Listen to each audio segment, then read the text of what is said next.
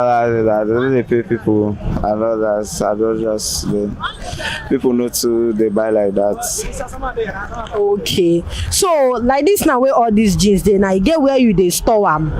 Yes, we get packing shop.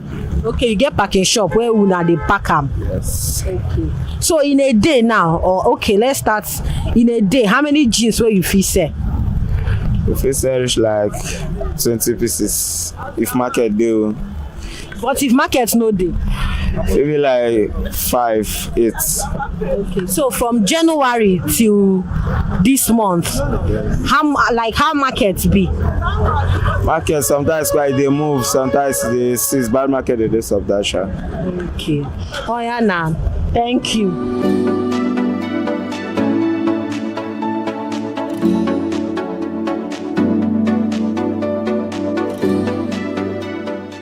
Good morning, sir. Good morning, ma'am. So wetin be your name? My name is Somto. Okay, Somto. So Somto, wetin you dey sell for beggar? Okay, I sell jeans, thrifts. Okay, thrifted. Yeah, thrifts. Okay, this thrifted, people dey buy am. Yeah, people buy. It goes well. People buy. Yeah. So like how much now? Okay, you get grade by grade where you dey sell. Yeah, it's different grade. It has grade. It has A, UKA. It has B. It's different grades. So okay, so grade 1. Make I just see the grades where they. You can fit open 1 or 2. Make we see. Actually, I don't. During the morning time, I don't really bring out the grades like that. It's during the evening time, because like as we are like this now, we're not really stable. We can run at any time. So I bring few market, which is list of the grade, not the highest grade. Okay. So during the evening time, I bring out the graded ones. So how much? What's your grades now? Since you know if you bring them out, if you know the prices. Okay. It doesn't actually have a specific price, just starting from 10, 8. It depends on if you are going for baggaging. So we have baggaging of 15, 10, 8,000, 7K list. That's for the thrifts. But if you are going for normal jean, we have 5,000 for normal jean. 5,000. That's for normal jean, not baggy. Yeah. Okay. So where you they bring your goods from?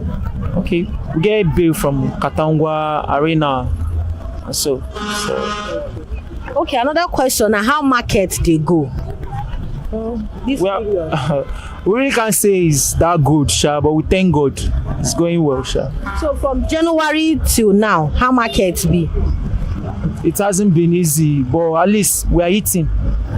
So waiting your customers they complain of anything. This is what you talk say you know they stable, you go come. So you they face any challenges for this business? So you they do? Yeah, the challenges are actually no stable price. Understand? The customers are complaining of no stable price, but as long as you are getting good stuffs, there is no issue.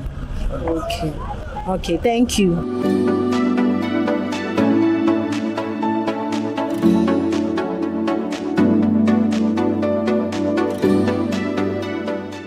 Good morning, sir. Good morning. What's be your name? I'm Mr. Romanus. Okay, Mr. Romanus. So, Mr. Romanus, what do they sell for beggar? Can see, I'm selling jeans. Jeans. So, these jeans now, which kind of jeans be this? This OK jean, first class OK jean. That's what we sell. OK has many classes. We have first class, second class, third class, and fourth class. What we are doing here is basically first class OK jean. Those ones are very quality one and very unique. Okay, you know when people hear okay thrifted, they go to think say na clothes wey no good. So which challenges where you they face for this business where customers dey? There's not much challenges based on say it's because of the economic of the country. If you look very well, you will see that there is no one business everywhere. The economy of the country is very hard and everybody is facing it. No business that's not facing that challenges now. In aspect of our own business, it's a business that is very, very affordable and it's very unique business that you can do. Okay, everybody here, okay, if you hear okay, people see say maybe it's a cheap common business. It's not a cheap common business. It's an quality stuff. That's why I specified before that OK has classes, first class, second class, third class, and fourth class, and so forth and so on. Okay, so tell me from the classes where you don't mention, I want make you tell me the prices, the range. Okay, for you to see first class, okay, now you're talking about 10 to 15,000. you see first class okay, quality one that boutique standard, you see it around 10,000-15,000 naira. Second class you see 7,000, 5,000. Third class you see 3,000, 4,000, and the fourth class you see below 1,700 and 500 naira below. That's their classes. Okay. So where you they bring this your okay from? And those are me. Some of them I bring from Cotonou, and we have business in Katangwa. That is where we generally do our business, in Katangwa, in Abulegba. That's where we do our business normally. Okay, so I want to ask you another question.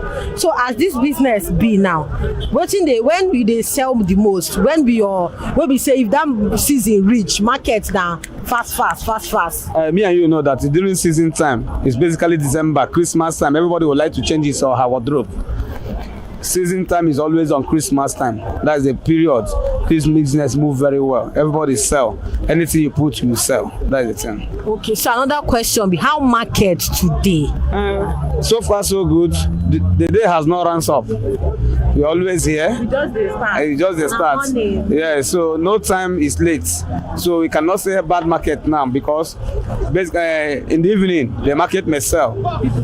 People will come. People coming back from work, maybe coming back ask how much is this? You see that sales will start. You can see that all the whole workers, they are still in their offices working.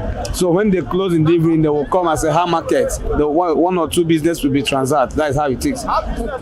So from January till now, I don't say yeah, don't go half. How market so far? Because people I just say I like you don't talk the price now, you don't measure. So from January till now, how market they flow? I cannot tell you. It has not been easy. It has not been easy for all of us here. But by the grace of God, we have been pushing it. Market has not been easy for everybody. It's not only people selling okay. Generally, market has not been easy. We are trying our best, but God, mercy and grace is speaking for us. Thank you. Thank you.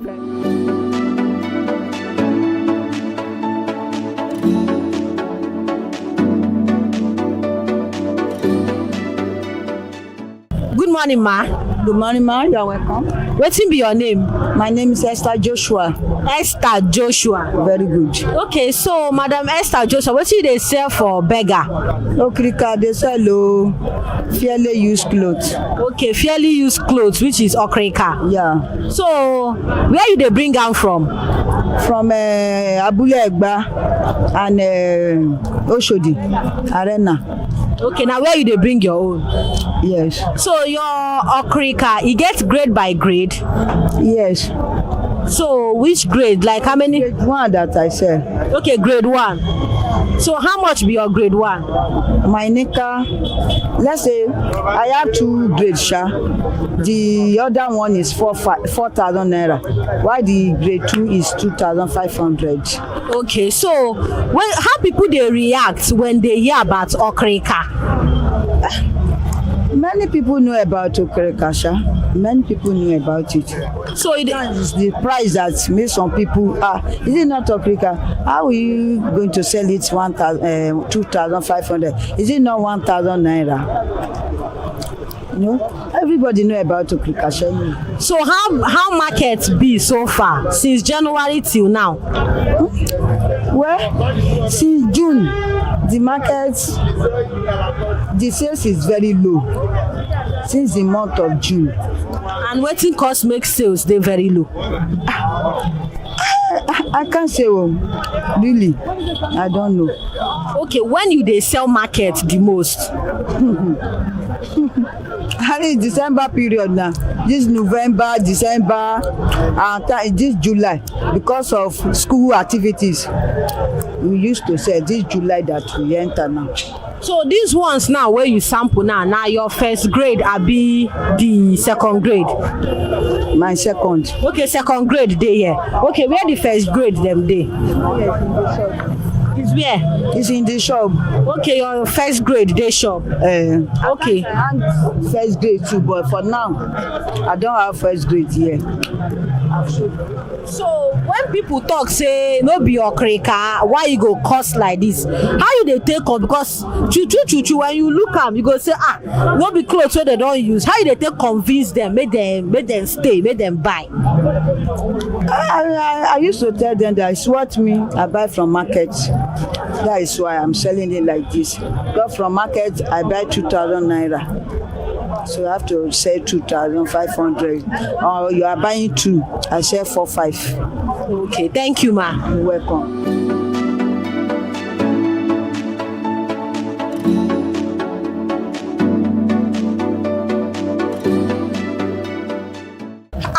We don ask plenty questions for beggar and wetin dey talk e plenty. People talk say business no dey too go well some talk where they dey get am, some talk how people dey react because say na okrika abi okay. Anyone wey dey mention just know say na cloth wey they don use before, and how people dey react towards am because of the price, how they where they dey bring am. Na wetin we do for this program today, and na the gist wey me I carry come give una. Make una join me for another session of How Market Today on ConsumerHallaTV, and make una try follow us on our social media platforms so on ConsumerHallaTV. My name na Elizabeth Eze.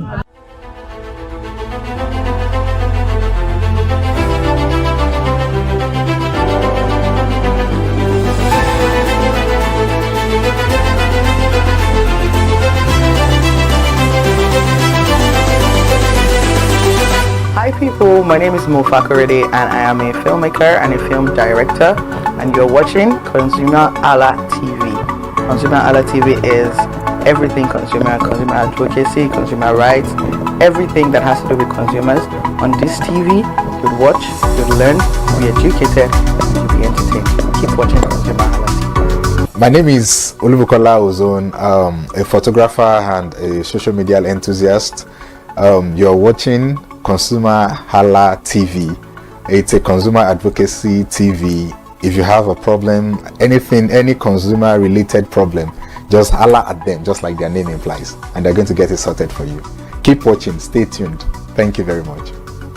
Hi guys, my name is Joba Ojalabi.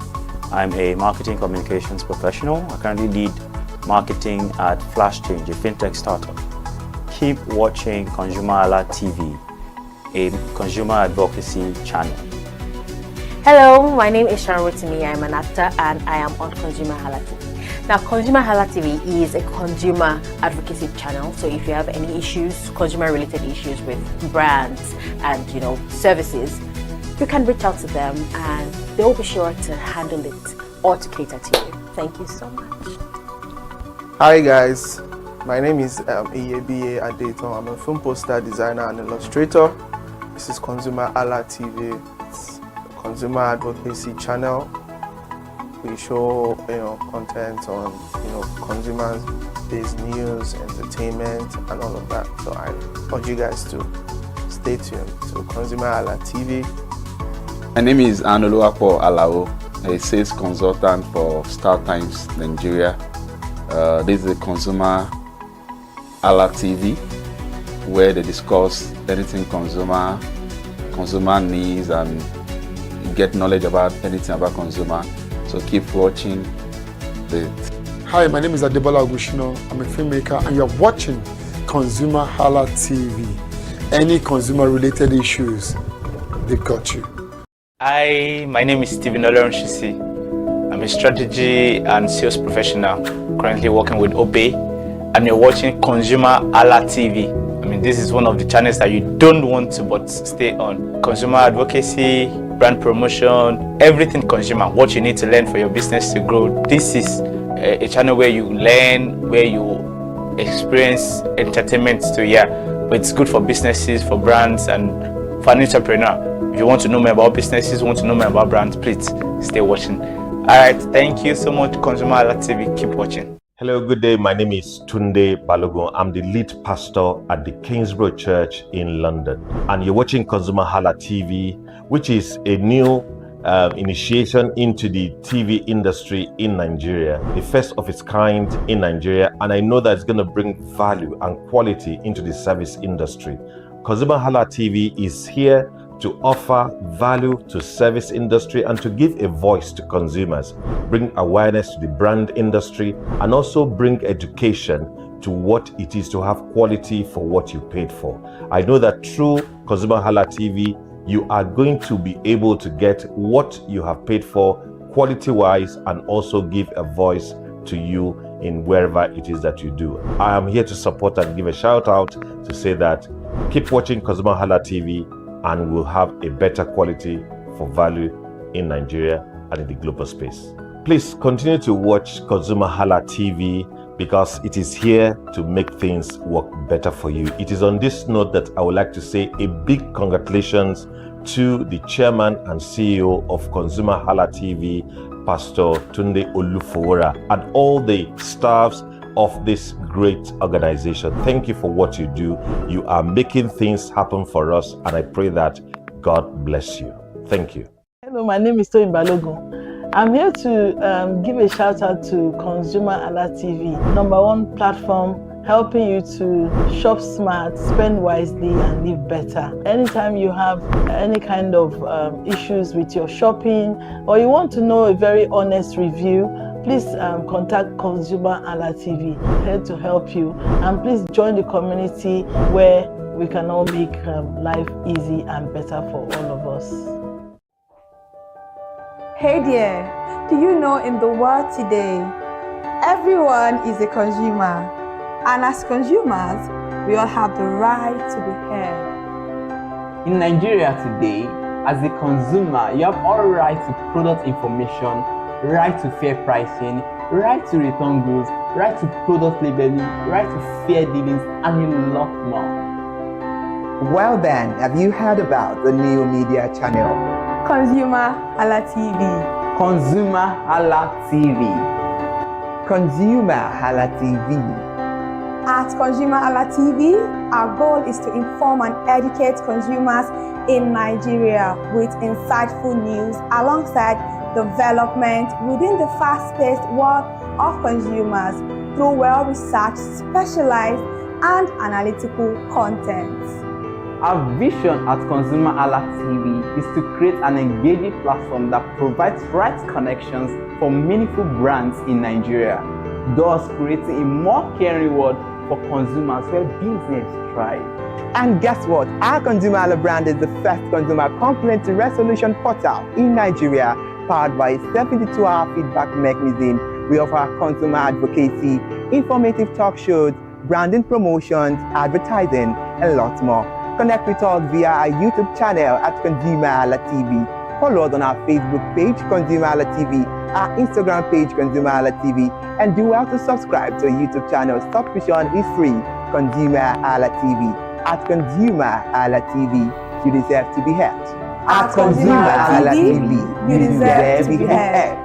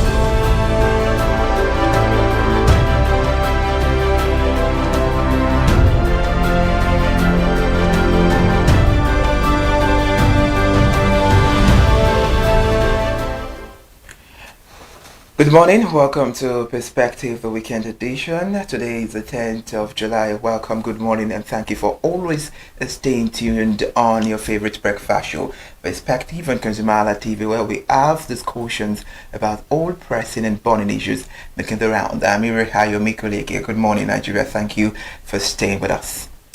Alright, good morning. Welcome to Perspective this Friday morning. Once again on ConsumerHallaTV. I am Kike Lomo Ajibola, and right here we'll be discussing issues that are making the round, issues that all of us as Nigerians, whether at home or in the diaspora, need to know about. Thank you so much for joining the conversation once again this morning.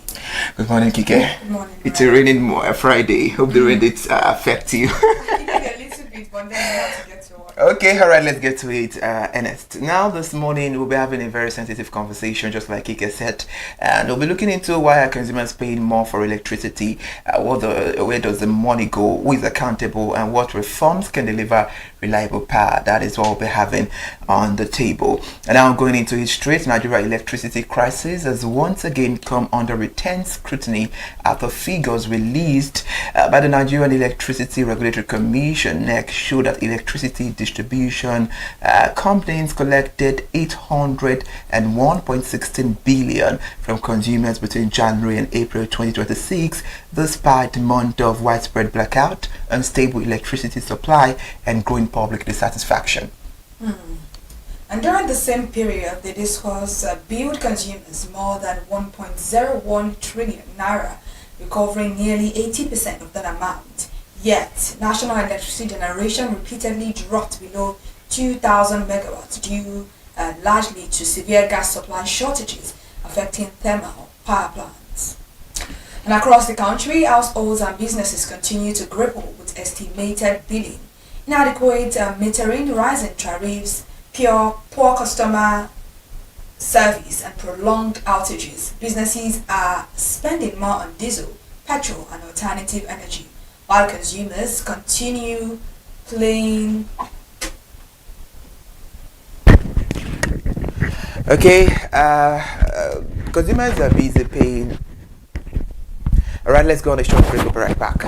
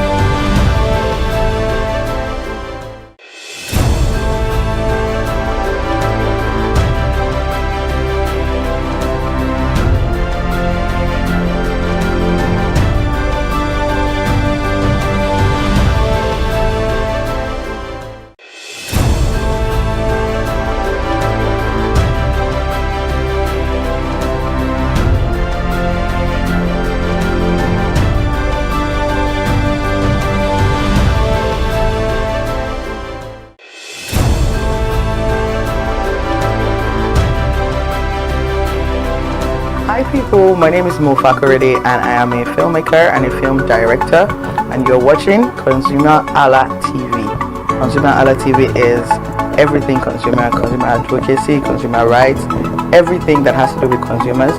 On this TV, you'll watch, you'll learn, you'll be educated, and you'll be entertained.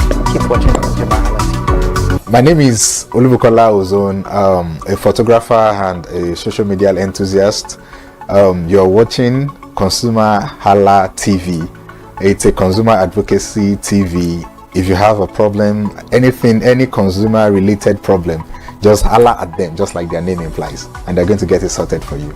Keep watching, stay tuned. Thank you very much. Hi guys, my name is Joba Jalabi. I'm a marketing communications professional. I currently lead marketing at Flash Change, a fintech startup. Keep watching ConsumerHallaTV, a consumer advocacy channel. Hello, my name is Sharotimi. I'm an actor and I am on ConsumerHallaTV. Now, ConsumerHallaTV is a consumer advocacy channel. So if you have any issues, consumer-related issues with brands and services, you can reach out to them and they will be sure to handle it or to cater to you. Thank you so much. Hi guys, my name is Iyebiye Adeton. I'm a film poster designer and illustrator. This is ConsumerHalla TV. It's a consumer advocacy channel. We show content on consumers-based news, entertainment, and all of that. So I urge you guys to stay tuned to ConsumerHalla TV. My name is Anoluwapo Alao, a sales consultant for Star Times Nigeria. This is ConsumerHalla TV, where they discuss anything consumer needs, and you get knowledge about anything about consumer. So keep watching. Hi, my name is Adebola Ogushino. I'm a filmmaker, and you're watching ConsumerHalla TV. Any consumer-related issues, they've got you. Hi, my name is Stephen Olorunshisi. I'm a strategy and sales professional, currently working with Obey, and you're watching ConsumerHalla TV. I mean, this is one of the channels that you don't want to but stay on. Consumer advocacy, brand promotion.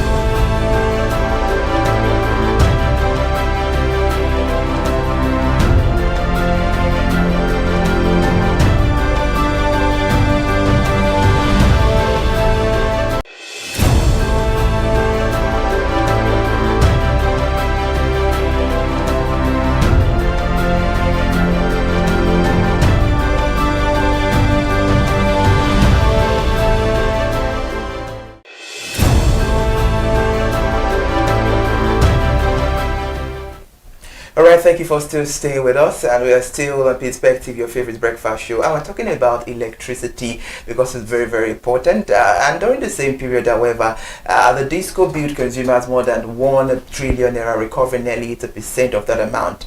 Yet national electricity generation repeatedly dropped below 2,000 megawatt due to largely severe gas supply shortages affecting thermal power plant. And across the country, households and businesses continue to grapple with estimated billing, inadequate metering, rising tariffs, poor customer service, and prolonged outages. Businesses are spending more on diesel, petrol, and alternative energy, while consumers continue paying higher electricity bills without enjoying reliable supply. Industry experts argue that distribution companies cannot distribute electricity they do not receive from the national grid, while consumers insist they are paying more for increasingly unreliable service.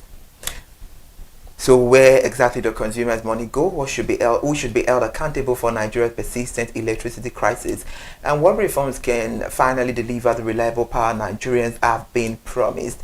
To help us answer all the sensitive questions, we're joined first by Dr. Toby Oluwatola. He's an energy policy strategist partner at AP3 Advisory and the Chief Executive Officer of the Tao Technologies. Good morning, Mr. Oluwatola. Thank you for joining us on the conversation. Thanks so much for having me. And first of all, a shout out to the team at ConsumerHalla TV. My dad worked most of his life, the latter part of his career, at the Consumer Protection Council, and he was a very passionate advocate of the consumer. He still is, even though he's retired. So it feels very personal to me to come here and help advocate for the consumer. So thank you for the work you do. That's great, Mr. Oluwatola. We are happy to have you on this conversation, and we are looking forward to your insight because this is a very important conversation, because when we're talking about electricity, absolutely when there is stable electricity, then there is productivity. And we most of the times we hear that a lot of billions of naira are being pumped into the sector, but Nigerians are not enjoying it. And recently, Nigerians heard that DISCO collected over 801 billion naira in just 4 months, yet many communities experience daily blackouts. So how do you explain this contradiction? Let's begin our conversation from there. Okay, thank you very much, and I'm very grateful again for this opportunity.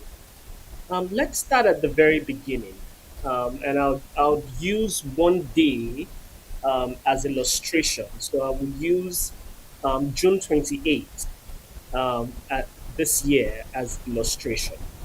I received numbers from the system operator, and I'll just quote them to you, just so you get a sense of what happens on the grid. So on June 28th this year, we generated 4,400 megawatts. 4,400. Now, out of that 4,400, we 399. Are you there? 399 was lost on the transmission grid. About 2% of the total, maybe like 80 megawatts, was quote and unquote consumed by the generating plants themselves. So to run their auxiliary systems, to run the lights in the generating plant in Shiroro, in Kainji, in Afam, in Olonshogo, and all of them, they themselves alone consume 2% of all the power we generated. And between them and the disk and where the power is supposed to go, we lost 399 megawatts. That's about enough power that one generator like Azura, generates. Remember, Azura costs almost 500 billion naira to $1 million to build, and costs us close to 30 million, roughly $30 million a month. So you're talking about us in one day losing about 1 billion naira worth of electricity on the transmission lines. That's a big problem that needs to be solved because that's just 1 billion naira that we are throwing away. Now, after that power gets on the line, another 30%, another 8% is sent to our neighbors in Benin, Togo, and Niger Republic. And that power that goes to those people pay because it is locked into what they call a bilateral contract, meaning that you have some money sitting in a bank guarantee that if you don't pay, they will take your money in the bank guarantee, and if you keep defaulting, they cut you off. That's not happened since 2019 when we started this bilateral agreement. So the generators who are supplying those people are very happy because they're getting their money. Now, another 228 is sold directly to businesses. So businesses like Camp Steel, businesses like some manufacturing plants like rice processing. A few businesses have signed direct agreements with the generating company under the willing buyer, willing seller agreement, and that 228 gets paid and nobody complains. Everybody gets they get their reliable power, they are happy. Everybody's happy. However, there is a 3,400. Remember, we've calculated about 1,000 now.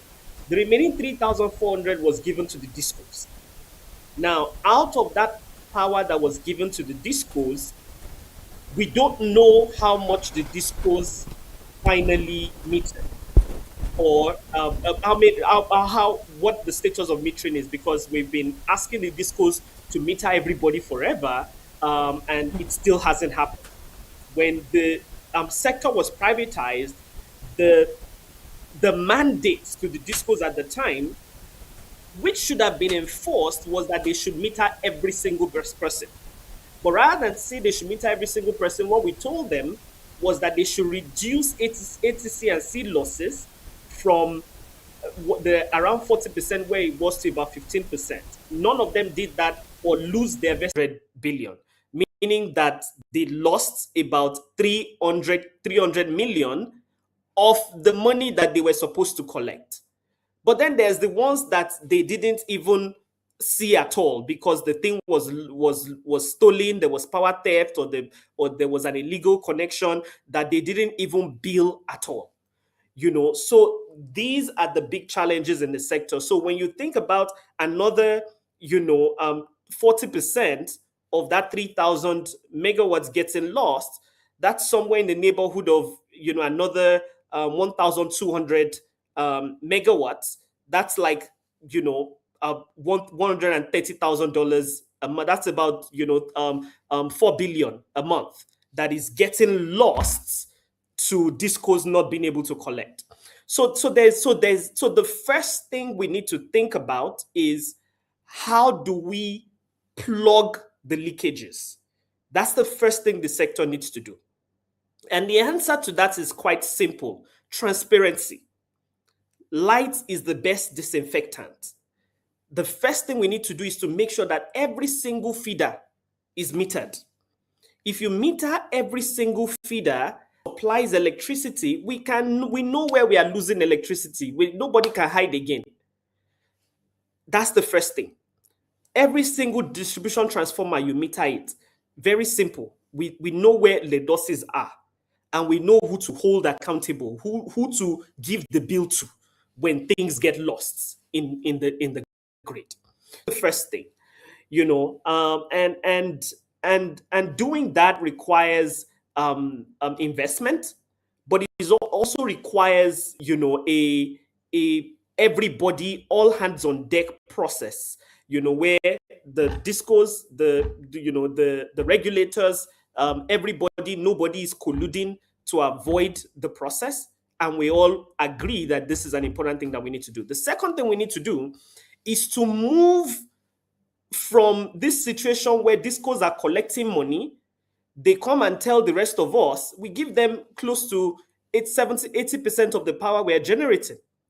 They come back and say, we were only able to collect 20, 40, 30% of that power, of that money. So generator, here's 30% of the power you sent me. Here's 30% of the money. And generator turns around and goes to his gas supplier and says, they didn't give me money. Everybody then turns back to government. And every year in, year out, government has to keep bailing out the sector. Right now, the debt has accumulated to almost 7 trillion naira.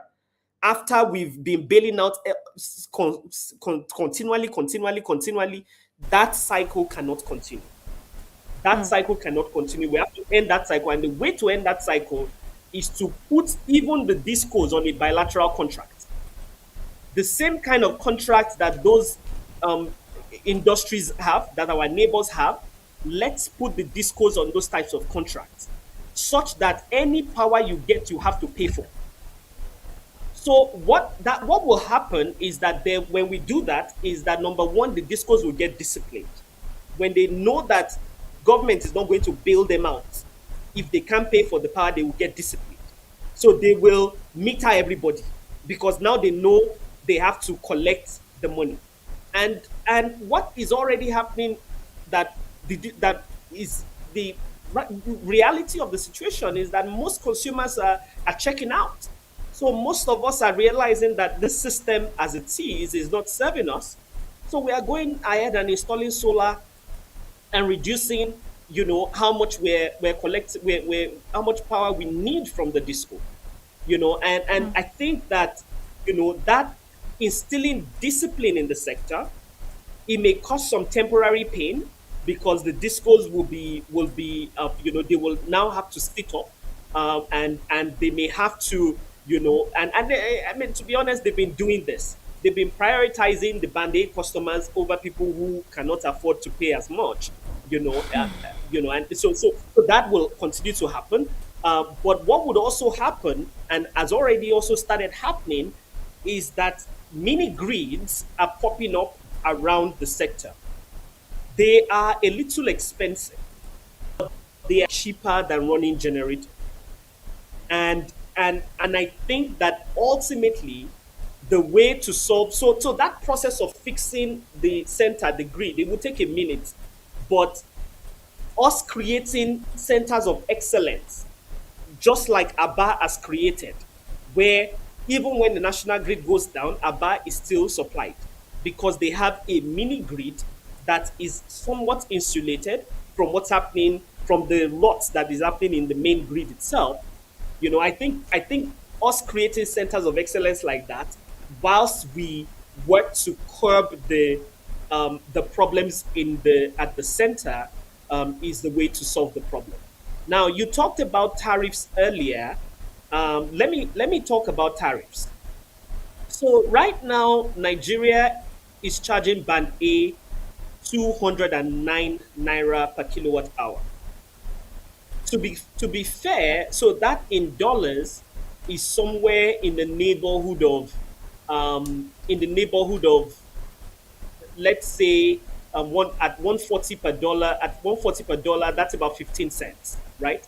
That's about 15 cents to the dollar, right? 15 cents.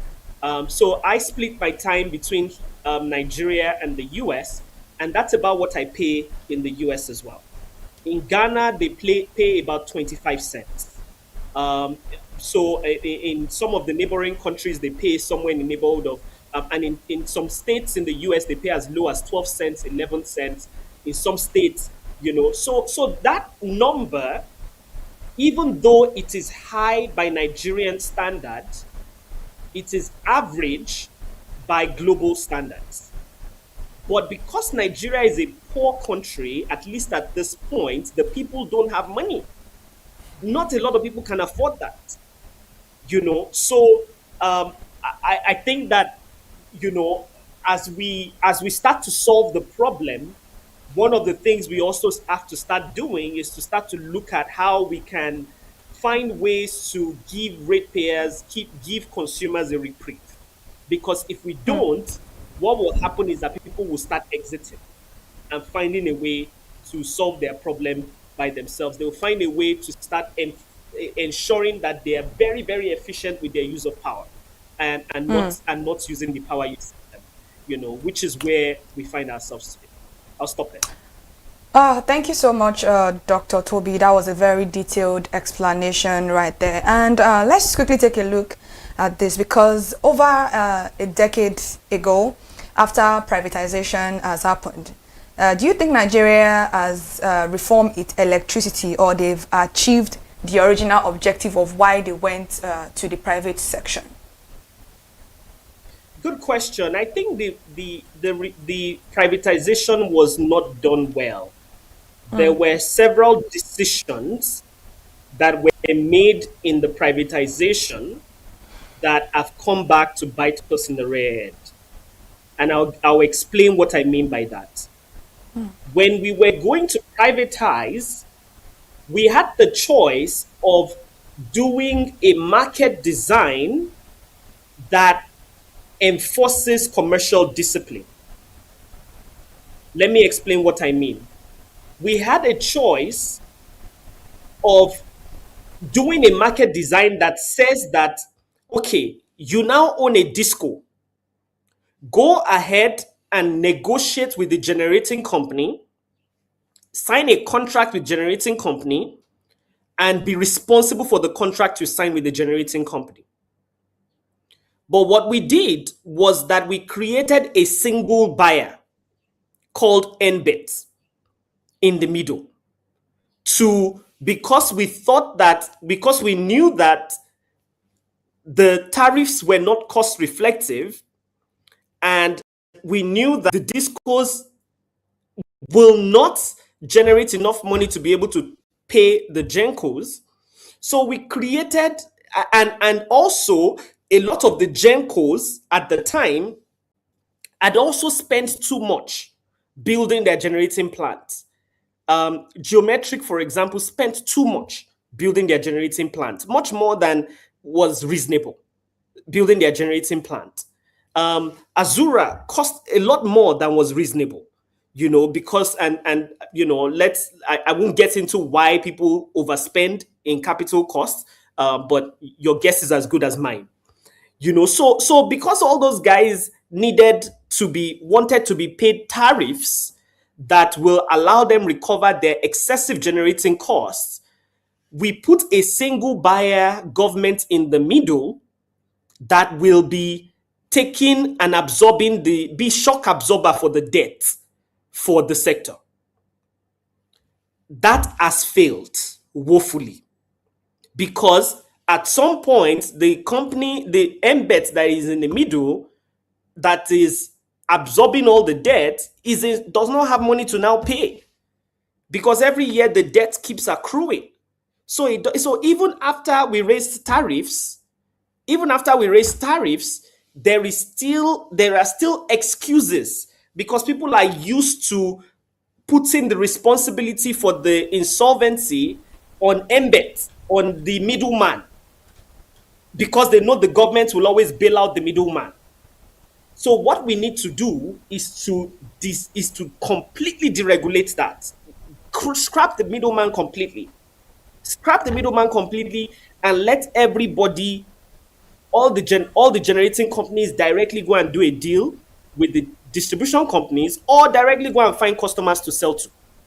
When you do that, and then you have the system operator that is hopefully digitized and is not just using phone to track people, is fully digitized. The system operator can see everything. The system operator can automatically has controls that can tell someone to shut down when they need to shut down, to make sure balancing the system when there's a need to.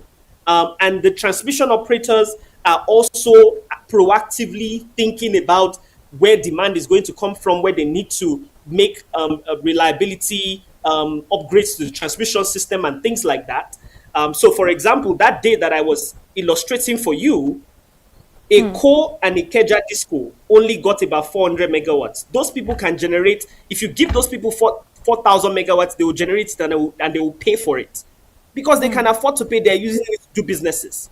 But because we have only one transmission line that is supplying them, and that transmission line for some reason was down part of that day, Lagos didn't get enough electricity, and Egbin power station that supplies Eko was also down because of gas supply issues on that day.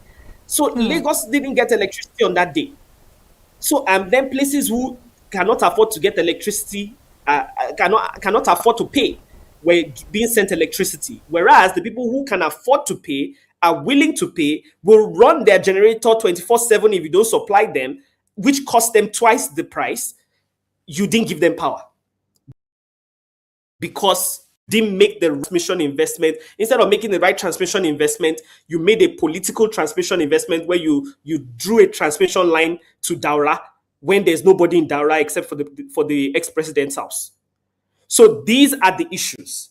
We've got to make strategic, smart transmission investments, not politically motivated ones where we used to chop money. And when we do that, we need to then put all the discos and the generating companies on firm contracts so that nobody is saying that is turning to government to pay them. We now charge enough. Let's at least use that to make sure that we get discipline in the sector. When discipline comes and competition comes, hopefully prices will come down eventually. We hope that happens, Ernest. Dr. Oluwatobi, business now spend billions on diesel, petrol, generators, and solar, and it's costing them a whole lot because before I engaged you when we started the show, I said stable electricity leads to productivity. So what is this costing Nigeria's economy in terms of productivity, inflation, and investment? That's a fantastic question. So right now, running a business on diesel is somewhere in the neighborhood of 500 naira per kilowatt hour.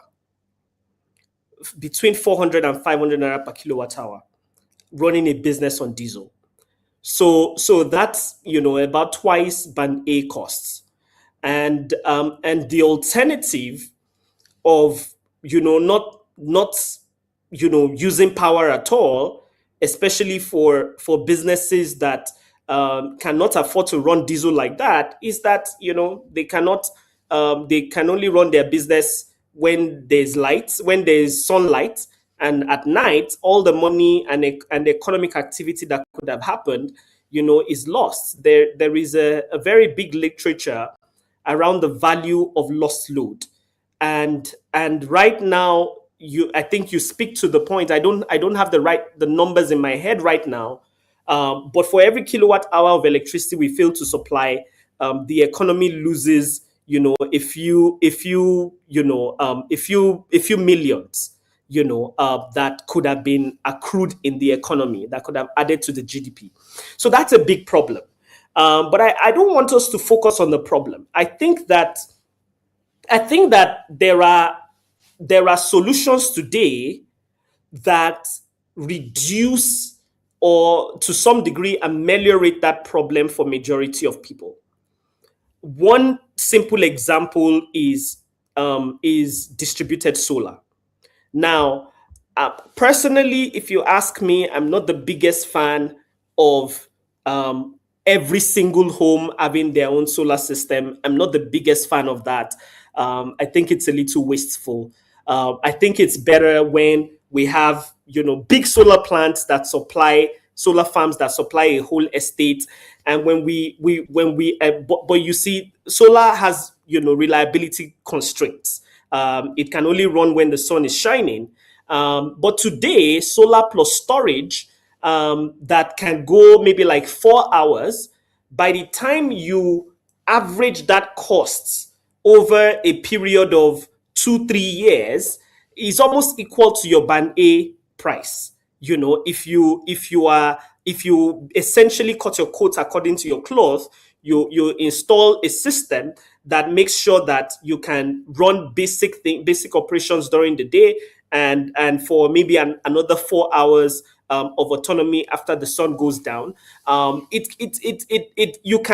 thing pays for itself, compared to your band A or band B, band A electricity price or running diesel. The only challenge with that is that when you then want to run heavy equipment, or you're running a hospitality business where people want the AC on 24/7, then you run into the challenge of you having to build it much bigger. But beyond building it much bigger, there's also the challenge of when it's rainy season right now, the clouds come out, and the particulate soot in the atmosphere gets on your panels. So if you don't wash them constantly, the production degrades.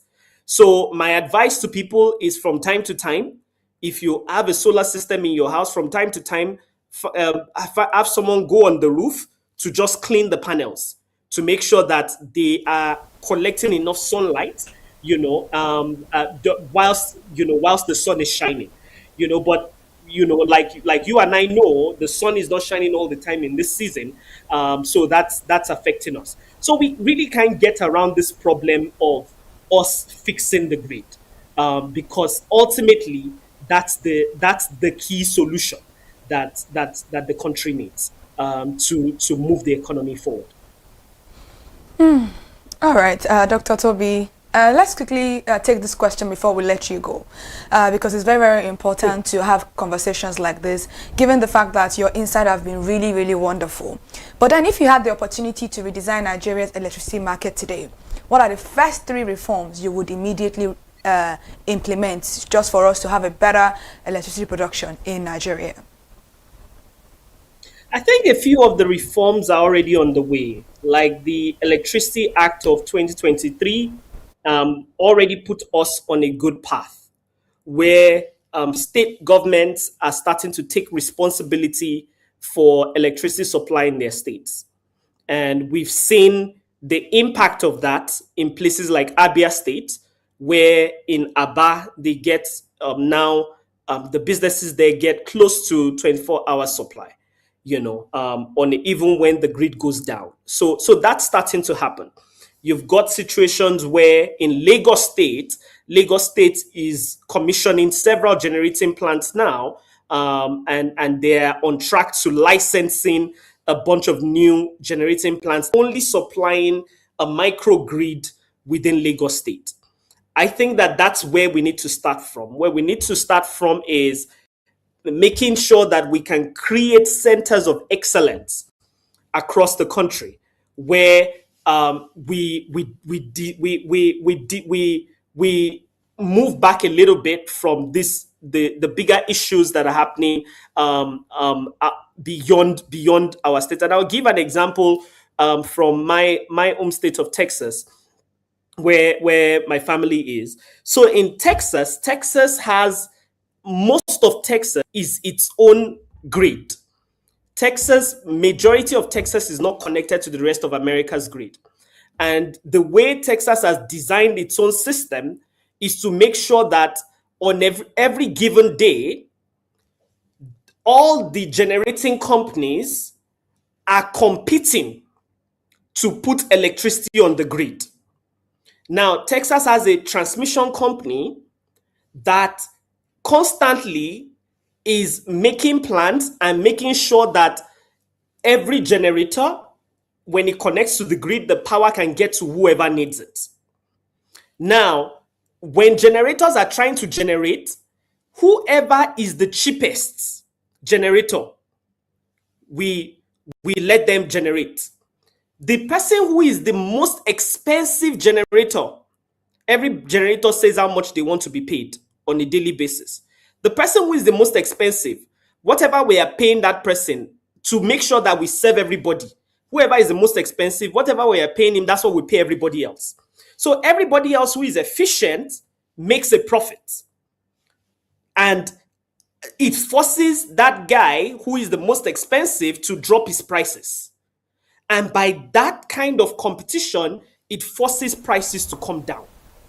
And when we see that there's a risk that new generation is not being built, there's a Texas Energy Fund that gives generators low interest loan to quickly go and build. When we forecast that in 5 years, like right now, where a lot of data center load is coming onto the grid, Texas right now projects getting close to 400 gigawatts of data center load in the next 2 years.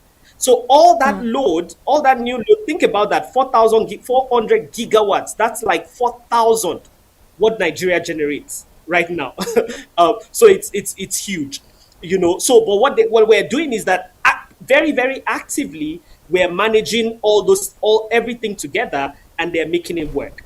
I think that if we focus on a state by state level, and we devolve responsibility to a state-by-state level like we're already started doing, and we then focus on bilateral, make sure that every transaction does not have government subsidizing everybody. It's a direct bilateral transaction between one business and another business supplying consumers. I think that we will get closer to it.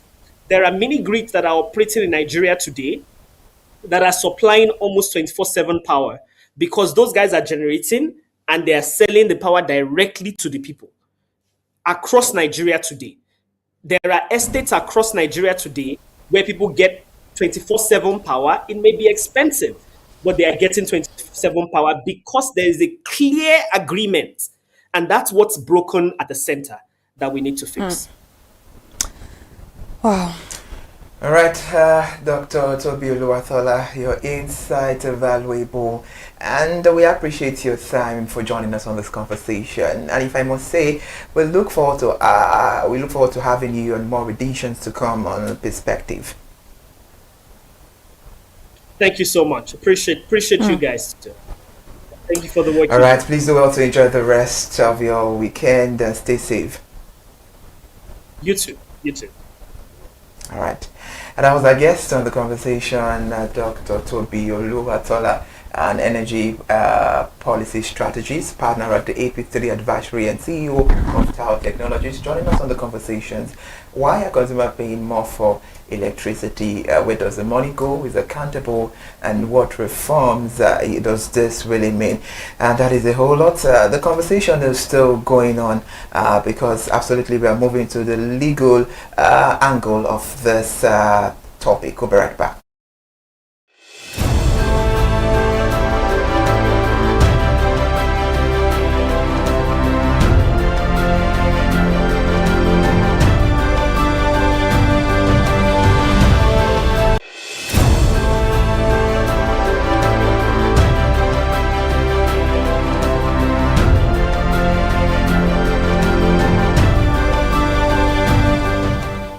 We're still having the conversation on electricity because it's a very sensitive matter. And Kike, our guest earlier on, Dr. Toby, has gave us an overview of how the issue is all around that. But right now, we have to look at the legal angle of this conversation. It's important.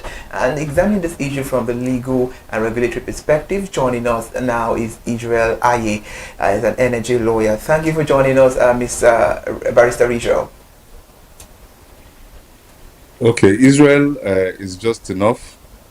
And the last time I joined Hala, I'm not sure it was a video call, so I wasn't prepared for a video call. So my image there is probably how I will have looked like, but that's fine. I'm here. And I hear you want to have a legal conversation. I'm not sure there is a legal conversation, but let's go on. Okay, all right, now let's begin it. About this issue, it's very, very important because a lot of Nigerians are not enjoying electricity. We're more, if we have to be candid with ourselves. But many Nigerians believe they are paying for electricity they never receive. Legally, the consumers have enforceable right when supply consistently falls below expected standard. Well, I mean, so that's a catch-22 situation, and which is the point I was making, that fundamentally the conversation is and cannot be, kind of strictly legal. The first thing that needs to change, and I joined just the tail end of Doctor's session, and I thought he made some very strong points, very, very insightful. Great insights, essentially. So the fundamental issue for me is that at the onset, Nigeria got electricity wrong. Okay, and we're paying the price many years later. And what do I mean by that? Is that we treated electricity as a public utility that should otherwise be supplied by the state, and as many other things for that matter, and so that's the problem. So we locked up our electricity company, which was then called NEPA. Before then, I think it was called something else. We locked it up in an inefficient state-owned monopoly. I don't know if you can still hear me. Yeah, so we locked that up in an inefficient state-owned monopoly. And what that meant was that it was not able to attract the required amount of investment in order for it to grow. Electricity by itself is a very expensive business in terms of equipment, maintenance, men and materials, and all of that. Would you believe, and I think I've dropped this data point around here before, that electricity was introduced in Nigeria 15 years after it was introduced in the UK. The Jura power plant was built some 15 years. So would you look at the UK today and look at Nigeria and say that in terms of reliability or supply that we're at par, or in fact just 15 years apart? Generating capacity and on and everything else. So that's the problem. So the challenge fundamentally is that we are treating electricity as a public utility rather than a commercial or an economic service. And the moment we make that paradigm shift, which is essentially what I believe the good doctor was talking about, then we will start to make the right calls towards making power available and affordable. And we're going to be talking about available and affordable in a fair bit.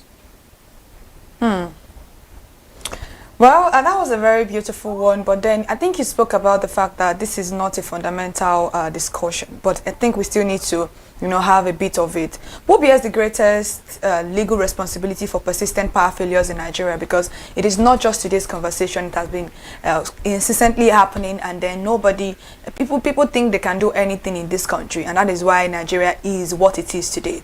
So what bears the greatest legal responsibility? Is it the GENCOs, the TCN, is it the DISCOs, the gas suppliers, or the regulator themselves?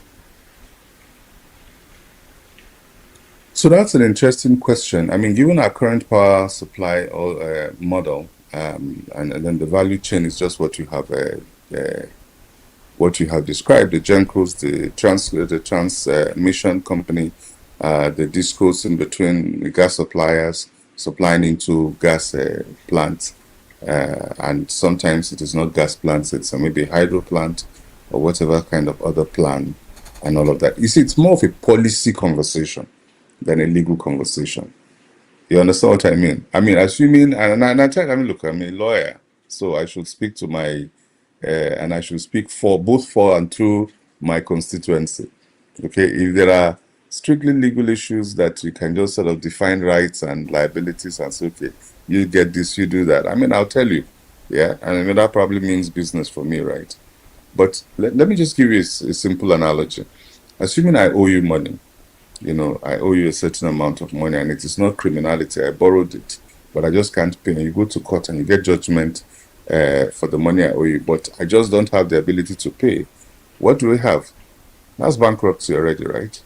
Exactly. They're not going to lock me up because I owe you money, you know. So if we're getting into that conversation, who owes what? Is a value chain that is broken. As long as we are not able to charge cost-reflective prices for electricity, it's going to be impossible to fund. That's what we struggled with downstream petroleum for a long time. That's the same thing we have to grapple with in electricity. Effectively, we have to find a way to break out of this business of quote unquote of subsidy by whatever name or shape. We cannot set tariffs. We cannot prescribe tariffs. As long as we are doing so, you are not going to be able to attract the right amount of investment. And like the last speaker said, we're on the right path. We're taking the right steps. And let me say something about affordability. You see, look, everywhere in the world, power is expensive because it is expensive to generate. But the thing is that the alternative is more expensive. Okay, the alternative to not having power is more expensive. I mean, according to some World Bank data out there, the lack of power on an annual basis is costing us anywhere between $25 to $29 billion and anywhere between 5 to 7 points in GDP loss. So even in terms, even for those who use firewood has been, you know, arithmetically determined to be more expensive than even the most form or type of expensive supply. So energy poverty is the bane of our society. And so sometimes when we're talking about affordability, we're still talking about affordability relative to where people are, relative to our general level of poverty. But you see, and that's the conundrum of poverty. Many times people can't do some things because they are poor. They are poor because they can't do that thing. They can't do that thing because they are poor. They are poor because they can't do that thing. It's like savings and investment. Okay? You say some people now, invest, say, I don't have enough money to feed. Why am I even going to invest? But you don't have enough money to feed because you have no investment, you have no passive income, and those kinds of things. But that's not even what we're talking about. But the point I'm making around here is that affordability doesn't mean cheap. You know, and cheap relative to what? I mean, if you take power tariffs, for example, or electricity tariffs in the places like UK, US, where there is availability of power. I mean, those units in dollar terms, probably somebody will tell you is $20, $40 a month. But translate that to Naira already, then you don't have that. But if you have availability systematically and people can create more income, they can create wealth, then they can afford, and that which is why I used the word affordability rather than cheap. Now, of course, quid pro quo, in response to paying any kind of tariff at all, people deserve to get service equivalent to what they have paid. So at the moment, you are saying, oh, we're paying more and we're not getting any service. And I tell you, potentially, and I'm not one of the power companies, probably should get somebody from the power company in the hot seat to ask them direct questions. But I can tell you from somebody who is in the industry that what you're probably getting are marginal movements in terms of the input cost. The gas tariffs have gone up, equipment, the impact of foreign exchange, all the input costs have gone up. So even though the quality and the quality of service has not gone up, the cost has gone up. And that is because we probably just haven't, I mean, the reforms haven't gone on full steam yet. You know, what needs to happen is that availability and reliability needs to match, you know, affordability, you know, for you to get a solution that works for everybody. All right, Barrister. Now taking it to when we started the conversation, you said Nigeria got this issue of electricity wrong from the onset, and it seems we've gotten it wrong from the onset. there have been a whole lot of misconception, and one of them is estimated billing. A lot consumers get that right from time. Even while growing up, our parents always say, what are we using? There is no light. Why are they bringing those bills? So now it's still happening. So consumer could successfully challenge estimated billing in court, and our existing dispute resolution mechanism working effectively? Well, again, I mean, you're asking me questions that you probably should be asking to some other people. And I'll tell you what I mean by that. I haven't had the opportunity, the occasion to challenge it as yet. And somebody who probably will be able to discuss that will probably be the NEC at the moment. But from the information available to us, public source and all, yes, as a matter of fact, I think in the last month or two, the NEC had ordered a refund of about a month or two, or some sort of a refund of about a month or two to Band A users, because then they charged and collected Band A tariffs but did not supply quite Band A, and then the NX said, no, you have to return the power units and the like. So all those things are working within a general framework of inefficiency.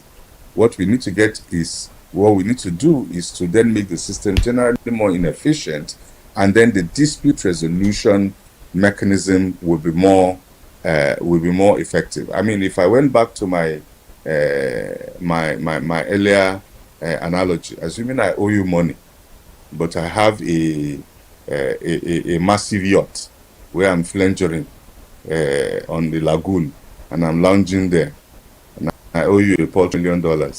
You know, you can come after me and collect my yacht and use it to pay your what? Do you understand what I'm saying? So let us get the system up and running, and let it be efficient. Let there be sufficient collection. Let there be liquidity in the market. Right now, the market is largely liquid. You know, let there be sufficient liquidity. I mean, I hear you people say, oh, 820. 820 doesn't. The discos are collecting 820 there. Those are just like the what do you call it now? The collection points of the discos collect, then they remit backwards. So, you know, they remit backwards to the transcos, to the gencos, to the gas suppliers. By the time you distribute everybody's money to them, you still have not probably. I mean, the question is not whether they collected 820 billion naira. It is, what does it cost to generate power? What is the margin? You know, why would any sensible person put a dollar in this market? That's what we need to be fixing. Yeah, and until we get into cost reflectability, then of course we're not even having a conversation at all. All right, let's ask you this final question before we let you go. I think as someone that is in the legal system, and even though there are not enough legal conversations to have, as you've put it, do you think there are legal reforms that are still needed to strengthen consumer protection, transparency, and accountability in Nigeria's electricity market to make things, better for all of us? So you finally got to the only legal conversation that is in this space, and which is, and that is the role of law. Law is in fact supposed to then provide the framework and the infrastructure for economic development. So how did we get it wrong the first time? It was law. We created the old power utility company into a monopoly. As a matter of fact, just to make you laugh, at some point, some of the NEPA offices, forgive my listen, some of the NEPA offices in the north were paying monthly salaries to the emirs and traditional rulers in those parts. NEPA. And then you have to wonder, what's the business of NEPA and paying salaries to traditional rulers and the likes of it? So there were all kinds of things that were happening. So it was very inefficient. That inefficiency is what created the rot in the system over time, until now that we are now making it a more market-facing business. We are transforming, unfortunately too slowly, transforming from a public utility to economic service, which is more market-facing, delivered on economic and commercial terms. The framework for achieving that is law. It is and it began with the Electricity Act, and then the update on the Electricity Act, and now that states I mean, and even from a constitutional amendment, essentially, which has now devolved power regulation, not power generation, power regulation to the states, okay, to the states. And so what that would allow us to be able to do is to begin to create the systems for breaking that monopoly and for creating things like embedded power supplies, various approaches. I mean, I heard the other day, I think Enugu, one of those people said they were going to go into the generation of power with coal. And I've always wondered why we abandoned coal, because how can we be more Catholic than the Pope? That even some of the places that were preaching clean whatever else, as far as I'm concerned, we shouldn't even have a unitary power supply system such as we have now. Everybody is trying to force gas to the power. As far as if you asked me, I probably would take more gas to fertilizer than gas to power. So those who can generate with hydro should generate with hydro. Those who can generate with coal should generate with coal. Those who can generate with solar should generate with solar. But it is when you break it down and allow those sort of things to happen. Now, of course, the one question you haven't asked me, you probably asked the last person, is how about if, how about those who, how do you break that sort of what we call the conundrum of poverty, And if you must subsidize this, then don't do so at the tariff rate. You can give people tokens. You can then say, if you are in this sort of business, you can apply to this agency and you'll be collecting power tokens. But the point is that if you then have reliable power that is being supplied by somebody who's collecting economic rent or rates over rates, what is then going to happen is that your capacity will improve. And it is not a program that anybody should be on in perpetuity. If you're a hairdresser, if you are a fashion designer, you're getting that tokens. You shouldn't get it for longer than a year or two, because we anticipate that in that time you have grown your business to the point that you can afford power a bit better. So we finally had the legal discussion. Thank you so much, Barrister, for joining us on the conversation. Absolutely, we can't wait to have you again on editions to come on Perspective. Thank you. Thank you for having me. Appreciate it.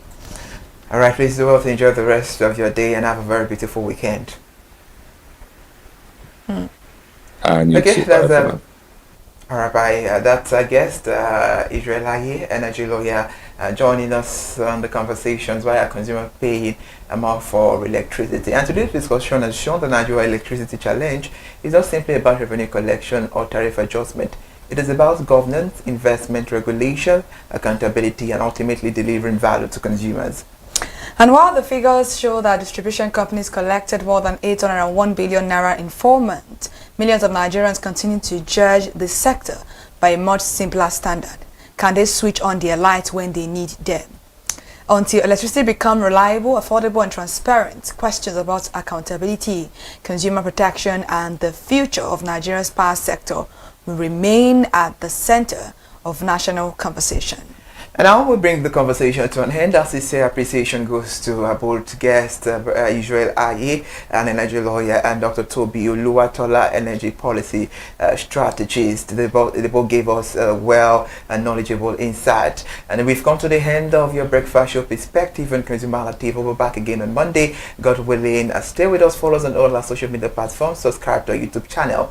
All have the handle ConsumerHallaTV. If you are late, you can go to our YouTube channel to grab a full watch under the playlist Perspective. You see this newest edition right there. Enjoy the rest of your weekend. Be safe right there.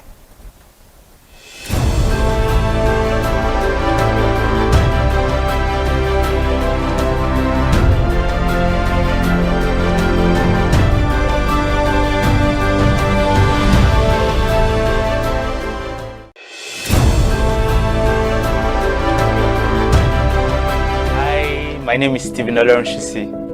I'm a strategy and sales professional, currently working with Obey, and you're watching ConsumerHallaTV. I mean, this is one of the channels that you don't want to but stay on. Consumer advocacy, brand promotion, everything consumer, what you need to learn for your business to grow. This is a channel where you learn, where you experience entertainment to but it's good for businesses, for brands, and for an entrepreneur. If you want to know more about businesses, want to know more about brands, please stay watching. All right, thank you so much, ConsumerHallaTV. Keep watching. Hello, good day. My name is Tunde Balogun. I'm the lead pastor at the Kingsborough Church in London. And you're watching ConsumerHalla TV, which is a new initiation into the TV industry in Nigeria, the first of its kind in Nigeria. And I know that it's going to bring value and quality into the service industry.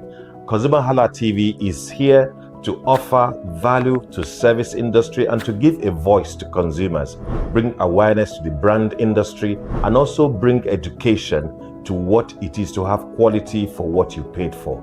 I know that through ConsumerHalla TV, you are going to be able to get what you have paid for quality-wise and also give a voice to you in wherever it is that you do. I am here to support and give a shout out to say that keep watching ConsumerHalla TV and we'll have a better quality for value in Nigeria and in the global space. Please continue to watch ConsumerHalla TV because it is here to make things work better for you. It is on this note that I would like to say a big congratulations to the chairman and CEO of ConsumerHalla TV, Pastor Tunde Olufowora, and all the staffs of this great organization. Thank you for what you do. You are making things happen for us, and I pray that God bless you. Thank you. Hello, my name is Toyin Balogun. I'm here to give a shout out to ConsumerHalla TV, #1 platform helping you to shop smart, spend wisely, and live better. Anytime you have any kind of issues with your shopping, or you want to know a very honest review, please contact ConsumerHalla TV, here to help you, and please join the community.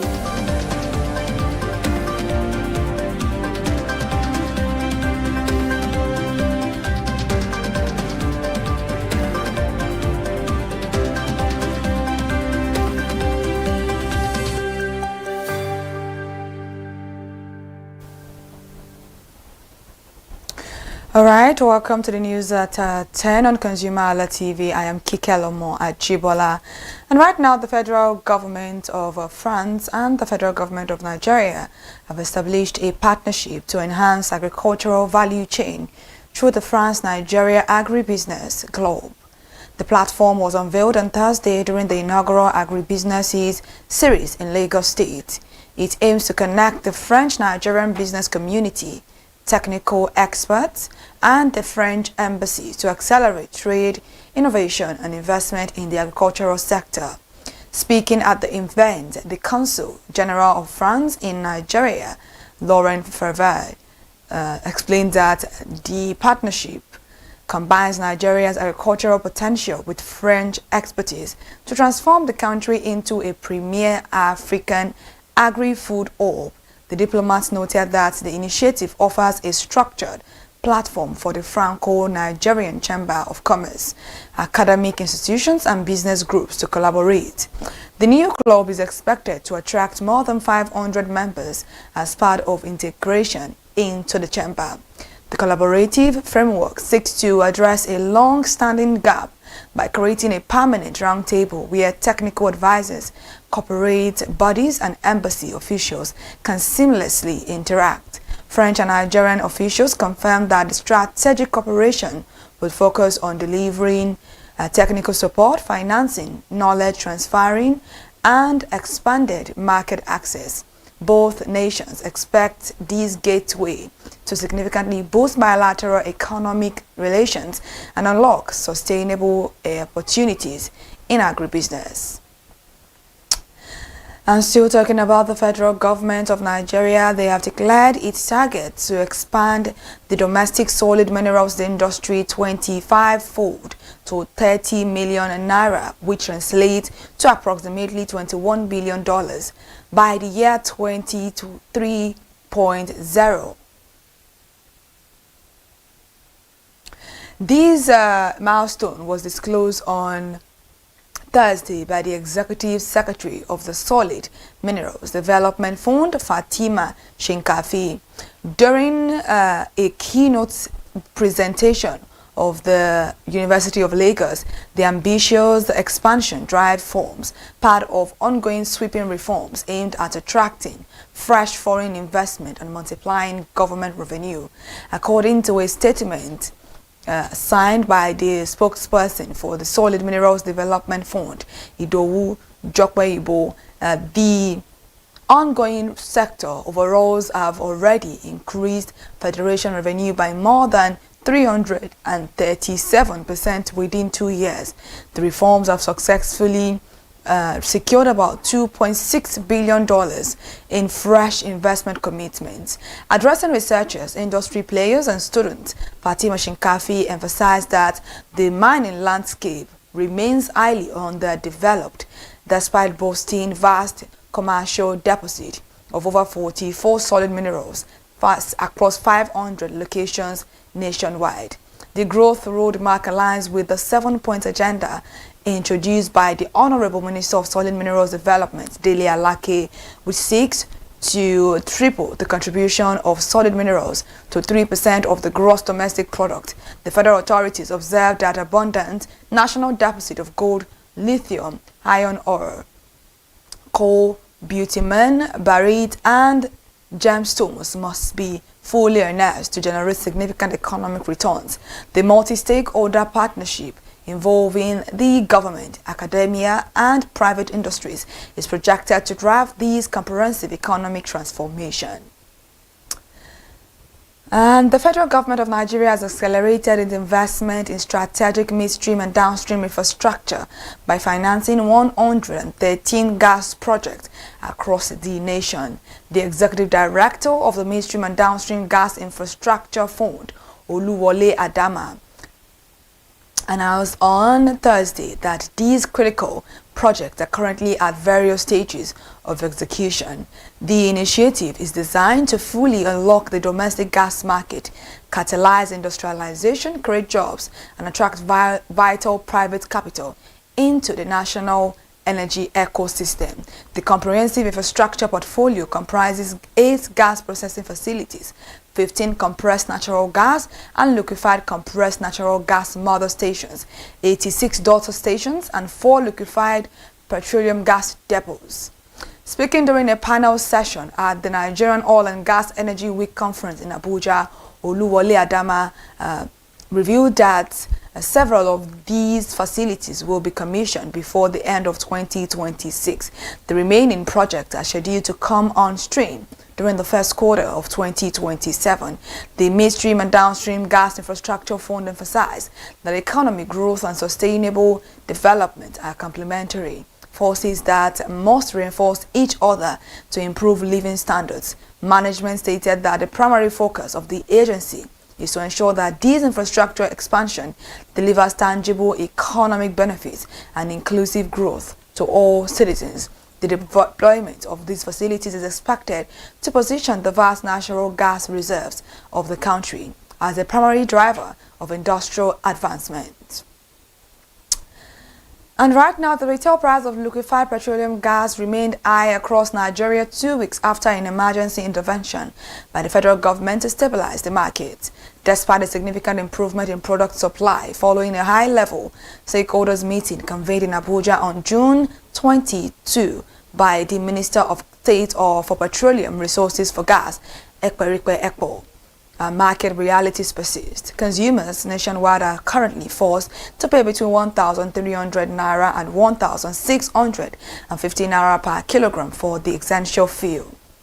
The national president of the Nigerian Association of Liquefied Petroleum Gas Marketers, Edo Inyang, confirmed that while the government intervention succeeded in calming market panic, it has not made cooking gas affordable for millions of households. Before the acute scarcity and price surge began in May, a kilogram of the product sold for less than 1,000 naira before spiking to as high as 2,500 naira in June. Current retail figures show that Lagos, Ibadan, and Abeokuta record prices between 1,100 naira and 1,350 naira per kilogram. Higher pricing structures persist in other regions, with consumers in Abuja paying up to 1,500 naira per kilogram, while Kaduna and Kano residents pay up to 1,550 naira. The highest prices are recorded in Maiduguri and part of the northeast, where the commodities trade between 1,350 naira and 1,650 and 50 naira per kilogram. The Marketing Association noted that although early signs of stabilization are visible, the domestic energy crisis is far from over. The Nigerian equities market has overtaken the stock market of South Korea to become the best performing equity market globally in dollar terms this year. A comprehensive report published by Bloomberg on Thursday disclosed that the benchmark index of the Nigerian exchange has yielded an impressive 67% return to dollar in dollar terms so far. This performance surpassed the Kospi index of South Korea, which posted a 66% return from sliding into a technical bear market due to global tech stock corrections. The global financial news agencies tracked 92 stock exchanges worldwide, confirming that Nigeria clinched the top spot ahead of South Korea, Ghana, and Taiwan. Financial experts attribute this remarkable equity rally to sweeping domestic economic reforms, a strengthening naira, and improving foreign exchange liquidity within the financial ecosystem. The global shift in investor sentiment away from artificial intelligence stocks in Asia has further redirected capital toward the primary oil producer of Africa. While international stock market lost momentum amid rising concerns over the long-term sustainability of the global technology boom, the local exchange continued to attract robust institutional investment. Bloomberg explained that the South Korea index plummeted 22% from its June 19 peak, entering the technical correction territory. Conversely, the improving macroeconomic fundamentals of Nigeria have provided a resilient foundation for equity investors seeking high dollar-denominated returns. And the Dangote Petroleum Refinery sourced 22% of its crude oil feedstock from international market and foreign producers between May and June 2026. Official cargo discharge and pricing records from the refinery analyzed on Thursday show that the remaining 78% of its total crude intake was supplied by the Nigerian National Petroleum Company Limited and other local producers. The data verify that domestic grades remain the dominant supply source for the mega facility despite rising products from other nations. Analysis of the shipment delivered to the 650,000 barrels per day refinery revealed that it received a total of 40.40 million barrels of crude during the 2-month period. Local fields accounted for 31.43 million barrels, while 8.97 million barrels were imported from foreign locations including Angola, Libya, Guyana, and Ghana.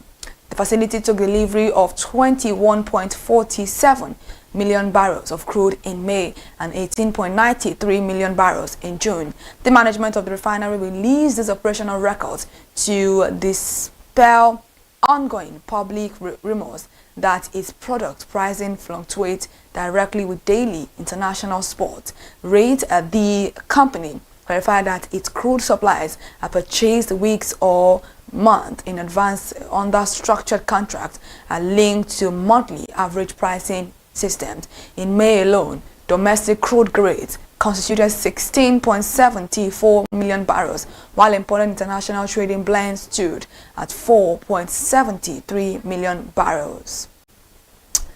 Aviation workers' unions in Nigeria have issued a 14-day ultimatum to domestic and international airlines to remit all outstanding 5% ticket sales charges. The joint directive were issued on Wednesday by the Air Transport Services Senior Staff Association of Nigeria and the National Union of Air Transport Employees. The labor organizations warned that a failure to comply with the directive would lead to comprehensive industrial action capable of disrupting flight operations across the country. A joint statement is signed by the General Secretary of ATSAN, Francis Akinjole, and the Deputy General Secretary of NOET, Odinaka Igbokwe, expressed deep concern over the continuous withholding of the statutory funds. The unions stated that the unpaid remittances have accumulated over several months and years into billions of naira, leaving regulatory bodies financially constrained. The withheld funds are legally required by the Nigerian Civil Aviation Authority and other critical agencies to maintain safety oversight and operational duties. The controversy escalated after the airline operators of Nigeria recently requested the industry regulator to find an alternative collection method, claiming operators would no longer collect charges on its behalf. Since that declaration, multiple airlines have stopped remitting the 5% fee, which is legally established under the NCAA Act to fund aviation safety. The unions maintain that they are compelled to act because the financial shortages directly threaten the structural stability and safety standards of the national aviation transport network. Investors of the Nigerian exchange are set to receive a massive financial boost this week as the landmark 45 naira per share dividend payout from Dangote Cement PLC its bank accounts. Market analysts expect this capital distribution to inject billions of naira in raw liquidity directly into the domestic financial ecosystem. The large-scale cash injection is anticipated to trigger a wave of equity reinvestment and potentially reverse a 3-week bearish trend on the local bourse. The multi-billion naira dividend influx arrives at a vital turnaround point for the local stock market, which has suffered from recent institutional portfolio realignment. Over the past 21 days, selling pressure dragged the all-share index down to 229,240.34 points, while total market capitalization closed at 147.11 trillion naira. Despite the temporary price drops, trading volumes soared by over 1.5 billion shares to 3.821 billion shares. Investment desks reported that savvy institutional buyers are actively absorbing panic sales and viewing the current low valuation as an attractive entry point. The recent market contraction was largely driven by price corrections across key industrial and consumer sectors, with industrial goods index dropping 4.93%. However, with multiple blue chip stocks sitting at fresh multi-month support baselines, the incoming dividend cash is expected to accelerate immediate bargain hunting. All right, thank you so much for joining us for the news this morning. Once again on ConsumerHalla TV. To stay connected to listen to more news updates, please follow us across all our social media platforms displaying right now on the screen, and also head over to our TikTok account at ConsumerHalla TV to give us a follow. And Kike Lamo Ajibola, good morning.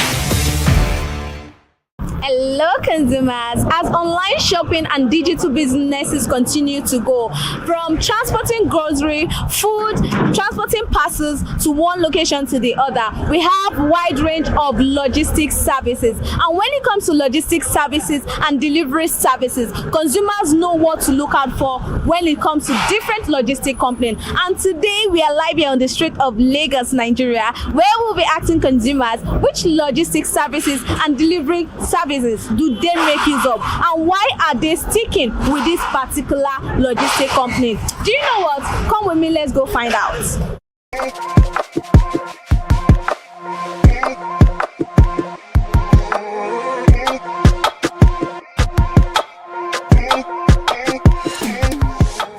Good morning, sir. Good morning. How are you? Very well, thank you. Okay, so what is your name? My name is Samuel. Samuel what? Ajayi. Ajayi. Okay, now do you make use of any logistic or delivery service? Oh yes, I've made use of one before. What do you use it for? Actually, I have a cousin outside Nigeria, so I'll make use of it so that we have a particular good we need to send to him. So, and my mom then sent me to, be in charge of that. So that's what I just did then. Okay, so which logistic company do you use? DHL. DHL. For how long have you been using it?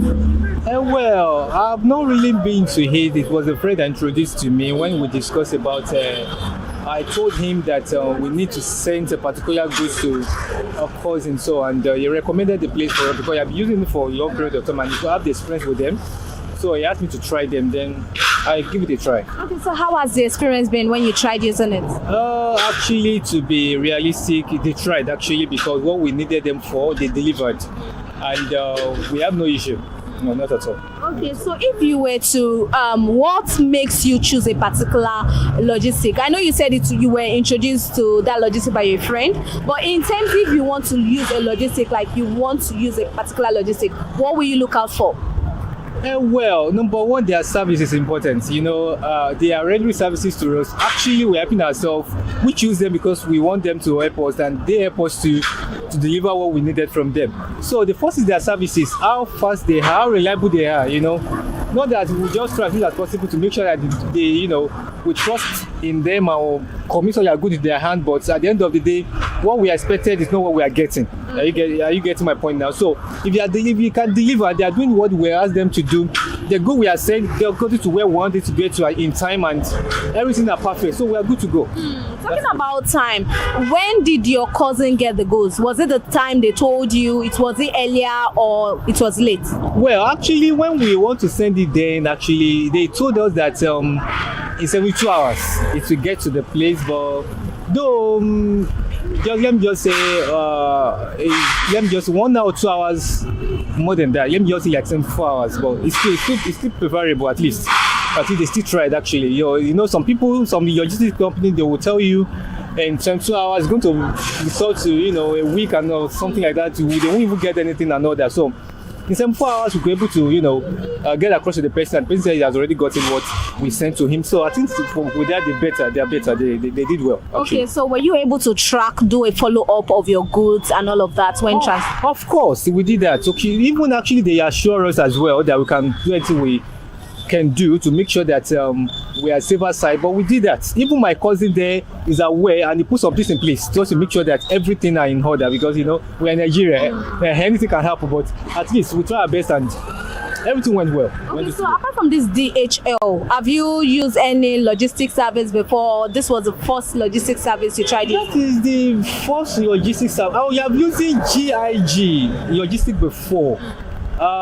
Because my friend works there then, but something came, something happened actually. We couldn't, try them then. They will be the second logistic, I'm not the type that I'm saying, but I just need to do that for my mom because he actually sent the good to him so that because we want to make money from him, we want to sell it there, and their rate of their money there is more than Nigerian, so just a good for him to have for her to make some money. That's why we sent that kind of good. So I'm not the kind of person that's really sends good like that, but with the experience I have with them, I think we are good to go with them. Okay, so I can still try them again with what I get. Okay, so was it because your friend was no longer available at GIG? That was why you didn't use GIG at that particular time? Not really, but it's part of it, I've not tried the place before, and when I'm about to try the place, I found out it's no more there, and I don't want to take a risk, someone needs to be careful, and in case it's there now, we have no, okay, fine, I have a friend there, whatever happens, I can hold him responsible, but since it's not there, I can't just take a risk, everything we do is a risk actually, but sometimes there's an expensive, chances you will take that you will regret, so I don't want you to do that. That's why I just, find another miss. Okay, so I want you to rate DHL brand, a logistic company over 10. How will you rate them? Yeah, I'll just give them 7. 7? Yeah, I'll give them 7, yeah. Okay, so if there is one advice you have to give to logistic company to do better, what would that be? Well, when it comes to the time frame, at least I think they tried, but I believe that they can still do better. You understand? Because I just believe that we have some logistic company in Nigeria they just need to seek try as much as possible to see what to bring out something different the other have not been doing before, so that people can actually patronize them more than the other logistic company. Something like watching, they know what they do actually, they know their brand, they know how they do their work, but if they can something as possible to do something different from other company so that they can be more marketable than other people, I think they can just do that. And from there, people get to know more and people will use them more than the other logistic company around. Thank you very much, sir. You're welcome.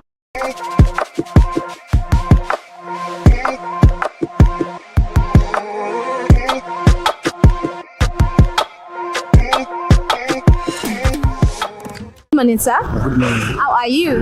Okay, so what is your name? Oluwatimileyin. Oluwatimileyin what? Patia. Patia? Patia. Patia. Okay, now do you make use of any logistic or delivery service? Sure, I do. Okay, so what do you use them for? I use them to send goods outside the country and also receive goods inside to Nigeria too. Okay, so which logistic company is that? I use more of DHL. DHL. For how long have you been using that logistic? I think for like 3 years now, or 2-3 years now. How do you get to know about that logistic? Mostly, I saw it online. I saw it online, so I started using it. So share with us your experience. How has the experience been so far?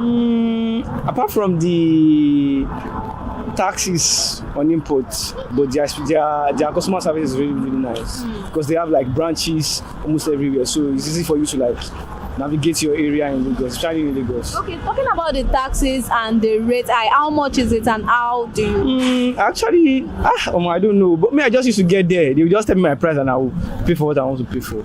But like what I just know is that the price is like you can wake up tomorrow morning and they will tell you the price has increased. That's what it is. Okay, so what do you look out for whenever you want to book a logistic company or delivery service?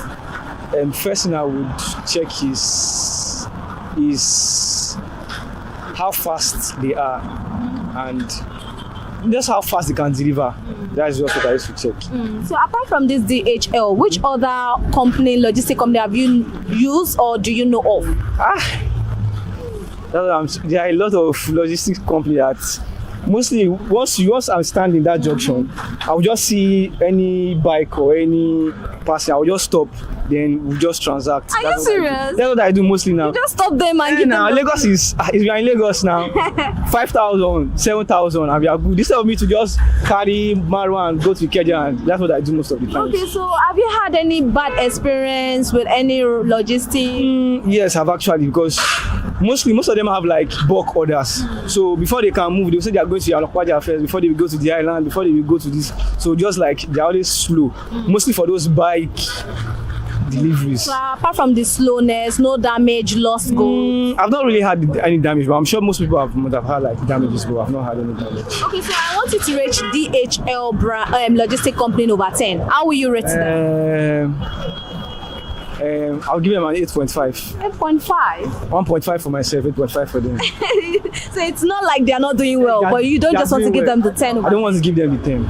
Okay, so is there anything you feel, what advice would you like to give to all logistic companies to improve better? If you had to advise them right now, what would that be? Employ trustworthy people and pay your riders very well. That is very important. Okay. Thank you very much. Welcome.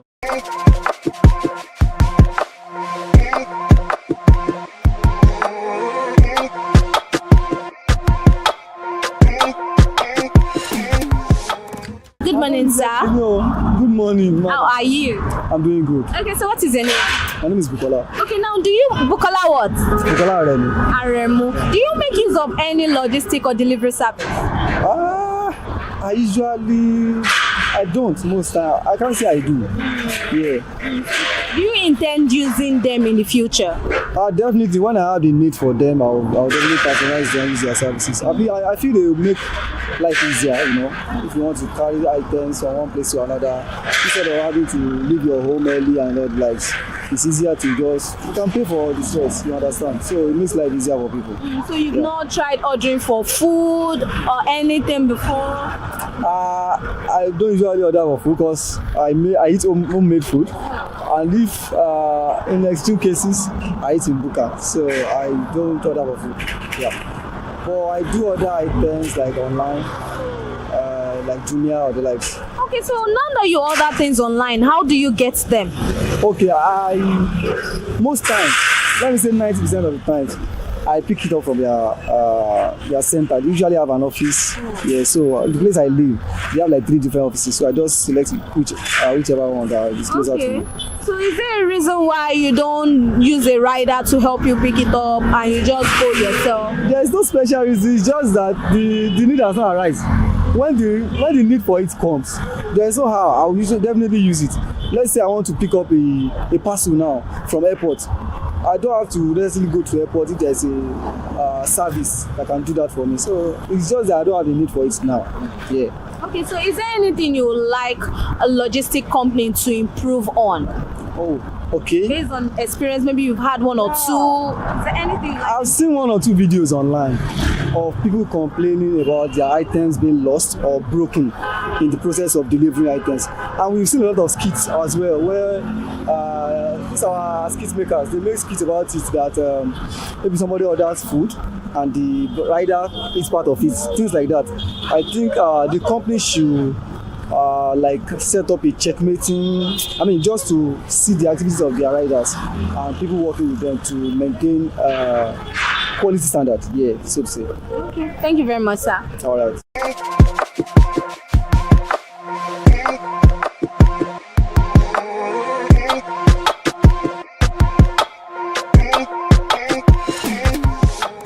Good morning, ma. Good morning. How are you? Fine. Okay, so what is your name? My name is Grace. Grace what? Tope. So have you ever used any logistic company or delivery service? Yes, I'm using it. I'm using Jumia. Jumia. What do you use them for? I'm using it sometimes. I used to order something for Jumia. So for how long have you been using Jumia Logistics? I'm using it for the past 2 years now. 2 years? How do you get to know about that logistic? I just hear about it from my friend. And since then, you've been using it. Okay, now why do you prefer using Jumia? I prefer it because Jumia is good. If you buy something for the Jumia, if not good, you can return it between 7 days. Then we collect it. If you want to buy another one, you can reorder. If you don't want, then we return your payment. Okay, now, have you had any bad experience with any logistic? No, I do not have. Okay, so I want you to rate this Jumia over 10. How will you rate them? 100%. 100%. I love Jumia. Okay. I love Jumia very well. Okay, so what advice would you like to give to other logistic, or what do you think logistic can do to do better to satisfy their customer? I advise people like Jumia now. I did not use other one like Jumia now. If I bought something for Jumia, it's not good, I will return it. They will give me another one. No excuse. I don't know. This is why they buy something for Jumia. They don't carry money. Maybe I did not see my payment, or something is not good. I don't hear anything about that one. So I love Jumia. So how fast do they deliver your goods? The delivery is good. How do you track your goods with them? Are you always able to track your goods? Do they notify you? I do not track anything. If I just give my address, they will deliver my goods. Okay. Thank you very much, ma'am. You're welcome.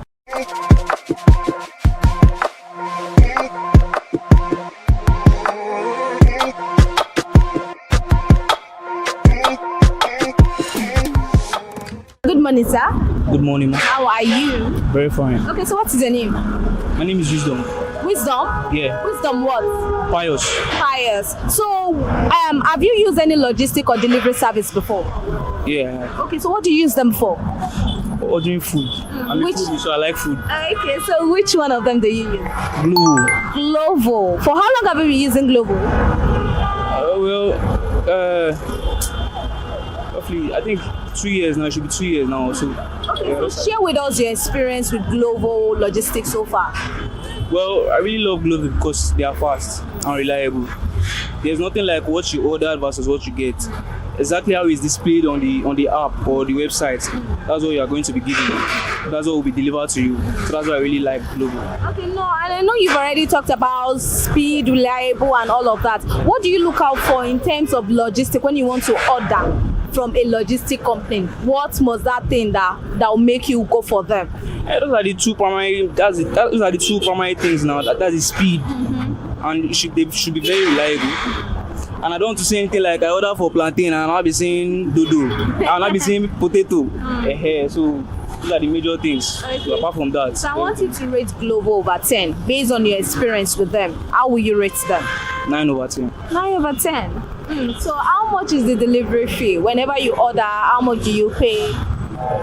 It's my sisters, and I don't transfer them the money, they will do it. So unless I want to go and be asking them now, so I don't really know. So have you had any bad experience with any logistic company so far? I haven't. I know like Wahala. I don't get any space. I haven't. Okay, There's no so bad if experience. there is anything you like to advise, what advice would you like to give to any logistic company for improvement, for better improvement, to satisfy their customer? Reduce your delivery fee. If there's any delivery fee, if it's possible to even cancel any delivery fees, then cancel them. Okay, thank you very much.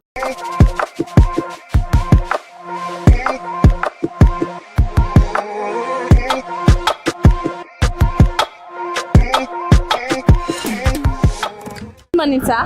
Good morning. How are you? I'm fine. Okay, so what is your name? Mark. Mark what? Jerome. Okay, so have you used any logistic or delivery service before?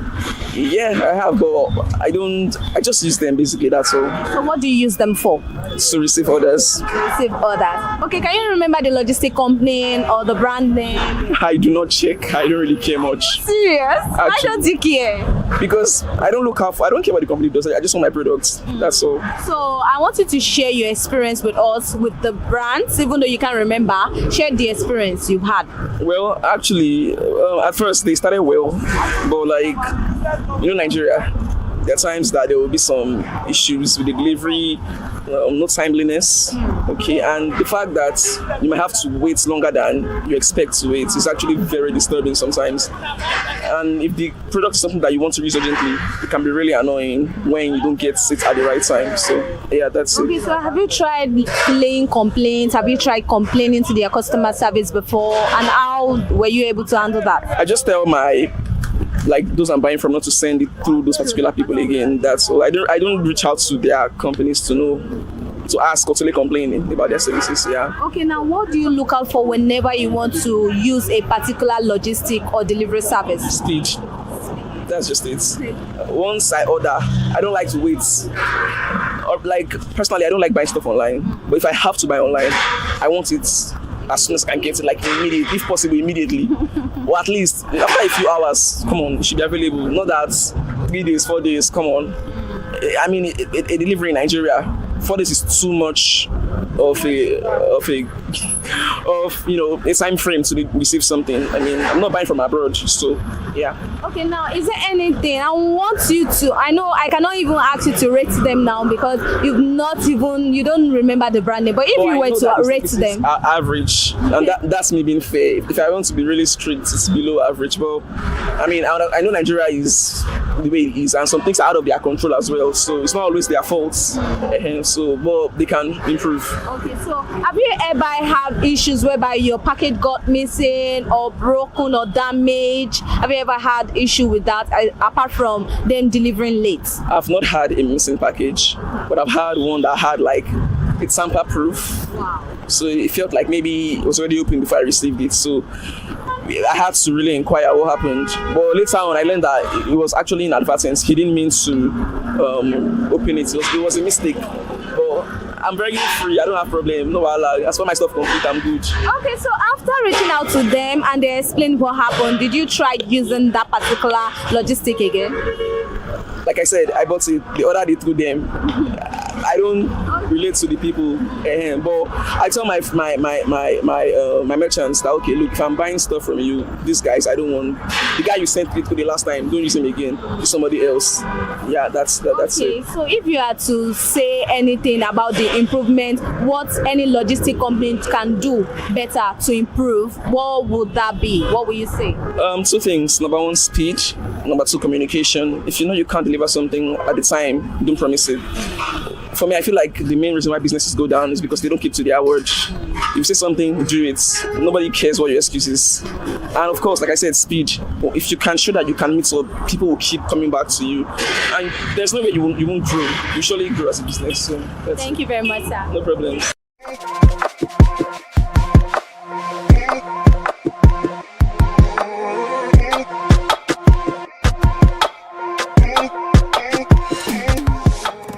morning, sir. Good morning. How are you? I'm fine. Okay, so what is your name? My name is Alexander. Alexander what? Alexander Stan. Stan. Okay, now, have you ever used a logistic or delivery service? Yeah, I have. So which of them do you use? Speed Fast. Speed Fast. For how long have you been using Speed Fast? Well, I've used it twice this year. Twice this year. For how long? How many years now you've been using it? I know you've used it twice this year, but if you could count it. Let's say a year. A year? A year now I've been using that. Okay, so apart from Speed Fast, which other one do you know of? Well, I know of Gig though. I don't know about anywhere, and Express as well. So these are the three I know. Okay, so have you tried using those two that you make mention of? No, but I have friends that do. Okay, now, who introduced you to this Speed Fast? Well, I came to know about them when I purchased something through this online store. So I have some list of delivery service. Gig was there, Speed Fast was there as well.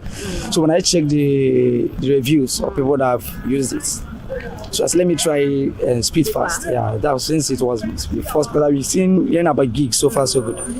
So, but the delivery is supposed to drop in 7 days, but within 4 or 5 on the 5th day, I got what I ordered. So on the second time, I used them again, and it's supposed to come by 7 days. It came in on 6 days. Yeah, it's coming earlier. So the deliveries, and they know how to manage someone's goods. They're nice, but I haven't tried others though because of them.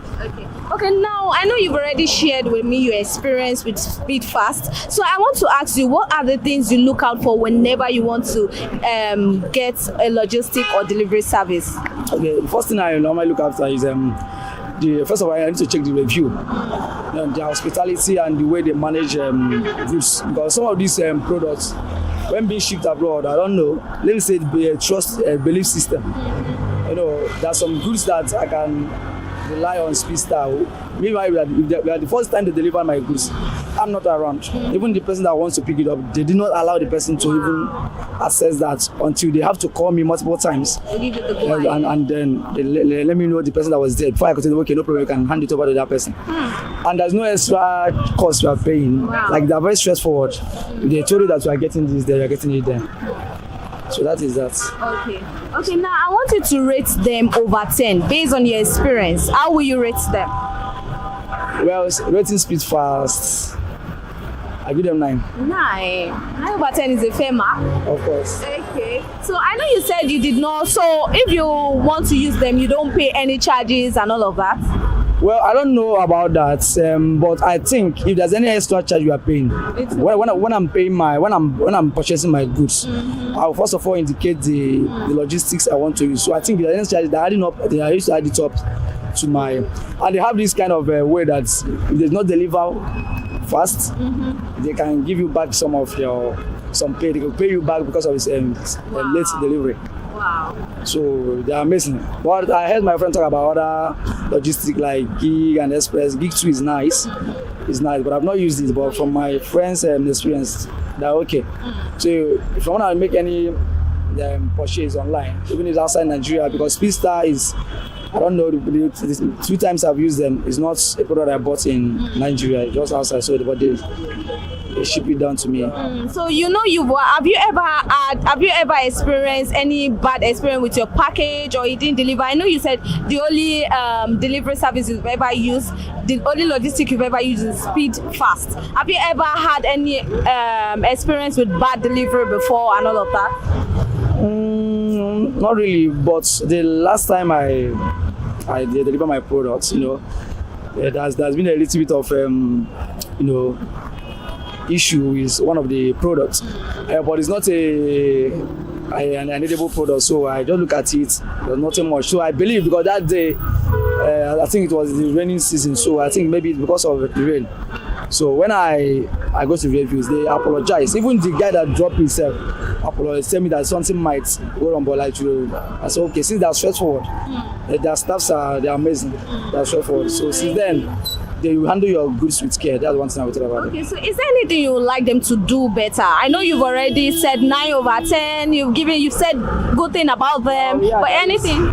Yeah, of course. Well, people should at least focus more on them, making their their brand to go around, because I think that it's not even in the east, because there was the time I want to ship something down to the east. So when I checked logistics that I can use, I didn't see Speedster there. I only see GIG and others. So I believe maybe I don't know if they knew logistics, but they're not yet global. Another thing, they are not well known there. Another thing I should like them to look into is like, if the goods is not yet in the country, they should let us know that it's not yet in the country. And they're tracking ID. Okay. Sometimes we be communicating, we try to call the person that they deliver it, but it will not be reachable until that day. They will be want to call it by themselves, and I don't like it. So I would like to let me know where are you to track my distance. So tracking is online. I want to speak with the person that is in charge of it. Okay. So that's the only thing. They should work on their defensive on the staff there, of course. Thank you very much, sir. I appreciate it.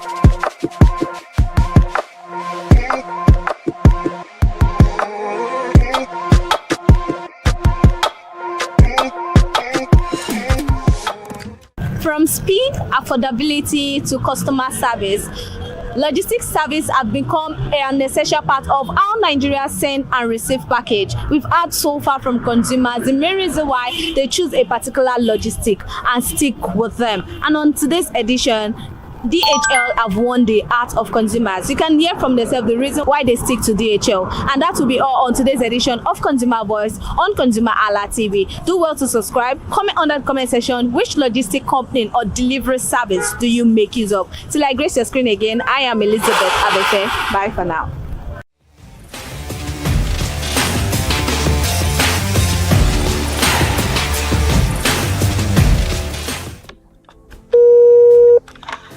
Hello consumers, you have the right to be heard, absolutely. So join us on the conversation, share your brand experience, where you tell us all your experiences about brand on the outer world via our YouTube channel every Wednesday from the hour of 4:20 to 5:20.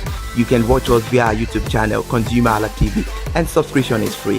Follow us on all our social media platforms, ConsumerHalla TV.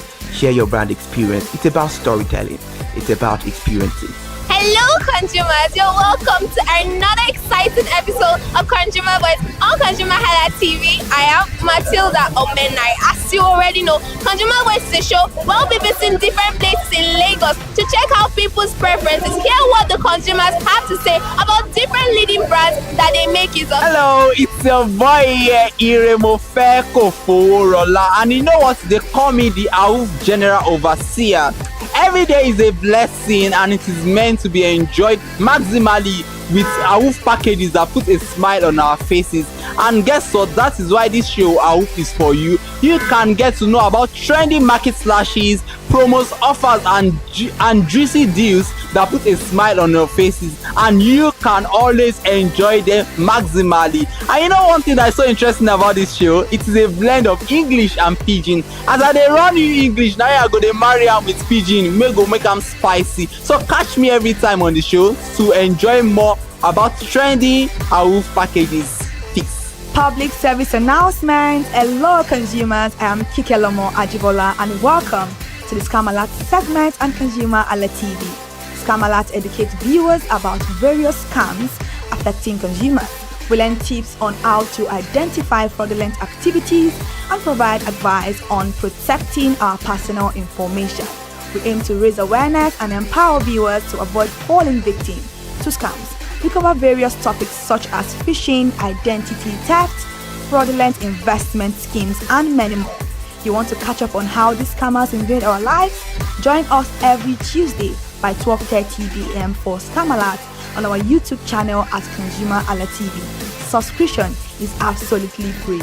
And in case you're not following us across all our social media platforms, follow us on Instagram, Facebook, X, TikTok at ConsumerHalla TV. Don't say I didn't do anything for you this 2025. Bye. Welcome to In the Marketplace. We are taking you on a journey behind the scene of Nigeria's most vibrant market.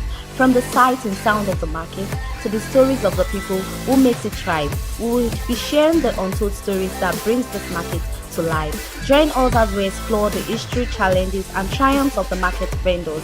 We will dive into the daily lives of the people who call markets home and uncover the secret that makes this market special.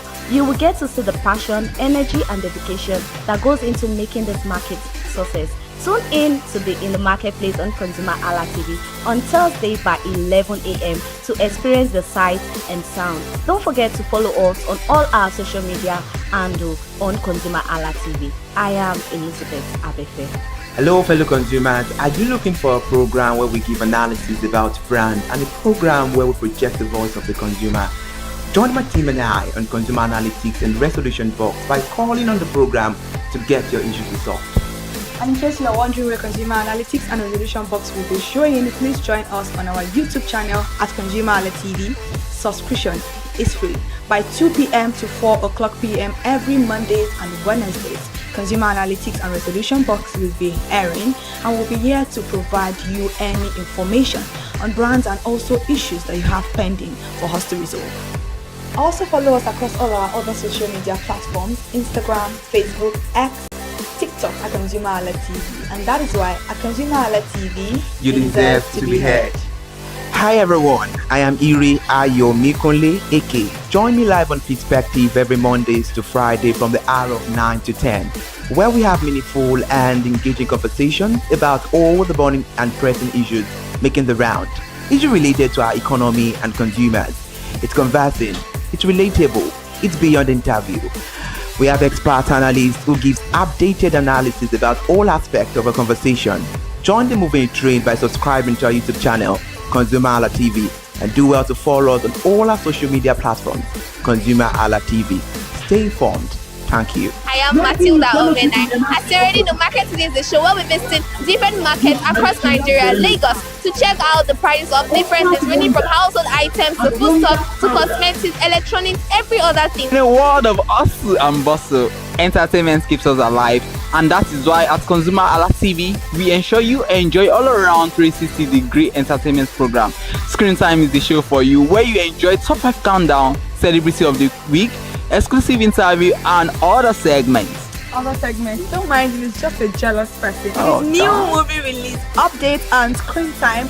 I'm going to enjoy myself because this is my favorite time on the program. I get to recommend good movie for you, and I'm also waiting for you to recommend movies to me also in the comment section. Screen time is not just all about entertainment, it is relaxing and also educational. So that is why we are bringing to you Screen Time on ConsumerHalla TV. And in case you're wondering where to join us every Mondays by 5 o'clock p.m.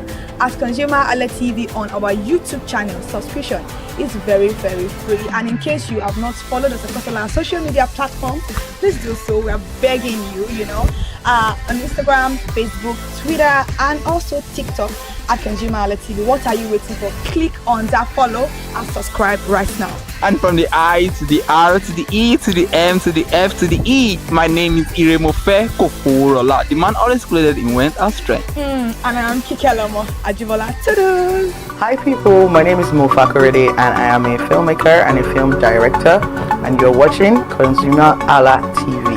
ConsumerHalla TV is everything consumer advocacy, consumer rights, everything that has to do with consumers. On this TV, you'll watch, you'll learn, you'll be educated, and you'll be entertained. Keep watching ConsumerHalla TV. My name is Olubukola Ozone, a photographer and a social media enthusiast. You're watching ConsumerHalla TV. It's a consumer advocacy TV. If you have a problem, any consumer related problem, just holla at them, just like their name implies, and they're going to get it sorted for you. Keep watching, stay tuned. Thank you very much. Hi guys, my name is Joba Jalabi. I'm a marketing communications professional. I currently lead marketing at Flash Change, a fintech startup. Keep watching ConsumerHalla TV, a consumer advocacy channel. Hello, my name is Rotimi. I'm an actor and I am on ConsumerHalla TV. Now, ConsumerHalla TV is a consumer advocacy channel. So if you have any issues, consumer-related issues with brands and services, you can reach out to them and they'll be sure to handle it or to cater to you. Thank you so much. Hi guys, my name is Iyebiye Adeton. I'm a film poster designer and illustrator. This is ConsumerHalla TV. It's a consumer advocacy channel. We show content on consumer-based news, entertainment, and all of that. So I urge you guys to stay tuned to ConsumerHalla TV My name is Anoluwapo Alao, a sales consultant for Star Times Nigeria. This is a ConsumerHalla TV, where they discuss anything consumer needs and get knowledge about anything about consumer. So keep watching it. Hi, my name is Adebola Ogushino. I'm a filmmaker and you're watching ConsumerHalla TV. Any consumer related issues, they've got you. Hi, my name is Stephen Shisi. I'm a strategy and sales professional, currently working with Obey, and you're watching ConsumerHalla TV. I mean, this is one of the channels that you don't want to but stay on. Consumer advocacy, brand promotion, everything consumer, what you need to learn for your business to grow. This is a channel where you learn, where you experience entertainment too, yeah. But it's good for businesses, for brands, and for an entrepreneur. If you want to know more about businesses, want to know more about brands, please stay watching. Alright, thank you so much, ConsumerHalla TV. Keep watching. Hello, good day. My name is Tunde Balogun. I'm the lead pastor at the Kingsborough Church in London. And you're watching ConsumerHalla TV, which is a new initiation into the TV industry in Nigeria, the first of its kind in Nigeria. And I know that it's going to bring value and quality into the service industry. ConsumerHalla TV is here to offer value to service industry and to give a voice to consumers, bring awareness to the brand industry, and also bring education to what it is to have quality for what you paid for. I know that through ConsumerHalla TV, you are going to be able to get what you have paid for quality-wise and also give a voice to you in wherever it is that you do. I am here to support and give a shout out to say that keep watching ConsumerHalla TV and we'll have a better quality for value in Nigeria and in the global space. Please continue to watch ConsumerHalla TV because it is here to make things work better for you. It is on this note that I would like to say a big congratulations to the chairman and CEO of ConsumerHalla TV, Pastor Tunde Olufowora, and all the staffs of this great organization. Thank you for what you do. You are making things happen for us, and I pray that God bless you. Thank you. We can all make life easy and better for all of us. Hey there, do you know in the world today, everyone is a consumer, and as consumers, we all have the right to be heard. In Nigeria today, as a consumer, you have all right to product information, right to fair pricing, right to return goods, right to product labeling, right to fair dealings, and a lot more. Well then, have you heard about the new media channel? ConsumerHalla TV. ConsumerHalla TV. ConsumerHalla TV. At ConsumerHalla TV, our goal is to inform and educate consumers in Nigeria with insightful news alongside development within the fast-paced world of consumers through well-researched, specialized, and analytical content. Our vision at ConsumerHalla TV is to create an engaging platform that provides right connections for meaningful brands in Nigeria, thus creating a more caring world for consumers where business thrive. And guess what? Our ConsumerHalla brand is the first consumer complaint resolution portal in Nigeria, powered by a 72-hour feedback mechanism. We offer consumer advocacy, informative talk shows, branding promotions, advertising, and lots more. Connect with us via our YouTube channel at ConsumerHalla TV. Follow us on our Facebook page, ConsumerHalla TV, our Instagram page, ConsumerHalla TV, and do well to subscribe to our YouTube channel. Subscription is free. ConsumerHalla TV. At ConsumerHalla TV, you deserve to be heard. At ConsumerHalla TV, you deserve to be heard.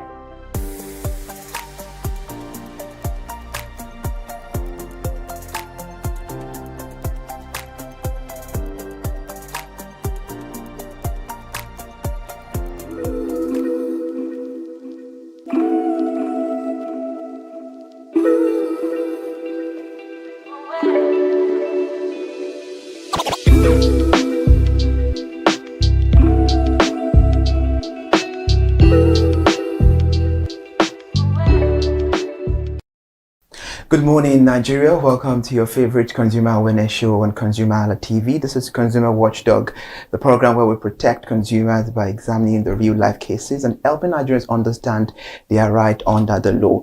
Today, we're looking at a viral case involving a landlord-tenant dispute that escalated into an alleged assault after a tenant demanded of a refund of poor services. That's a whole lot to talk about today on the show this beautiful morning. I am Iri Ayomikunle AK. But before we proceed, let's give you some consumer stories. The consumer-oriented news in Nigeria is currently dominated by inflation, electricity tariff, metering, telecom service costs, and cooking gas hoarding. The regulatory bodies are intensifying crackdowns on businesses to protect citizens from unfair pricing and exploitation. The key development and top stories include, let's begin the news now, talking about electricity and smart metering. The Nigerian Electricity Regulatory Commission (NEC) approved 21 billion for distribution companies to meter customers and phase out estimated billing. Meanwhile, consumer groups are actively demanding compensation for persistent power supply failures. Away from that, let's move to telecom tariff and network quality. And about that, following an estimated 9 trillion naira spent by Nigerians on airtime and data, consumer advocates are pushing telecommunication companies to improve poor network quality. And the FCCPC is also stepping up efforts to boost competition in the airtime and fintech lending space. Let's turn our attention away from that. Now let's focus on cooking gas and food cost. The headline inflation remains a major concern, with food inflation persistently high. In response, the government has launched crackdowns on the hoarding and diversion of liquefied petroleum gas to stabilize prices for households.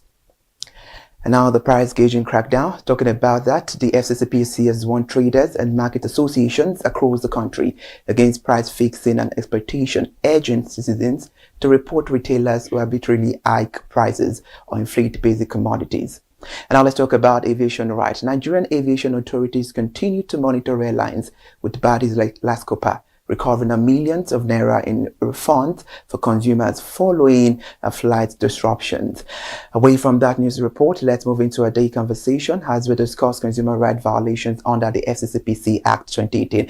Absolutely, if you're just joining us on the show, you're not too late. Find a palatable chair to sit on. We'll be right back. Let's take a minute break.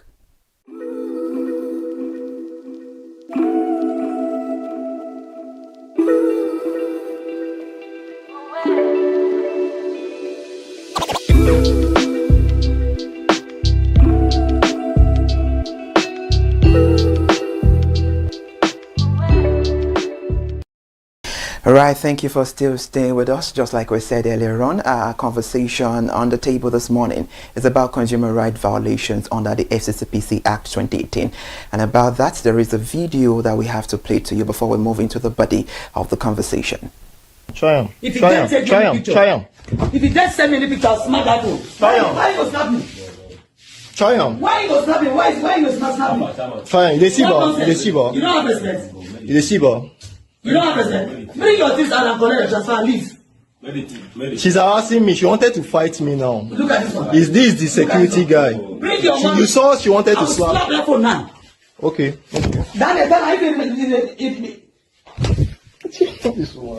You're not gonna like me. You're not gonna like me. Touch me. Alright, that's a viral video circulating on social media which sparked a widespread debate about consumer rights, landlord responsibilities, and the limit of self-help eviction in Nigeria. And the video allegedly shows a landlady physically confronting and threatening a male tenant after he requested a refund for services he claimed were not being provided as agreed. According to the tenant, he had repeatedly complained about poor services, including basic amenities he believed were covered by his rent. And rather than resolving the dispute, he alleges that the landlady attempted to forcefully evict him without refunding any part of his payment. And now the incident raises important questions. Is a tenant a consumer under Nigerian law? And can a landlord be held accountable for poor services? And does assaulting a tenant amount to violation of consumer right? And what protection does the FCCPC Act 2018 provide? And alongside, how should Nigerians respond when dispute with landlords become hostile or violent? And absolutely, many Nigerians face similar situations, but often do not know where the law stands or where to seek help. And joining us on this conversation this beautiful morning to share more light, we have a legal practitioner. And we are joined in the studio by Barrister Uzoigwe Chukwukamuma. It's a pleasure to have you on board, Barrister. Good morning. Good morning. Good morning. You know, my prayers are answered. Talking about the name, the pronunciation, I'm just praying that God let me get it right, and absolutely I got it right. Thank you so much for joining us. And now I hope you're good. Yes, I am. Yes, I am. Okay, all right, good. Now let's move into the conversation. Talking about this issue that we have on board. It's so sad that this is 2026 and a lot of people are still experiencing such scenario despite the reforms, the rule and the law the government have made, talking about tenancy law in Nigeria. But to begin with, to help viewers understand the foundation of the discussion, does the FCCPC Act 2018 legally recognize housing or rental accommodation as a consumer service? Let's begin our conversation from that this morning. So first of all, it's important, for the viewers to first of all understand what is the FCCPC Act, right? The FCCPC Act is the Federal Competition and Consumer Protection Act. It is the primary Nigerian statute governing consumer rights and market competition. This was enacted in 2018, and the essence of this is to promote fair, efficient and competitive markets by eliminating monopolies in the market and establishing and protecting customers from unsafe products and deceptive business practices. Now, one thing to also note is that this act, established two regulatory bodies. That's the Federal Competition and Consumer Protection Commission, FCCPC, and the Competition and Consumer Protection Tribunal, CCPT.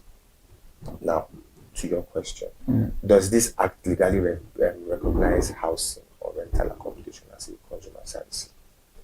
This act doesn't expressly recognize housing, right, or rental accommodation as consumer service. But however, its broad language in section 2 of the act on commercial activities gives room for us to include housing and rental accommodation in it. Do you understand? Section 2 of the Act defines what the scope of the operation is as to commercial activities. The Act applies to all undertakings and all commercial activities within or having effect within Nigeria, including all commercial activities aimed at making profit and geared towards the satisfaction of demand from the public.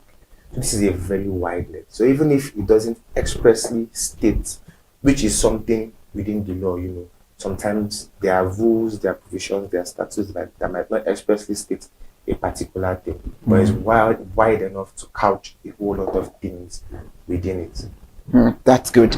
Barrister, this is a very realistic conversation because a lot of Nigerians are passing through this ordeal somewhere, and they do not have much awareness and enlightenment. So there is need to have this conversation so that they can know their right fully. And welcome to Nigeria, where many landlords collect payments for services such as water supply, electricity, and a lot more security or estate maintenance. So if those services are not provided, does the tenant have a legal right to demand compensation or a partial refund? First, I think I'll first of all answer this question in 2 ways. All right. Right. First, it's important that tenants or consumers, especially tenants, because now we're talking about landlord-tenants relationship. It's important they understand or they know certain rights they have, right? And these rights are covered not only with FCCPC but state tenancy laws to, show the rights that tenants have. Tenants have right to privacy. From the video we've seen there, that's basically a violation of that tenant's rights to privacy and peaceful living. Do you understand? Because during the pendency of the tenancy, the tenant should have undisturbed possession of the said property or the said housing or the said accommodation. So coming into my property without my express permission is a violation to my rights to privacy and rights to peaceful enjoyment of the property which I have right of possession over. Do you understand? They have right to comfortable living environment, right to challenge unlawful rent increases, right to demand repairs, right to demand maintenance. They have a whole lot of rights. But coming to the second half of your question, where you spoke about refund, right? That's a very I don't want to use the word dicey, but there's an angle to it. Now, there's something called caution fee, right? That is a fee that is paid when you want to, usually in Nigeria, when you want to rent the property, they tell you to pay a caution fee. They will tell you this caution fee is what will be used to, work on the property or bring the property back to its original state when you leave. Do you understand? If your tenancy has been determined and you haven't damaged the property, the only damage that is there is reasonable damage that would obviously come with use of the property, but there's no structural damage to the property. You have a right to, ask for a refund of your caution fee, or deposit as it's called. But a refund outside that is contestable. It can be contested. Tenancy agreements or tenancy relations are dictated by the agreement. Right? They are dictated by the agreement. The what you can demand and what you are expected to get are written in the said agreement. And that's why it's important that before signing any agreement, you have your lawyer look through it. You get, because you are bound by what you sign.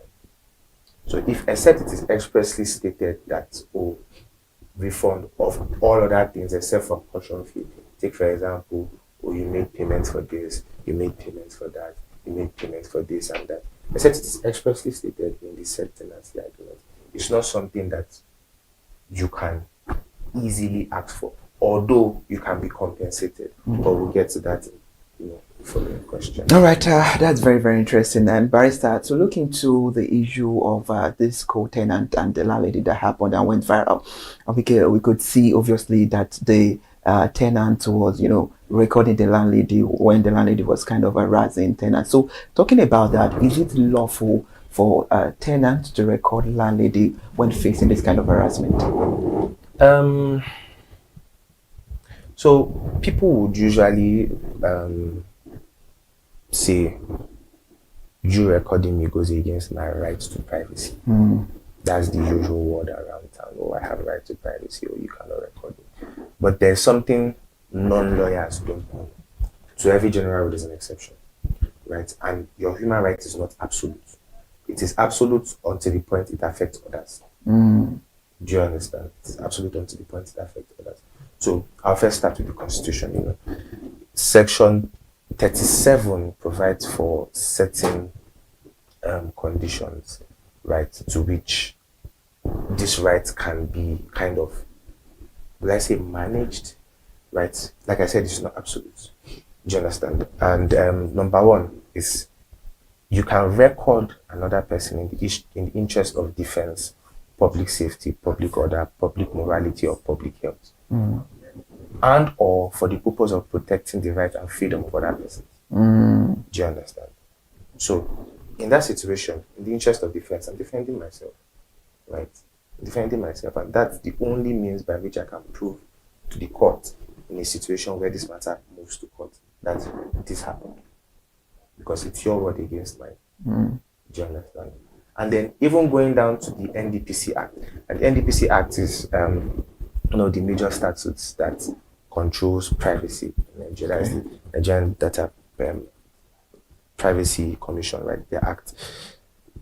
You can video or make videos of another person, right, when it is necessary for the establishment, exercise, or defense of legal claim, whether in court proceedings or in an administrative or out of court procedure. So where it is necessary that I make a video for you to exercise or defense or basically to help my legal claim, then yes, I'm within my rights to make a video of it. So yes, in this situation, right, between the tenant and the landlord, if his intention is to make that video to, help his legal claim in a suit for assault or whatever he wants to bring up that suit for, yes, he's within his rights to make said video, even though inherently the woman has a right to her privacy, right? She has a right to not be recorded if she wishes not to be recorded. But like I said, it's not absolute. And to every general rule, there are exceptions. All right, interesting. Now let's do major attention on the video that circulated before we move away from that aspect completely. Because, Barrister, if you agree with me, you believe that about that video, a lot of things are not so right about the video. And talking about that, under the section 116 of the FCCPC Act, could such conduct be considered unfair, unreasonable, and unjust treatment of a consumer? Because the video allegedly shows, harassment and physical aggression. So yes, such actions, taken by the landlady in this case can be seen as such, what you said. It's important to know FCCPC controls relationship between consumer and producers, customer and sellers, and in that case, it has a jurisdiction over the actions of the landlady to the tenant. Right, and I brought it under two subtopics, right? On conscionable conduct, that's knowingly taking advantage of a consumer's physical, mental disability, illiteracy, ignorance, or inability to understand contract language. Basically, what I'm just trying to say is when you are knowingly taking advantage, in this case, she's a woman, right? And physically assaulting the moment you touch her, the story changes. You beat a woman, that's unfair advantage. And using oppression to enforce your idea, or oppression to enforce your motion on the person, that's unfair treatment by the landlady. All right, Barrister, I'm so glad you made mention of the NDCPC earlier on, because this is a consumer awareness show whereby we educate and inform consumers about it. So talking about NDCPC, let's briefly major attention on it right now before we move away. What does it stand for, just for awareness? The NDCPC, I think you can also confirm, is Nigerian Data Protection.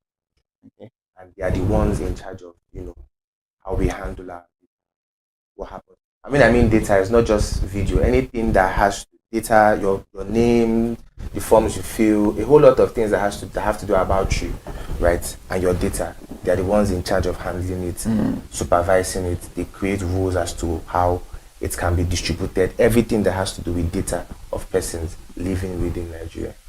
All right, thank you so much for that. Many Nigerians still believe that landlord can evict tenant, unlawfully. And so what is the is that a recognized legal procedure under the law for evicting a tenant in Nigeria? Or is there ever a circumstance where self-eviction is lawful? I think I will start with self-help, right? And I want to bring out some cases to help us understand it. Okay. So first off, self-help is not encouraged in the Nigerian legal system, right? Especially when it comes to eviction of tenants. And I'll show you some cases to help. All right. Explain that. You can look up NSC Nigeria Limited versus Innis Palmer, right? And the honorable judge said this on, the propriety of landlords resorting to self-help in ejecting tenants. He said, a landlord has not the right to invade premises in the occupation of a tenant and cast his goods and belongings away, even for safekeeping, without his consent. Where a landlord unilaterally enters into the premises of his tenant and takes possession of the property or goods of the tenant, he has committed an act of trespass. The only avenue open to a landlord who has a recalcitrant tenant is to seek for redress in the competent court of law to take possession or possession of the property. This basically says no self-help, right? And once you engage in self-help, it is seen as trespass. Do you understand? Because like I said earlier, the tenant has possessory rights over the property, and during the pendency of his tenancy, you cannot go against that right. So coming into this property without his express permission is trespass. Do you understand?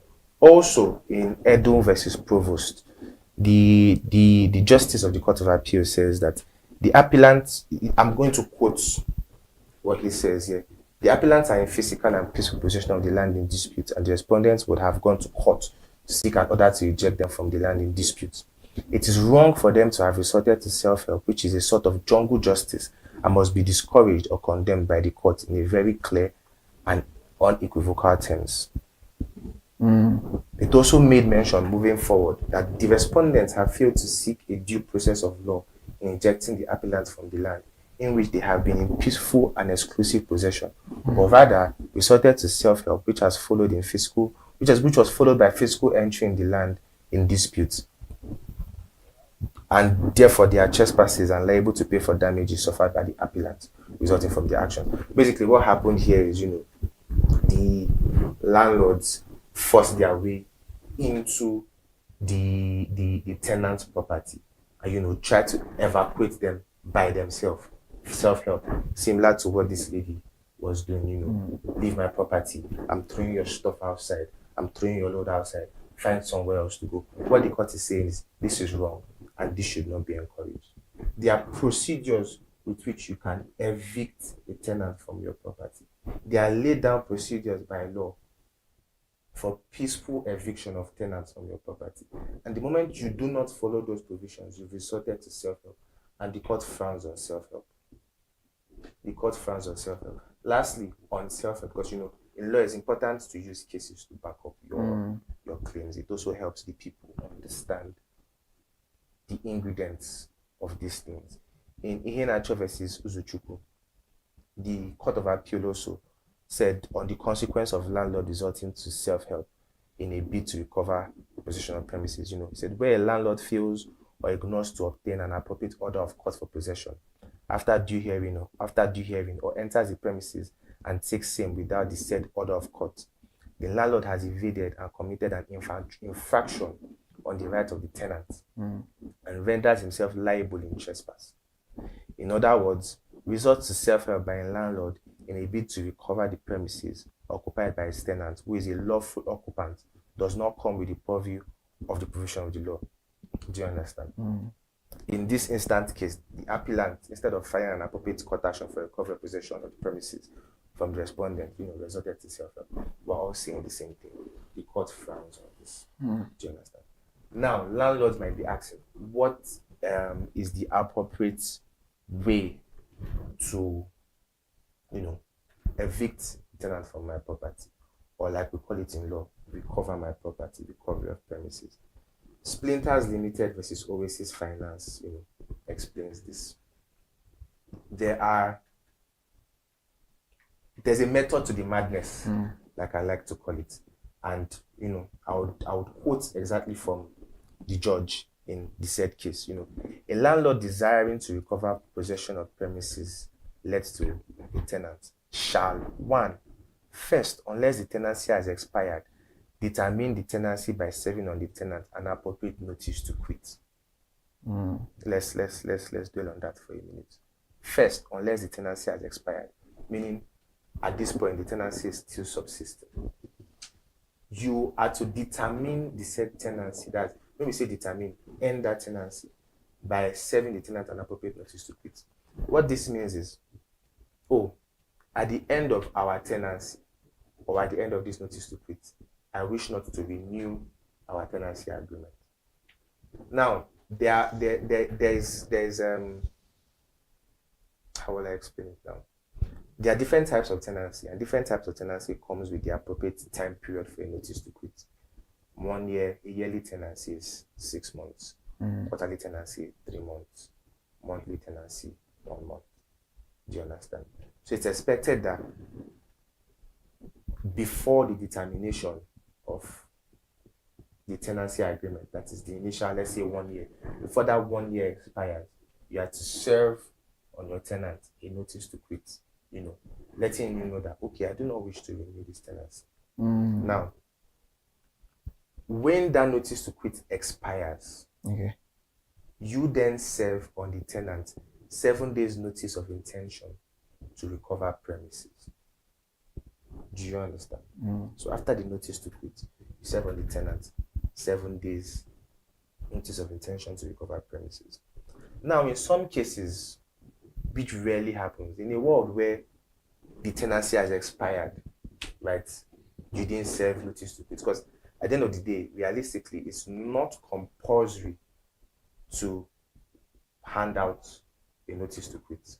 Do you understand? Because notice to quit, don't forget, comes while my tenancy is still on. But in a world where your tenancy has expired and you no longer wish for the tenants to reside in your premises, for some reason you want your premises back, you are to serve on the tenant 7 days notice of intention to recover premises. After that, you then file an action in court for recovery of premises. If you've not done these things, you can't even have a case in court for recovery of premises. The court lacks jurisdiction to hear that matter, but that's on a different conversation. Do you understand? So these are the steps for any landlord who intends to, get his premises back, recover his premises back from the tenant. He doesn't want the tenant to stay on his property again. You serve a notice to quit. 7 days notice. After the notice to quit has expired, 7 days notice of owner's intention to recover premises. Then you go to court. You go to court, get an order or something, bring up a suit for recovery of premises, and then the court will reject the tenant out of your property. But usually this happens for tenants that are stubborn. Usually once the landlord has given you a notice to quit, you already know that, okay, it's time for me to start packing up. Moving out of the premises. Getting somewhere else. All right, Barrister, you've given a lot of information right there, and we still have one or two to talk about on the conversation this morning. And if you're just joining us, absolutely, you're not too late. We are talking about consumer right violations under the SCPC Act 2018, and we have Barrister in the studio, Chukwukamoma. Yes, I guess I'm right with the pronunciation right there. Yes, sharing more light on the conversation. But before we move to the second half of this conversation this beautiful morning, let's go on a short break.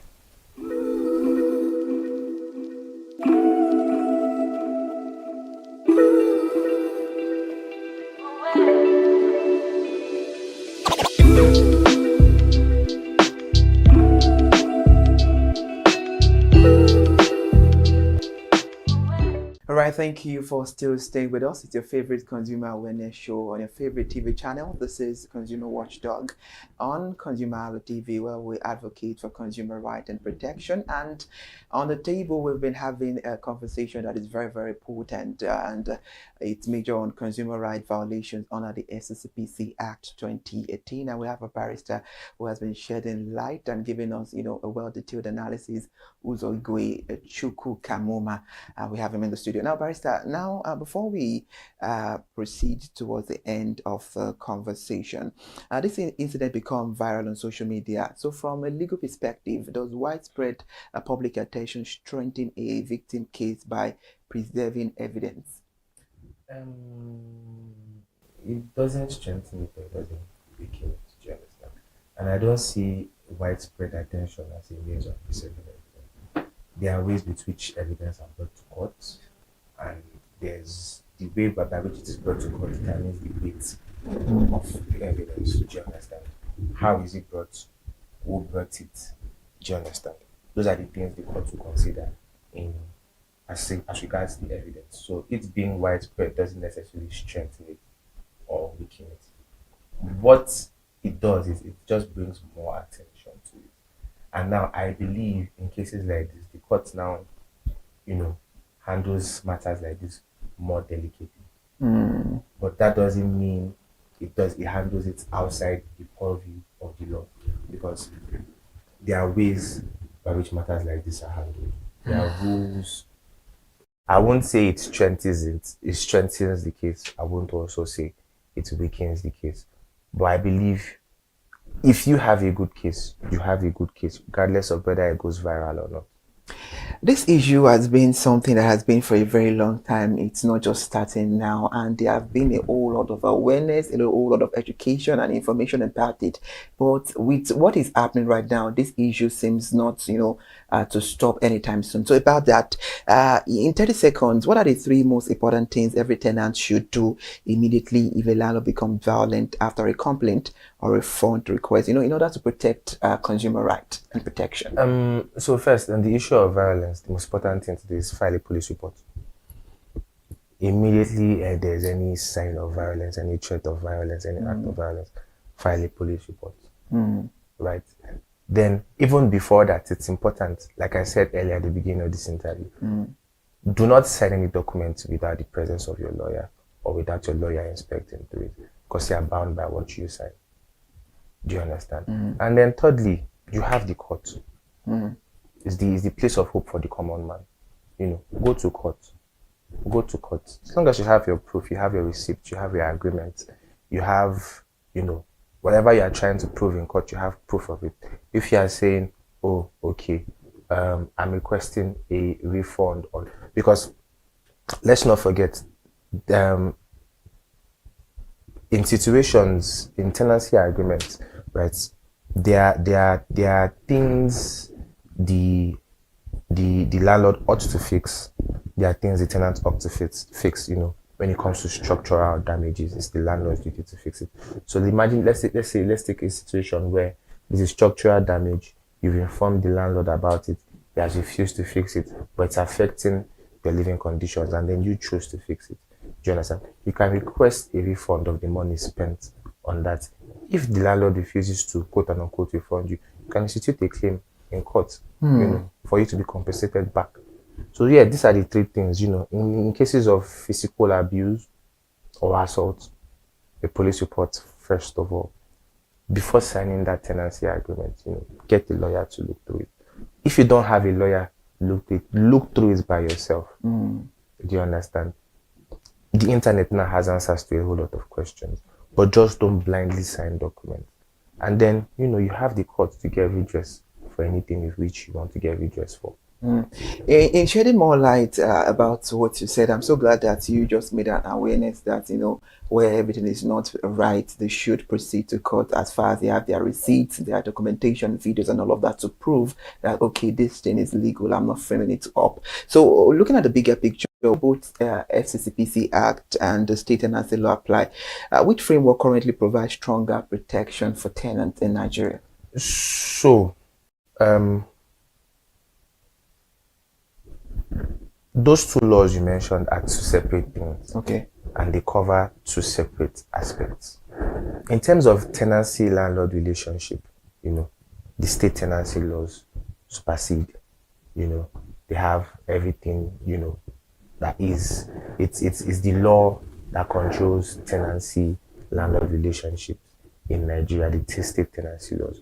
But when you talk about the FCCPC Act, it controls the relationship between, you know, like I said, consumer producer. So now let's say a landlord promises something and doesn't live up to that promise.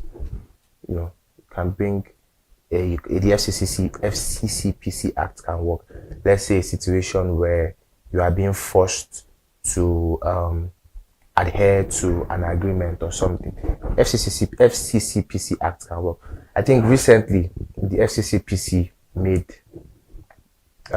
gave an administrative judgment, or basically pronounced a fine on some estate agencies who promised consumers or customers houses, collected money from them and didn't give them. Yeah, FCCPC comes in issues like that, you know, issues that revolve around the relationship between, in this case now, the landlord and tenant, you know, because it is there to protect the consumers. But anything that has to expressly go into, for example, right of eviction. Do you understand what we just spoke about? You know, the tenant's, the landlord's right of eviction, or how was I evicted from my property? Do you understand? Right to recover premises. Those fall under the purview or under the jurisdiction of state tenancy laws. And as we all know, state tenancy laws differ from state to state. Yeah. All right, interesting. When we're talking about consumer barrister, two parties are being involved. The person that receives, you know, the service, and the person that gives out the service. So should landlord be classified more as a service provider under consumer protection law in Nigeria? Yes, landlords are service providers. Do you understand? Landlords are service providers. They should be classified as service providers under, or I believe they should be classified as service providers under the consumer laws in Nigeria. So what common mistake do tenants make that weaken otherwise the strong legal cases? Common mistakes tenants make. Back to the basics, the most common mistake you can make is signing an agreement you have no understanding about. Do you understand? Signing an agreement you have no understanding about. Another common mistake tenants make is staying in a property outside the time limit. You know, I've served you notice to quit, I've served you 7 days notice of intention to recover premise, and you are still on the property. Then you are a trespasser because you no longer have right of possession or any tenancy rights at all on that property. So those are the 2 common mistakes, you know, tenants make. And then another thing is, you know, not like back to what I said, when you know, if you've made payment, keep those proof of payment for structural repairs you've done on your property. Not having those would weaken your case, because at the end of the day, he who asserts must prove. If you are coming to court to say, oh, I fixed the roof is a structural repair, or I fixed the wall and you are not the one that broke the wall, or I did this or I did that. If you cannot prove it, your case is weak. It's not like you have a bad case, but it's weak. Another thing too is inspecting properties. You know, the idea is, if you take a property, if you take possession of a property, if you pay rent for a property, you have agreed to the fact that that property is habitable for you. You cannot come back and say the property is not habitable for you, except maybe obviously now during dependency of your tenancy, things happen beyond your control that brings the property to a situation where it's not habitable for you. But the mere payment of that rent, you've accepted that, okay, yeah, the property is habitable for you, so for me rather. So do your inspection, you know, read your agreement. I've seen shitty agreements. And landlords too, please. Can I say this on air? Absolutely. Don't go to cyber cafe to get agreements. Hire a lawyer. Do you understand? Get proper agreements. Because in tenancy agreements, there are things called covenants. And it's those covenants that bind the both of you. Landlords have rights as well as tenants have rights. Do you understand? So let's get agreements. As a tenant, read your agreements. And you know, once your landlord says he wants his property back, he has given you notice to quit, 7 days, owner's intention to recover premises, leave. Because anything outside that, you're a trespasser.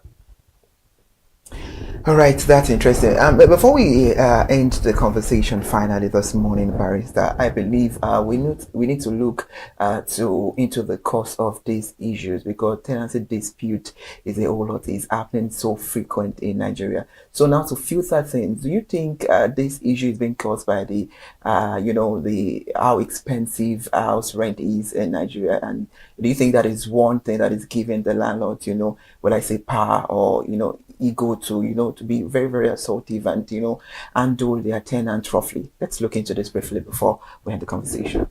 So I do not think these issues come as a result of the high cost of rental in Nigeria. I mean, that's another topic on its own. Okay. The living cost in Nigeria is extremely inflated, is high.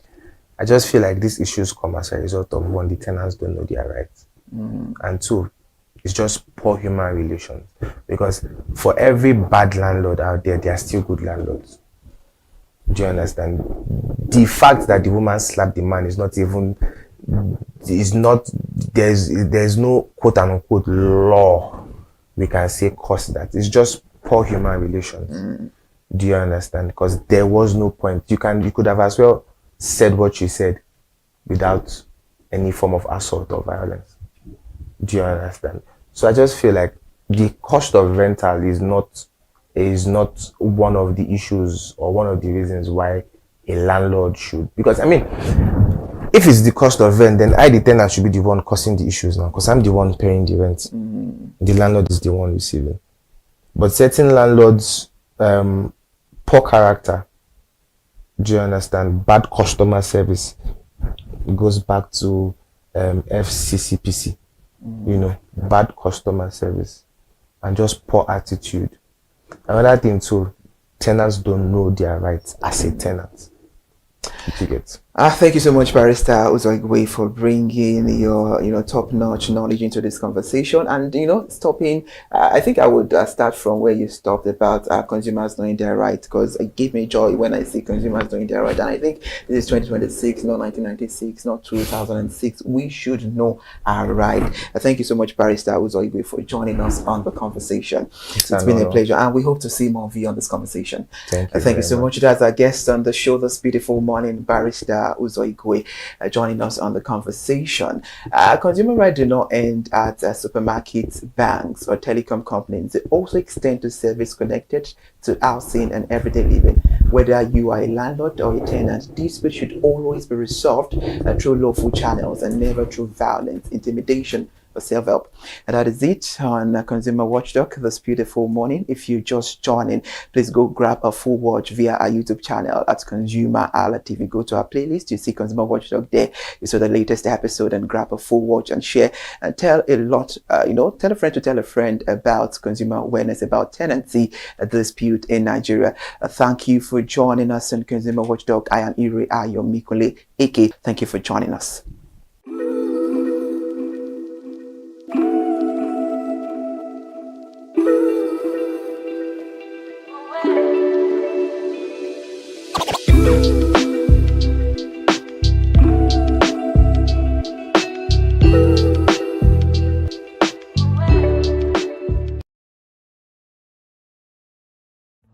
My name is Tunde Olufowora. I'm the CEO of Bandai Communications. We are what we call the publisher or the owner of the new initiative called ConsumerHallaTV. ConsumerHallaTV is actually Nigeria's first consumer-centered, or called a consumer-centric television platform that aims to bring voice to the over 220 million Nigerians. It was a vision that came to my heart about 10 years ago. I remember that I was traveling. I traveled out of the country, on airline. And I had this unpleasant experience. It was a trip to an African country from Nigeria, and I actually went with a local flight from Nigeria. I wouldn't want to mention the name of the airline. And then it was to South Africa, and we landed in South Africa. And let me just paraphrase it.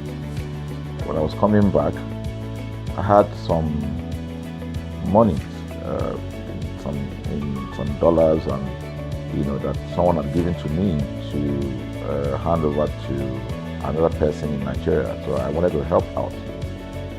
I didn't want to carry the cash on myself. So for whatever reason, I had a small case, and I felt that it was safer for me to put the money in my luggage.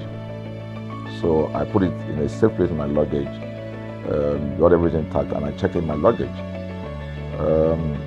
My arrival in Nigeria, I was standing and was waiting by the carousel just so that I could pick up my luggage, and then I was there for 1 hour.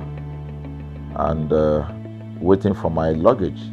I didn't know that my luggage already arrived, and it was one of the luggage that was moving around on the carousel.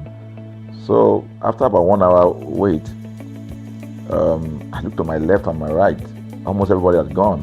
I think there were just about 2 or 3 left. So I beckoned on the woman that was on my side, and I noticed she was really in tears. Madam, what happened? She said, her bag has just been torn and a lot of things stolen. So I said, well, I've also been waiting for my own. She said, you better go and check those luggages there. Maybe yours is one of them. And lo and behold, I went around there. Mine was one of them. By the time I got it, everything inside my luggage was gone. All the valuable things there were gone. To cut the long story short, we felt there was need for us to report the case, at least to the airline. It was in the night, about 8 o'clock or 9 o'clock. We went in to go and see the officer that was in charge. As soon as we got in there, the officer said, "Oh, so sorry, but you will have to go to our head office in somewhere in Victoria Island, to lodge a complaint." Okay. So the next day we went to the Victoria Island and we lodged a complaint, and that was it. And since that day, I'm talking a story of over 10 years ago, I didn't get a call, not even a call from that airline to talk to me about what happened to my luggage. Now, about a month after that trip, I had another opportunity to travel out of the country. This time around it was to US, and it was an official assignment. And I flew on, I will mention the airline this time around. I flew on a BA. I really didn't like BA. I usually go with Virgin Atlantic and things like that. But my protocol officer convinced me and said, "Okay, you will love BA. Why don't you go on BA?" Anyway, so I went on BA to US. And of course, when I returned from US to Nigeria, we had to do, of course, there will be like a connecting flight, from Heathrow.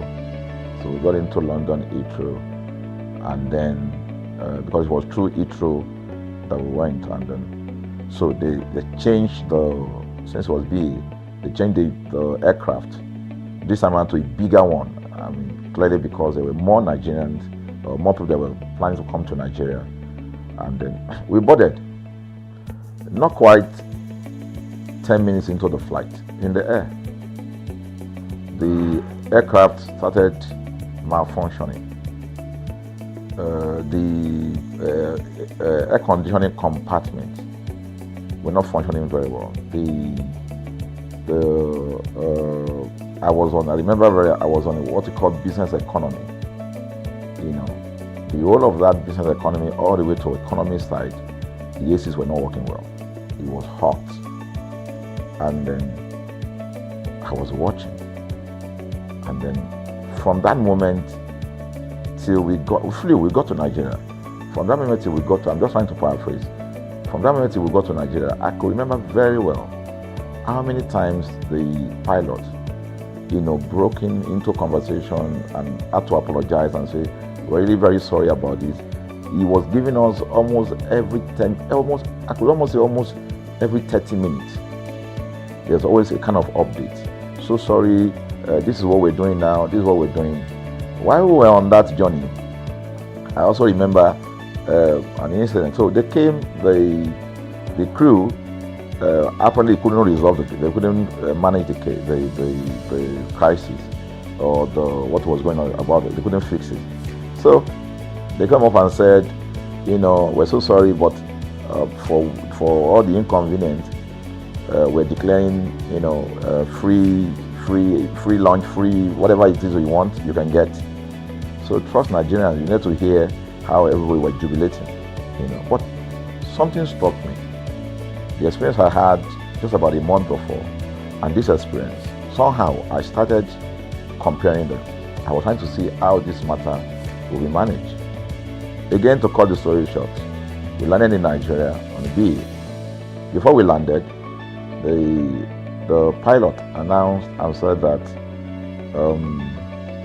for the inconvenience, they will be giving a voucher of £50 to everyone that flew on that aircraft. I thought it was a joke. I mean, it was my first time with BA, but for what I knew or know of the British man would never even play with his 1 penny, talking of £1. So I felt that must be a joke of the year. So we left. I got back to my office. I think it was just about a week after. My officer, our guys in our mail room came up and said, "Oh, you have a parcel." So I said, "Parcel? Yeah." So they brought this parcel wrapped. I open it and boom, I bought the document out. It was the £50 voucher from BA. So what's the tenor of this story? An experience with one airline was terrible, no apology. An experience with another one, even though it was a bad experience, but it was very well managed. So managed that even if we have suffered anything in that aircraft, you probably, for the sake of how they manage it, we have forgiven them. So that was how this journey started. So I started thinking in my mind, this is what we go through in this country. But are we different from other nations? So God put in my heart the idea of ConsumerHalla. That's why the Hala came with consumer. And we started that journey about 10 years ago. We started by creating a platform called ConsumerHalla, where consumers, so I discovered that Nigerian consumers don't have a voice. So things happen, and that's it. We live with everything. So we've started the journey from creating the platform. We have an app, we even have a magazine, and we thought we could move it from that to the next stage, which is the television. So the TV today, has come. So I would say precept by precept, line upon line, we have been able to build on our aspiration, to finally bring to birth this unique and exciting platform, So it's a digital telecast, and our goal is to further connect consumers in Nigeria to brands with insightful news, development within the fast-paced world of consumers. The world of consumers is growing at a very fast pace, So we want to inform Nigerians. We want to get them educated about their rights, So our role is that we're going to educate consumers in Nigeria, all right? So by bringing them specialized and what you call analytical, research-based content generation that will inform, educate, sensitize the audience, So that's ConsumerHalla TV.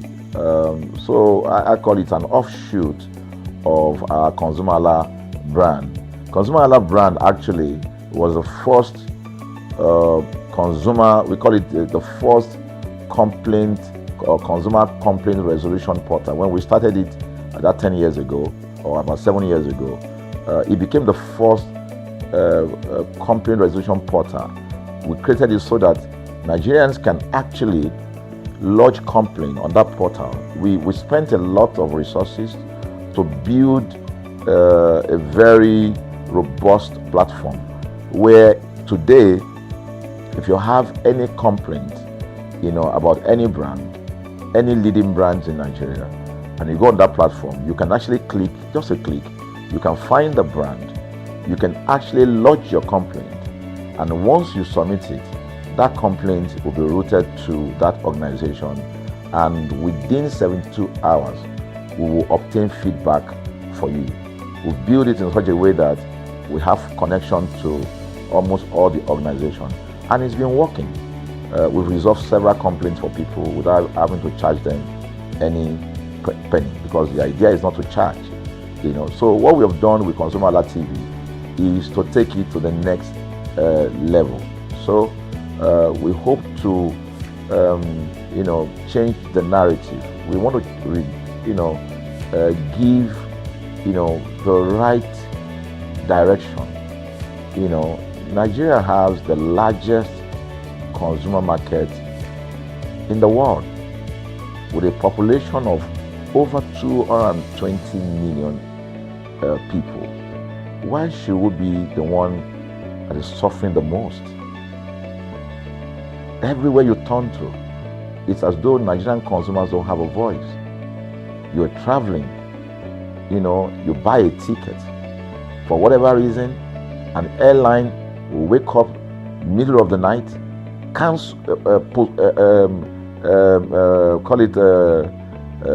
delay the flight for whatever reason, and then you'll be waiting at the airport for hours. You'll be there for 2 hours, 3 hours, no any explanation. Then while you're there, they can even wake up and say, oh, flight has been cancelled. So everybody carry their luggage and go home.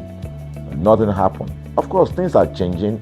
We must commend government because government is beginning to wake up, but there's still a lot to be done. And we believe that we can help to make, those bring about those right changes. So we offer deliberately, part of what we do is that we also offer advocacy. All right, we're not just an advocacy organization, but we offer advocacy. We have a legal team. We have lawyers that are registered on our platform. All right, that can also take up cases. Okay, so and we've taken up many cases like that, and won those cases. So ConsumerHalla is a platform to help consumers to, we're not fighting brands, but rather we say we're bringing about an amicable, resolution of conflict, such that it will be beneficial to the consumers and also be beneficial to the brand. I remember the word of Jeff Bezos. Bezos is the founder of Amazon. He said that the most important single thing, all right, for an organization is to focus obsessively, use the word obsessively, on the customer. We often say that customers is a king. They should sit at the top of the ladder. In our environment, customers are the ladder. A brand wakes up today, decide what product to produce. They wake up today, decide how much the consumer should pay. They wake up to decide everything for consumers. So consumers are just at the receiving end. And yet they are milking the consumers. There's no price regulation in this country. None. People just wake up and fix prices. Look at the power. Government wakes up, we change policy, we wake up and we get people to pay more. We think it's time for consumers to begin to speak out. In speaking out, in engaging, we can get the brand to begin to do what is right. And of course, I know that the consumers themselves need to be educated. So our role, our vision also is to ensure that we educate consumers. We bring awareness. A lot of Nigerian consumers don't even know about their rights. You buy a product from a supermarket. I've had this experience. You buy a product from a supermarket, all right? For whatever reason, you take that product back to your house, and maybe something went wrong somewhere. By the time you take that product back to the shop where you bought it from, and you say, Oga, this thing, you know what's going to tell you? Oga, na me make am. Na me make am now. That's why I buy am. Meaning that there's nothing I can do to the product. So you lose the product, then you lose your money, because the money is not refunded. The product you can't use. Only in Nigeria. Only in Nigeria. Let me give you another experience I had. In the course of this, because I went around, in doing this. I was in US, I was in UK, I was in South Africa, I was in Germany, just because of this, to just study the environment. I was in a friend's house in UK, in London, and then what happened? We were going to go out, and he was going to dress up. So he said, oh,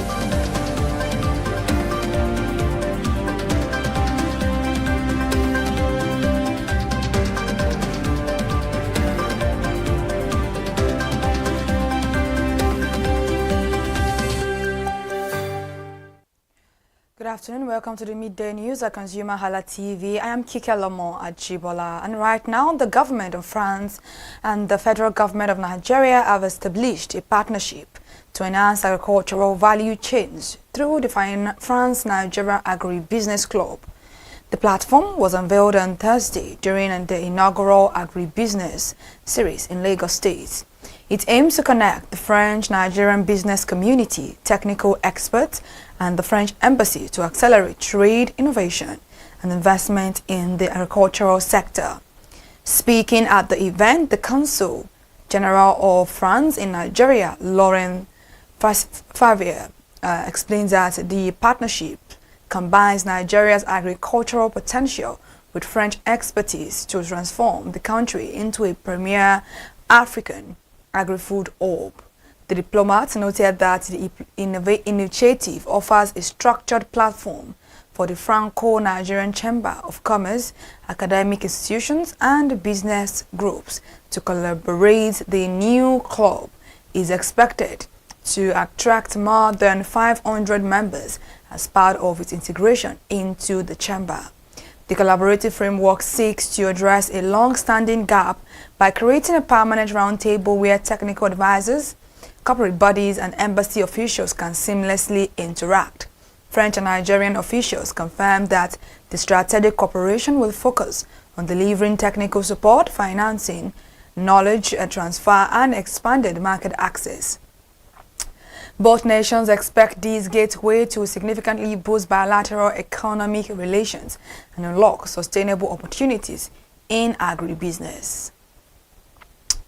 The federal government of Nigeria has declared its target to expand the domestic solid minerals industry 25-fold to 30 trillion naira, which translates to approximately $21 billion by the year 23.0.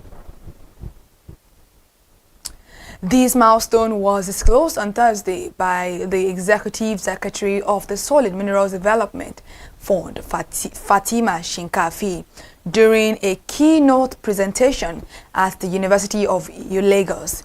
The ambitious expansion drive forms part of ongoing sweeping reforms aimed at attracting fresh foreign investment and multiplying government revenue.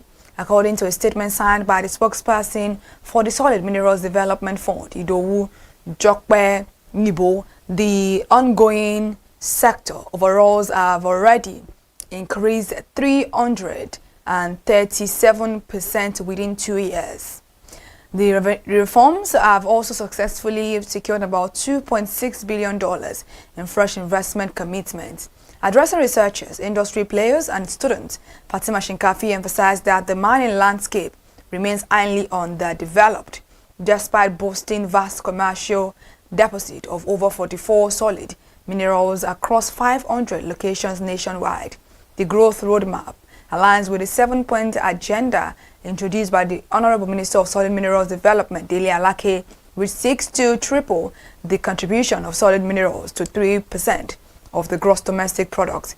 The federal authorities observed that abundant national deposit of gold, lithium, iron ore, coal, bitumen, barite, and gemstones must be fully harnessed to generate significant economic returns. The multi-stakeholder partnership involving the government, academia, and private industries is projected to drive this comprehensive economic transformation. The federal government of Nigeria has accelerated its investment in strategic midstream and downstream infrastructure by financing 113 gas projects across the nation. The executive director of the Midstream and Downstream Gas Infrastructure Fund, Oluwole Adama, announced on Thursday that these critical projects are currently at various stages of execution. The initiative is designed to fully unlock the domestic gas market, catalyze industrialization, create jobs, and attract vital private capital into the national energy ecosystem. The comprehensive infrastructure portfolio comprises 8 gas processing facilities, 15 compressed natural gas and liquefied compressed natural gas mother stations, 86 daughter stations, and 4 liquefied petroleum gas depots. Speaking during a panel session at the Nigerian Oil and Gas Energy Week conference in Abuja, Oluwole Adama revealed that several of these facilities will be commissioned before the end of 2026. The remaining projects are scheduled to come on stream during the first quarter of 2027. The Midstream and Downstream Gas Infrastructure Fund emphasized that economic growth and sustainable development are complementary forces that must reinforce each other to improve living standards. Management stated that the primary focus of the agency is to ensure that this infrastructure expansion delivers tangible economic benefits and inclusive growth to all citizens. The deployment of these facilities is expected to position the vast natural gas reserves of the country as the primary driver of industrial advancement. The retail price of liquefied petroleum gas has remained high across Nigeria 2 weeks after an emergency intervention by the federal government to stabilize the market, despite a significant improvement in product supply following a high-level stakeholder meeting convened in Abuja on June 22 by the Minister of State for Petroleum Resources for Gas, Ekpo. Market realities persist. Consumers nationwide are currently forced to pay between 1,300 naira and 1,650 naira per kilogram for the essential fuel. The national president of the Nigerian Association of Liquefied Petroleum Gas Marketers, Edu Inyang, confirmed that while the government intervention succeeded in calming market panic, it has not made cooking gas affordable for millions of households. Before the acute scarcity and price surge began in May, a kilogram of the product sold for less than 1,000 naira, before spiking to as high as 2,500 naira in June. Current retail figures show that Lagos, Ibadan, and Abeokuta record prices between 1,100 naira and 1,350 naira per kilogram. Higher pricing structures persist in other regions, with consumers in Abuja paying up to 1,500 naira per kilogram, while Kaduna and Kano residents pay up to 1,550 naira. The highest prices are recorded in Maiduguri and part of the northeast, where the commodity trades between 1,350 naira and 1,650 naira per kilogram. The Marketing Association noted that although early signs of stabilization are visible, the domestic energy crisis is far from over.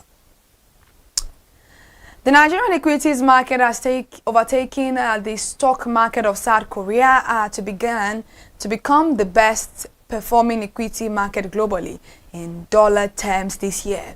A comprehensive report published by Bloomberg on Thursday disclosed that the benchmark index of the Nigerian exchange has yielded an impressive 67% return in dollar terms so far.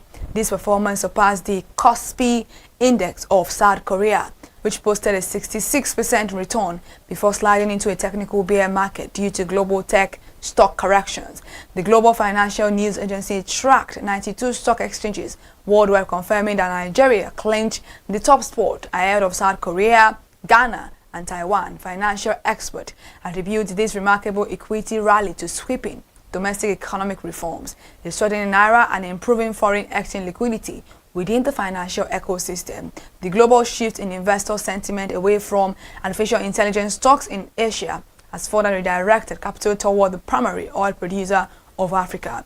While international stock markets lost momentum amid rising concerns over the long-term sustainability of the global technology boom, the local exchange continued to attract robust institutional investment. Bloomberg explained that South Korean index plummeted 22% from its June 19 peak, entering a technical correction territory. Conversely, the improving macroeconomic fundamentals of Nigeria have provided a resilient foundation for equity investors seeking high dollar-denominated returns.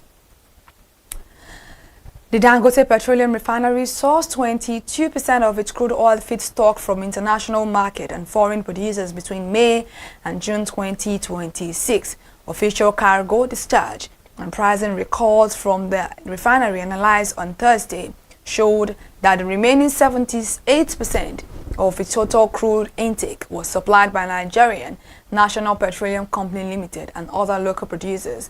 The data verified that domestic grades remain the dominant supply source for the Medgar facility despite rising import from other nations. Analysis of the shipment delivered to the 650,000 barrels per day refinery revealed that it received a total of 40.40 million barrels of crude during the 2-month period. Local fields accounted for 31.43 million barrels, while 8.97 million barrels were imported from foreign locations, including Angola, Libya, Guyana, and Ghana. The facility took delivery of 21.47 million barrels of crude in May and 18.93 million barrels in June. The management of the refinery released these operational records to dispel ongoing public rumors that its product pricing fluctuates directly with daily international spot rates. The company clarified that its crude supplies are purchased weeks for or months in advance under structured contracts linked to monthly average pricing systems. In May alone, domestic crude grades constituted 16.74 million barrels, while imported international trading blends stood at 4.73 million barrels. Aviation workers' unions in Nigeria have issued a 14-day ultimatum to domestic and international airlines to remit all outstanding 5% ticket sales charges.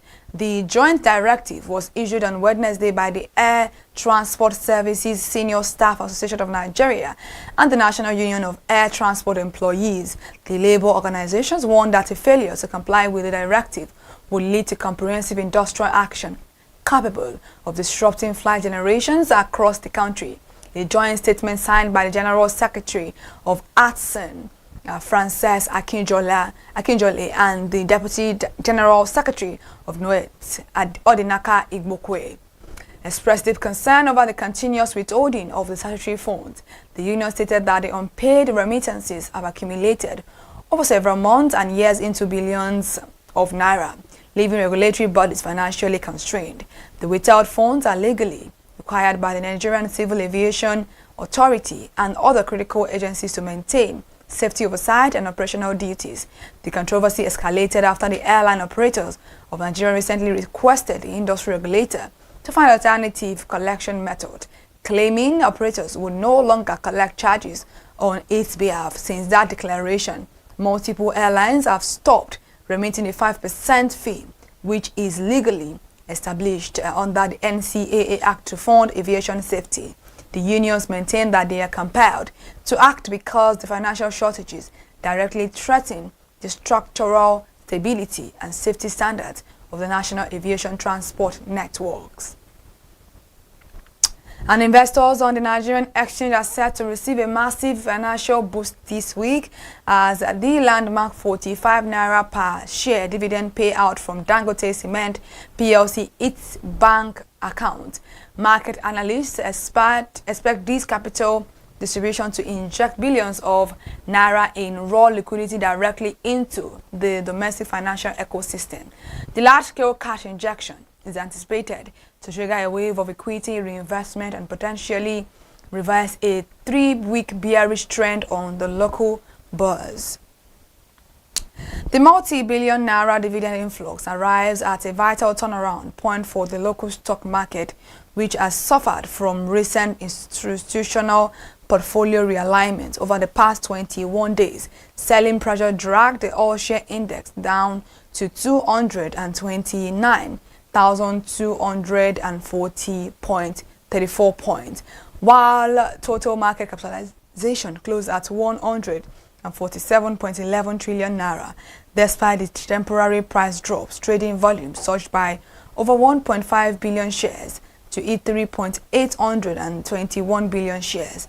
Investment desk reports there that savvy institutional buyers are actively absorbing panic sales, viewing the current low valuation as an attractive entry point. The recent market contraction was largely driven by price corrections across key industrial and economic sectors, with the industrial goods index dropping 4.93%. However, with multiple blue chip stocks sitting at fresh multi-month support baselines, the incoming dividend cash is expected to accelerate immediate bargain hunting. And electricity transmission losses cost the Nigeria power sector an estimated 2.61 billion naira during the first quarter of 2026. The latest quarterly financial and operational report released by the Nigerian Electricity Regulatory Commission revealed that the Transmission Company of Nigeria failed to meet its regulatory target. Data showed that the average transmission loss factor rose above the benchmark set by the government, meaning large amounts of generated power never reach consumers.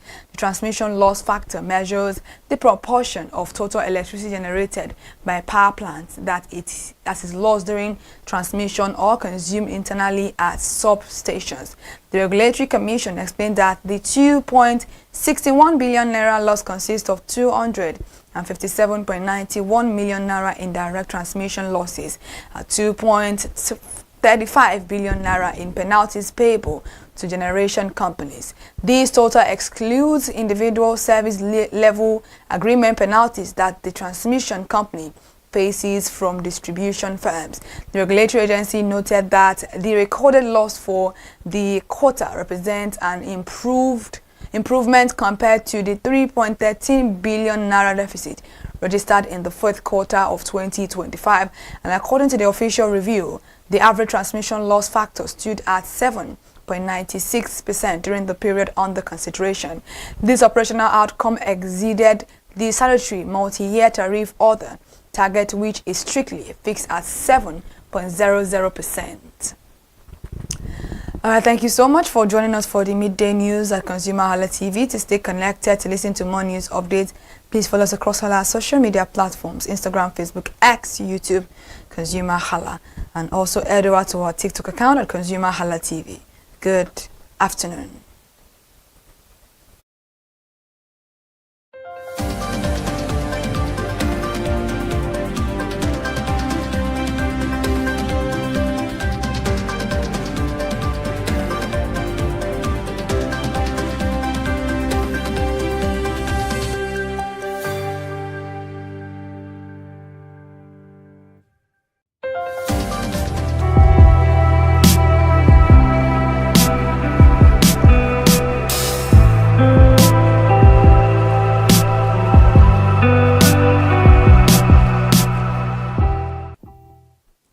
Good afternoon. Welcome to another edition of Real Estate Today on ConsumerHalla TV. You already know here we bring you real estate insights, policy updates, and consumer protection in Nigeria. I am Elizabeth Abefe. And I am Iramofe Koforola. It's always a pleasure to have you join us. Real Estate Today provides timely updates and insight into the Nigerian property market. We cover key developments in housing, infrastructure, property investments, and urban growth, helping you understand trends that impact both investors and everyday consumers. Yeah, we begin with some of the latest developments shaping Nigeria's real estate sector today, because it's very important to get to know about these insights and highlights. Real estate stakeholders have raised concerns over rising construction costs and high financing rates, warning that many housing projects across Nigeria are slowing down as developers struggle with increasing operational expenses. Industry experts explain that the rising cost of cement, steel, and imported materials, alongside high interest rates, is forcing developers to review project timelines and pricing structures.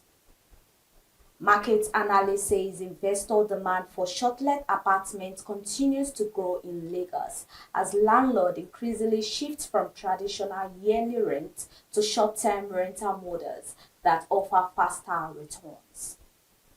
The analyst noted that business travel, tourism, and demand for flexible accommodation are sustaining the expansion of short-let markets in high-demand locations.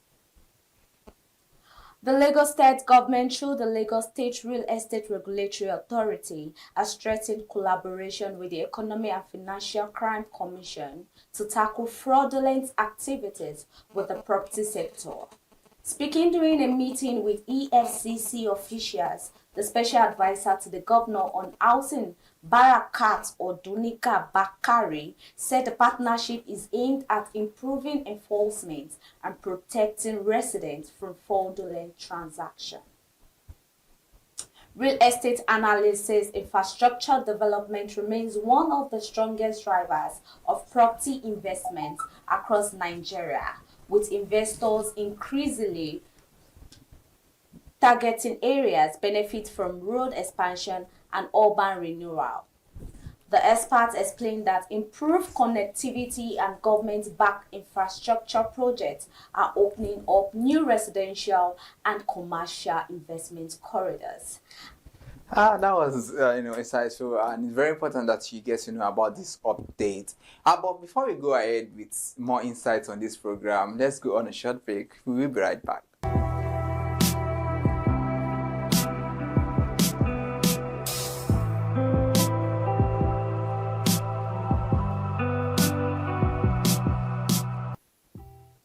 Welcome back. You're still watching Real Estate Today on ConsumerHalla TV. So let's move to some fact-based information for you. Building safety remains a major concern in Nigeria's housing and construction sector, especially with repeated cases of building collapse recorded across major cities like Lagos in recent years.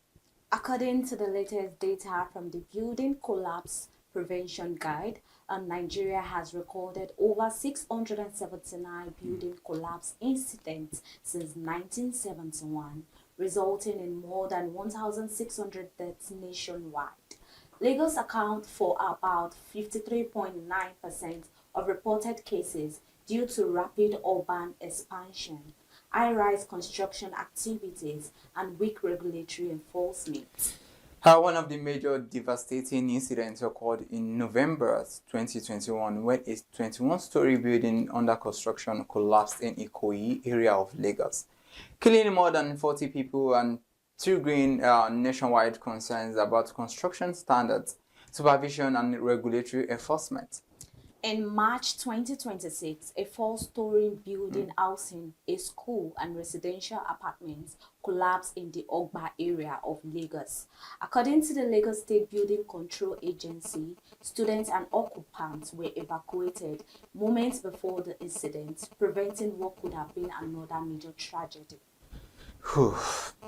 A 3-story building under construction collapsed on Saturday, May 16, 2026 in the Durumi area of Abuja, leaving at least 5 people dead and several others injured. And this was according to emergency officials.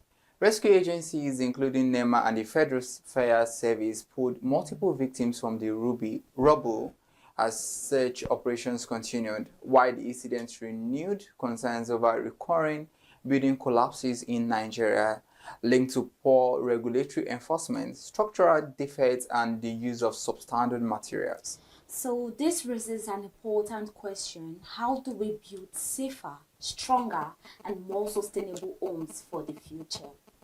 And to help us understand this better, we will be joined by a quality surveyor, a structural safety expert with experience in building construction and structural safety. We will be having Victor A. Osinaike. He's a Nigerian real estate developer, registered land surveyor, and quantity surveyor with a strong passion for transforming urban spaces through innovative and sustainable development. Is the managing director of Engrite Innovation Limited, a Lagos-based company specializing in real estate development, land surveying, construction management, and property investment solutions. All right, what a resume, or what will I say?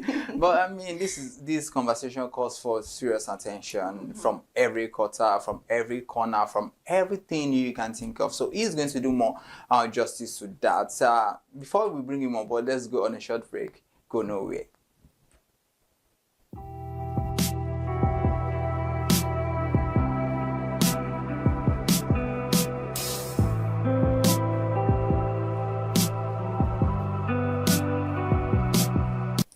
Welcome back on Real Estate Today, and joining us on the conversation right now on building safer homes for the future is Victor Osinaike, the Managing Director of Engrite Innovations Limited, who is a registered land surveyor and a quantity surveyor.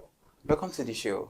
Yeah, thank you very much. All right, so let's kickstart everything on the reason we need to build safer homes and also for the nearest future.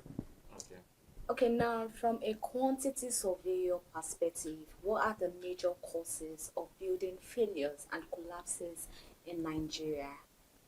Okay, yeah, from that perspective, mentioning quantity surveyor, I think the major thing is people trying to cut corners and cut costs. They don't want to do the right thing, giving people who are not qualified to do certain work elements to do. For example, if you do not give a qualified engineer to design your structural drawings, you are not going to be able to know what kind of load can work for what kind of foundation.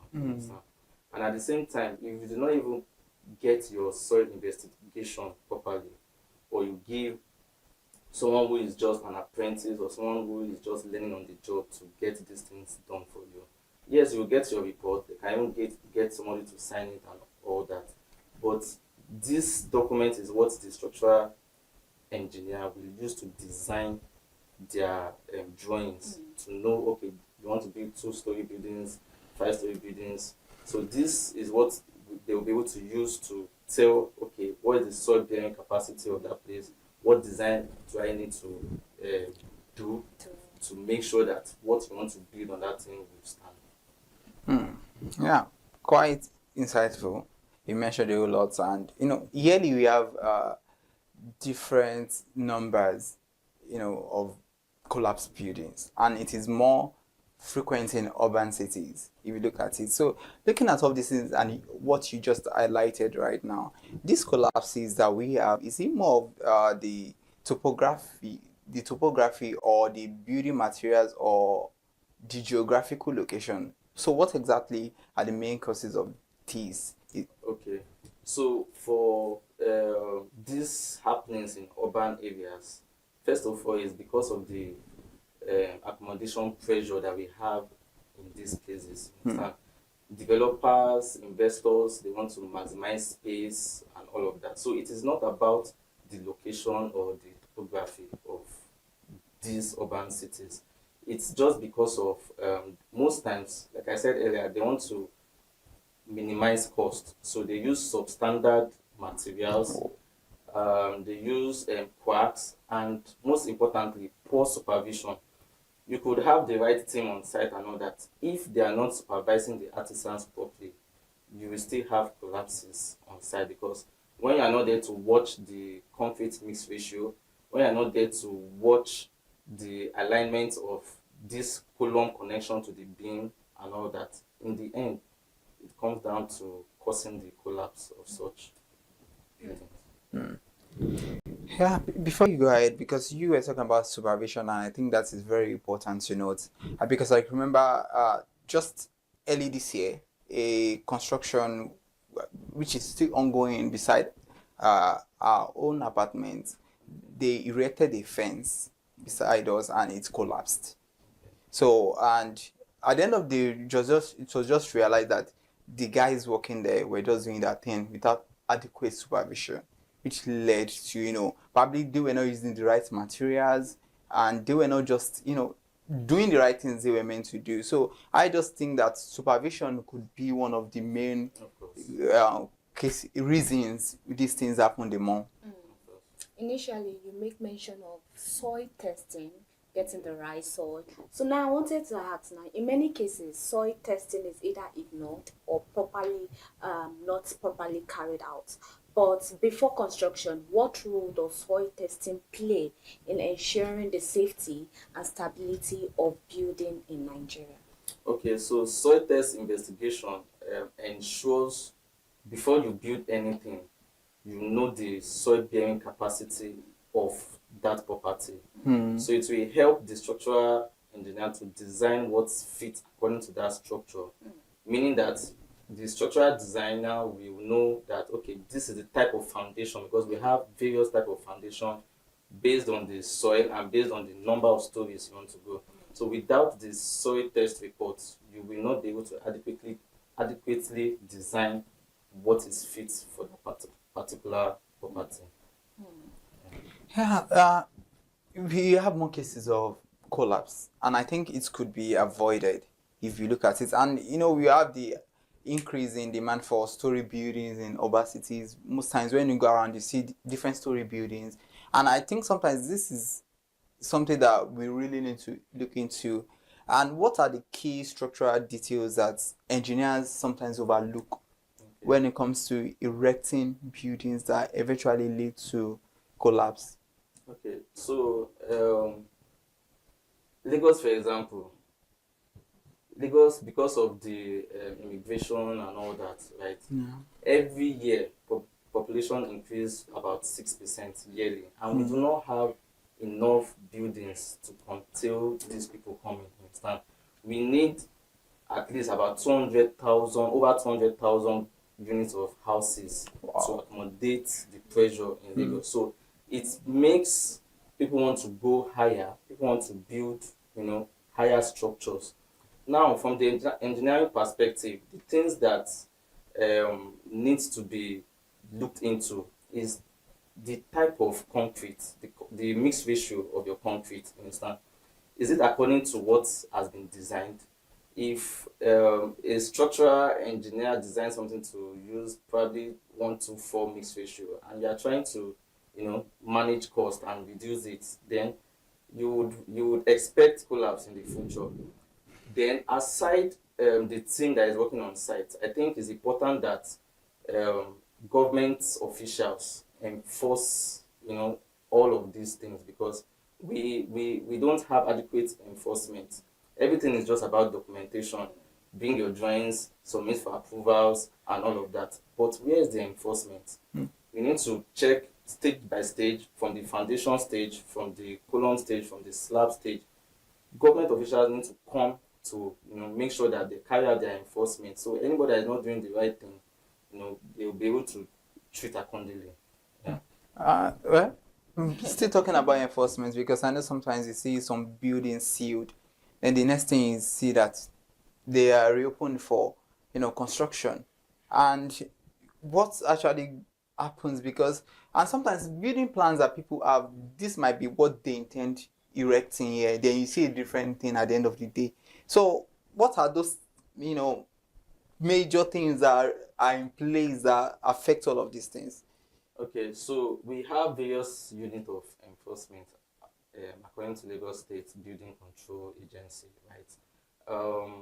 Now, when you see a building marked sealed and all that, it's probably because they have reached out to the supervising team, the engineer, whoever is in charge of that project, for their document. Because after submission, after approval of your designs and all that, you need to also provide, take for example, for your concrete, you need to provide that if your concrete is adequate enough, if you do your concrete test, your material testing, your reinforcement, your water, to be sure that you are going according to the standards. So sometimes, against coming to the site to inspect and all that, they expect whoever is in charge of that site to submit their documents stage by stage. So when they don't see that, it calls for them coming to the site to seal it up until you provide those documents.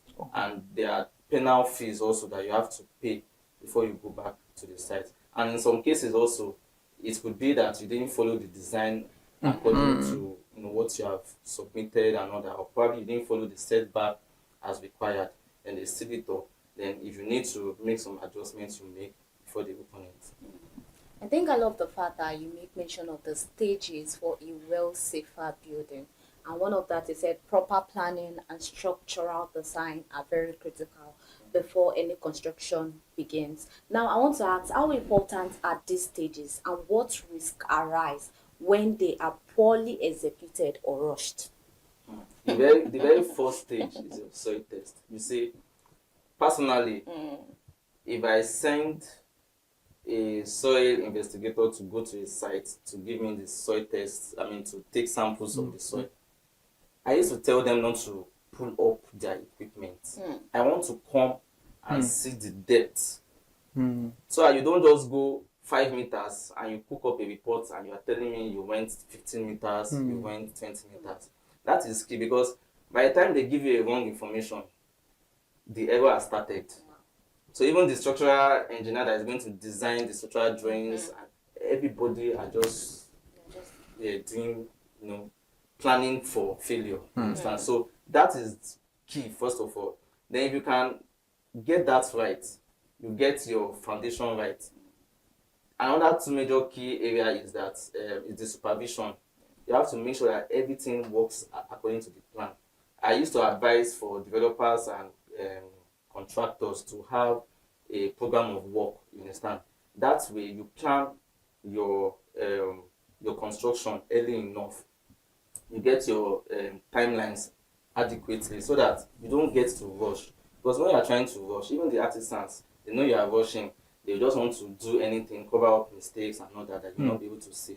And when you are rushing also, you won't be able to supervise properly. So it's good you plan each stage of your construction properly. Yeah. So it's good to have your program of work so that at every stage you even plan ahead before you carry out that work element on site. Right, so let's look at this before we come to the use of substandard materials, because it's one thing of major concern. But you talked about supervision, and I think we need to really lay more emphasis on it. You see, sometimes contractors handling 4 buildings at a time.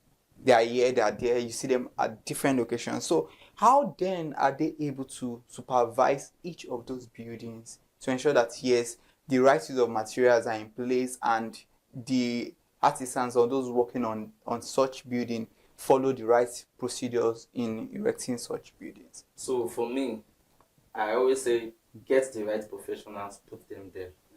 So you are just overseeing. Without those right professionals, you might be thinking you are trying to save cost and all that. But there's a saying, do it cheap, do it twice. And it might cost life if you want to do it twice. It might even I cost think life. I agree with that. You understand? So get professionals, put them in. Don't just get people that are not qualified to oversee these projects and all that. You cannot be everywhere at every time. Get the right set of team, qualified team members, you understand? Put them on the side. No matter, there is no amount of money that you want to pay them. It's going to save you a lot of costs, especially when it comes to lives. Yes, so that's my take. Now let's go into substandard construction materials like I highlighted earlier. So let us look at this practice. How dangerous is it, and what are the lasting effects it has on structural integrity? So substandard materials have a lot of effect, so negative effects on buildings, because if your drawing has already been designed to use white 20, for example, reinforcement, right? That's 20 mm, that's the thickness of a reinforcement. Now, if you go and get from vendors that sell substandard materials from you, there are some developers I say that reinforcement that they brought out from a demolished structure, they straightened it again and they want to reuse it. It has lost its strength. You understand? Wow. You can't be doing that. And for some that, because of they're trying to avoid cost, they are buying from cheaper vendors and all that. When you don't make sure that your reinforcement attains the required gauge, the structure is designed that, okay, you need one length of probably 20 mm, and what you bought as 20 mm is like 18 mm. It's not going to be able to carry the load that is coming on it.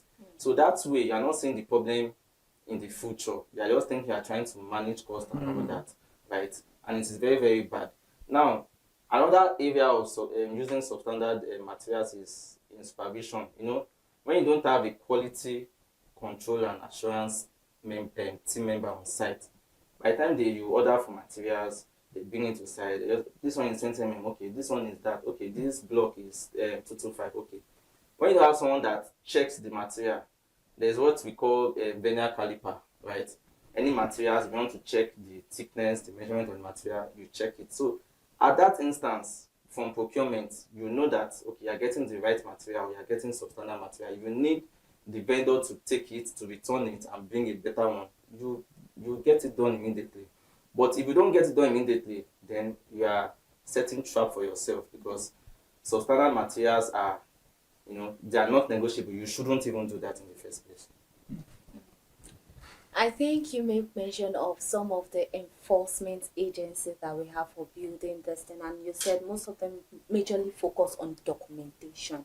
So now, even though we have multiple regulatory bodies at the both federal and state level, ensuring compliance in the construction sector, in your assessment, are there bodies effectively carrying out their responsibilities in preventing building collapse?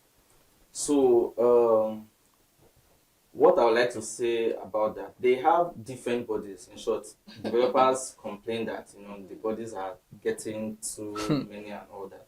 But about this enforcement, I think they need more workforce to carry out their enforcement, because we have a lot of building, under development every day in Lagos. So, and honestly, the workforce is not enough to cater for everything.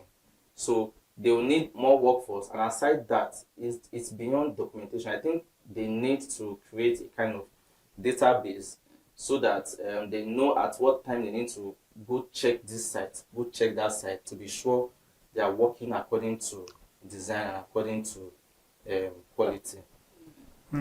So let's still look at still on this regulation, the bodies and all that, because we cannot not talk about building inspection. It's very important, and we have all of these things in place, and regulatory enforcement, which often shift between proactive and reactive approaches. So which of these should be the ideal process when it comes to us trying to tackle incidents that lead to collapse of buildings? So I think they need to be proactive.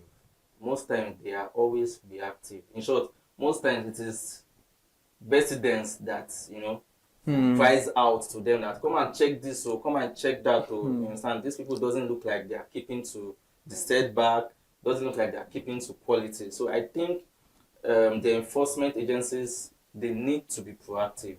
From the time that approval has been gotten and all that, they should set timelines as at when they need to inspect these properties. Hope the developers are not beginning construction without them and all that. Even I can tell you, sometimes when you write to them, I think they say you give them 7 days notice and all that. Sometimes it even goes beyond the 7 days, and you'll be waiting for them to come. So I think they should even be the one to be sending messages that, okay, according to your program of works, you are supposed to be at this stage of construction. We are coming at so time to come and inspect. They have to be proactive. That way, developers and contractors, they know that, okay, they cannot just do whatever they like. They know that they cannot use substandard materials. They know that they have to supervise adequately all artisans on site. Okay, so while you're talking about that, this came to mind, and I just want to know, like every humans, we have lifespan. Every product has lifespan. Do buildings still have lifespan? Like, for instance, somebody tell you that, okay, these buildings can last for this number of years. Then because you see sometimes people, go into renovations, they demolish and reconstruct buildings and all of those things. And then if you look at it, sometimes you see contractors or what's it called again? What do you call them? Artisans. No, developers rather. Yes, you see them erecting buildings, and within the space of 1 month, that building is like, I've seen like 3-story buildings. And I'm like, when did they start constructing this? So is there any need for a duration before you can erect any building? Does it matter when erecting buildings, and what does it necessarily involve lifespan when also erecting buildings? So as regards the lifespan, I might not be able to tell for sure, but I believe that depending on the quality put into any structure, it should be able to last even over 100 years, right? Okay. So, but over time, you need to do what they call NDT, non-destructive test, to be sure your columns, your beams, and all structural members are still intact, right? So if you do that, then it's going to tell you whether you need to erect more columns or to add beams and all of that. Now, aside that, when it comes to how fast construction should take, every work element has its duration, has its time. If you see a 3-story building being erected under a month is not safe. I can say it anytime. Thank you for that. It's not safe because by the time you do your column, it has a number of days for that concrete to achieve its strength, and minimum is 14 days. So if you are loading something on what has not even achieved, even that 14 days is just 70% of its strength. So if you are loading something that has not achieved the required strength, like expect collapse in no time. Can you imagine? So it is not safe. And most of the time, people feel like when there is money, I Yeah, don't think anything because can I've seen delay this a happen. building. Because when there is money, why should there be any delay? When you need to get this, just pay for it and let them carry out whatever they want to carry out. But now, I think the viewers at home will be listening that there are stages to all these things. It has to get dry for like some certain days and all of that. You don't just rush it. And that is why we have more collapse building around. Okay, now government inspection and regulatory enforcement are meant to safeguard, just like you said they are meant to be proactive, they are meant to be checking. Okay, safeguard lives and property. How important are these measures and what gaps currently exist in implementation? So the importance of government checks and enforcement cannot be overemphasized. Right? I think from documentation stage, there is need for proper database, and you need to gather all professional documents, not just the architectural drawing, because I think majorly they limit their documentation to architectural drawing, structural drawing. What have we again? We have the mechanical and electrical drawings. You have the survey plan. There are many other things that you need to, like I mentioned, the program of work is also important, right? Because if you see a developer that just wants to rush work, you will know from the program of work. And if a program of work has been submitted and you are building faster than that, then they need to check your work, right? So currently, after submission and all that, they always expect, so they always wait. Sometimes they even see you building and they see that, okay, you have not come to tender your document for staging and all that. They are even happy, sorry to say, because of the penalty fee they want to place on you. But I think it shouldn't be the case because it is, we are talking about saving lives, you understand? So they need to be concerned as to be checking on the site regularly. And I know that, okay, they don't have enough workforce. They might need more workforce to ensure these things are being carried out properly. Now, still talking about saving lives and construction and everything, in your own opinion, do you think many Nigerians, they really, engage qualified professionals when it comes to buildings, or do you think we still have this widespread of reliance on unqualified professionals, individuals rather, because the professional has to be qualified? Yes, so for me, I think about 70% of even both developers and private owners, they don't patronize professionals.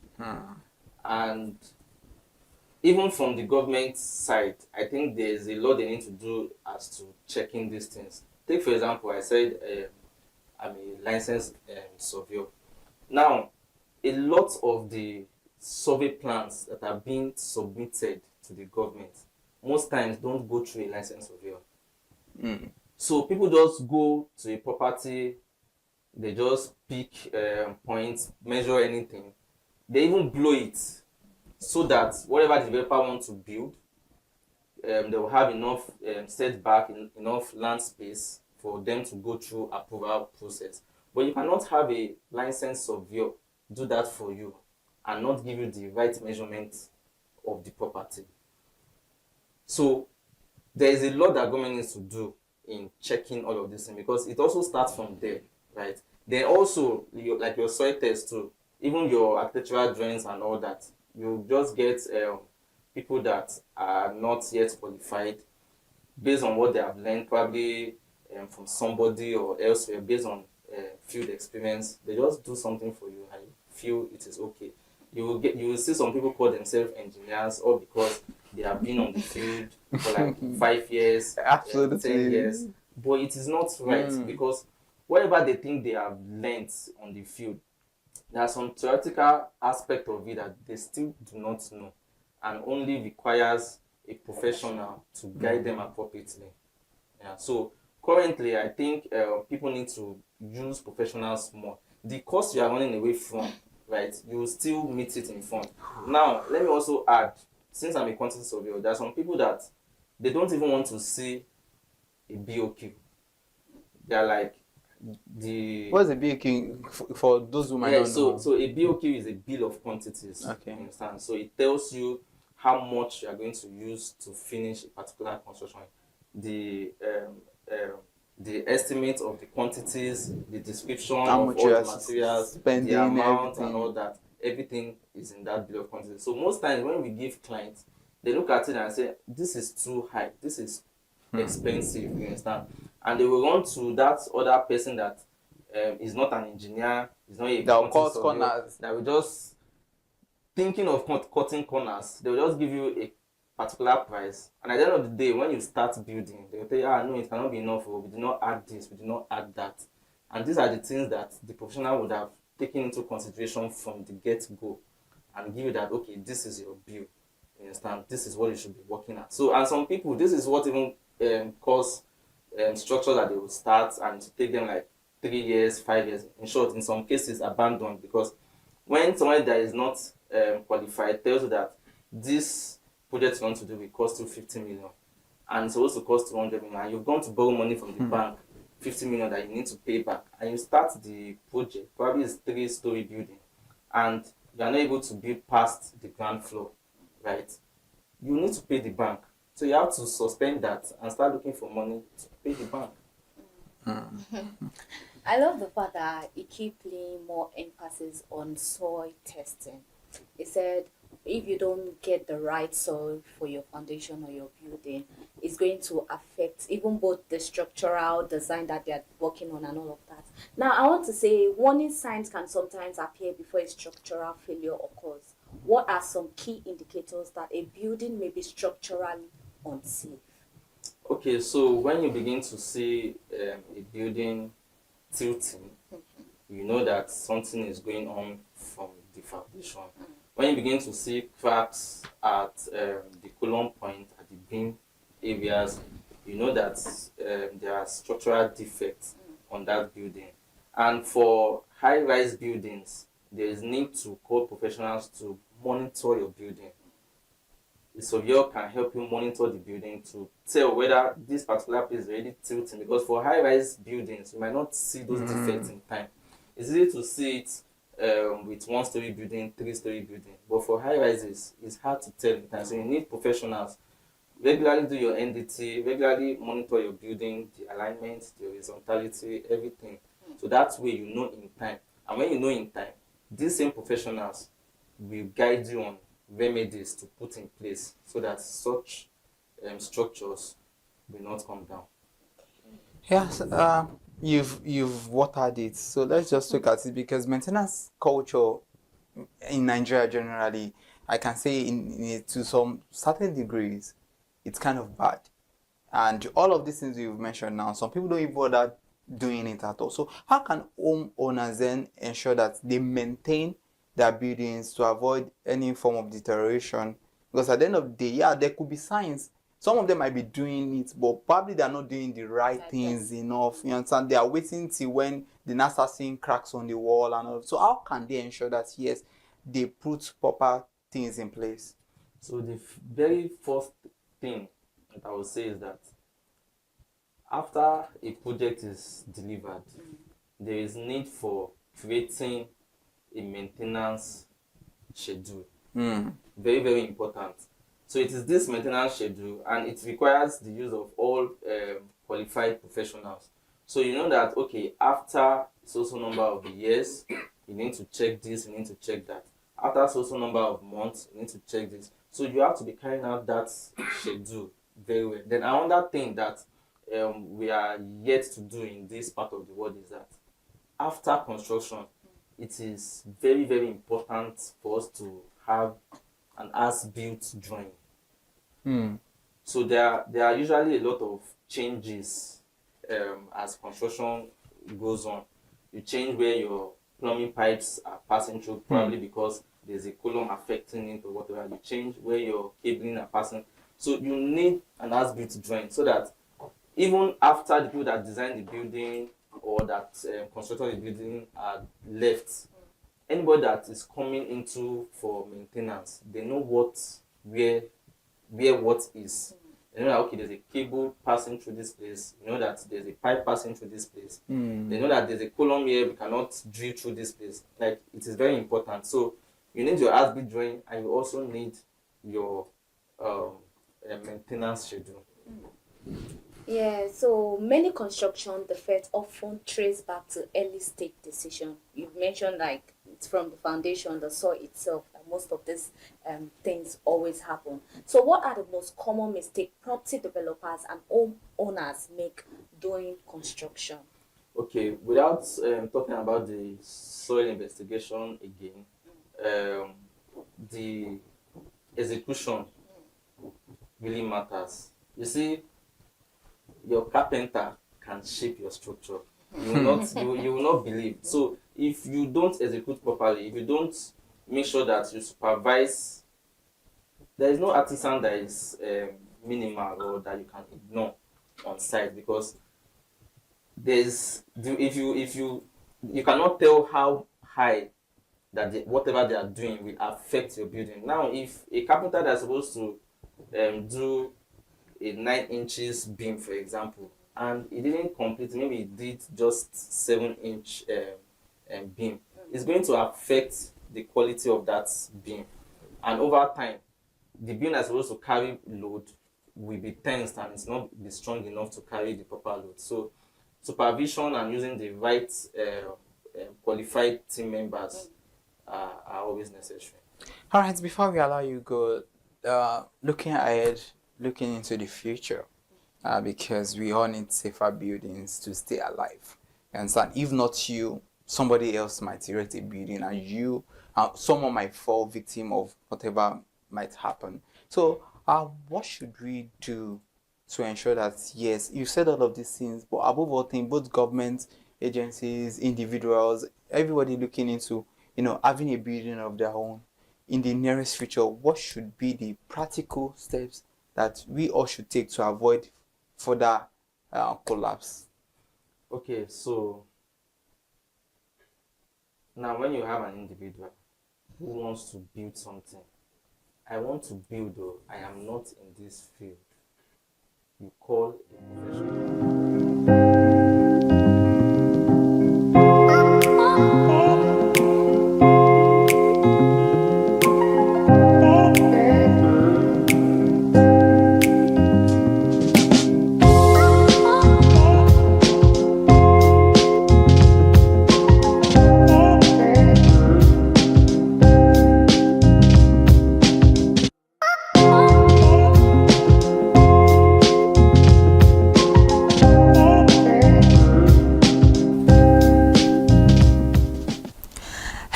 Hello, welcome to Fashion Freaks this raining Friday afternoon on ConsumerHalla TV. I am Kiki Alomo Ajibola, and today's is just a lot, as in everywhere is wet, it's so gloomy, it's so dark, but then we're here to bring a light, a spark of light back into our lives from wherever you're watching us right now. Thank you so much for tuning in to Fashion Freaks on ConsumerHalla TV, and if this is the first time you're seeing our faces, my face, before I introduce my colleague, you please follow us across all our social media platforms: Instagram, Facebook, X, YouTube, ConsumerHalla, and also head over to our TikTok account. Run to our TikTok account at ConsumerHalla TV to also give us a follow right there for you to have, insight and also beautiful content regarding consumers in Nigeria. But today I'm not alone in the studio. Whenever it is Fashion Freak O'Clock, I always have somebody with me in the studio. But this particular person is not just somebody. She's going to be a permanent face when it comes to Fashion Freaks. I know we are all we're all familiar with Matilda Omenaye, but she's not in the studio this afternoon. A little bit under the weather, but by next week, 3 of us, beautiful ladies of ConsumerHalla TV, are going to be here to give you conversations and what is trending in the world of fashion. Elizabeth. Welcome to Fashion Freaks. Clock it. Clock it. Good afternoon, everyone. My name is Elizabeth AZ. And trust me, Kike has been doing amazing with this show. If your fashion sense is not upgraded and you're on this show, you are wrong. I don't know. Tell them you are very wrong. I picked interest from this show because of the things she has been putting on. So Kike is amazing. Thank you so much. This is the show for her. So thank you. Hey, Kike, I wear you your crown. Give me my flowers, my gardens. This is your crown. Thank you so much, my love. Thank you so much. And I hope you enjoy the program from now on. And it's not just my show, it's now our show. Okay, Thank you and Matilda Amena. And I can't wait for all of us to be here to give insight, because I know you ladies are just very, very spectacular. But then thank you so much for joining Fashion Freaks. And this is Elizabeth, as you already know. Now we're going to go into the conversation. What do you think of the fashion that you saw on the internet this past week? Starting from Monday, it's been so dry to me, but I'm I telling don't you. know. Well, I don't know for you, but from Monday, people have not been giving it hot. Just as of yesterday, last night, I saw the internet saying about Anita Joseph and Caramel. You remove head, you put my head, you put my body. I don't even understand. On top suit and pants. Exactly. On top suit and pants. I say, if I thought the outfit was that spectacular, maybe we'll have a conversation about it. We'll have a conversation on top suit and pants. And she apologized. So that last week is just, this week I would say it's been boring. Yeah, I think it's for the past 2 weeks now. We're having a dry spell on the internet. A lot of people have not been, taking beautiful pictures. Nigerians, we are people that love to wear fashionable outfit, but then it's been really, really dry. Did you follow up with the Omotara Johnson's movie premiere? No. What do you think about the? I have a little bit of the fashion here. I can't wait. It's not really. I didn't really see what it wasn't really giving the fashion sense, because everybody was just very, very cool, just there. But some people, like came, they hate and left no crumbs, my dear. I can't wait. Let's take a look at our first video before we jump into the scoring. And just in case you don't know, we give a score. I give my score over 10, and Elizabeth gives her score over 10. Please, I'm so stingy with my score, please. My girl, that's why I love you. Please. Say it unapologetically. So please. Exactly. Let's take a look. Let's go. Ooh. Now, I don't know if you know that Simi is one of my absolute faves. Yeah, I've noticed. But then, you can be very blunt, because I am also very blunt when it comes to fashion sense. But then Simi is somebody that, she's Gen Z. Obviously, she knows how to put together outfits. She's really, really, she's a stunning lady. I promise you, I saw this lady, I think about 3 weeks ago. I think she even posted the video already on her social media. I don't know if you've seen it. Maybe when we go upstairs, you go and see it. And then this lady, oh my God, pictures are not doing her justice. It's not because she's my fave. She's absolutely beautiful. She's gorgeous. But let's take a look at this outfit. The legs are legging. Exactly. You got me there. Legs for days. Just give me the legs. The legs are so beautiful. These legs. You got me there. This is so beautiful. I love it. I love the air. I love the accessories. I feel like the outfit already has its own embroiderment, so the hair and the accessories just complement it so really well. And the blonde suits her skin. The yellow, I don't even know. The yellow, oh God, can you just pick so that you're taking everything away from me? Talk, my love. So, the shoes, the bags, and the hair gave it all. I'm telling you. The outfit has its own colors. You can see there's a touch of yellow inside that gown that she's putting on. So it complements it. Yeah, Simi got us there. And the background. Take it, it's so beautiful. She's already the star. Yeah. So the background is just so epic. I love it. I think it's a very cool outfit. I love it. I don't know where she wore this to, but I don't know. I think she wore it and then she took pictures with her husband. Okay. Yeah, but I don't think I have a picture with her husband. But then they wore it to somewhere. I cannot remember where they went to. But then it's really, really beautiful. I'm going to give this look an 8.5 over 10. I'm giving it a 7. A 7. All right, let's move away from Simi, Soya, and let's see another beautiful one. Okay. Oh, same Simi again. Same Simi, and I think this is one of our collections from Simi Define. Yeah. And this is. Do you know what this outfit? What is it giving to you? Should I give you a shocker? I don't think you will ever guess what this outfit is really. Please help me. It is Iro and Buba. Buba? Yes, and Iro.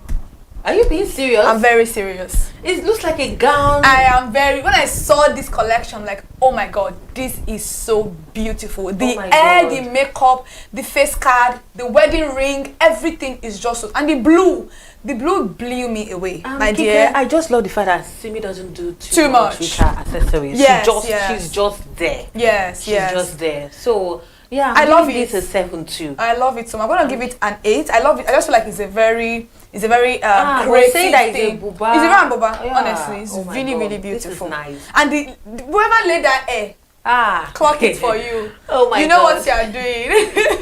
Let's move away from Simi Sonia and let's see another beautiful one. Okay. Oh, Lamborghini!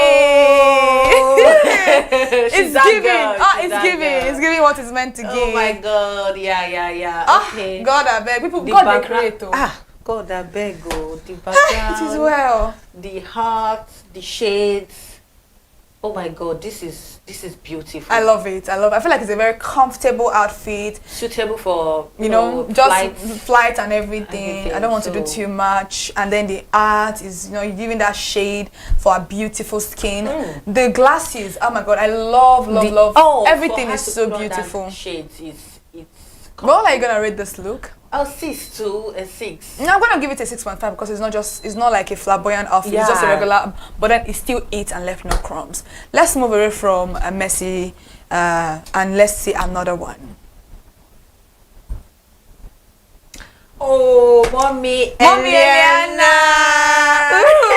First of all, my favorite thing about this look is the platform that she's putting on. That platform is so beautiful. Oh my God. I love the flowery pattern. The bag. The bag is also very beautiful, and I love the shirt gown. I think it's just very stunning. Yeah, it's a shirt gown. It's a gown, but then it has buttons. It's just very beautiful. And then the I feel like everything just suits itself so much. People are beautiful. People are beautiful. Mommy Eliana. Oh. Okay, this is a 6 from me.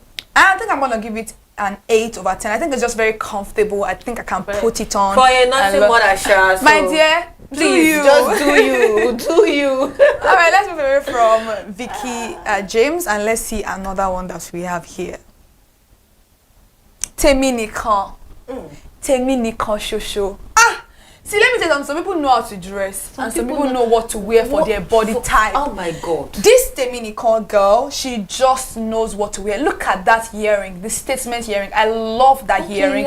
It fits the blue on her neck. The neck, oh my God. Okay, and that stuff on the neck comes with the gown as well. Yes, it comes with the gown. And then the fact that the jewelry stack is just so beautiful. And the shoes too. Yes. It's just plain. Yeah, because let me tell you something. I feel like brown fits dark skin people so much. Yeah, you always say that, and you are proving it. I'm telling you, it complements their skin so much. We don't need to do too much as dark in complexion. Yeah. Sometimes I feel like gold. You've been proving that. Oh my God, I love the jewelry stack. Oh God, and the environment where she took the. I always say that. Look at a snack standing in front of a snack. This is come and hit me. Come and hit me. Oh my God. And her legs are very stunning also. The legs. Oh God, I'm giving this an 8. I love it. I'm gonna give it an 8 over 10. I love it. I love it. Yeah, and I love the hair. I love the hair. The hair is just so beautiful. I feel like the outfit is not doing too much. The makeup is not doing too much. But then she's saying,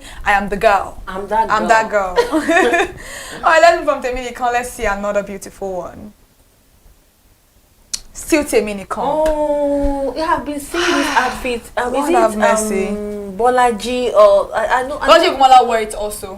Exactly. Yeah, she also wore it. Exactly. Yeah. I saw that outfit on Instagram. This is so beautiful. This is so beautiful. Look at her. She's tall.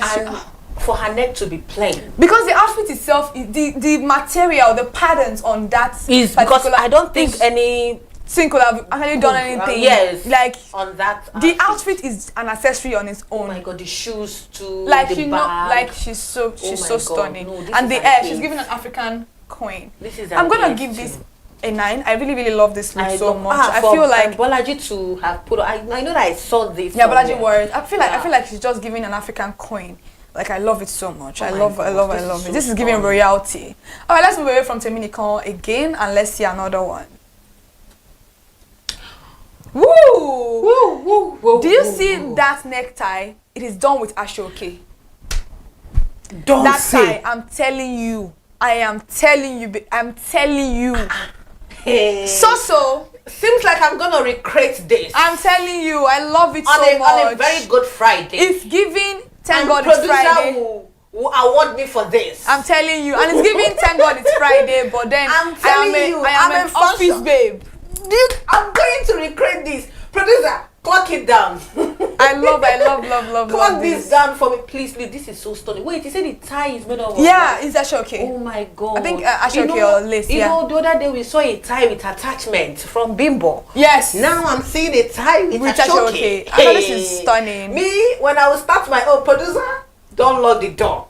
No, it's even fashion free. You're allowed to wear anything for fashion free because this is giving. Oh my God, this is. So oh my God, this is so beautiful. And I love a pointed shoe. I feel like it complements the look so much. The look, because the down floor of that pant is. Yes. Oh God, have mercy. I love this. This is an 8.5. I'm gonna give it an 8. A corporate body. A corporate body that she is. Yeah. Clock it. An 8/10 for me. I love it. I love it so much. Now let's move away from so and let's see another one.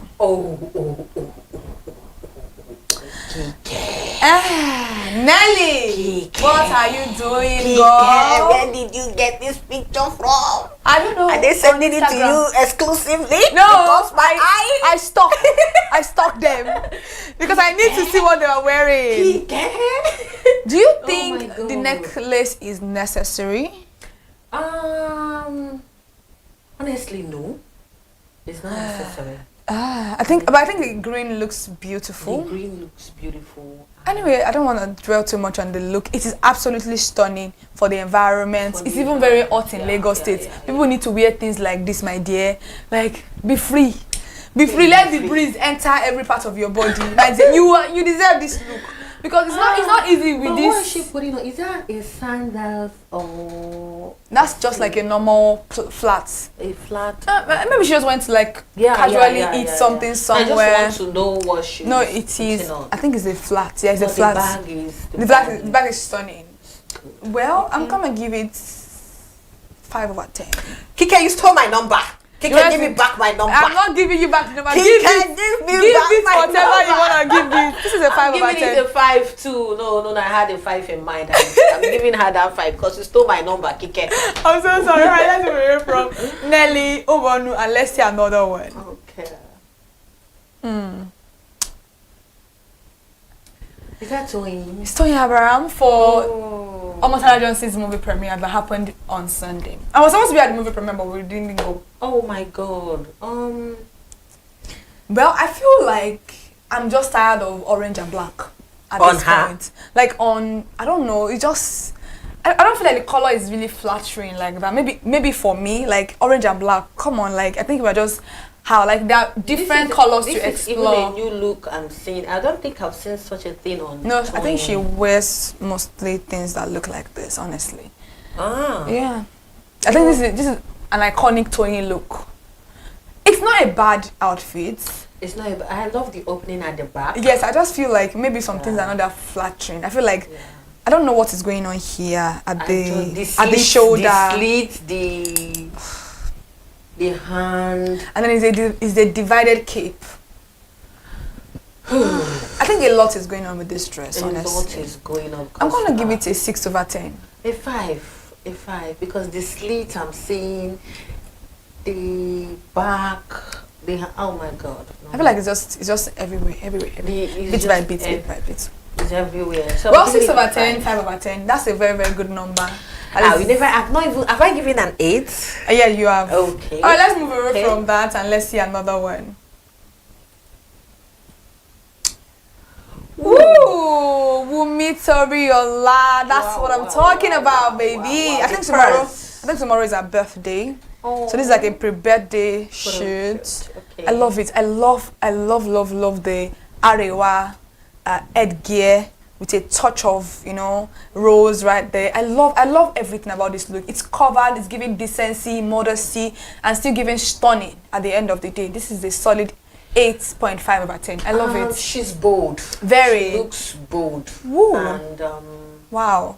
I love the purse because it complements both the outfit in and a way. Yes. Yes, and the white I think we are done with the fact of matching everything to color. No, exactly.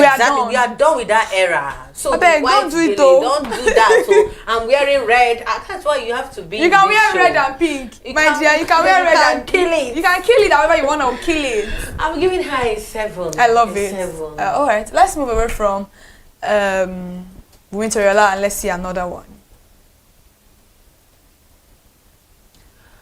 Eniola Badmus. First of all, let's take a moment for the stack of jewelry on her neck. They are stunning pieces on her neck. Do I like the way she stacked them up? Maybe, maybe not, but then it is really, really cute.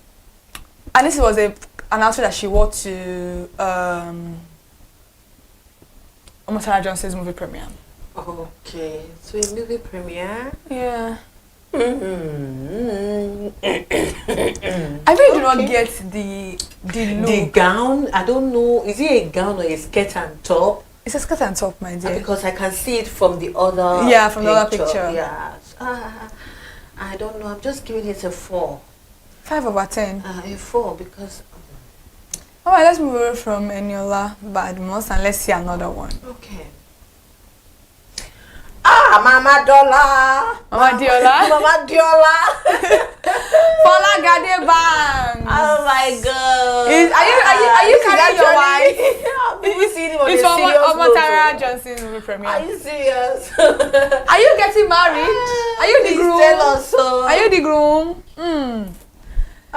This looks... it looks nice. This looks it's nice. okay. I love the down part of his trousers. Yeah, I feel like it's just very, very stunning. I don't know what they did there, but it's not just plain. Yeah, I think probably it worked on it.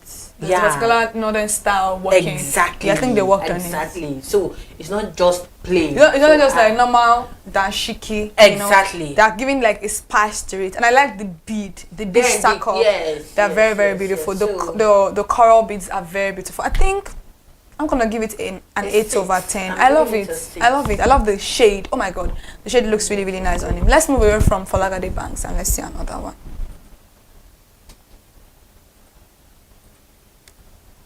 Hi. Carry me, they go. Carry me, if I rate you well, will you come for me? Oh, Lord have mercy. God the creates. Producer, I don't see who I go take replace you. Look at how fine this man is. Oh my God, I've not seen any wedding band. So sad. No, there's no wedding band though. John Kanye is very, very much single as far as I'm concerned. I'm going to rate you, then you rate me. Hey, Chimo. Look at that very, very. And for the fact that he's barefooted. Like he knows what he's doing. It's God, good. man, you're so fine. I love. Look at the neck. Can you see that necklace? Tiny, very dainty, very tiny. Like you can't even see it. Oh my God, my dear, this is a 10 over 10 for me. I feel like it just everything just suits. This is. I love the shorts crop top, the crop suit wraps it. Oh my God. I'm giving it a 9. I'm giving it a 9. A 9. 10 over 10. With your face card, it has to be a 10 over 10. Oh my God, fair guys. And I think it's better. Go and knock your head somewhere. I think his birthday was a particular shoot. Oh my God, no, he killed it. No, it's really, really nice. All right, let's move away from John Ekanem and let's see another one. Okay. Enioluwa. Enioluwa, his birthday was also is it day before yesterday? Yeah, happy belated birthday to Enioluwa. And it looks really cute. I feel like pink is just Enioluwa's color. It always suits him so well. And this guy is so beautiful. Look at his teeth, the dentition. No, you can be beautiful regardless of your gender. Okay. You're beautiful. It's such a gorgeous boy. But I just think Eni is always on shoot. Most it's times. It's not just something. It's something regular for him. It's Eni. I know, right? I think I'm gonna. But the look is fine. The fit is really, really nice. It looks good. I love the photo shoots. I love everything. The stuff. The brooch. Yeah. Yeah. I think I'm gonna give this an 8 over 10. I love it. Happy birthday, Eni. A 6 from me because. All right, let's move away from Enioluwa and let's see another one.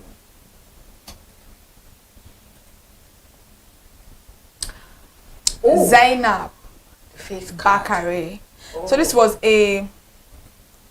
an outfit to you can take a look at it. This was an outfit to Omotsara Johnson's movie premiere. She's an actress, a Yoruba actress. I don't know why that video is not playing all through. But then because you need to see the back and it's like a straight gown and the downer has like a little flare like this. Okay. I don't know why it's not playing all through, but then I think for me I'm gonna give this look a 6 over 10. I feel like it's just 6. Too much. Alright, let's move the makeup. Yeah, let's move away from Zainab Bakare and let's see another one. Oh, Toke Makinwa. Leg for days. I'm telling you, they are just having us legs this period. 7 over 10. A 6. Oh, let's move for Toke Makinwa and let's see another one.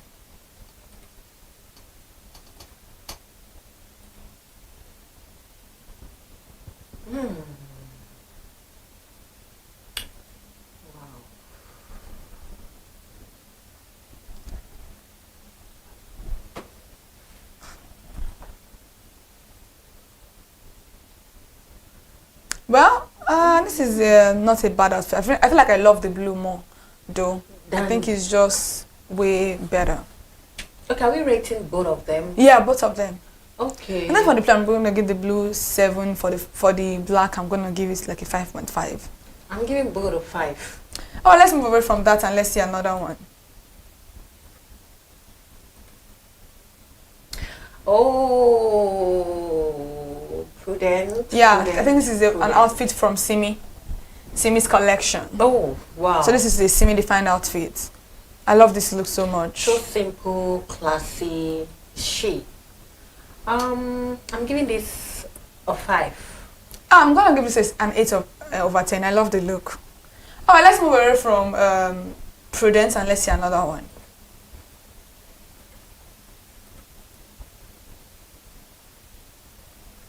This was like an outfit to Mosara Johnson. I don't know why this outfit is this. I really don't like this look that much. I just feel like it's just too plain. Like it's not even giving a premiere. A shirt gown. I don't know. Honestly, I'm gonna give this like a 3 over 10. I really don't like the look that much. A 4. Let's move away from Fetia Williams and let's see another one. Oh, Prince. That's Prince, right? Yeah. I don't know why the videos are not playing that much, but this is a very stunning look. It's a solid 10 over 10. I can't even see the complete fit. It's really nice. But the detailing I can pick from the little video and his hat too. The cap is... Trust me, this is a 10 over 10. It's a very beautiful look. Are you being serious? Yes. And I don't want to rate it without saying it because I don't want to be dragged. I feel like this is such a beautiful masterpiece. Absolutely stunning. Okay. I'll give it a 7 because I can't even see the complete fit, but following from what Kike is the queen of fashion. My dear, this is a 10 over 10. I promise you. Kike, this look is so beautiful. After this show, I'm going back to this. No, I'm going to show you after this. I don't know why it's not playing. I'm going to show you after this look. This is a very, very beautiful look. Okay. It's a stunning look. Let's move from Prince and let's see another one.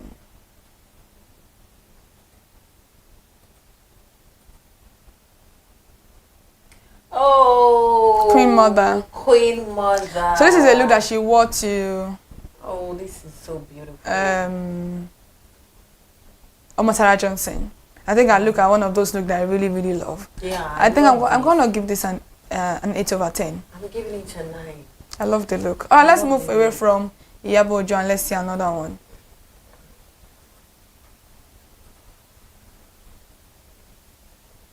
Timini.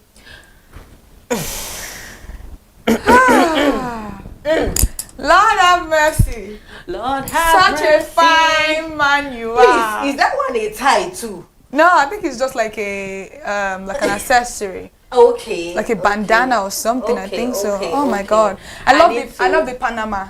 The Panama head, the Panama cap. I love the baggy. It's giving 80s. It's giving 80s billionaire. Yeah, bro. This is so pretty. I love the shoe. Oh my God, yeah. I feel like everything just complements each other with this look. I love it. When he comes to look, Timini knows how to. He kills it. He kills it. So Timini, I'm giving you a 7. I'm gonna give this look a 9 over 10. I really love the look. I feel like it's just very stunning. It's giving grown man. Timini is grown, but then it's a Gen Z millennial. Oh my Let's God, wait from Timini. Let's see another one.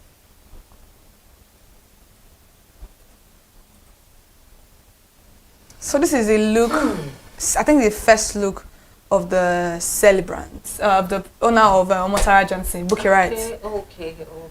Well, I think I love whatever is going on her head. Whatever is going on, I love the fan purse. of it. The purse is really, really fine. Do I like the gown, the down part? part? I feel like it's not well structured. It's not well structured. Yeah, it's not well put together. Oh God, I'm messy. I think I'm going to give this outfit would have been better if maybe like the down was well struck. I don't even know what's going on. 7 over 10. A 6. Let's move away from Mommy Bukirat and let's see another one. By the way, Omotara Johnson, I think it should be in the cinema today. Please go watch it. I'm very, very sure it's an amazing movie. It's a return of Omotara Johnson. Okay. Miwa Olorunfemi. Ain't you a gorgeous, gorgeous girl? Okay. I feel like it's something I can wear. Yeah. Like it's very, very stunning, well put together. I love the bag. Simple. Yeah. The shoes are there. God, beautiful. Oh, this is a 7 from me. An 8 over 10. I love it. Let's move away from Miwa Olorunfemi and let's see another one.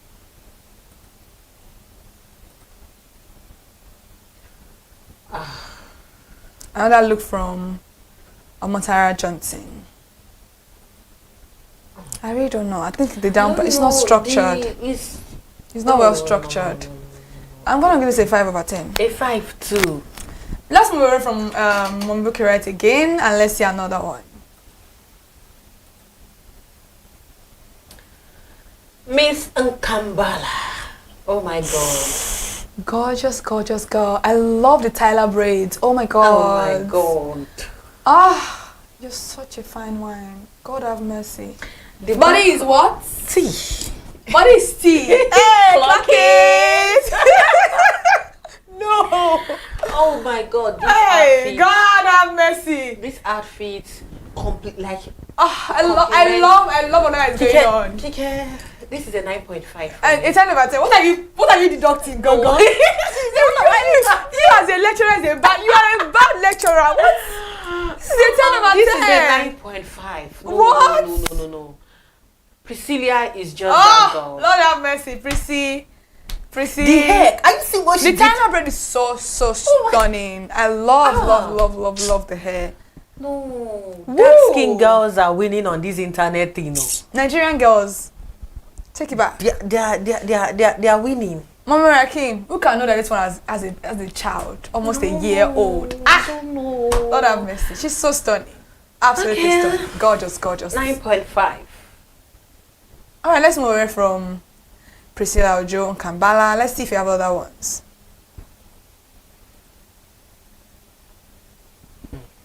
Uzi Usman. Oh my God, it's part of the cast of Omotara Johnson, and I think I love this look so much. I love this look. It's a blue color. It's a blue color. Yeah. Okay. I love what he did. Yeah.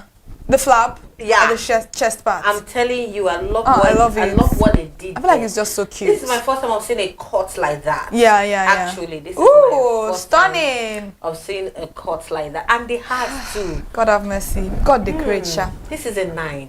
Cause I think I'm gonna give it a 9.5 over 10. I love it. Well, let's see if you have other ones.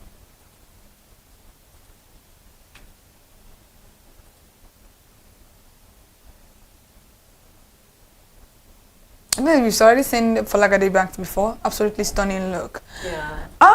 For today, what is your favorite look? I have mine already. So far, so good. Priscilla and Usman. Usman's look? Yeah. Well, so far so good. I love Priscilla's look so much, and I think I also love Prince. Prince's outfit is really stunning. Honestly, I need to see that. Don't worry, let's go. We're gonna see it. Prince's outfit really is need to also see that stunning. video, and I honestly. think there's a particular person I'm trying to remember. I'm trying to remember the person. The outfit is also very stunning. But then it's really cute. It's really cute. I love those two looks. Priscilla Ojo, take your flowers. Absolutely she's stunning. always topping the car. Absolutely stunning look. And today's conversation is really nice, beautiful, just taking out pictures. And I hope next week you're really ready for us. I'm really ready. And then people should blast the internet with good pictures. Exactly. Let's see what people have for us so that we can, check it out and see what people are wearing. It's very important to actually see pictures. Exactly. At least with Nigerian current situation, if you see fine pictures, we'll be fine now. You'll be happy. Abina, thank you so much for joining us for Fashion Freaks this afternoon once again on ConsumerHallaTV, and I am Kikeloma Ajibola. And I am Elizabeth AZ. And don't worry, next week I'm very sure I, Matilda, and Elizabeth, we are going to be here to give you beautiful reviews and also pick the outfit of the day for us. Thank you so much for watching, and I hope to see you next time.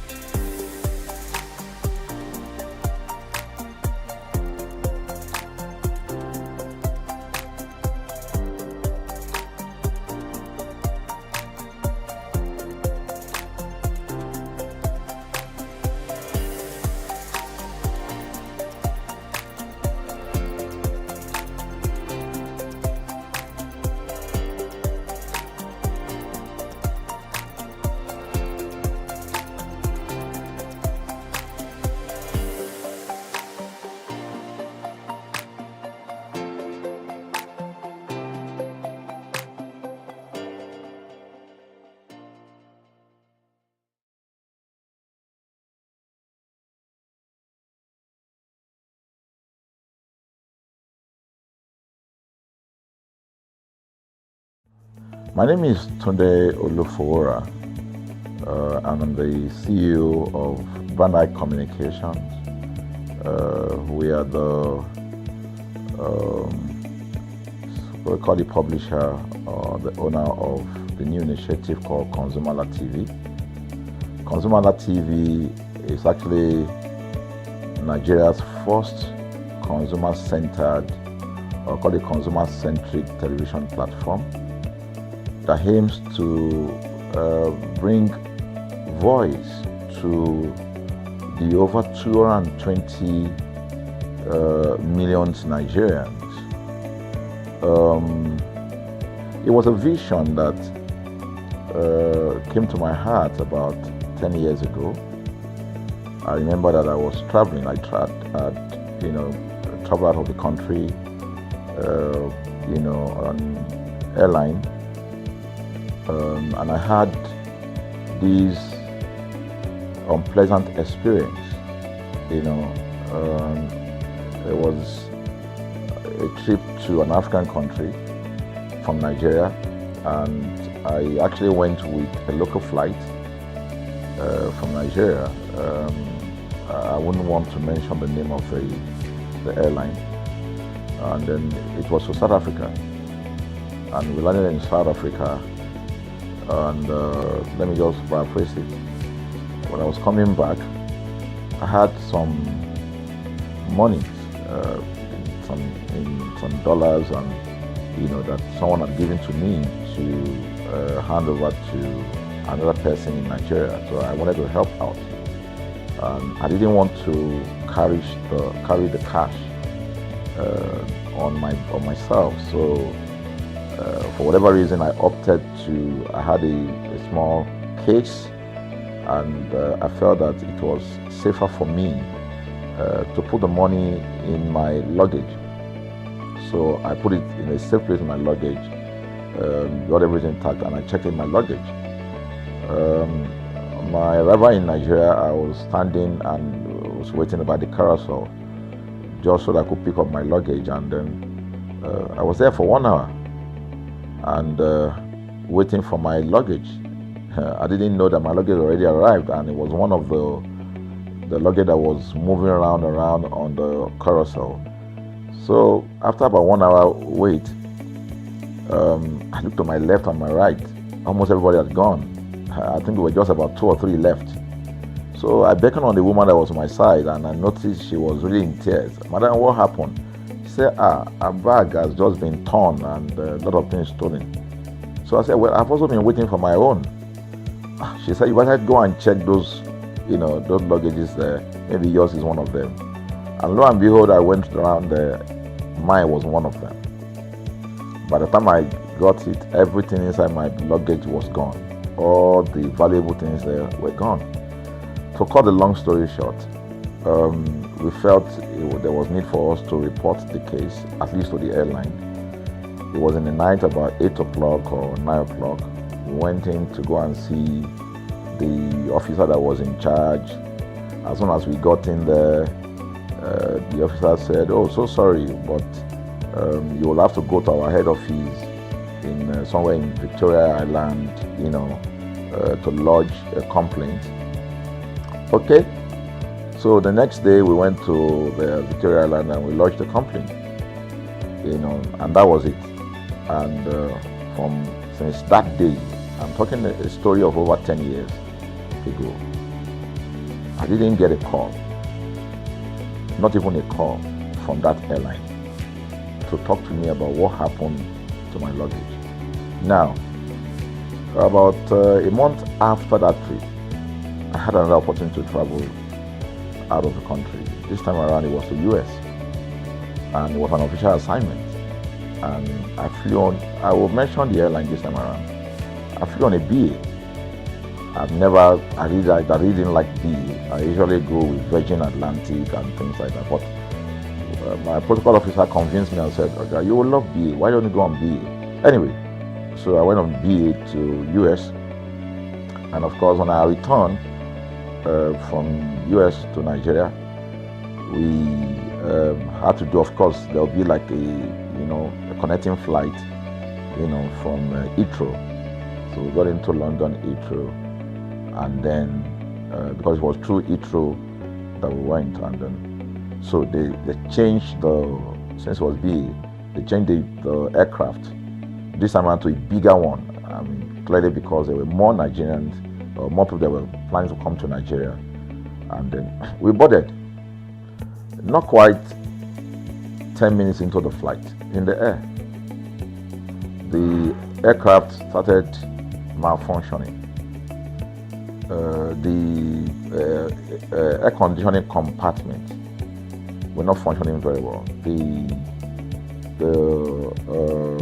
I was on what you call business economy.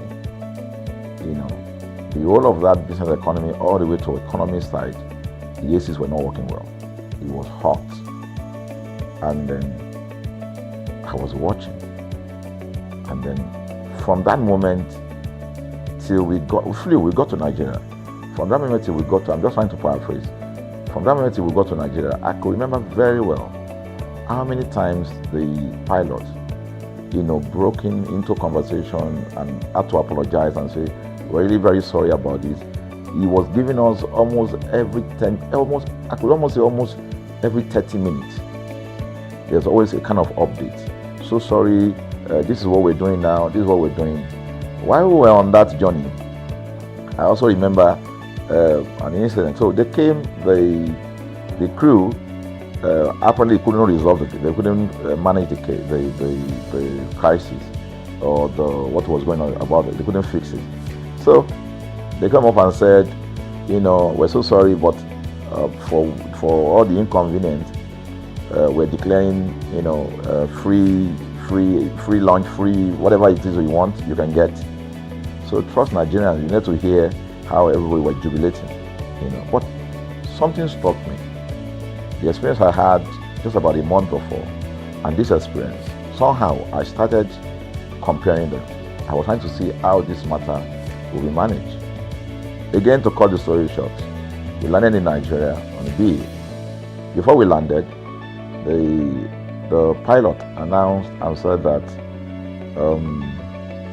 for the inconvenience, they will be giving a voucher of £50 to everyone that flew on that aircraft. I thought it was a joke.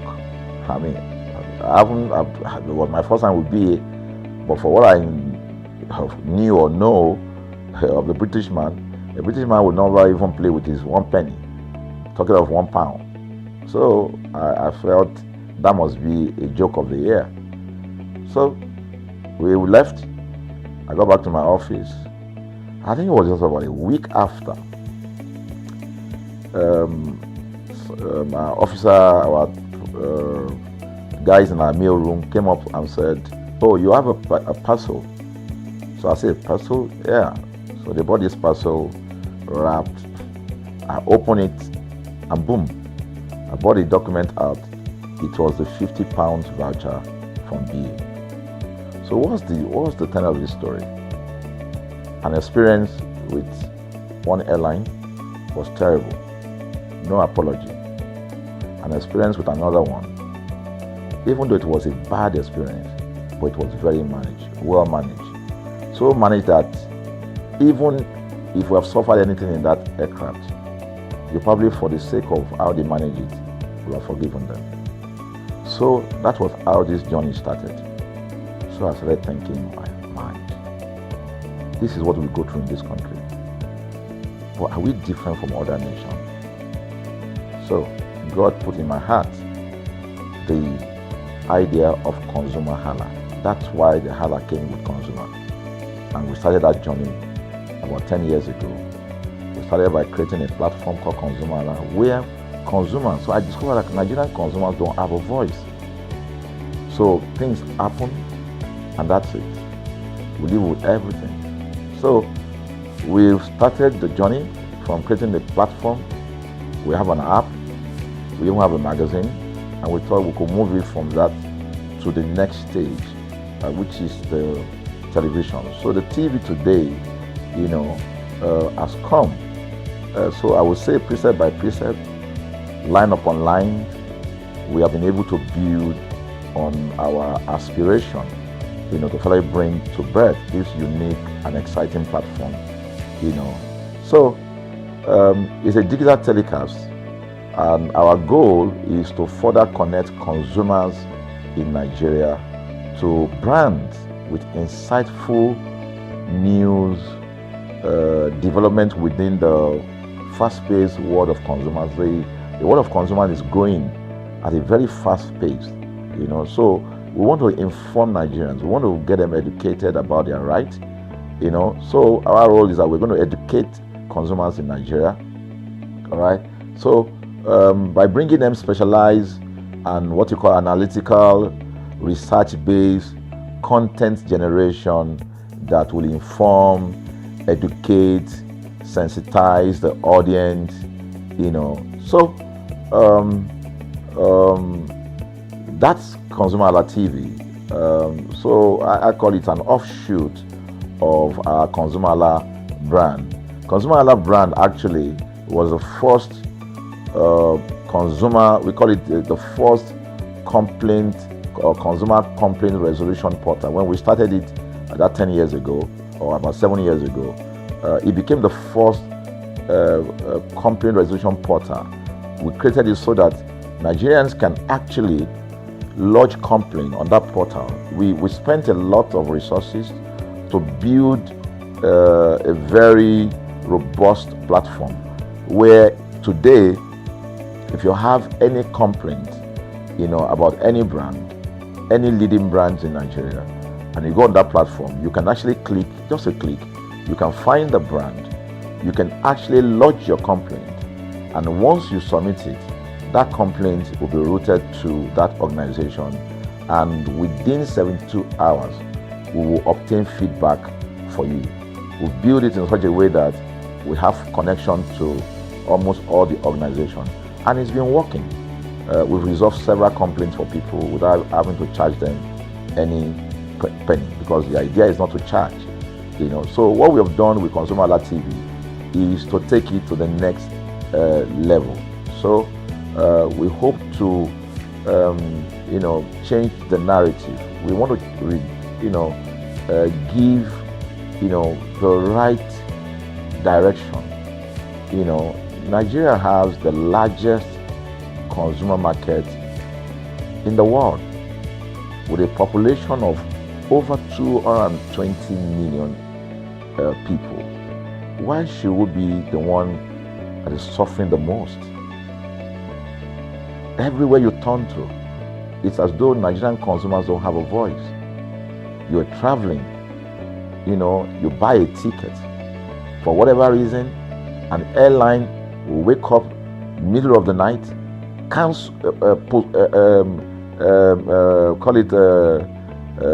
delay the flight for whatever reason, and then you'll be waiting at the airport for hours. You'll be there for 2 hours, 3 hours, no any explanation. Then while you're there, they can even wake up and say, oh, flight has been cancelled. So everybody carry their luggage and go home.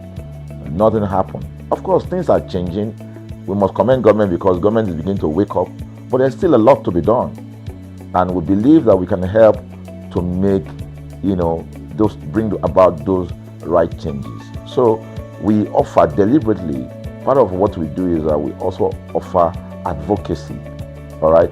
We're not just an advocacy organization, but we offer advocacy. We have a legal team, we have lawyers that are registered on our platform, all right, that can also take up cases, okay? So, and we've taken up many cases like that, and won those cases. So, ConsumerHalla is a platform to help consumers to, we're not fighting brands, but rather we say we're bringing about an amicable, resolution of conflict, such that it will be beneficial to the consumers and also be beneficial to the brand. I remember the word of Jeff Bezos.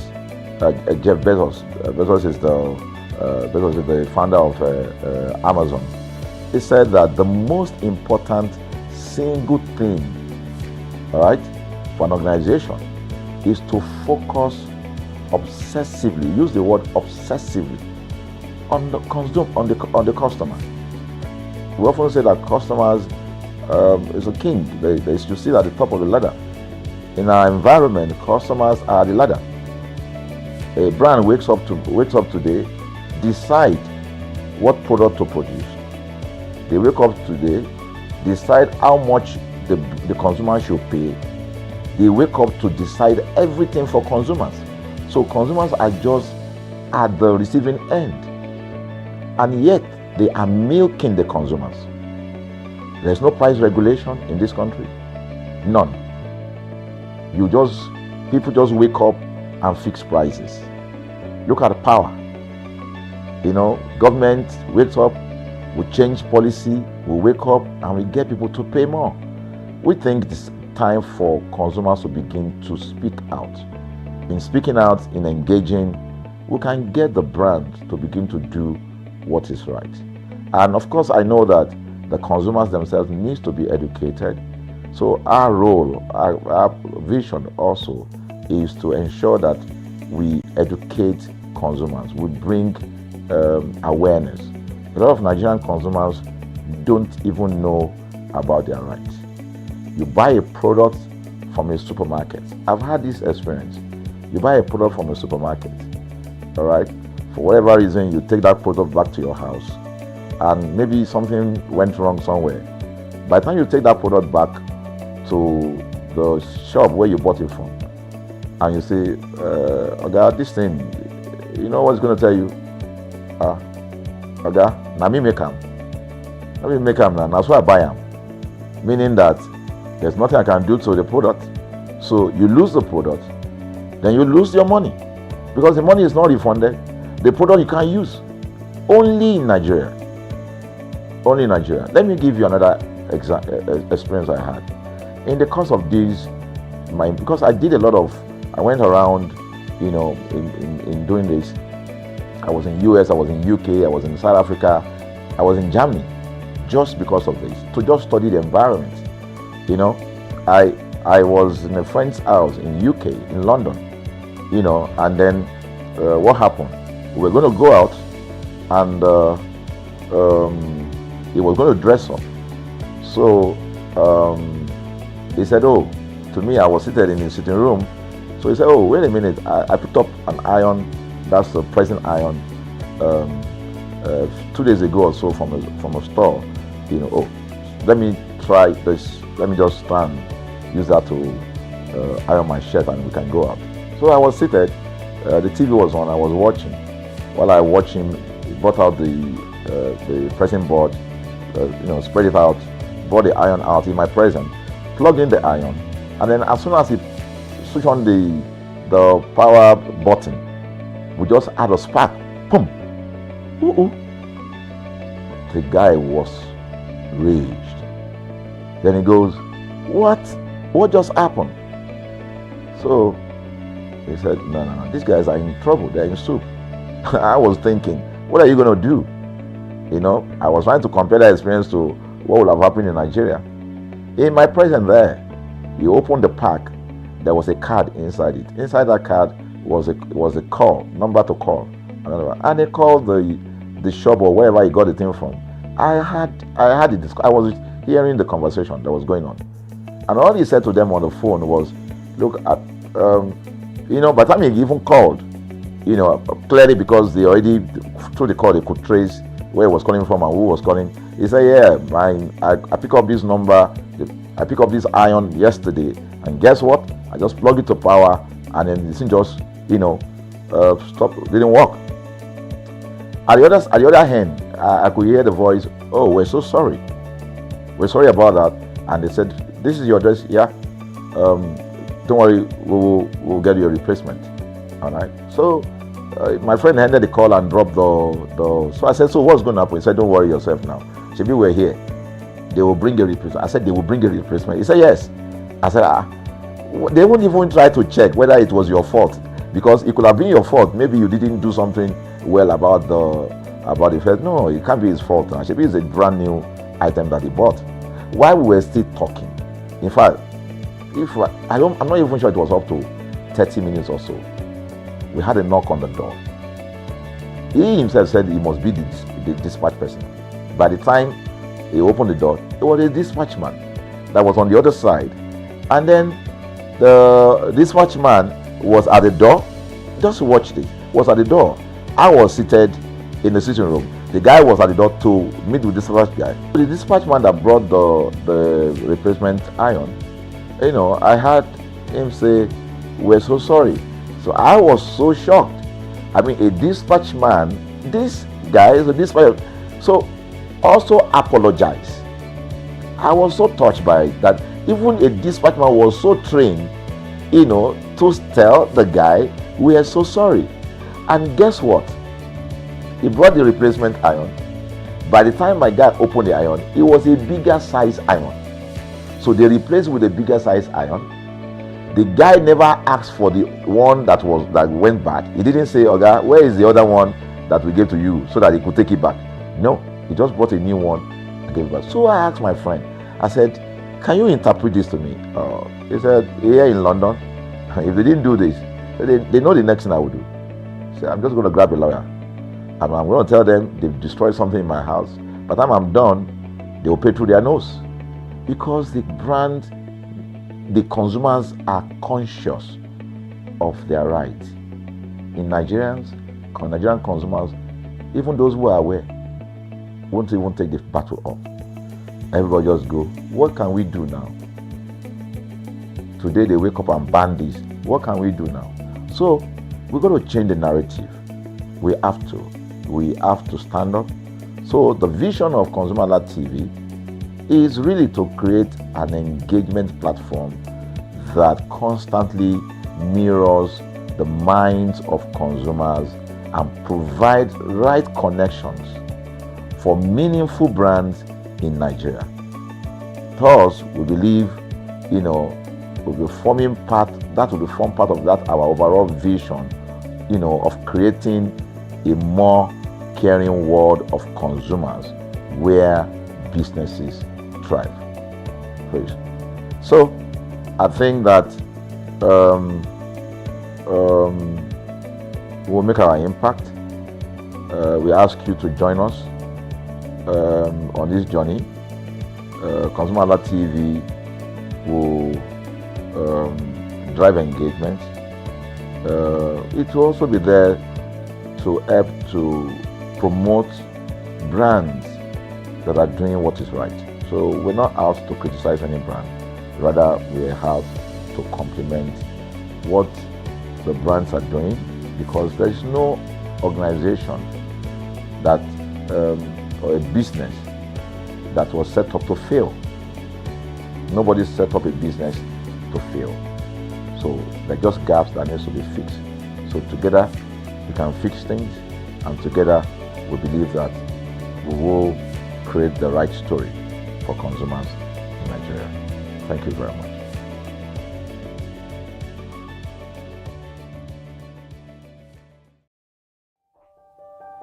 Hey there, do you know in the world today, everyone is a consumer, and as consumers, we all have the right to be heard. In Nigeria today, as a consumer, you have all right to product information, right to fair pricing, right to return goods, right to product labeling, right to fair dealings, and a lot more. Well then, have you heard about the new media channel? ConsumerHalla TV. ConsumerHalla TV. ConsumerHalla TV. At ConsumerHalla TV, our goal is to inform and educate consumers in Nigeria with insightful news alongside development within the fast-paced world of consumers through well-researched, specialized, and analytical content. Our vision at ConsumerHalla TV is to create an engaging platform that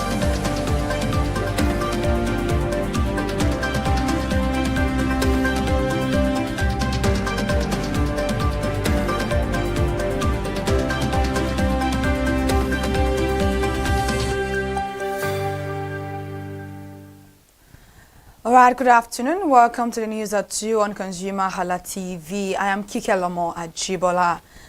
The government of France and the federal government of Nigeria have established a partnership to enhance agricultural value chains through the France-Nigeria Agri-Business Club. The platform was unveiled on Thursday during the inaugural business series in Lagos State.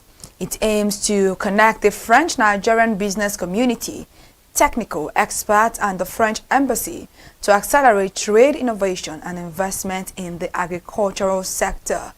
And speaking at the event, the Consul General of France in Nigeria, Laurent Favier, explained that the partnership combines the Nigeria's agricultural potential with French expertise to transform the country into a premier African agri-food hub.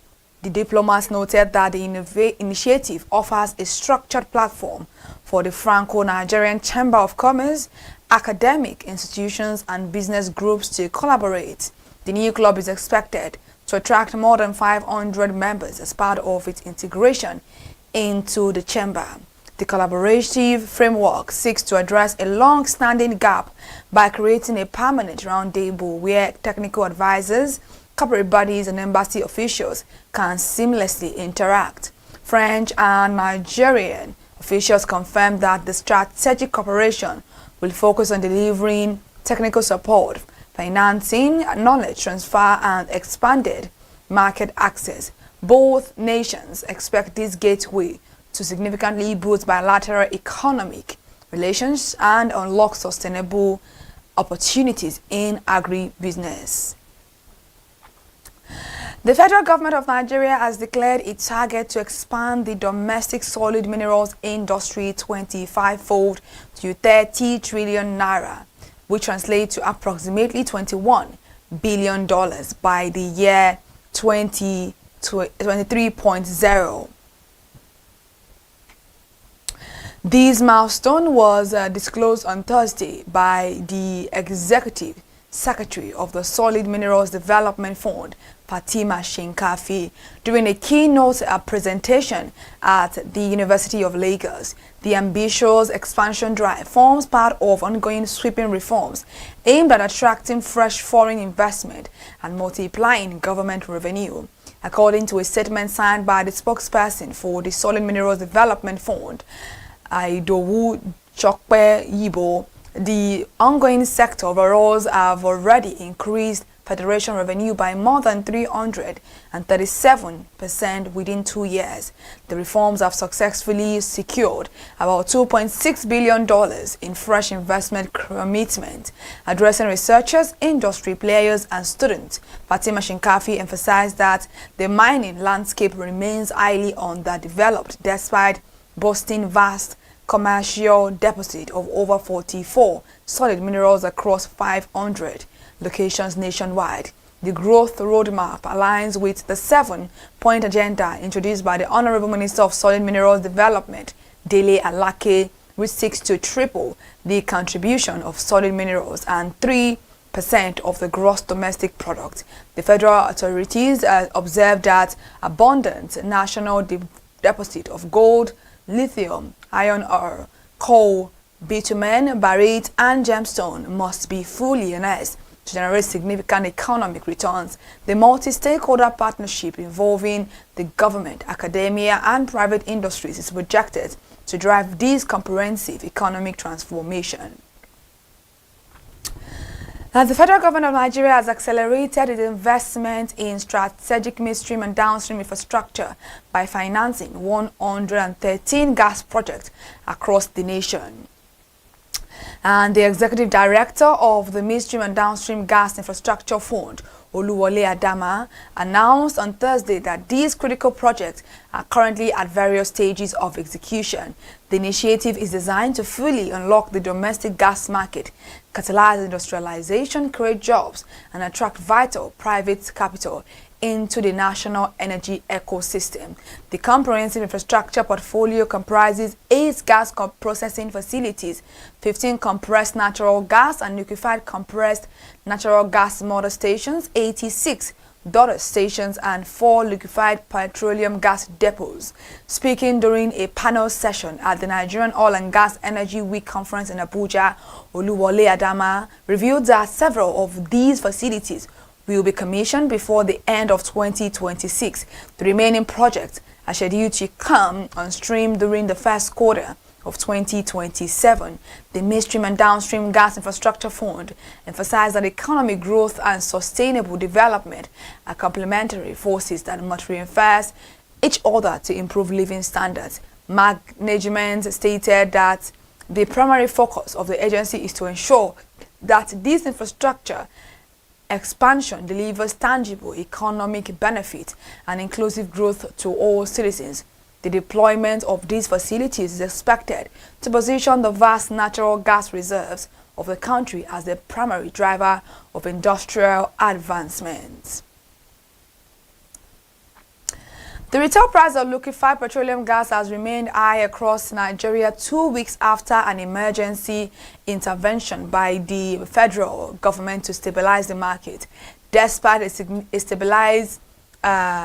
significant improvement in product supply following a high-level stakeholders meeting convened in Abuja on June 22 by the Minister of State for Petroleum Resources for Gas, Ekpo, market realities persist. Consumers nationwide are currently forced to pay between 1,300 naira and 1,650 naira per kilogram for the essential fuel. The national president of the Nigerian Association of Liquefied Petroleum Gas Marketers, Edo Eyang, confirmed that while the government intervention succeeded in calming market panic, it has not made cooking gas affordable for millions of households. Before the acute scarcity and price surge began in May, a kilogram of the product sold for less than 1,000 naira before spiking to as high as 2,500 naira in June. Current retail figures show that Lagos, Ibadan and Abeokuta record prices between 1,100 naira and 1,350 naira per kilogram. Higher pricing structures persist in other regions, with consumers in Abuja paying up to 1,500 naira per kilogram, while Kaduna and Kano residents pay up to 1,550 naira. The highest prices are recorded in Maiduguri and part of the northeast, where the commodity trades between 1,350 naira and 1,650 naira per kilogram. The Marketing Association noted that although early signs of civilization are visible, the domestic energy crisis is far from over. The Nigerian equities market has overtaken the stock market of South Korea to become the best performing equity market globally in dollar terms this year. A comprehensive report published by Bloomberg on Thursday disclosed that the benchmark index of the Nigerian exchange has yielded an impressive 67% return in dollar terms so far. This performance surpassed the Kospi index of South Korea, which posted a 66% return before sliding into a technical bear market due to global tech stock corrections. The Global Financial News Agency tracked 92 stock exchanges worldwide, confirming that Nigeria clinched the top spot ahead of South Korea, Ghana and Taiwan. Financial experts attribute this remarkable equity rally to sweeping domestic economic reforms, a strengthening naira, and improving foreign exchange liquidity within the financial ecosystem. The global shift in investor sentiment away from artificial intelligence stocks in Asia has further redirected capital toward the primary oil producer of Africa. While international stock markets lost momentum amid rising concerns over the long-term sustainability of the global technology boom, the local exchange continued to attract robust institutional investment. Bloomberg explained that the South Korean index plummeted 22% from its June 19 peak, entering a technical correction territory. Conversely, the improving macroeconomic fundamentals of Nigeria have provided a resilient foundation for equity investors seeking high dollar-denominated returns. And the Dangote Petroleum Refinery sourced 22% of its crude oil feedstock from international markets and foreign producers between May and June 2026. Official cargo discharge and pricing records from the refinery analyzed on Thursday showed that the remaining 78% of its total crude intake was supplied by the Nigerian National Petroleum Company Limited and other local producers. The data verified that domestic rates remain the dominant supply source for the mega facility despite rising import from other nations. An analysis of the shipment delivered to the 660,000 barrels per day refinery revealed that it received a total of 40.40 million barrels of crude during the 2-month period. Local fuels accounted for 31.43 million barrels, while 8.97 million barrels were imported from foreign locations, including Angola, Libya, Guyana, and Ghana. The facility took delivery of 21.47 million barrels of crude in May and 18.93 million barrels in June. The management of the refinery released these operational records to dispel ongoing public rumors that its products pricing fluctuate directly with daily international spot rate. The company clarified that these crude supplies are purchased weeks or months in advance under structured contract linked to monthly average pricing systems. In May alone, domestic crude grades constituted 16.74 million barrels, while imported international trading blends stood at 4.73 million barrels. Aviation workers' unions in Nigeria have issued a 14-day ultimatum to domestic and international airlines to remit all outstanding 5% ticket sales charges. The joint directive was issued on Wednesday by the Air Transport Services Senior Staff Association of Nigeria and the National Union of Air Transport Employees. The labor organizations warned that a failure to comply with the directive would lead to comprehensive industrial action capable of disrupting flight operations across the country. A joint statement signed by the General Secretary of ATSAN, Frances Akinjole, and the Deputy General Secretary of NUET, Aldinaka Igbokwe, expressed deep concern over the continuous withholding of the statutory funds. The union stated that the unpaid remittances have accumulated over several months and years into billions of naira, leaving regulatory bodies financially constrained. The withheld funds are legally required by the Nigerian Civil Aviation Authority and other critical agencies to maintain safety oversight and operational duties. The controversy escalated after the Airline Operators of Nigeria recently requested the industry regulator to find alternative collection methods, claiming operators would no longer collect charges on its behalf. Since the declaration, multiple airlines have stopped remitting the 5% fee, which is legally established under the NCAA Act to fund aviation safety. The unions maintain that they are compelled to act because the financial shortages directly threaten the structural stability and safety standards of the national aviation transport network. Investors on the Nigerian exchange are set to receive a massive financial boost this week as the landmark 45 naira per share dividend payout from Dangote Cement PLC its bank accounts. Market analyst experts expect this capital distribution to inject billions of naira in raw liquidity directly into the domestic financial ecosystem.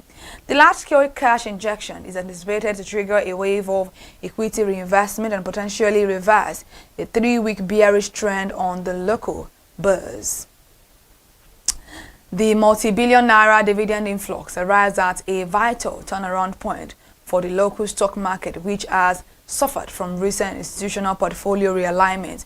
Over the past 21 days, selling pressure dragged the all-share index down to 229,240.34 points, while total market capitalization closed at 147.11 trillion naira. And despite the temporary price drops, trading volume surged by over 1.5 billion shares to hit 3.821 billion shares. Investment desk reported that saving institutional buyers are actively absorbing panic sales, viewing the current low valuation as an attractive entry point. The recent market contraction was largely driven by price corrections across key industrial and consumer sectors, with the industrial good index dropping 4.93%. However, with multiple blue chip stocks, cities and fresh multi-month support baselines, the incoming dividend cash is expected to accelerate immediate bargain hunting. All right, thank you so much for joining us for the news this afternoon once again on ConsumerHalla TV. To stay connected, to listen to more news updates, please follow us across all our social media platforms: Instagram, Facebook, X, YouTube, ConsumerHalla, and also head over to our TikTok account at ConsumerHalla TV. I'm Kikelomo Ajibola. Good afternoon.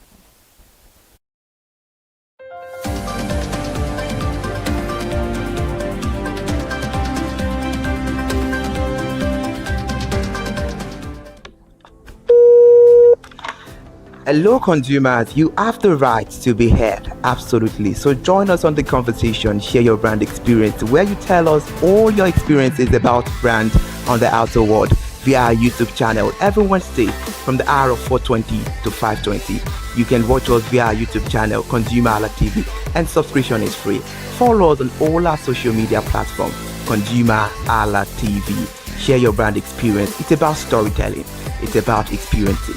Hello consumers, you're welcome to another exciting episode of Consumer Voice on ConsumerHalla TV. I am Matilda Omenai. As you already know, Consumer Voice is a show where we'll be visiting different places in Lagos to check out people's preferences, hear what the consumers have to say about different leading brands that they make use of. Hello, it's your boy here, Iremo Feko Foworola, and you know what? They call me the AWUF General Overseer. Every day is a blessing and it is meant to be enjoyed maximally with AWUF packages that put a smile on our faces. And guess what? That is why this show AWUF is for you. You can get to know about trendy market slashes, promos, offers and juicy deals that put a smile on your faces, and you can always enjoy them maximally. And you know one thing that is so interesting about this show? It is a blend of English and Pidgin. As I dey run you English, now I go dey marry am with Pidgin, make am spicy. So catch me every time on the show to enjoy more about trendy AWUF packages. Peace. Public service announcement. Hello consumers, I am Kikelomo Ajibola and welcome to the Scam Alert segment on ConsumerHalla TV. Scam Alert educates viewers about various scams affecting consumers.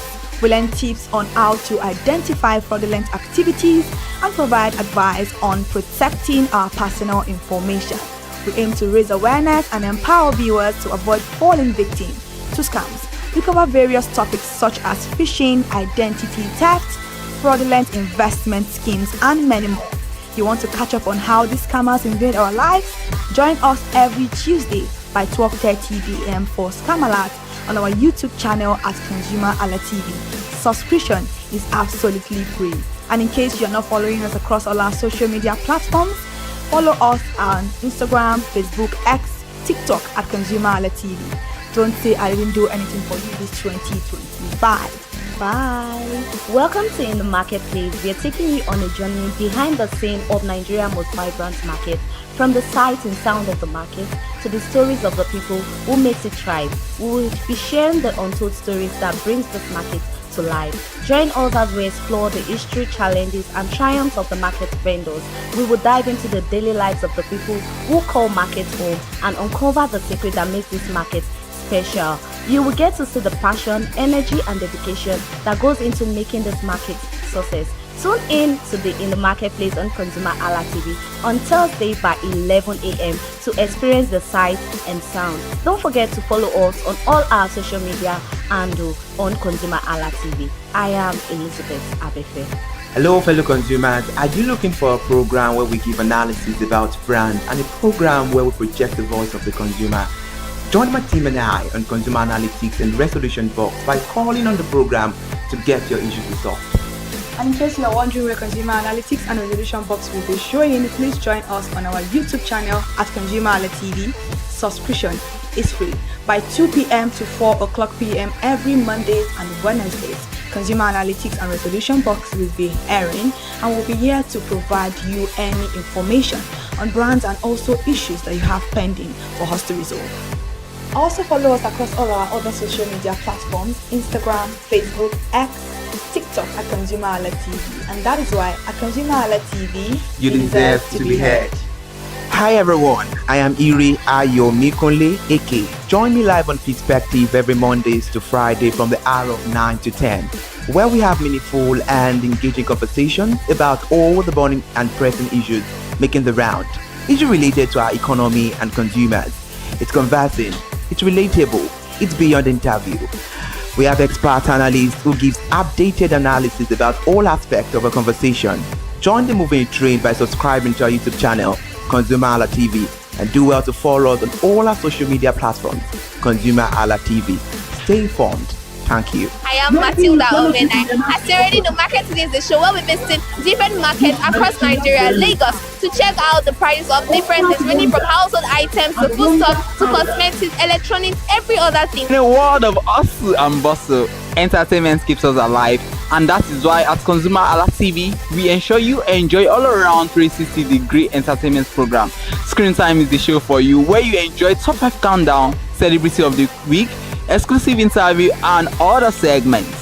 Don't mind him, he's just a jealous person. Oh, His new movie release, update, and screen time.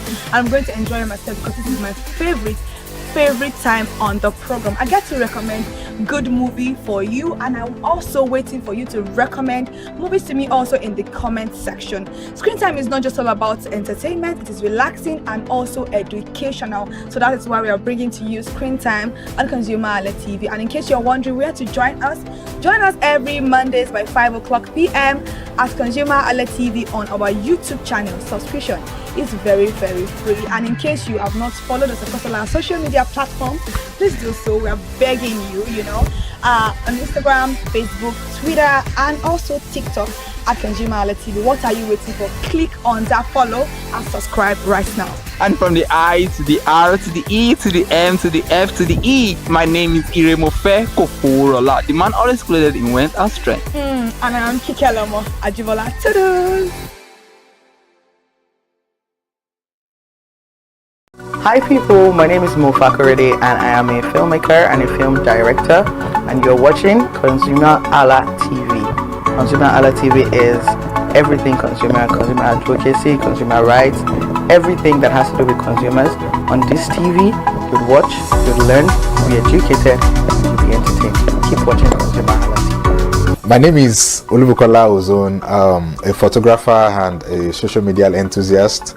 You're watching ConsumerHalla TV. It's a consumer advocacy TV. If you have a problem, any consumer related problem, just holla at them, just like their name implies, and they're going to get it sorted for you. Keep watching, stay tuned. Thank you very much. Hi guys, my name is Joba Jalabi. I'm a marketing communications professional. I currently lead marketing at Flash Change, a fintech startup. Keep watching ConsumerHalla TV, a consumer advocacy channel. Hello, my name is Charlotte-Timi. I'm an actor and I am on ConsumerHalla TV. Now, ConsumerHalla TV is a consumer advocacy channel. So if you have any issues, consumer-related issues with brands and services, you can reach out to them and they'll be sure to handle it or to cater to you. Thank you so much. Hi guys, my name is Iyebiye Adeton. I'm a film poster designer and illustrator. This is ConsumerHalla TV. It's a consumer advocacy channel. We show content on consumers-based news, entertainment, and all of that. So I urge you guys to stay tuned to ConsumerHalla TV. My name is Anoluwapo Alao, a sales consultant for Star Times Nigeria. This is a ConsumerHalla TV, where they discuss anything consumer needs and get knowledge about anything about consumer. So keep watching it. Hi, my name is Adebola Ogushino. I'm a filmmaker and you're watching ConsumerHalla TV. Any consumer related issues, they've got you. Hi, my name is Stephen Shisi. I'm a strategy and sales professional, currently working with Obey, and you're watching ConsumerHalla TV. I mean, this is one of the channels that you don't want to but stay on. Consumer advocacy, brand promotion, everything consumer, what you need to learn for your business to grow. This is a channel where you learn, where you experience entertainment too, yeah. But it's good for businesses, for brands, and for an entrepreneur. If you want to know more about businesses, want to know more about brands, please stay watching. All right, thank you so much, ConsumerHalla TV. Keep watching. Hello, good day. My name is Tunde Balogun. I'm the lead pastor at the Kingsborough Church in London. And you're watching ConsumerHalla TV, which is a new initiation into the TV industry in Nigeria, the first of its kind in Nigeria. And I know that it's going to bring value and quality into the service industry. ConsumerHalla TV is here to offer value to service industry and to give a voice to consumers, bring awareness to the brand industry, and also bring education to what it is to have quality for what you paid for. I know that through ConsumerHalla TV, you are going to be able to get what you have paid for quality-wise and also give a voice to you in wherever it is that you do. I am here to support and give a shout out to say that keep watching ConsumerHalla TV and we'll have a better quality for value in Nigeria and in the global space. Please continue to watch ConsumerHalla TV because it is here to make things work better for you. It is on this note that I would like to say a big congratulations to the chairman and CEO of ConsumerHalla TV, Pastor Tunde Olufowora, and all the staffs of this great organization. Thank you for what you do. You are making things happen for us, and I pray that God bless you. Thank you. Hello, my name is Toyin Balogun. I'm here to give a shout out to ConsumerHalla TV, #1 platform helping you to shop.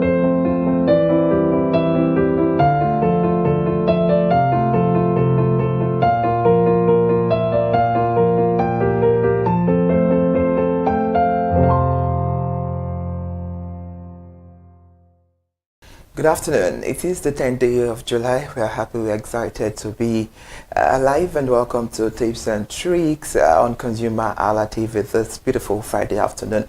And on this program, we give you all the practical tips and guide on how to live your healthy lifestyle. I am Iri Ayomikunle. Thank you for joining us. Well, thank God it's Friday. I am Kike Lomo Ajibola, and this is Tips and Tricks on ConsumerHalla TV, the program dedicated for you to share tips and tricks on how to better improve our life and our experiences as a consumer. Well, this is ConsumerHalla TV. Just in case you're just seeing our face for the first time, please do make sure to subscribe to this YouTube channel, ConsumerHalla, and also head over to our other accounts on other social media platforms, Instagram, Facebook, X, ConsumerHalla, and our TikTok account at ConsumerHalla TV. Welcome to the program this Friday. All right, some people would say, let me give you the tips of the iceberg. Kike, we are not giving them the tips of the iceberg, we are giving them all the tips and tricks. And that is why we'll be telling you the tips and tricks on how to prioritize your health on a budget. It's very, very important. Very important. Healthcare in Nigeria can be expensive, but treating preventable illness often costs much more than preventing them. Well, the smartest approach is to stop minor health issues from becoming major medical emergencies. And here are practical, affordable tips to help you stay healthy without breaking the bank. All right, prevention is better than treatment, they say. So please, you should take advantage of free health screening offered by the primary health centers, the NGOs, and the community outreach. And you know, this often include you doing checkups on your blood pressure, the blood sugar, the HIV test, and the BMI checks, and ensure you and your family receive recommended vaccinations through all those primary health care centers. We all know that preventing illness is far cheaper than paying for hospital admission and long-term treatment, because health is expensive in Nigeria. And also make use of health insurance and public health. Register with the National Health Insurance Authority, NHIA, for affordable plans, and because they are very available for both formal and informal workers. Visit your local primary health center for basic healthcare services, maternal care, child immunization, and essential medicines. Before visiting any hospital, ask if they accept NHIA to reduce your out-of-pocket expenses.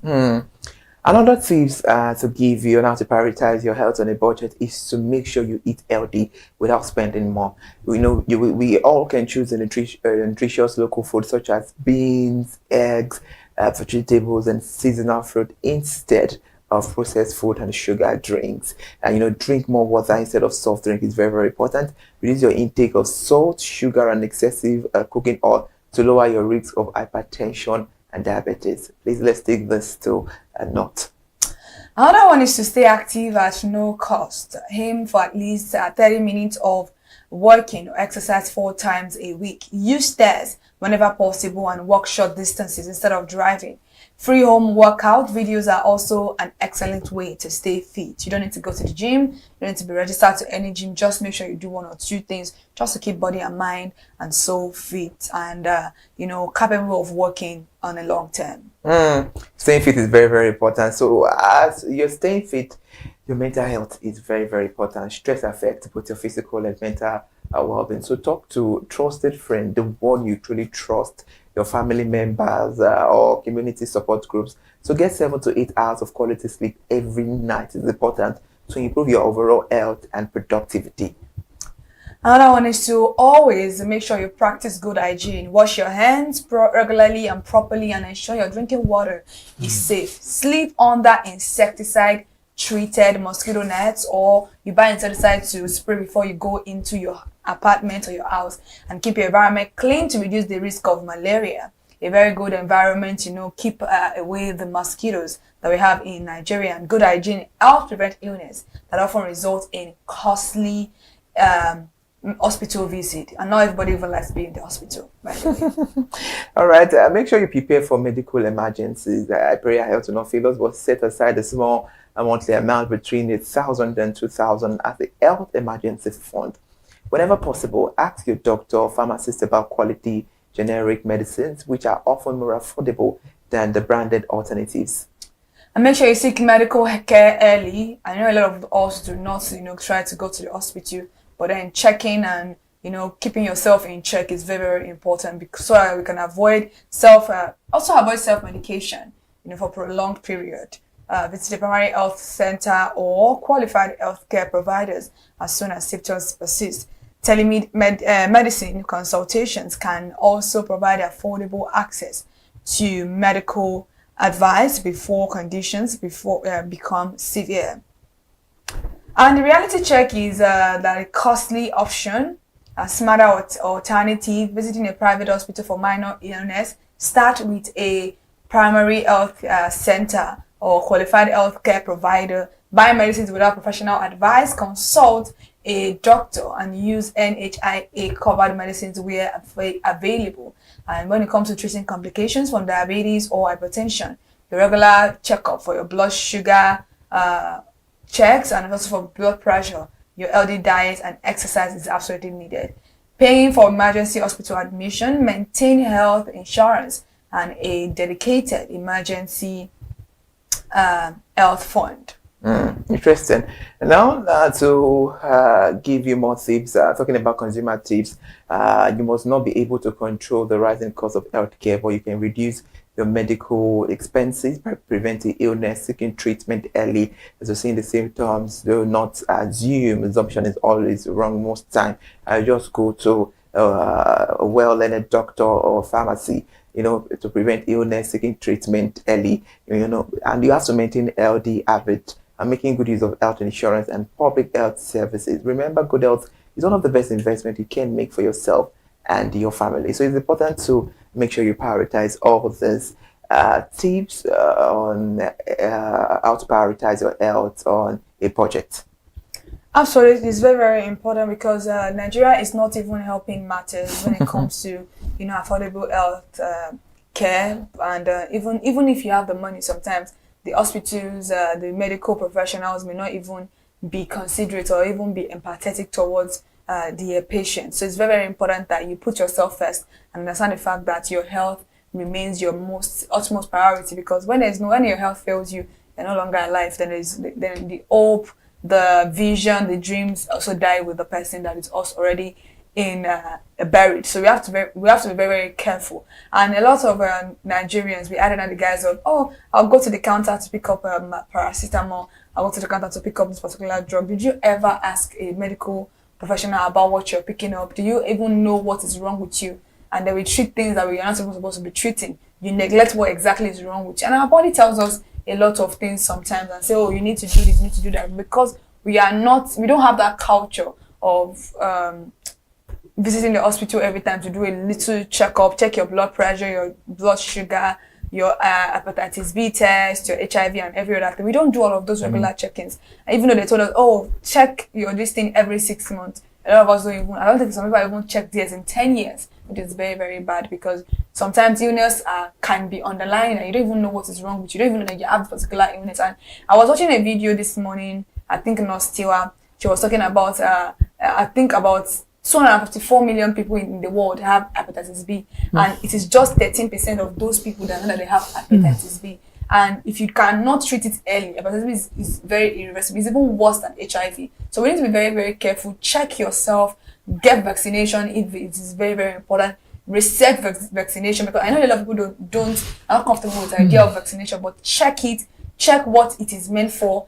Seek advice. Talk to doctors. That money that you want to spend right now, if you don't spend it now, the money you're going to be spending millions of naira dollars traveling out of the country to get proper medical health care is not something that we want any of our family to be into. So we need to be very, very careful. So regular checkup is very, very important. We need to put that as our priority. It's just like you're eating food. Check what your body is feeling like. It's very, very important, because your body is the engine to everything you do in life. Absolutely, Kike. Thank you for that insight. They are very great and knowledgeable.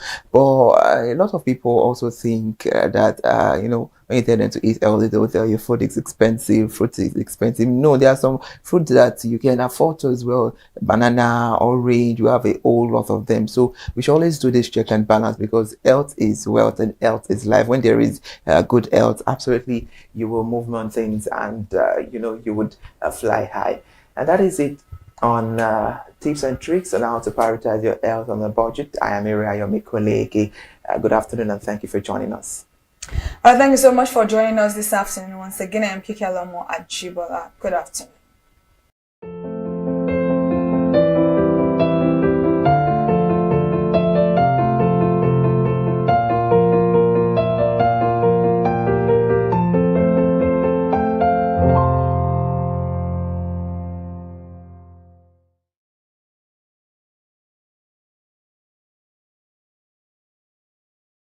Hi people, my name is Mo Fakorede and I am a filmmaker and a film director, and you're watching ConsumerHalla TV. ConsumerHalla TV is everything consumer advocacy, consumer rights, everything that has to do with consumers. On this TV, you'll watch, you'll learn, you'll be educated, and you'll be entertained. Keep watching ConsumerHalla TV. My name is Olubukola Ozone, a photographer and a social media enthusiast.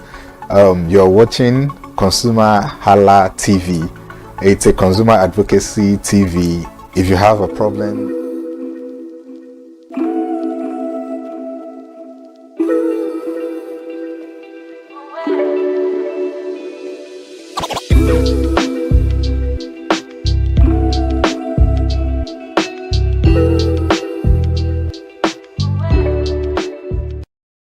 A very beautiful morning to you. Thank you for joining us on your favorite consumer awareness show. This is Consumer Watchdog, where we talk about consumer rights, safety, and protection. I am Ayomi Kolege. And now moving to the business this beautiful Tuesday morning, we have a very sensitive and important question to talk about. As internet access and social media use continue to expand across Nigeria, digital platforms have absolutely become an essential part of everyday lives, and millions of Nigerians now rely on social media, messaging applications, and online communities for communication, business, education, and entertainment. However, alongside these opportunities all this has now become a growing concern: cyberbullying and digital violence. From online harassment and hate speech to doxing, revenge, pornography, identity theft, and misinformation, digital abuse is increasingly affecting consumers, businesses, and vulnerable groups across the country. Nigeria's Cybercrime Prohibition Prevention Act 2015 criminalizes various forms of online abuse and harassment, yet concerns remain about enforcement, public awareness, victim protection, and the role of technology companies in addressing harmful online behavior. According to a various digital rights and cybersecurity report, women, young people, small business owners, and social media influencers are among those most vulnerable to online attacks. Experts have also warned that digital violence can have real-world consequences, including reputational damage, financial loss, mental health challenges, and even physical insecurity. That's what we'll be talking about, and today on Consumer Watchdog this beautiful Tuesday morning, we're going to examine the growing challenge of cyberbullying and digital violence in Nigeria, the protection available to consumers, and the responsibilities to government agencies, technology platforms, and users themselves. And joining us on this beautiful conversation on Consumer Watchdog, we have a legal practitioner. We have Igwe E. Udoka. He's a principal partner at Amadi and is a legal counsel, joining us on the conversation. Good morning, Barrister. Thank you for joining us. Thank you for having me. All right. Well, thank you so much for joining us once again on the conversation. Okay, Barrister, let's start this conversation because it's very, very important to have this on floor, coupled with the fact that the world we live in today surrounds around social media. We can see that even 7-8-year-olds now have access to the media. We can see that everything we do, absolutely, we can even put it that we live our life, part of our life, yes, we leave it on the media. So this conversation is very, very important. Coupled with the fact that we see a whole lot of cyberbullying, a lot of issues, and most of these victims talk that, there are consequences, health damage, a lot of things is at stake. So there is a high need for us to have this conversation. But let's begin the conversation with this. Nigeria Cyber Crimes Act 2015 criminalizes online harassment.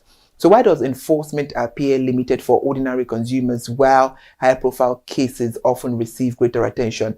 Is the challenge the police capacity, evidence gathering, public awareness, or something else?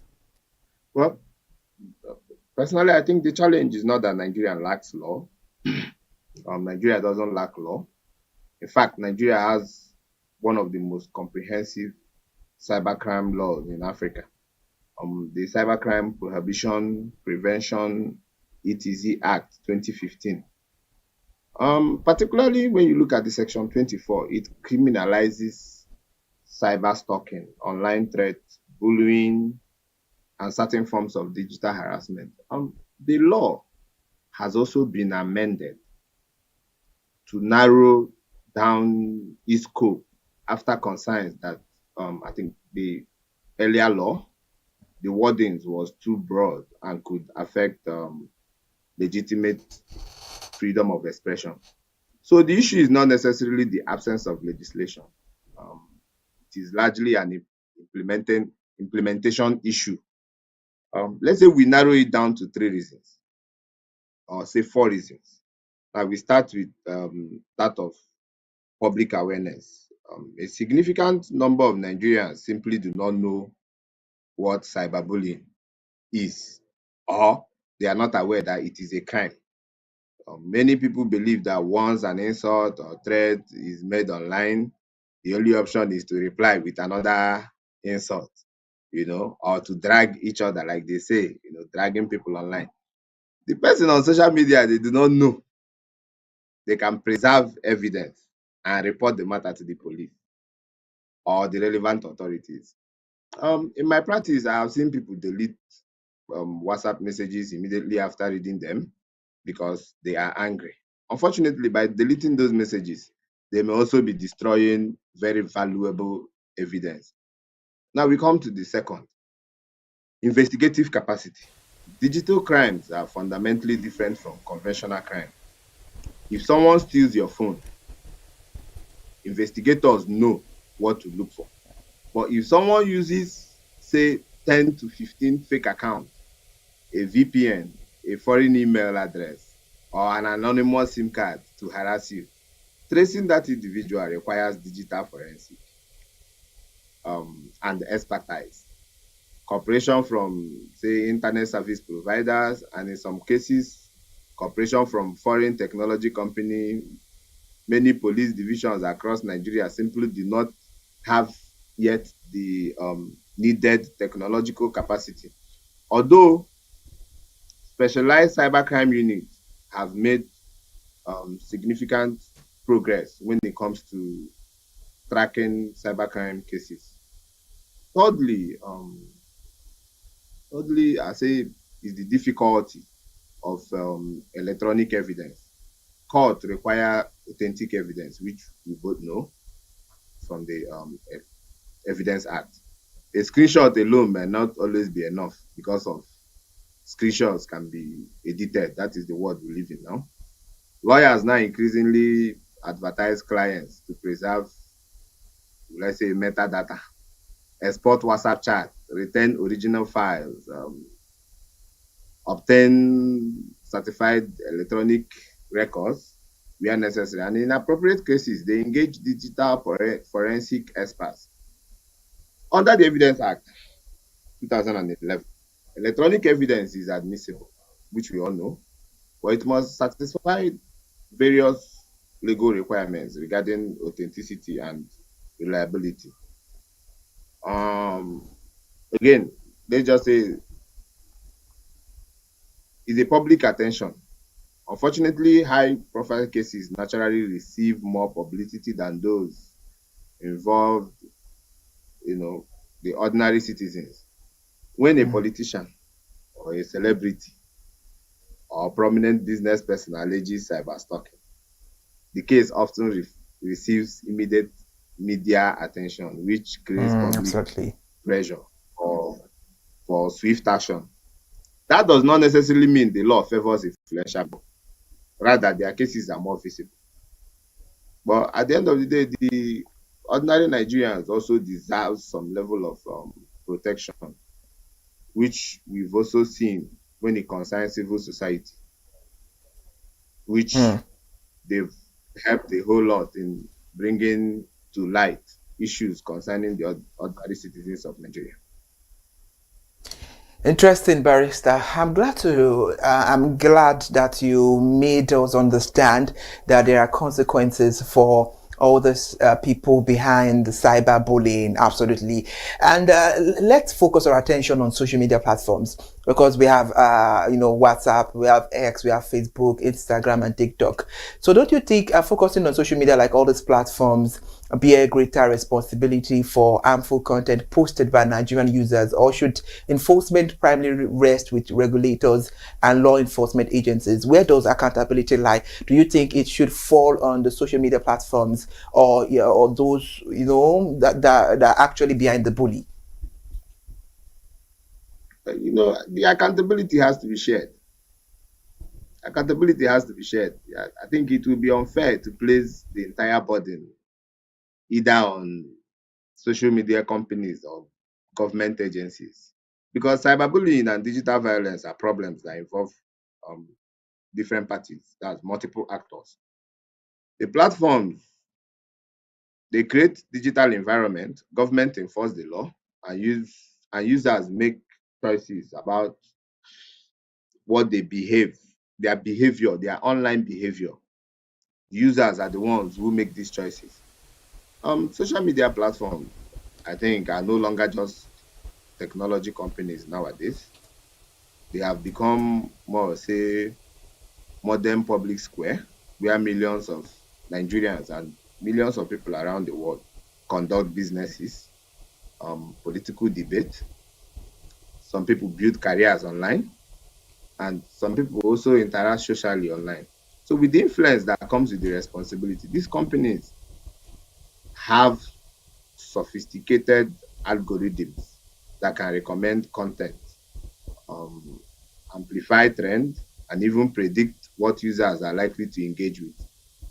That's why, like, most times, if you are searching a certain thing on any social media platform, they just keep bringing that thing to your feeds and the rest of them. So if an algorithm can identify content that keeps people online longer, then it should also be capable to identify content that concerns breaking down of laws of cyberbullying and the rest of them. Contents that contains death threat, revenge, pornography, child sexual abuse material, and etc. etc. But however, there is an important distinction. Platforms should not become judges deciding what is lawful and what is unlawful in every circumstance. That remains the statutory role of the court and the law, and other enforcement agencies. So their responsibilities is to enforce their community standards fairly, respond promptly to legitimate complaints. That is when you report posts that aren't supposed to be on social media. And then they should also preserve evidence. It is important that those social media companies, they preserve evidence. That is when they are legally required, and cooperate with lawful investigations too, while also you have to respect the user's right, definitely. So irrespective of the fact that, let's just say WhatsApp for an example, because messages are protected and that is the end-to-end encryption. It is not beneficial because it protects Nigerians from, say, private conversations, that encryption is surveillance. But it is not actually. I think everything should be made public if it has to infringe on the image or the right of other parties. So there is also need for the social media platforms to cooperate with legal authorities. We hope social media platforms really cooperate with legal authorities because Can the I ask a question? issue. Am I time? Oh, please proceed. Okay. Well, because I think I still have other material. Okay. Yes. When you look at platforms like Facebook, Instagram, X, and TikTok, most public content that can spread rapidly, that's to millions of people, they therefore have those platforms like X, they have greater responsibilities to remove clearly unlawful materials, especially when it has to do with lies and threats and pornographies, such that are non-consensual, intimate images, terrorist propagandas, explicit content, and the rest of them. You look at platforms like X, that's former Twitter. These are very big platforms. Some people actually rely on them for their news and not even the basic electronic media. So such platforms should have a greater responsibility in terms of regulating what is being shared on that media platform. If it is true, if it is false. Because you know that the falsehood travels faster than the truth. So these social media platforms should have a greater responsibility than the security forces and the court itself. Interesting. Barrister Hodoka, let's look at the issue of those behind the cyberbullying for the past years. Most things they say is that I have the freedom of expression, I have the freedom of speech, I can say anything. They hide under that ban or under that shadow, to bully a lot of people. And most people do not know that for all this, action, there are legal consequences. So how do we balance the constitutional right to freedom of expression under Section 39 of the Constitution with the need to protect, consumers from doxing, revenge, cyber stalking, cyberbullying, and false allegations online? Just like you said, false news travel fast. So to just make sure everything is well tamed and accurate. Well, again, that constitutionality becomes a problem because it has more to do with Section 36 of the Nigerian Constitution, which talks about the right to expression and the rest of them. But it is a very very nice question, because when you look at the Constitution and cyberbullying, it's different. They don't even share the same fence. While you have the right as enshrined in the Constitution you also should be careful. Section 39 of the Federal Constitution of the Federal Republic guarantees every person of the right to freedom of expression, which includes the freedom to hold opinions and to receive and impact ideas and information without interference. That is on the one side. That right is one of the pillars of the democratic society. However, no constitution, or we would say no constitutional right, is absolute. Even the Constitution itself recognizes that certain rights may be restricted in the interest of public order. So, public morality, national security, public health, or the protection of rights and freedom of others. Therefore, I think every Nigerian should also have the right to freedom of expression. But then it depends on what you are expressing on. Does that expression trample the right of another? Nobody should have the right to destroy another person's dignity or privacy or safety. Because when we're talking about cyberbullying, something must have been said or written about another, and that must be a falsehood, an unverified falsehood at that. For an example, if I fabricate a story that a governor committed a crime without evidence and I publish it in my private chat, what I've actually encouraged people to go after this said governor based on what I said. Now, that same governor also has rights. Is also protected by the Section 39 of the Nigerian Constitution. So now, am I now saying that my right is bigger than that of the governor to who I have now defamed, or to who I am now bullying electronically? So again, the Constitution should be able to not only protect one party, because they say justice is for all. The Constitution should be able to protect everybody. I often tell people that freedom of expression comes with freedom of responsibility.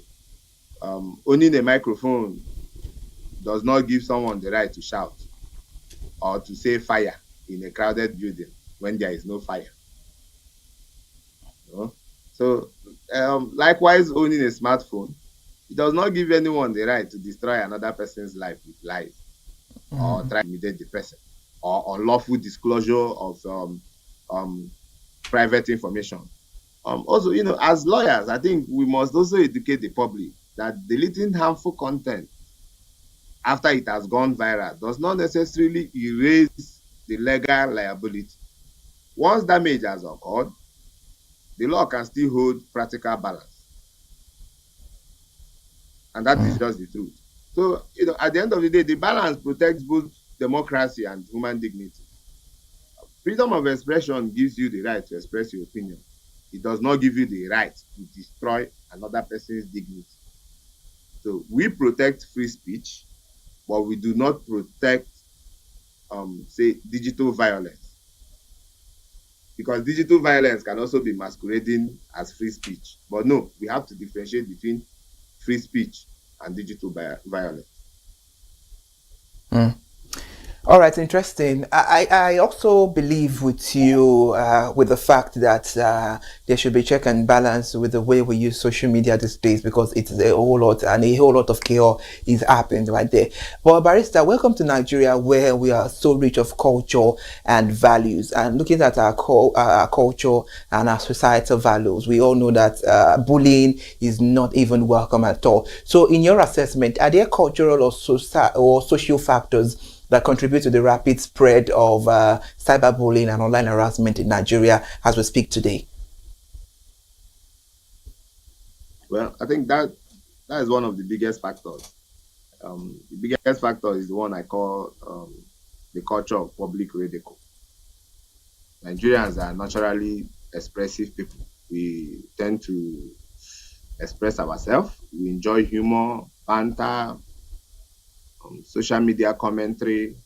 Unfortunately, that culture sometimes it crosses the line to humiliation, which we might not really acknowledge. On social media, people often compete to make the funniest or most insulting comment, because such comment attracts, you say, likes, shares, and followers. And at the end of the day, most of them do not even realize that the victim now becomes entertainment. A good example is like when an embarrassing video of someone goes viral. Instead of asking the person who deserves privacy or compassion, many people immediately start to create, say, memes, recording parody videos, or making jokes. Within hours, thousands of people who you have never met or don't even know the victim, they join in the ridicule. They just join in ridiculing the victim.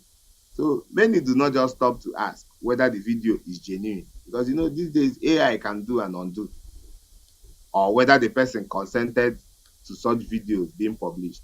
So you look at it, it's like a mob justice mentality. Nigerians have increasingly developed this habit of conducting trials. You see them trying to quote one law or one constitution verbatim. They don't even understand that such needs a whole lot of interpretation.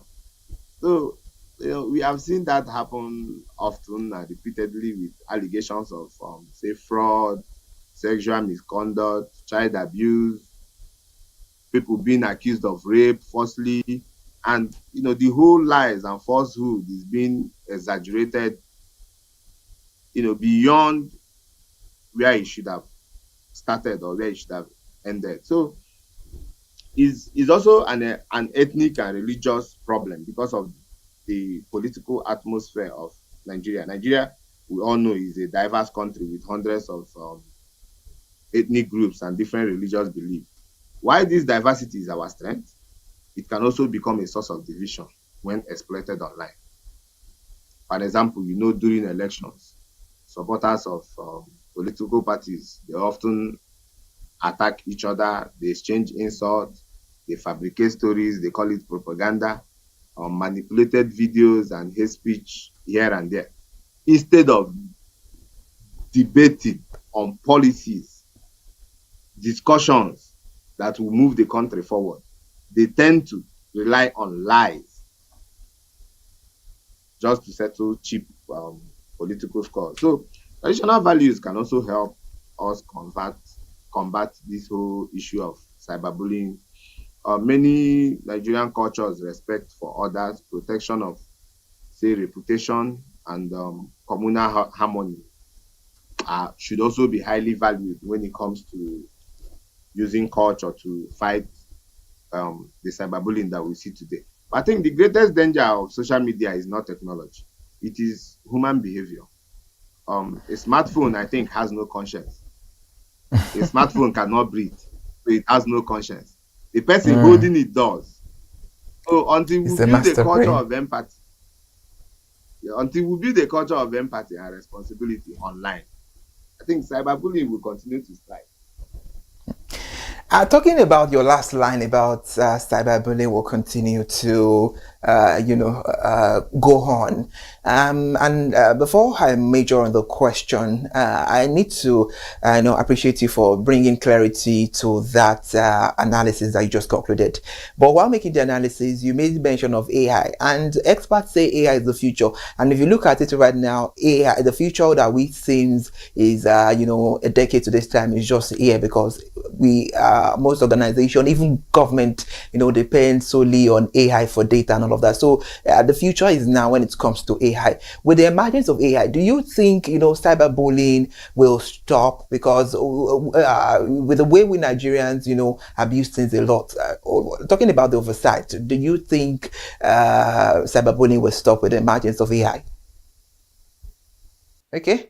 I guess the network is doing one or two right there, affecting us, and we hope to have Barrister back on the conversation. That is Barrister Udoka joining us on the conversation this beautiful morning on your favorite consumer awareness show, Consumer Watchdog. Right back.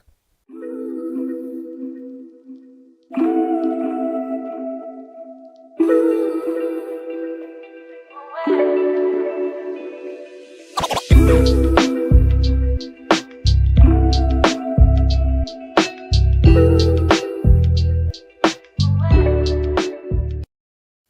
right, thank you so much for still staying with us, and welcome back from that short break. This is your favorite consumer awareness show, Consumer Watchdog, on Consumer Hala TV, and we have Barrister on the conversation, Barrister Udoka, giving us insight about digital violence and cyberbullying in Nigeria. Barrister, it's so good to have you back.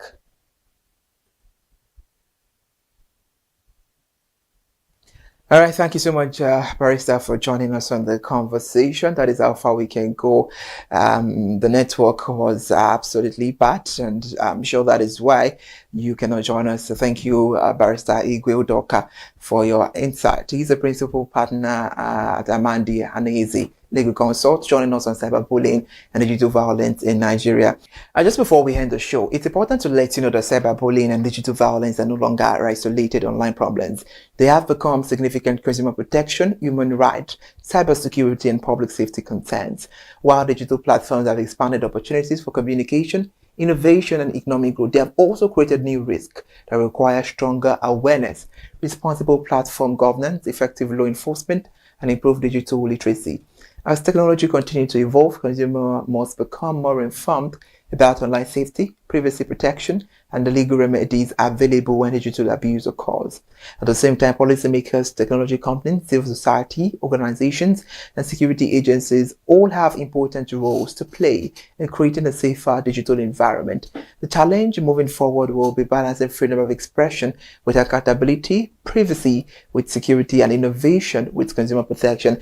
And that is all we have for you on the Consumer Watchdog this beautiful Tuesday morning. I am Ire Ayomikolege. Join us next time as we continue to examine the issues that affect consumers and shape everyday life in Nigeria. Follow us on all our social media platforms and do well to subscribe to the YouTube channel. Thank you for staying with us. Good morning.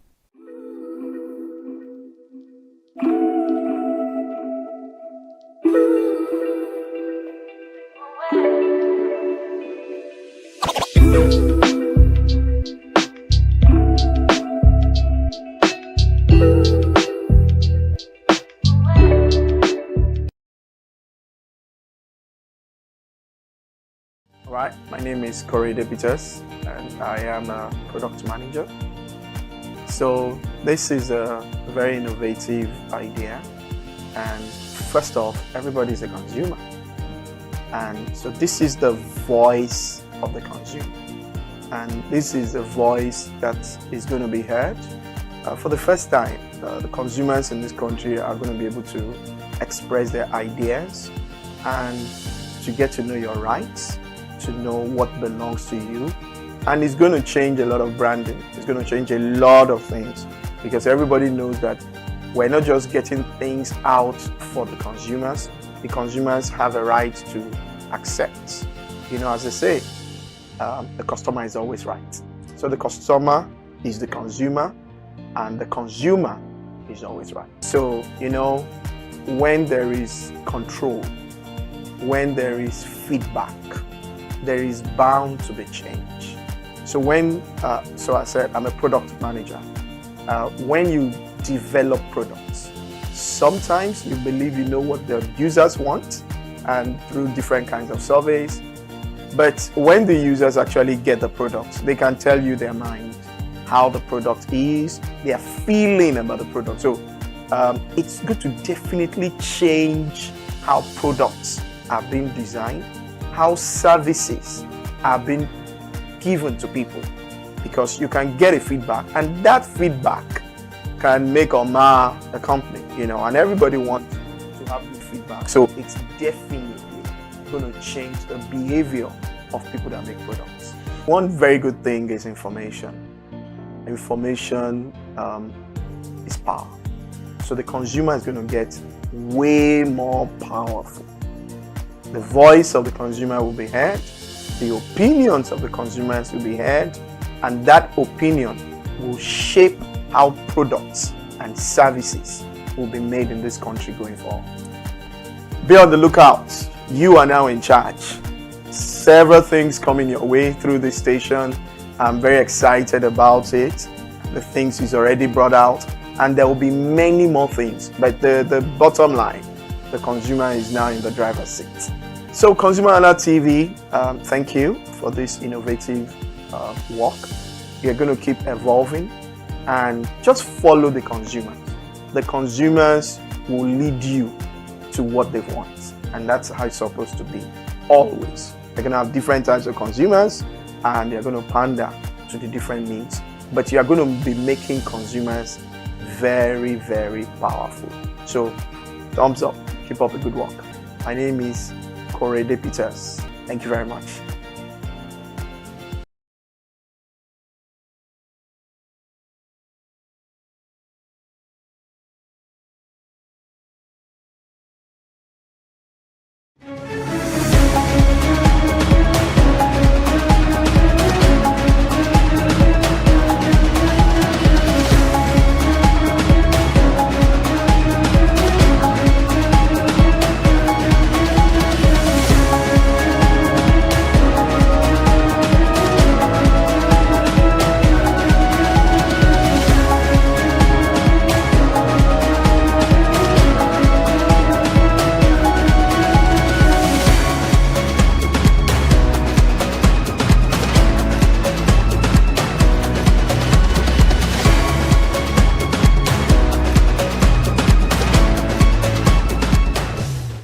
Welcome to Market Innovators, where we spotlight entrepreneurs, innovators, business leaders, and visionaries who are transforming industries and creating solutions that impact lives.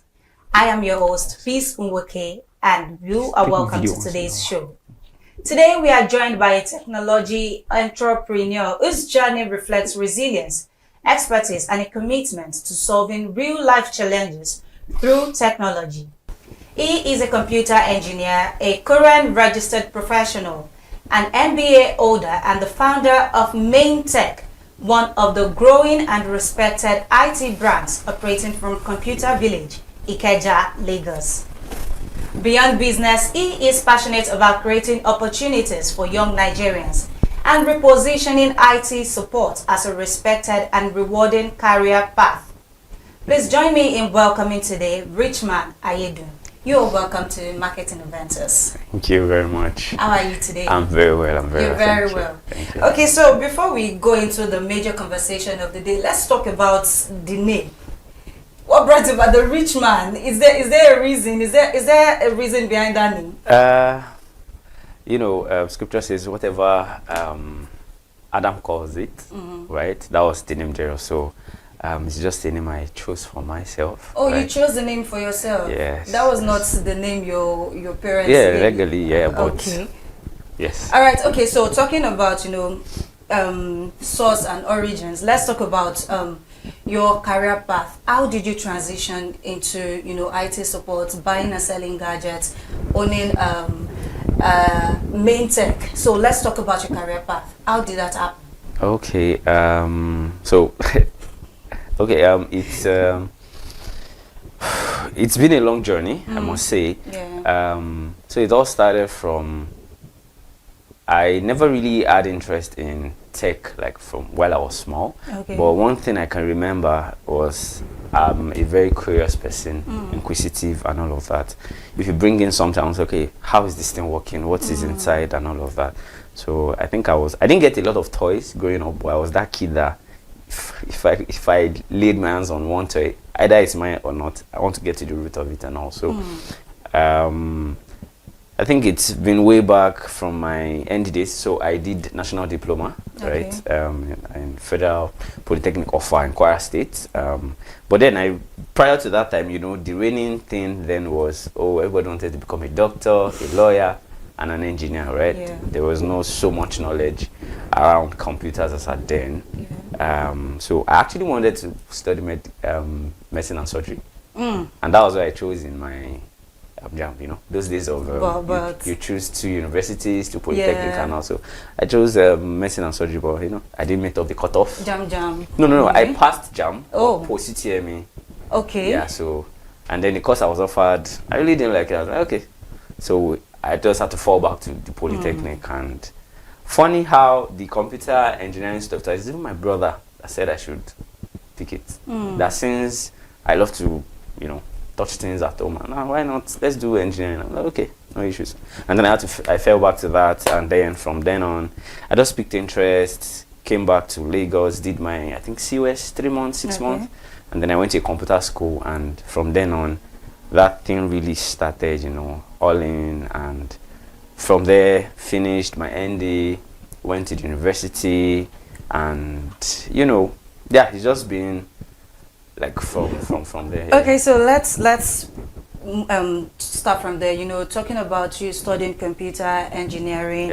Okay, so how have your academic experiences shaped your approach to business and technology? Okay, so this is it. There's always this difference between someone that has knowledge and someone that does not have knowledge, right? And someone that has a structured knowledge, right? Because excuse me, knowledge flies here, everywhere and about. What I think school did for me was school gave me structured knowledge, right? Structured knowledge. That was what school gave me, and I think that's really helped in my approach to how I do a lot of things, even in the business, right? The basic thing is selling and buying, but then the having education makes you know that, okay, this is way beyond buying and selling. How do I treat my customers? How do I, you were inquisitive about, okay, what's going on, what's obtainable in other markets and all of that, which someone that most likely is not educated might not really think that far. So far, they're just getting the daily bread, right? We're making sales and all that. So yeah, I think education for me has made me see the business beyond just making sales, right? Yes. Okay, so let's talk about where your tech hub is based. Yes. At Computer Village. Yes. So Computer Village is a highly competitive environment. Yes. So when you started out, how were you able to navigate starting out in such a highly competitive environment, making a name for yourself, then growing your business brick by brick before you completed your main tech hub? So how did you do that? Okay. So I'll do a lot of backstories today. I hope that's fine. Okay. Okay. So the first exposure I have to computers and all that started from Ikorodu. Yeah, we're in Lagos, so it started from Ikorodu. Okay. So my parents are based in Ikorodu, and that was where I grew up. And also Ikorodu, for anyone watching this, they know the place, the small hub in Ikorodu. Okay, so and that was where it started from, the basic desktop publishing, and then that was the days of desktop laptop were not so rampant then, right? So that was how I started, and then you're just doing it just to survive. You're getting daily bread, I think then if you're able to make 501k, you're a big boy for the day. Right? You made money. So you start like that, but then I still juggle school, and for all the time I didn't school in Lagos, like aside from my secondary school, but my polytechnic was in Kwara State, my university was in Ogun State, and then my master's too was outside Lagos, so I was not like stable 100%. So but all through, I think for like 5-6 years I was in Ikorodu. Once I get back from school, I'm at the Ikorodu office and all of that.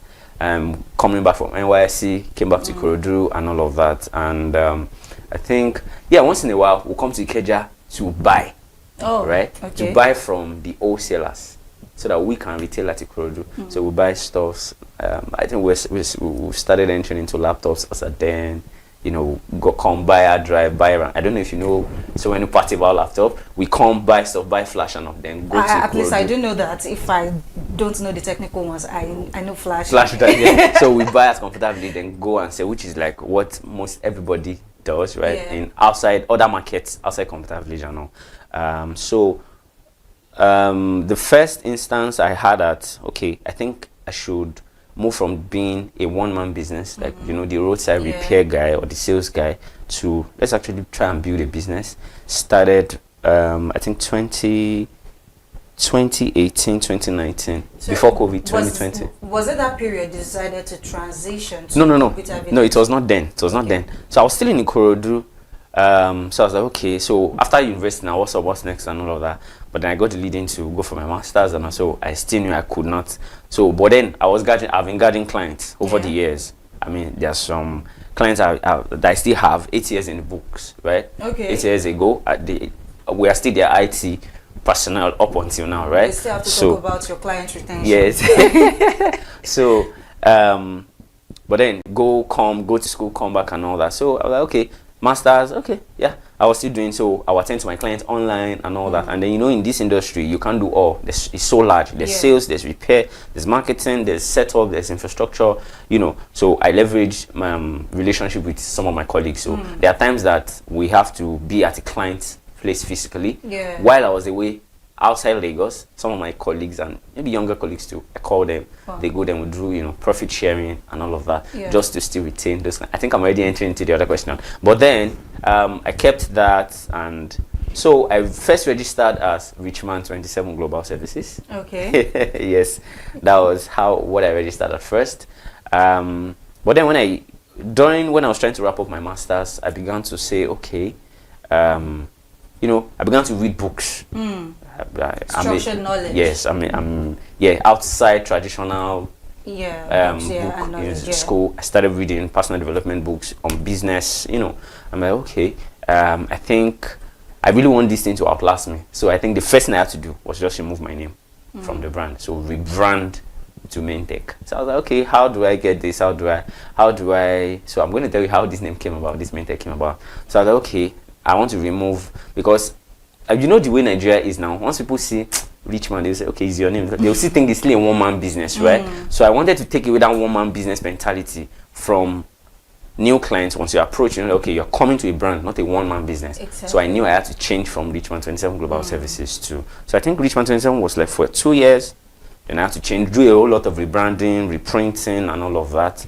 And then, so I was like, okay, I wanted a 2-word brand. So I think I attended a branding class and all that. So I said, okay, I wanted a 2-word brand. I wanted a name whereby tech will still be inside, but then we'll go from the traditional, you know, the traditional thing is something and sounds tech. Someone's name's tech, like Richman Tech. And I'm like, I didn't want that. I didn't like that. I want something memorable, something catchy, something that once you hear it once, it will stick. Something that you can tell someone when you're on the go and it will stick. And okay. And then one other thing was that informed the name was what was the pain point of. So as at then I started listening to pain points of people, their complaints about computer village, and so I started thinking of transitioning to computer village then. But so I started listening to pain point, and one major thing that most people talk about is computer villages, you know, scam and all of that. I'm like, no, I mean I've been relating with people, I've been buying from people that I've had my own fair share of scams, right? But then the good people are so way more than the bad people, but it's just that the bad stories are what we hear. So I'm like, okay, what name can I give this brand that would actually sell the idea of, okay, you're coming to a legit zone, you're coming to a place whereby we care about you. So that was how I came up with the tag Main. So right? Maintech. So that was how it came, Maintech. That's how the name came. You know, and then I transitioned from Ikorodu. So I wrapped up my my MBA, right? My master's in at Ahmadu Bello University, ABU Zaria, 2024. Okay. So I go back to Lagos October 1st, 2024. And when I go back to Lagos, I just knew that with the vision I have now, with the name and all of that, I can't. What I want might not really be obtainable in Ikorodu. So I needed to come to the bigger market, you know, where the thing is happening. I know Computer Village now. It's not just Computer Village serves Lagos, serves Nigeria, serves. I mean, I've had clients come from Benin Republic to come and meet us here in Computer Village. We've had people make inquiries from Cameroon, from Computer Village here. Do you understand? So I knew for the vision I have for this brand, Ikorodu would not suffice, so I needed to come to the bigger market. Okay, let me just cut you right there. You know, talking about listening to people's pain points, acting on them. You know, trust is something valuable in your industry. So how have you been able to achieve trust? Because even if you say, oh, you wanted to build a name that, you know, speaks legit, that speaks, oh, I'm not here to scam you, I'm here to do you well, but there are still doubting Thomases, right? So how have you ensured that whenever they hear your name or whenever you get reference, you know, you get referred to them, you ensure that, oh, there's no iota of distrust or, you know, complaints? How do you handle your clients? Okay, thank you very much for that question.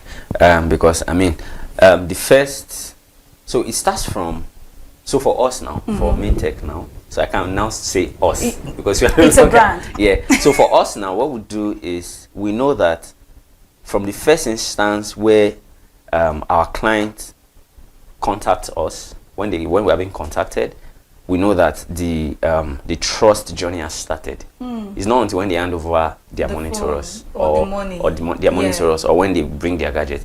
So from the first contact, from how we respond to you, either through call or this, and then on our socials too, we ensure that most of the, at least behind the scene BTS of how we're doing our work. And if you go to our pages, you will see we let you know that, okay, this brand shows you maybe not everything. We show you what can, at least when you're just okay, I think these people can give me solution for the problem that I have, you know, when it comes to repairs and all of that. So we know that trust does not start when they hand over the money. Trust starts from the point of contact, from the first point of contact. So how we respond, how we show ourselves, right, how we put ourselves out there is one way I've been able to build trust. And also one thing, I say this theory to people a lot, and it's a personal thing to me as well. It's a guiding principle. Is there's difference between honesty and transparency. Honesty is, if I ask you, are you in the studio today? Yes. Or were you in the studio yesterday? Yes. Right? But transparency is, oh, okay, rich man, this is how my day is most likely to go. So a detailed... Right? Yeah. So transparency is, I really don't have to ask you before you tell me. Honesty is, yes, you tell me when I ask you. You tell me the truth. In both cases, you're saying the truth. But it's just that honesty is, if I don't ask, you won't tell. Oh, okay. Do you understand? Yes. Honesty is until when I ask you, that's when you tell. But transparency is, you don't have to ask, I will tell. And there are times, there are times, every time, especially when it comes to repair, once a client reaches out to us, we let them know, okay, there are so many quality levels that are obtainable. There's quality A, quality B, quality C. This is what quality A would do for you. This is what quality B would do for you. This is what quality C would do for you. And then on the repair aspect too, okay, this is what we are changing. This is what we are fixing. This is what we are repairing. Do you understand? For times whereby sometimes some clients can do personal diagnosis, wrong diagnosis that is wrong, right? We're not telling, okay, what you think was the problem, what you thought was the problem, rather, that is not the problem. When we diagnose this thing, this is the problem. And we show detailed videos. We send videos, we send pictures of what we are doing to our clients. So that's, we've had, I think 2 months ago, there was a client that reached out to us from Lekki. She was like, oh, she's had bad experience about Computer Village and all of that. But then she saw our page and she thinks she wants to try again. I said, no problem. So she sent a device through a dispatch rider. At first, she didn't want to use dispatch. She was like, no, what is dispatch? We said, no, madam, chill. We've been using dispatch for years now, and we've not had any reported issue from this. She was like, okay. So she booked a dispatch rider, brought it to Computer Village. When the rider came, we showed her a picture. Man, we have gotten the stuff. She was like, okay, thank you. So that took away the fear of the dispatch rider was going to run away with her laptop. That took away that fear. We sent her a picture. So as we opened the laptop, you know, we were doing the diagnosis, sent her some pictures and some videos. She was like, okay. So it was as if she was with us as we were doing the work. So you kept her in the loop. Yeah. She was informed all through. When we were done, and one other thing we do is, for every part that we replace, we package it back for the client. We return it for the client. Okay, that's commendable. Yeah. So let's say you're changing your phone screen now, right? We're showing you video of how we're changing it, and when we're done, we package the old screen that is bad.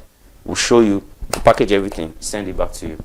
So that's one of the way we have built trust. And when that woman got her laptop back the next day and all of that, she said she has peace of mind now, and that we have been successful. We successfully have now changed our mindset towards first using dispatch rider and towards sending a laptop and all of that. So and, you know, through that through that service, you have gained a reliable yes. She literally had to call on phone.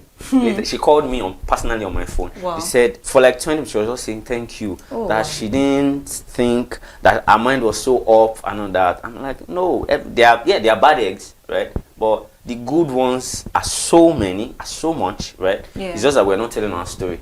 And that's why we're Mintech 2 is actually trying to push out a lot of on the media side now, on our social media pages and all that, to let people know that so that's how we've been able to gain trust and then keep it and then have repeat customers. Okay, you know, it's a digital world right now, a very big world, a digital village where, not even a village at this point, a global village where, you know, AI is infused, artificial intelligence is infused into almost everything we do right now. So how do you see AI affecting businesses and services in Nigeria, particularly your industry?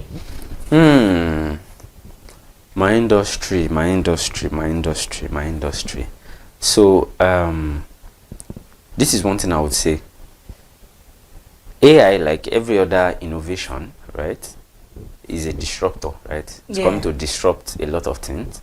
But I think the reason why a lot of people why the noise of AI is so much is because AI is affecting so many industries at the same time. At the same time, yes. Yes, unlike previously that is maybe one industry or two that is affected. I mean, AI is affecting even transportation, how we drive, right? I think I read a report that in like 5 years or something, driverless cars are going to take over and all of that. So imagine AI is affecting everything. I think we already have some instances. We have, but I mean, where it to be fully adopted, that's what I'm talking about, right? No, AI has affected everything.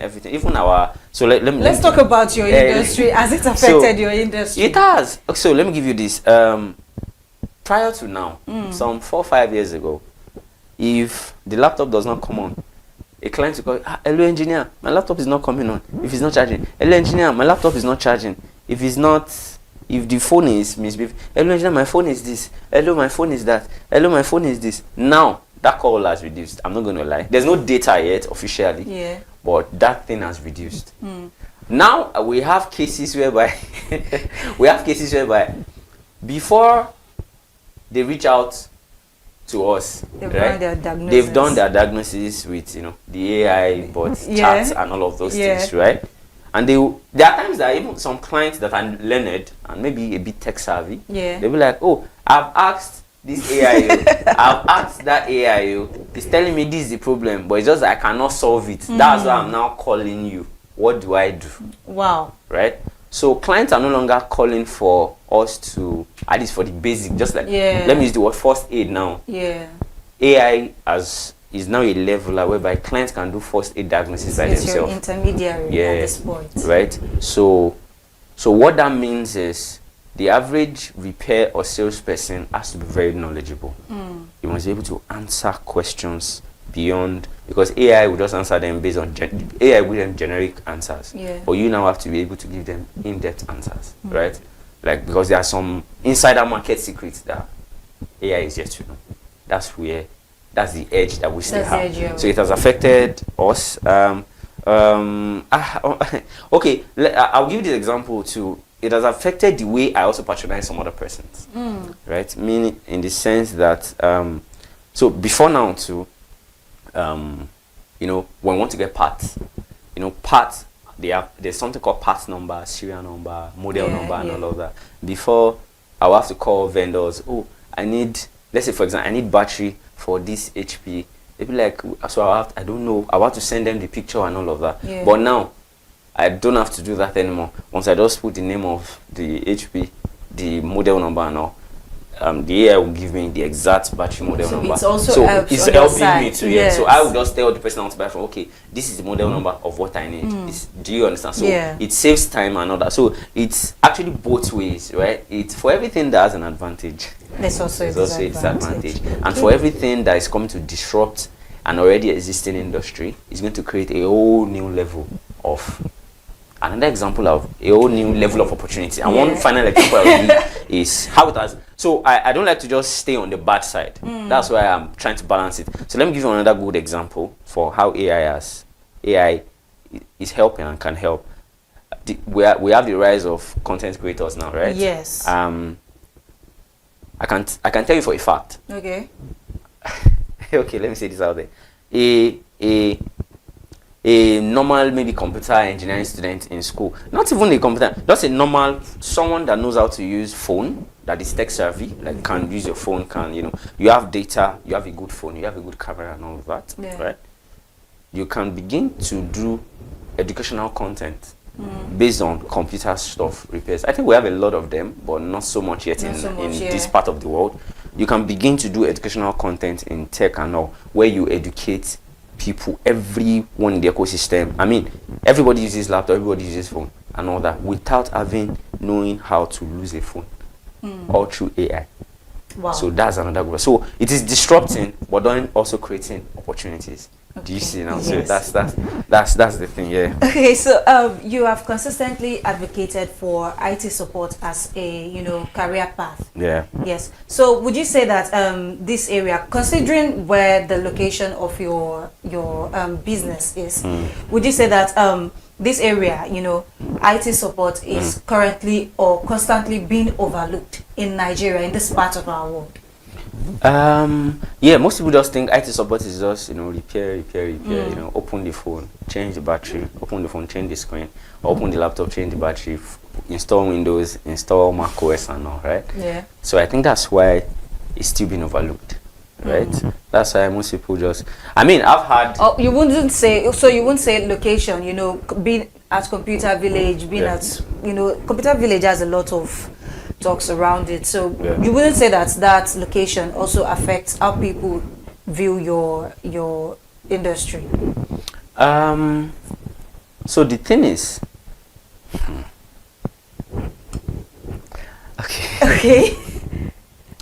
okay, so what I think why people still look down on the industry is because there's something called perception, right? The general or the first instant perception that people have about IT support, like I said, is just repair, and they are engaging with repair guys and sales guys so far has not gone beyond, hello, my phone is bad, hello, I need a phone, I want to buy this phone, that phone, I want to buy this laptop, that laptop. It has not gone beyond that, right? So I think that's why people still like, oh, okay, once you have let's say you have 1 million or 2 million, you can get an office, start selling accessories or start selling laptop and all that, and it's way more than that, right? So one reason I think that perception exists is because Nigeria is still, how do I say now, I won't say we are still young, but yeah, compared to global standard, we're underdeveloped. Yeah, so I think when we start to, probably when there are infrastructures whereby we can produce in Nigeria, people begin to say, okay, yes, I can go into hardware production too. Yeah. I think it's a good career path, just like the way you want to go into software development. I mean, years ago, software development was a craze. Everybody wanted to do coding, but AI has come to disrupt that thing now, right? Yeah. And also, I think because of lack of infrastructure, where it's just the basic thing, import, but there's nothing there now. It's not just to import, and also this is not a viable career path. That I mean, I've had people, even my own family members, right, wanting me to get a job, saying, go and get a serious job. And I'm like, this is a serious job. Exactly. I get that. Okay, so I mean, I've been enjoying this conversation, and maybe I don't want to go on a break, but we have to go on a break now. This is Marketing Adventures. We'll be going on a short break now. Don't go anywhere. We'll be right back.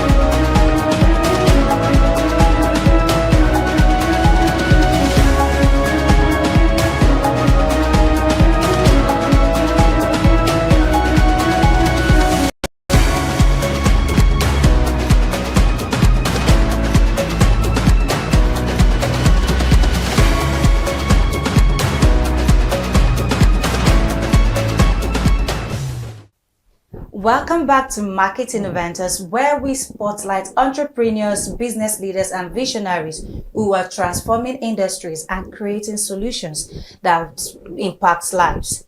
And I am still your host, Peace Nweke, and I'm still here with Richman Ayedun, CEO of Maintech Technology Hub. Okay, so how are you enjoying this conversation? Yeah, I'm enjoying it so far. It's been going well. It's been going well. Yes, All thank right. you. Okay, so let's move into your business as a private sector. So what role should private businesses play in bridging the gap between academic learning and industry requirements? Okay. Or do you even think that, what you do at Maintech, do you think it should be infused into standard academic learning? Okay, yes. I feel that should be infused because I think it doesn't speak well when a computer engineering graduate, right, doesn't have the basic knowledge of at least some hardware, right? And when I say basic knowledge, I mean handling this hardware. I can remember all through when I did my ND. I think the only thing we were taught, I think that was in the ND2 or something, was soldering and desoldering. Wow. How to solder and desolder on board. That's like basic knowledge over there. Every other thing was theory. Wow. Fast forward to university as well. I think the first time we really had contact with hardware, and that was desktop. Wow. I think that was in 300 level or something, right? Yeah. It was the knowledge of hardware that I have, like the hands-on knowledge now, let me use that word, the hands-on knowledge, the practical knowledge I know, came from when I went for those trainings I told you. Yeah. Anytime I'm back from school, trainings I had in Ikorodu, the desktop publishing, the hardware, and all of that, and then, missing, okay, based on the fact that I'm actually inquisitive and let me come to computer visit, buy some stuff. I began to see people, and all of that. Those were the exposure I got, the hands-on exposure I got. Yeah. I didn't get them from the school formally, but we could speak English. We could, we could use mouth to write code. In theory, yeah. We could use mouth to write code. I can remember we did one. We did one coding, one software class like that. We're writing code on the board. Wow. On the board, and right. So I think though private institutions, when I say so, private bodies alone cannot achieve this. Yes. Because the government, it takes a lot to build this infrastructure. Yes. Right. I was talking about production earlier and all of that. So I think it's going to be an infusion of both private sector and public sector. Right. There's this thing they say that the government cannot solve the problem of unemployment 100%, right? What the government does is to create an enabling environment that will enable the private sector create businesses, enable entrepreneurs to create businesses and opportunities for employment, right? So I think it's a two-way street. Private cannot do it alone. Public cannot do it alone. Right? Okay. So talking about this fusion, public sector, private sector. Yes. You serve across the sectors. You serve individuals. You serve business leaders. You serve, you serve government agencies. Yeah. So how do the technology, how do you cater to the needs of these sectors differently? How do you ensure that each of this sector, I'm serving you and I'm serving you well? Okay. So first is knowing what these people need, knowing what their core need is, right? So I'll give an example. Let's say an individual, a business owner, that's a business, and then probably an agency or a government stuff. Yeah. So an individual, let me use the case of a laptop for an example. Let's say an individual wants a laptop and all that. Most cases, an individual will say, the first individual will come and say, I don't have money, right? And all of that. An individual will first of all come to you with telling you about budget and all of that, which most times a government body or maybe even business will not be pushing that in front. They want solution too. An individual wants, okay, I want solution, but then a budgeted solution. Right? So how we handle that is for all of them, we actually listen to you first. Let's know, what do you want? No, what do you need? Right? What do they need? Because there are times that people want something that is not what they really need. I was about to ask you, so how do you also cater to people that do not know what they need? So we cater to them by letting them know, okay, what we now ask, what do you want to do? Like, why do you want to buy this device? Why do you want to buy this gadget? So let me give an example of a content creator. There are 2 to 3 things that are paramount to a content creator. Probably maybe that wants to use their mobile device, right? The number one thing for a content creator will be a good camera, storage space, and then battery. Those are the 3 core that a content creator will need. Forget all the hype of something max or whatever. Those are the core. So when it comes to that, so we can even sometimes we give advice and say, okay, based on these core things that you need, we think you should go for this brand above this brand. Forget the hype, what you are hearing. We know these things, right? We don't want to tell you come back in 3 months and say, this thing is not giving you what you want, right? So we ask you, what do you want to use it for? Then once we have the knowledge of what you want to use it for, we can now give you what's it called now? We can now give you different solutions that are available, but it's now left for you to pick. So the same thing for a business person. We know that business wants to make profit. So business too, they will not. But then we want to ensure that for a business, speed is part of what you are selling. Yes, right? Speed is paramount to you. Yes. To the business owner. To the business. So we're going to give you something we're going to recommend you get a device that will give you so much speed, right? And ease of operation. Yes, right? Because you don't want to buy something that you don't have to employ someone you pay millions of naira to operate. Do you understand? And then for government agency, we know the first thing with government is security. Yes. Security, longevity. Right? Because for any agency to release money now, once they release, before they can say or tender a budget that put that item again on the budget, it will have to go through a lot of scrutiny. So for government agency, you want to supply them something that will let them know, okay, this thing will outlast, this thing will last, and all of that. Do you get so? But then everything is still based on the foundation of knowledge, knowing what do you want to achieve with this device you want to buy. Do you understand? Okay. So you mentioned earlier, when you spoke about your career, how you started, how you ventured into IT support and everything. You mentioned structured knowledge. So how have you been able, or what are your plans to imparting that same knowledge into young Nigerians who want to be like you, wants to, be a brand like you, a technology brand like you, wants to be in IT support. So how do you plan, or what are you doing to impart them? Okay. Currently intentionally we've not really done structured teaching over the years.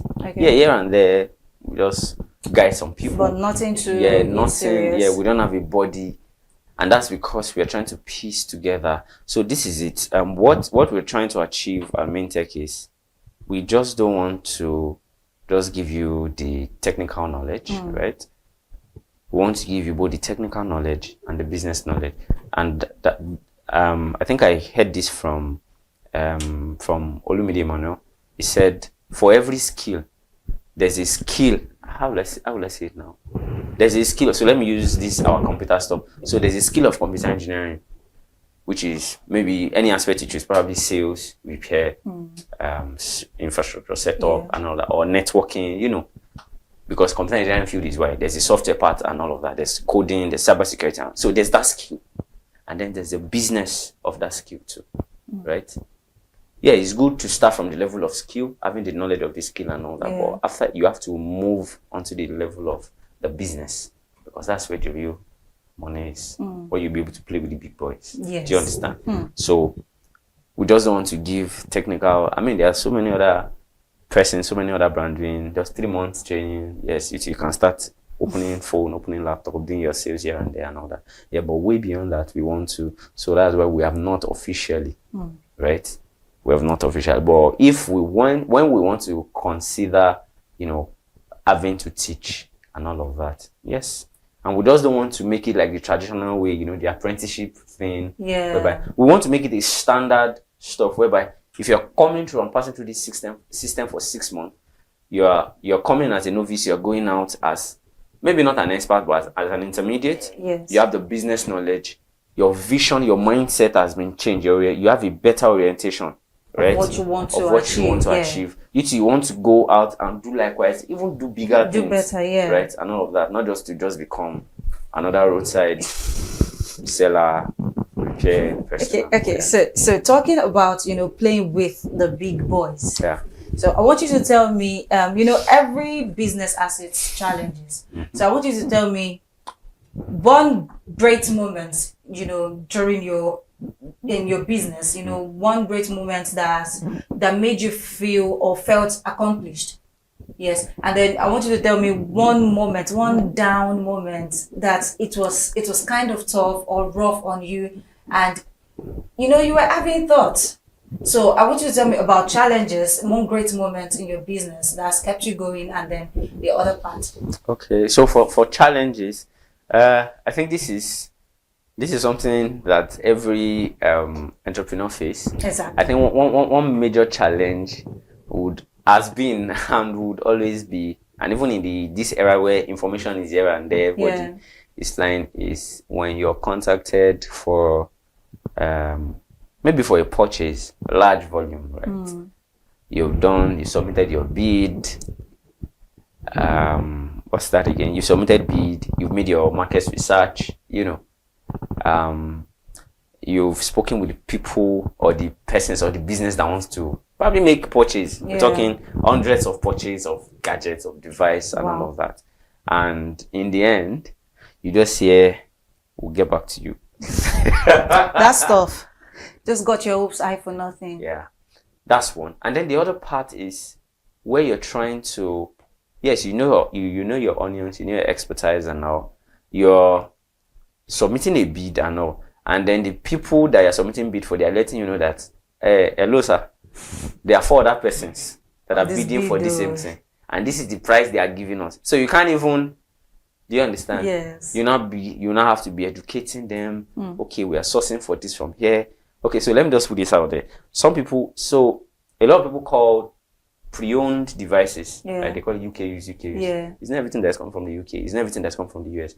There are some that come from the US. They are come from the UK, from Canada, even from UAE, from Dubai. Wow. Right? Yeah. But everybody just think, everything's from UK. There are some from Japan, from China, and all of that. Even new devices too. Yeah. There are some that are made for region. There are some that are made for other regions. Like the way there are differences between devices made for the American region compared to the one made for African region. Okay. Compared to the one made for Europe. Yeah. Compared to the one made for Asia, Middle East, and all of that.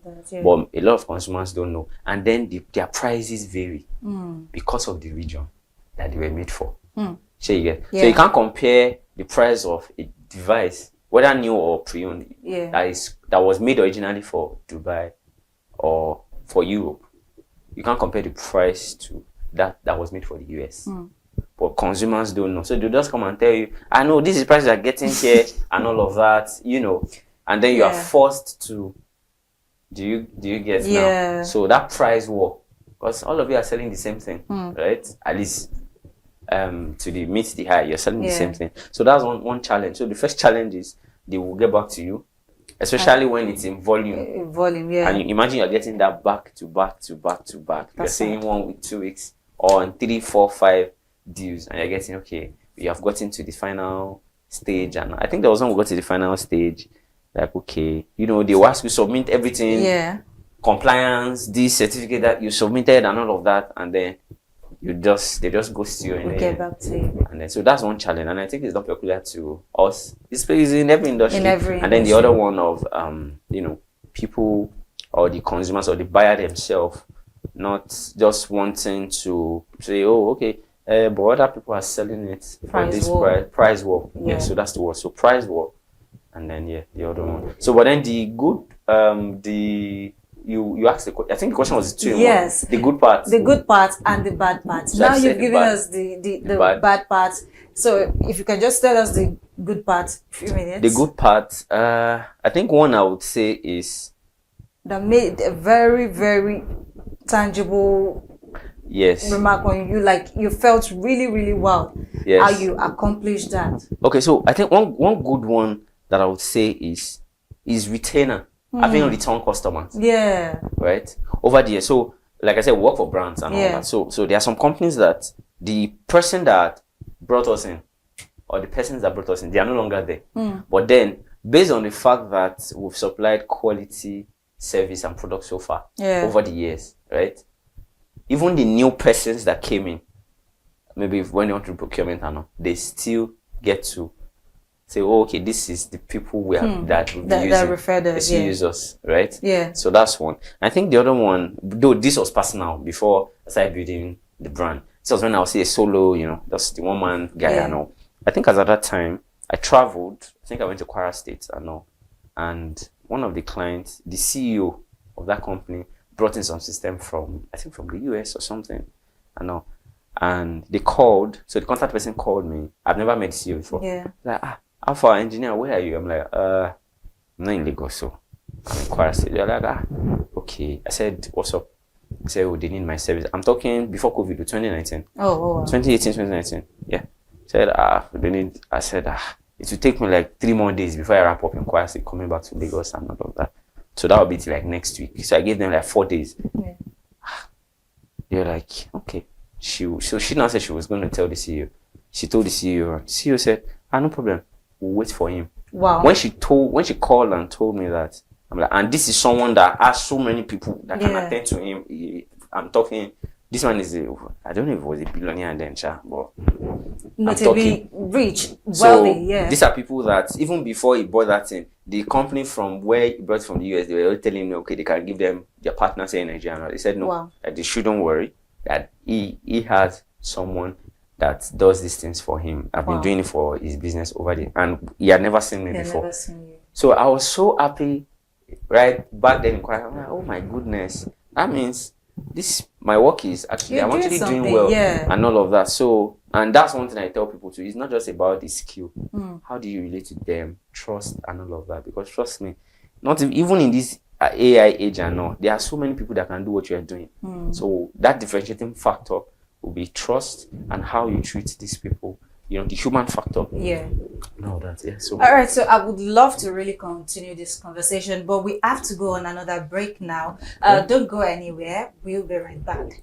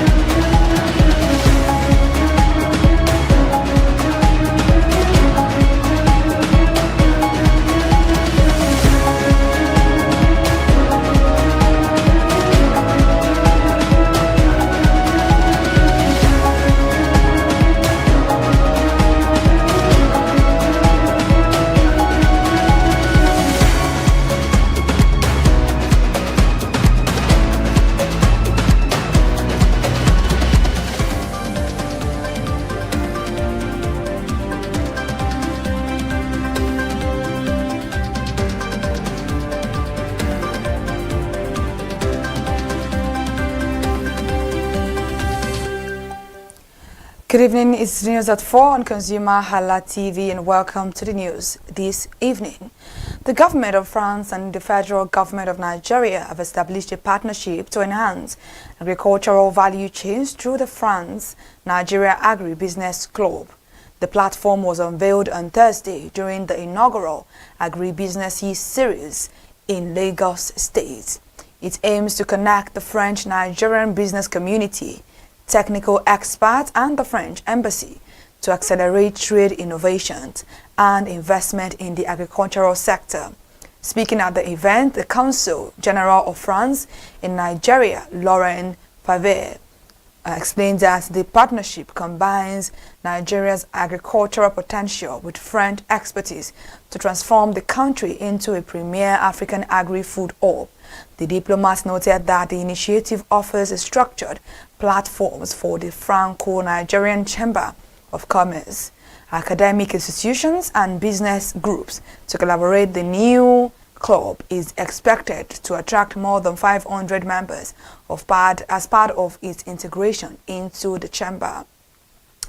The collaborative framework seeks to address a long-standing gap by creating a permanent roundtable where technical advisors, corporate bodies and embassy officials can seamlessly interact.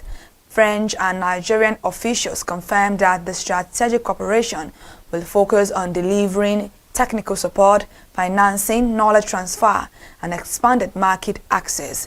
Both nations expect this gateway to significantly boost bilateral economic relations and unlock sustainable opportunities in agri-business.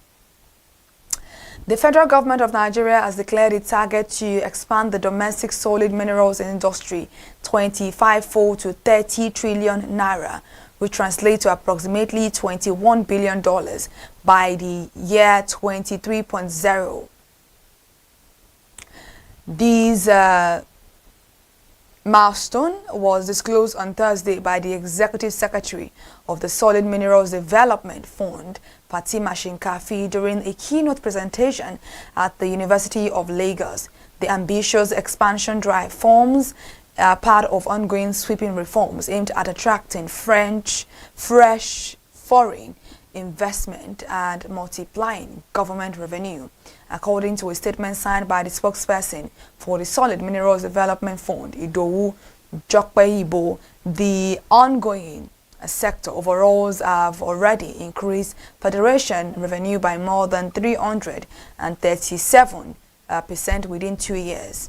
The reforms have also successfully secured about $2.6 billion in fresh investment commitment, addressing researchers, industry players, and students. Fatima Shinkafi emphasized that the mining landscape remains highly underdeveloped, despite boasting vast commercial deposit of over 44 solid minerals across 500 locations nationwide.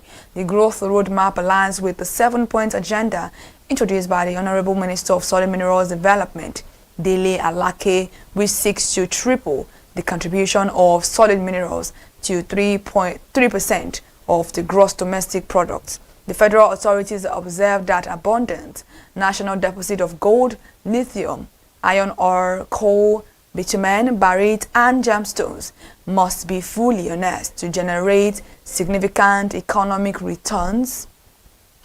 The multi-stakeholder partnership involving the government, academia, and private industries is projected to drive these comprehensive economic transformation. And the federal government of Nigeria has accelerated its investment in strategic midstream and downstream infrastructure by financing 113 gas projects across the nation. The executive director of the Midstream and Downstream Gas Infrastructure Fund, Oluwole Adama, announced on Thursday that these critical projects are currently at various stages of execution. The initiative is designed to fully unlock the domestic gas market, catalyze industrialization, create jobs, and attract vital private capital into the national energy ecosystem. The comprehensive infrastructure portfolio comprises 8 gas processing facilities, 15 compressed natural gas and liquefied compressed natural gas model stations, 86 daughter stations, and 4 liquefied petroleum gas deposits. Speaking during a panel session at the Nigerian Oil and Gas Energy Week conference in Abuja, Oluwole Adama revealed that several of these facilities will be commissioned before the end of 2026. The remaining projects are scheduled to come on stream during the first quarter of 2027. The Midstream and Downstream Gas Infrastructure Fund emphasized that economic growth and sustainable development are complementary forces that must reinforce each other to improve living standards. Management stated that the primary focus of the agency is to ensure that this infrastructure expansion delivers tangible economic benefits and inclusive growth to all citizens. The deployment of these facilities is expected to position the vast natural gas reserves of the country as the primary driver of industrial advancements. The retail price of liquefied petroleum gas has remained high across Nigeria 2 weeks after an emergency intervention by the federal government to stabilize the market.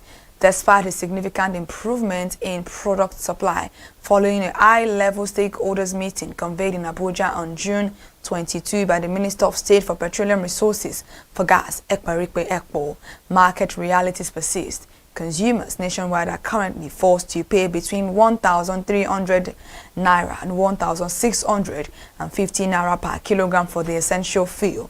The national president of the Nigerian Association of Liquefied Petroleum Gas Marketers, Edu Inyang, confirmed that while the government intervention succeeded in calming market panic, it has not made cooking gas affordable for millions of households. Before the acute scarcity and price surge began in May, a kilogram of the product sold for less than 1,000 naira before spiking to as high as 2,500 naira in June. Current retail figures show that Lagos, Ibadan and Abeokuta record prices between 1,100 naira and 1,350 naira per kilogram.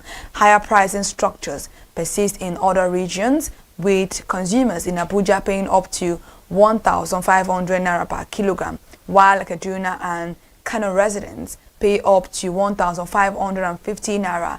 The highest prices are recorded in Maiduguri and part of the northeast, where the commodity trades between 1,350 naira and 1,650 naira per kilogram. The Marketing Association noted that although early signs of stabilization are visible, the domestic energy crisis is far from over. And the Nigerian equities market has taken over the stock market of South Korea to become the best performing equity market globally in dollar terms this year.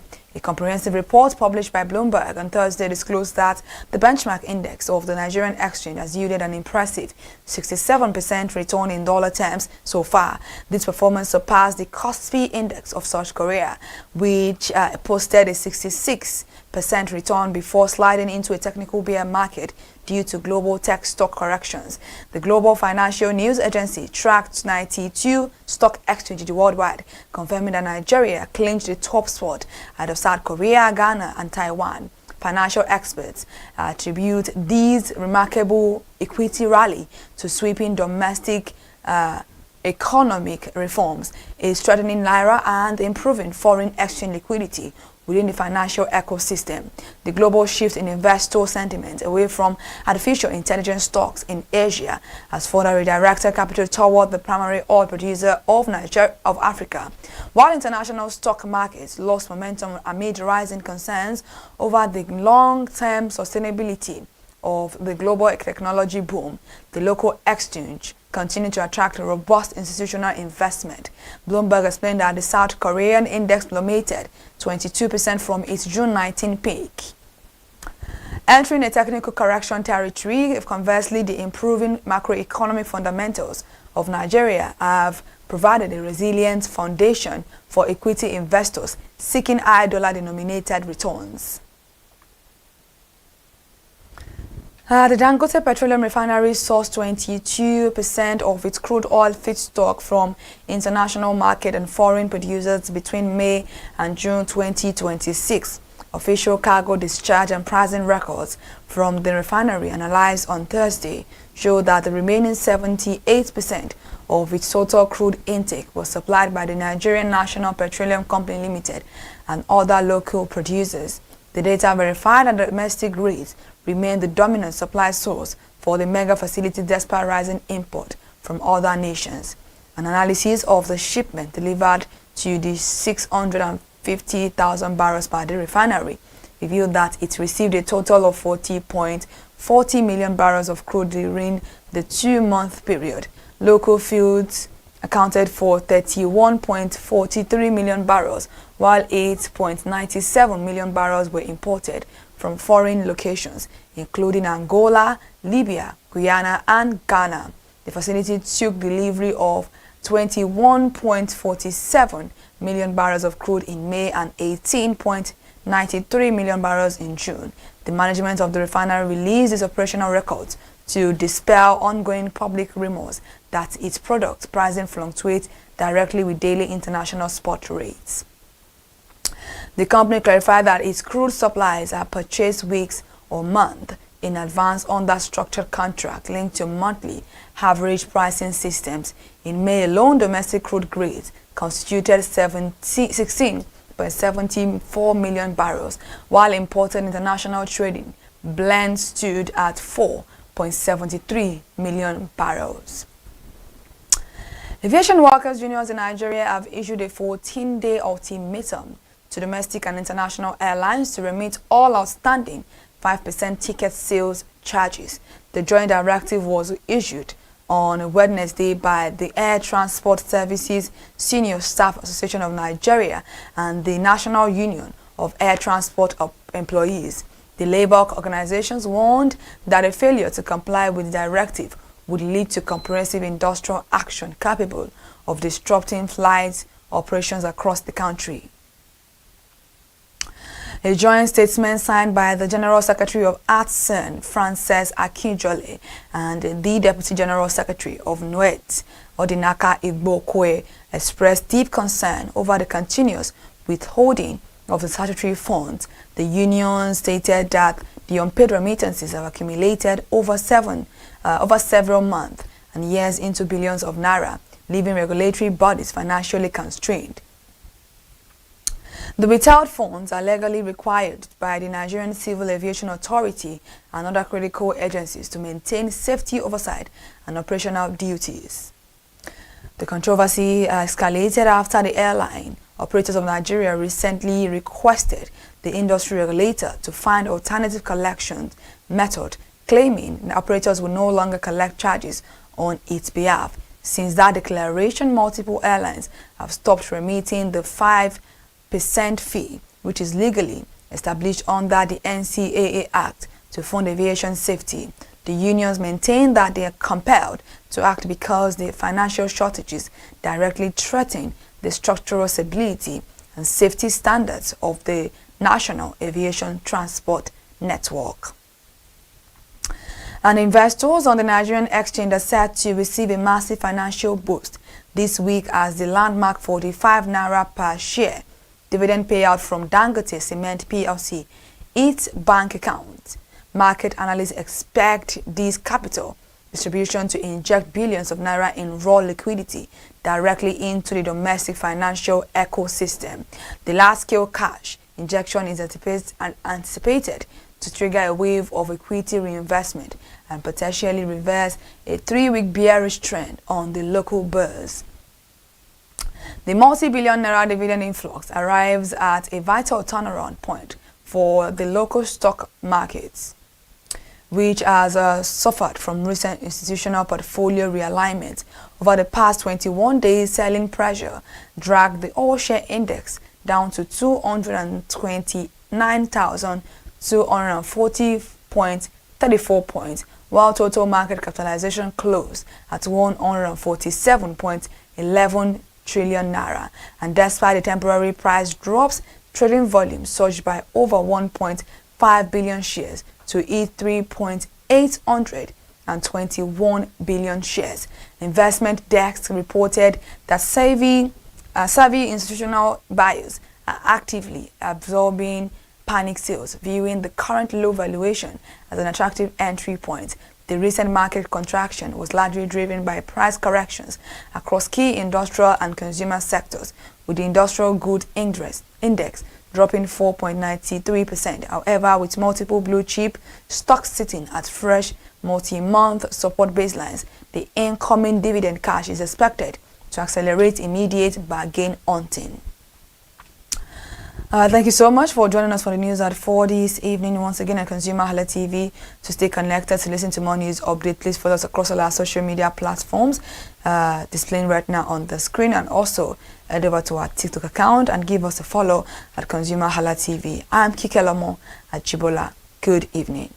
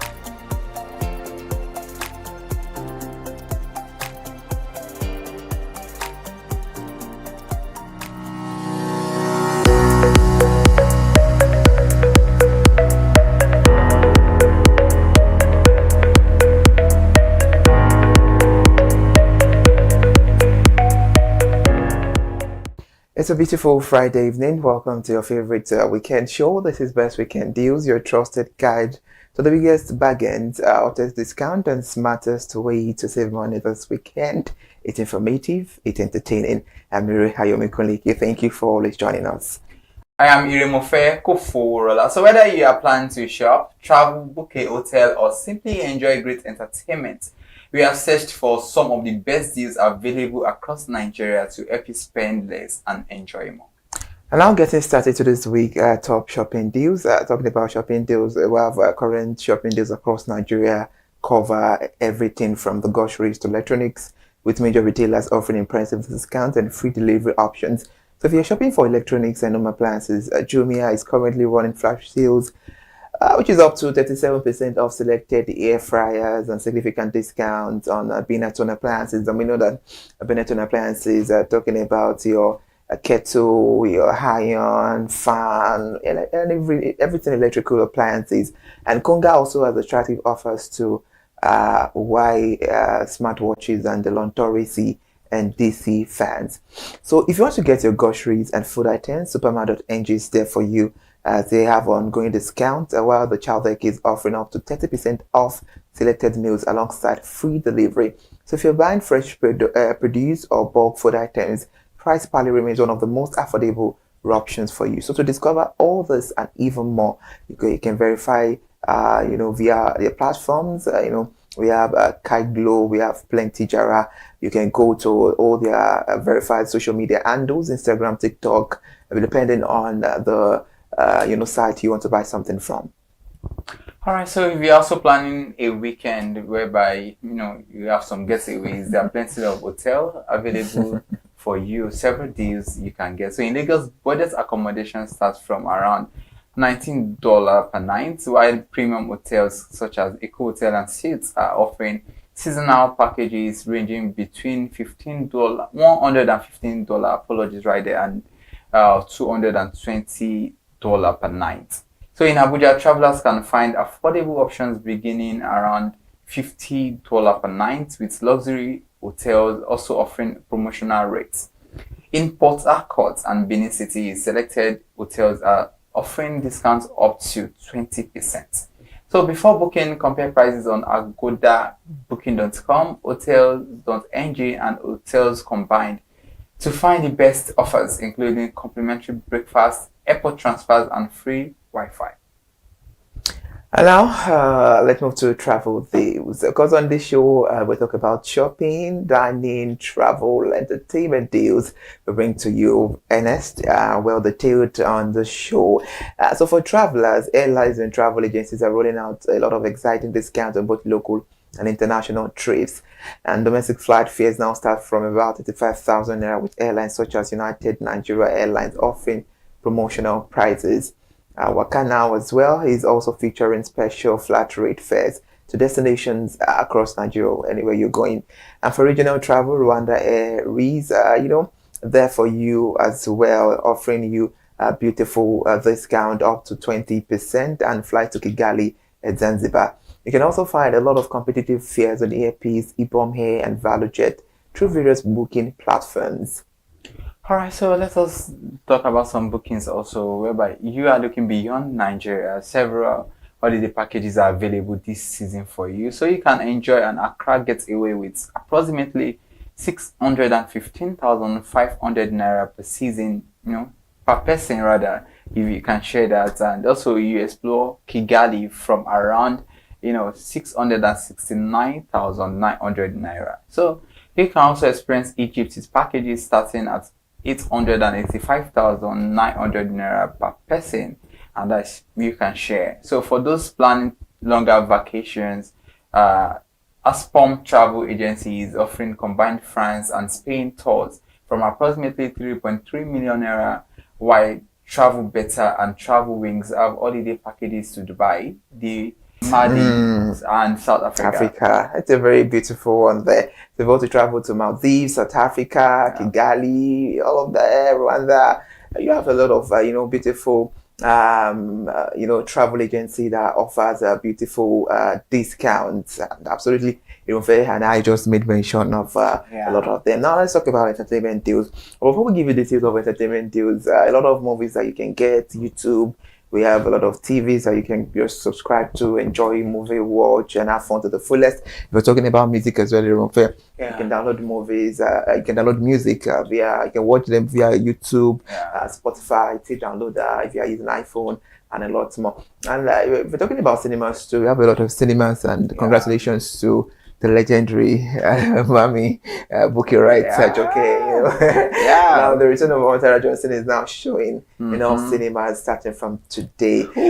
Wish her success. Yeah, absolutely. I can't wait to see her smashing the box office record. Amen. That's a very big one, because I've been seeing on my own FYP, I've been seeing like three people today did review that went to the cinema, and they came out to talk about it.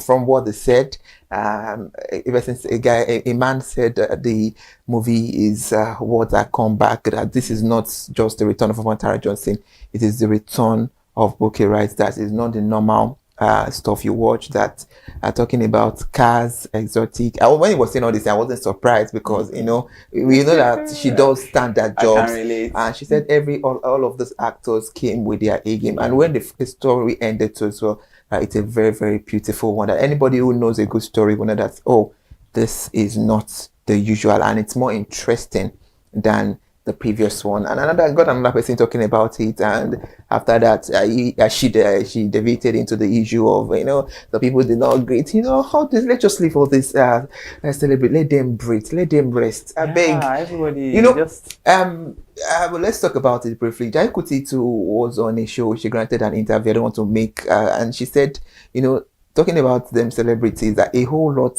is happening, so you should let them breathe. Yeah, and Jai Kuti had to talk to her fans that, why are you always using like, I'm supporting this person, I'm supporting, and you people are fighting each other, and these people are doing better for themselves. If now there is an opportunity, you want to meet somewhere, you want to work somewhere, so because of I'm supporting A, I'm supporting B, that does not make sense. Sometimes they don't even know you. That was what Jai Kuti was saying. So please let us just support all these people. Watch their movies. That's the only way you can support them. Give them good comments. If you want to repost their job, do that, and please let's move on. It's a lot of, Jai Kuti made a lot of enlightenment about all this fan sentiment. There is more to it actually, so we can't say much about that. But now let's move straight up into the entertainment deals. Finally, let's look at entertainment deals for the weekend. Movie lovers can enjoy Glow Showmax bundle from just 1,200, giving subscribers access to thousands of Nollywood and international titles. I mean, if you're wondering, what latest movie can I watch on Showmax that is trending? Wura is showing there. Yeah, the Wura, the season 4 is showing currently. Nemesis is about to catch up with Wura Deleke. It's getting interesting for we. A lot of people have lost the view. They are not that interested, but it's still worth watching actually. So additional Showmax subscriptions plans are also available through the Biggie shop right there. So you can head to the cinemas, female cinemas, Ebony Live Studio. Is Ebony Live? Mwabudu is your, if you know, you know. Yeah, so, continue its popular Pop Wednesday as well promotion with movie ticket available from 5,000 Naira. And the standard ticket price range between 9,500 if you want to enjoy film weekend and 10,000 Naira. While seasonal promotionals are available throughout the year. That's a beautiful one right there. All right, so for those who love live entertainment and high life, so Lagos has got you covered. There's plenty to offer this weekend. So enjoy karaoke night at Chow's Karaoke Bar in Victoria Island with entry starting from about 5,000 Naira. If you want to find Uriah this weekend, trust me, that's where you get to see him. Absolutely. He loves shopping like. Okay. And I've told you, carry us along. Let us know how this time is anyways, you are hearing from the office mouth. Yeah, we will first give you the details, so you must know about it, and definitely that's where it will be from this South weekend. Africa to Ghana to UK to everywhere. All right, I get you to that. Or you just want to unwind at the Glasshouse Sunset series in Lekki, where guests can enjoy great music, drinks, and vibrant weekend entertainment. All of this you have for yourself. Just enjoy, relax, forget about your worries, and the next day you have to face it because exactly. After working, all right, thank you so much for joining us. We've given you beautiful deals for this weekend. For shopping deals, we made mention of some sites that you can get stuff from. We made mention of Jumia, Konga, Supermart, a whole lot travel better for travel, and for hotels. You made mention of Eco Hotel Deals and all of that. And if you want to have fun to the fullest, Glow Biggie bundle where you can subscribe on Showmax to enjoy a lot of movies right there that showing. He made mention of the karaoke, Karoli. He made mention of a whole lot right there to enjoy, and Rwanda Air, Ibom here. A lot of all this, people are offering discounts, and the discount is absolutely, it's something reasonable because when you are getting 30% discount, 20%, that's a whole lot. Already. Mouth-watering. All right, so please jump on all this offer before the weekend. Feed offer highs. Today is Friday. Before we know it, Saturday is round there. And when it's Saturday already, just know that the weekend is gone already. It's gone. Yes, it's the moment you just leave and wake up. Weekend is gone. I mean, wondering what you spent your weekend doing. That is it. Yeah, we're in the same WhatsApp group. Thank you, the lovers of Best Weekend Deals. Absolutely, it's informative, like I said when we started the show, and it's also entertaining because the way we bring it to you, you will be relaxed because when the Erase Square are on board, Okoro meji lo pade o, silly mama. Thank you for joining us. Have a very beautiful weekend. Love you guys. Yeah, bye.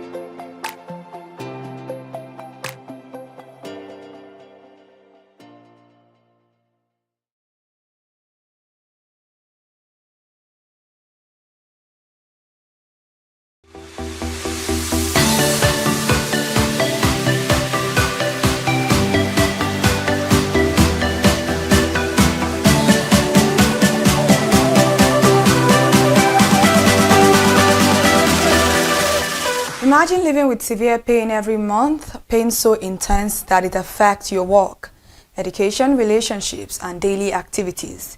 Imagine visiting several hospitals before finally getting an accurate diagnosis. This is the reality for many women living with endometriosis. Good morning and welcome to another enlightening episode of Healthy Living, the program dedicated to empowering you with reliable information needed to improve your health. On today's program, we'll serve you latest health-related news stories, have an extensive conversation about endometriosis with a medical practitioner from the University College Hospital UCH in Ibadan, and also clear some misconceptions about the ailment during the myth and fact segments.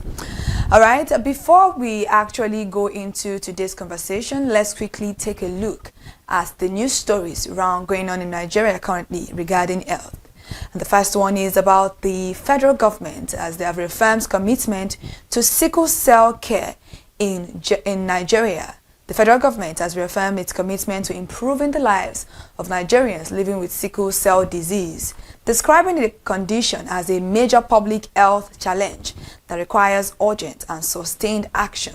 Speaking during the 2026 World Sickle Cell Day commemoration in Abuja, health officials noted that Nigeria carries the highest burden of sickle cell disease globally, with about 25% of adults carrying the sickle cell gene and thousands of children dying annually from related complications. The government emphasized its determination to ensure equitable access to diagnosis, treatment, and quality health care for all affected Nigerians. And as part of its response, the federal government announced the rollout of universal newborn screening for sickle cell disease in selected healthcare facilities in Lagos, Kano, and the Federal Capital Territory. Other measures include the establishment of 6 centers of excellence for sickle cell disease across the country's geopolitical zones, expanded use of hydroxyurea therapy, training of healthcare workers, and efforts to include sickle cell services under the National Health Insurance Scheme. The government also urged Nigerians to know their genotype, seek genetic counseling before marriage, and support people living with the condition while helping to eliminate stigma and discrimination. And away from that, in Kano, the Kano state government has shut down 2 private health training institutions operating in Nasarawa local government area for allegedly violating regulatory requirements and operating without proper authorization. Authorities said the action was taken to protect students and maintain standards in health education, stressing that only accredited institutions should be allowed to train future healthcare professionals. State officials expressed concern over the increasing number of unlicensed health training schools, warning that such institutions can produce inadequate trained personnel and compromise the quality of healthcare delivery. The government also advised parents and prospective students to verify the accreditation status of any health training institution before enrolling, while promising continued monitoring and enforcement to ensure compliance with educational and healthcare regulations. And lastly, last time we spoke about cholera outbreak, but right now there is a new update because the health authorities and humanitarian organizations have raised concerns over the worsening cholera outbreak in part of northern Nigeria, particularly in the northeast, where thousands of suspected cases have been recorded. The outbreak had displayed significant pressure on hospitals and treatment centers, with healthcare workers struggling to cope with the increasing number of patients. Experts attribute the spread of the disease to poor sanitation, inadequate access to clean drinking water, overcrowded living conditions, and the onset of the rainy season, which often accelerates the transmission of waterborne diseases. The outbreak has resulted in dozens of deaths and continues to pose a serious public health threat, especially among children and vulnerable populations. In response, health agencies have intensified surveillance, treatment, community sensitization campaigns, and the provision of safe waters and sanitation facilities. Public health officials are urging Nigerians to maintain proper hygiene, wash their hands regularly, drink safe water, and seek immediate medical attention if symptoms such as severe diarrhea, vomiting, or dehydration occur, as early treatment can significantly reduce the risk of death. And lastly, for our health-related news stories, the Nigerian Medical Association NMA Lagos State Branch raised concerns over the ongoing warning strike by resident doctors at the Lagos State University Teaching Hospital, LASUT, warning that the industrial action could lead to wide disruption in healthcare services if not urgently resolved. The strike was initiated by the Association of Resident Doctors over long-standing welfare issues, including delayed implementation of professional allowances, unpaid promotion arrears, inadequate welfare support, and concerns about training and accommodation facilities for resident doctors. The NMA described the situation as unfortunate but avoidable, stressing that prolonged delays in addressing the doctors' grievances had contributed to the breakdown in negotiations. The association urged the Lagos State Government Hospital Management and other stakeholders to engage in immediate dialogue to prevent further escalation, warning that continued industrial disputes could negatively affect patient care and place additional pressure on an already stretched healthcare system. All right, before we go into the conversation of the day, which is talking about endometriosis, let's go on a short break. And when we get back, we'll get straight into the conversation, and our professional would be here to answer most of our questions.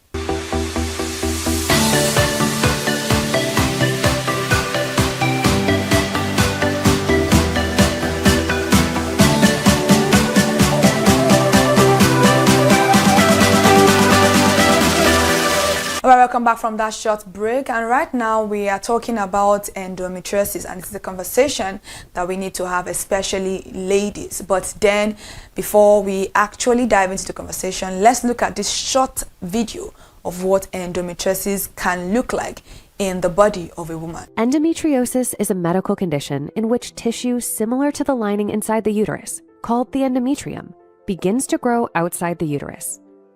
In a typical menstrual cycle, estrogen plays a crucial role in preparing the uterus for potential pregnancy. During the first half of the cycle, estrogen levels rise, stimulating the thickening of the endometrium. This thickened lining is essential for nourishing a fertilized egg if conception occurs. If pregnancy does not happen, estrogen levels decrease, leading to the shedding of the endometrial lining through menstruation.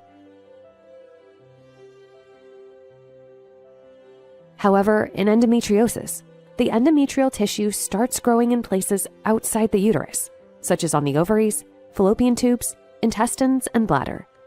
In some cases, it can even affect areas beyond the pelvic region, such as the diaphragm or surgical scars.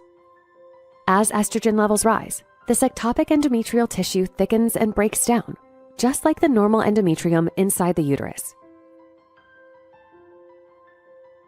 However, unlike menstrual blood, the blood and tissue from these ectopic sites have no way to escape. As the ectopic endometrial tissue grows and sheds repeatedly, it triggers a chronic inflammatory response. This prolonged inflammation can lead to the formation of scar tissue. This scar tissue then turns into adhesions, which are bands of scar tissue that cause different pelvic structures, such as the ovaries and fallopian tubes, to stick together. In some cases, endometriosis leads to the development of endometriomas, which are cysts filled with dark old blood. These are commonly referred to as chocolate cysts due to their thick brown fluid. These complications can cause significant pain. In some cases, adhesions can distort the anatomy of the reproductive organs, interfering with the egg's ability to travel from the ovary to the uterus, which can lead to infertility.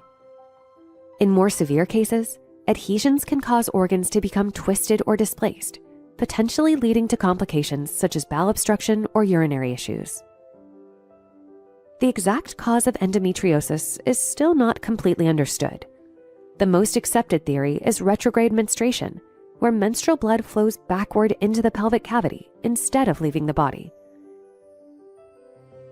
Treatment options include pain management, hormone therapy to suppress estrogen, and surgical intervention to remove endometriosis tissues and adhesions.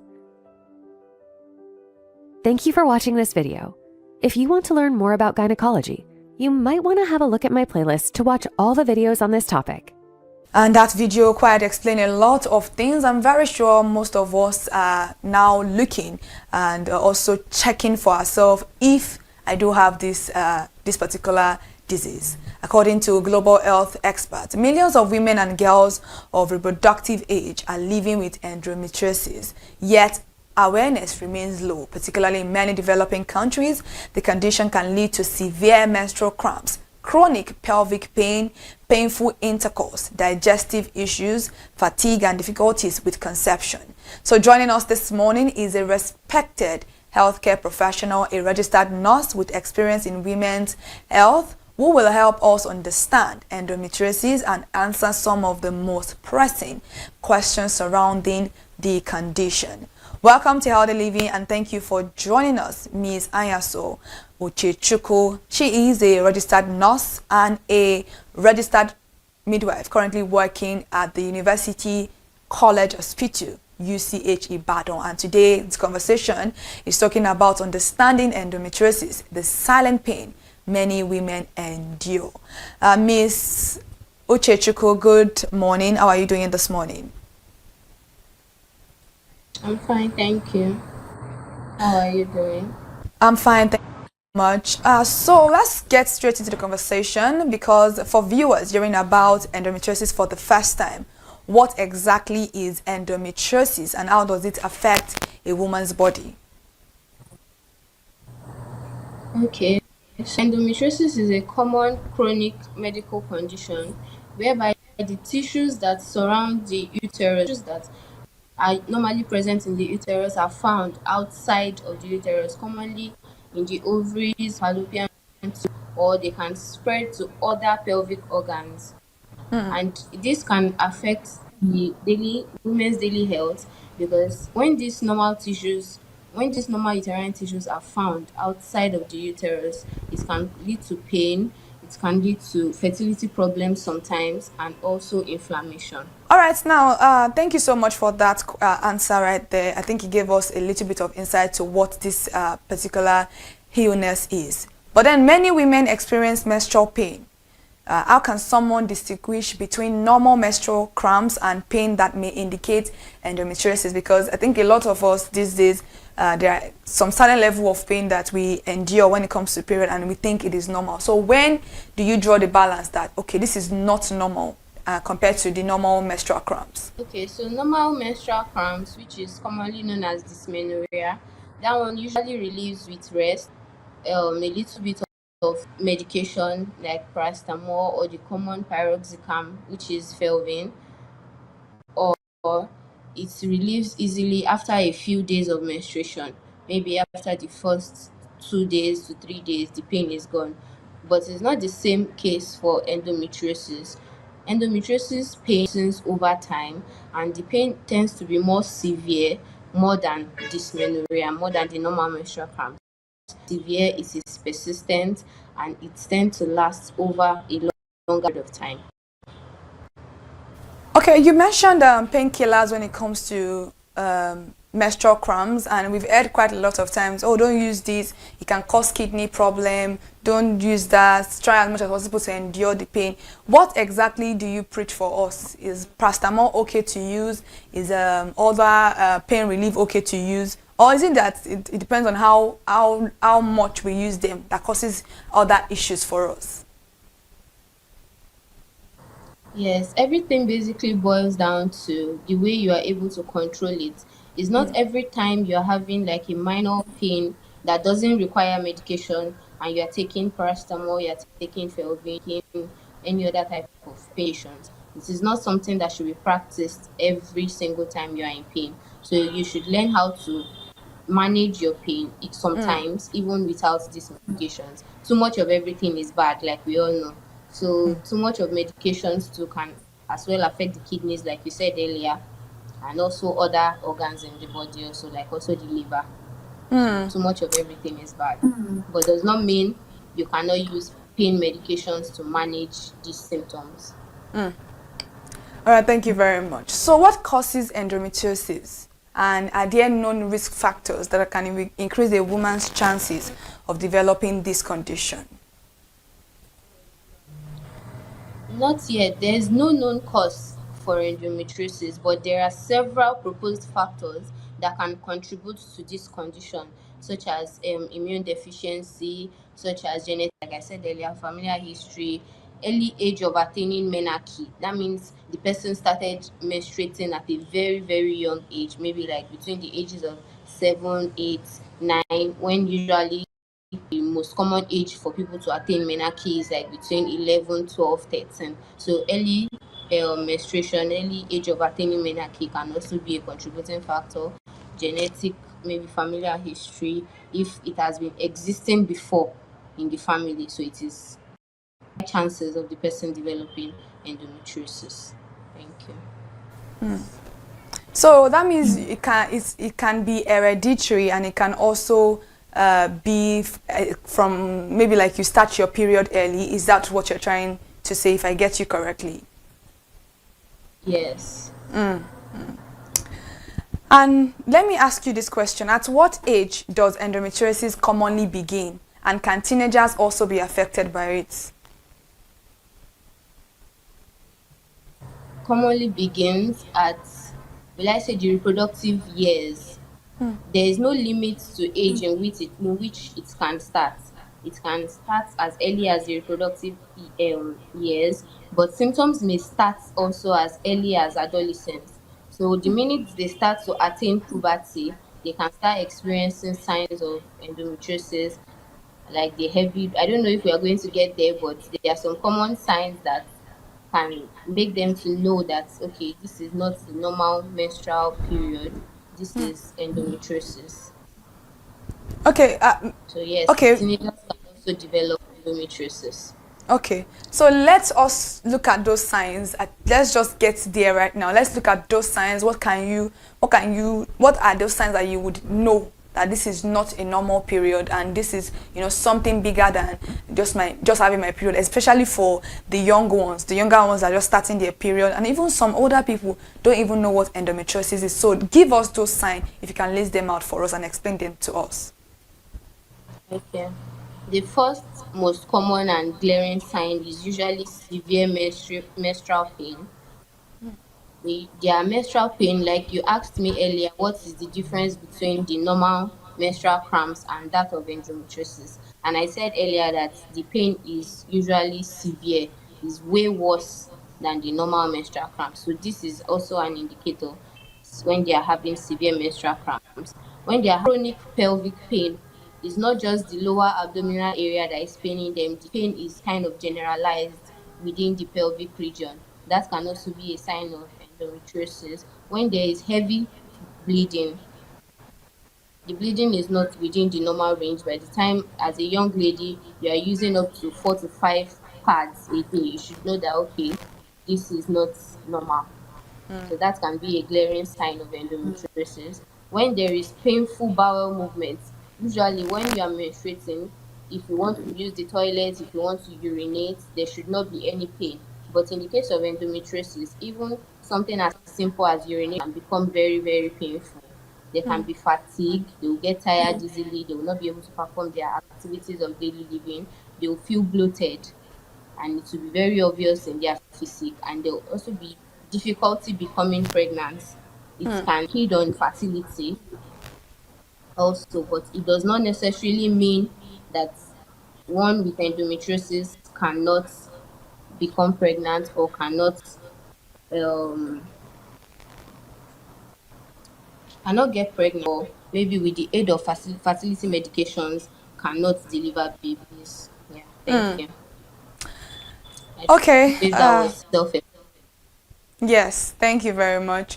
So I wanted to ask you, you made mention of bowel movements because a lot of people complain about a little bit of butt cramp when they are on their period. Some sources say, oh, if it is just on your period, maybe like it's normal for you to have a butt cramp, or sometimes if it is just like on a normal day you're not menstruating and then you're having butt cramp, maybe you should check it out. It may be something else. So what do you say about that? Is butt cramping a lot? Because some people say, oh, when I menstruate I have leg cramps, when I menstruate it's back pain, while some people will say, oh, I have a little bit of anal cramping. So what is your take on that particular conversation?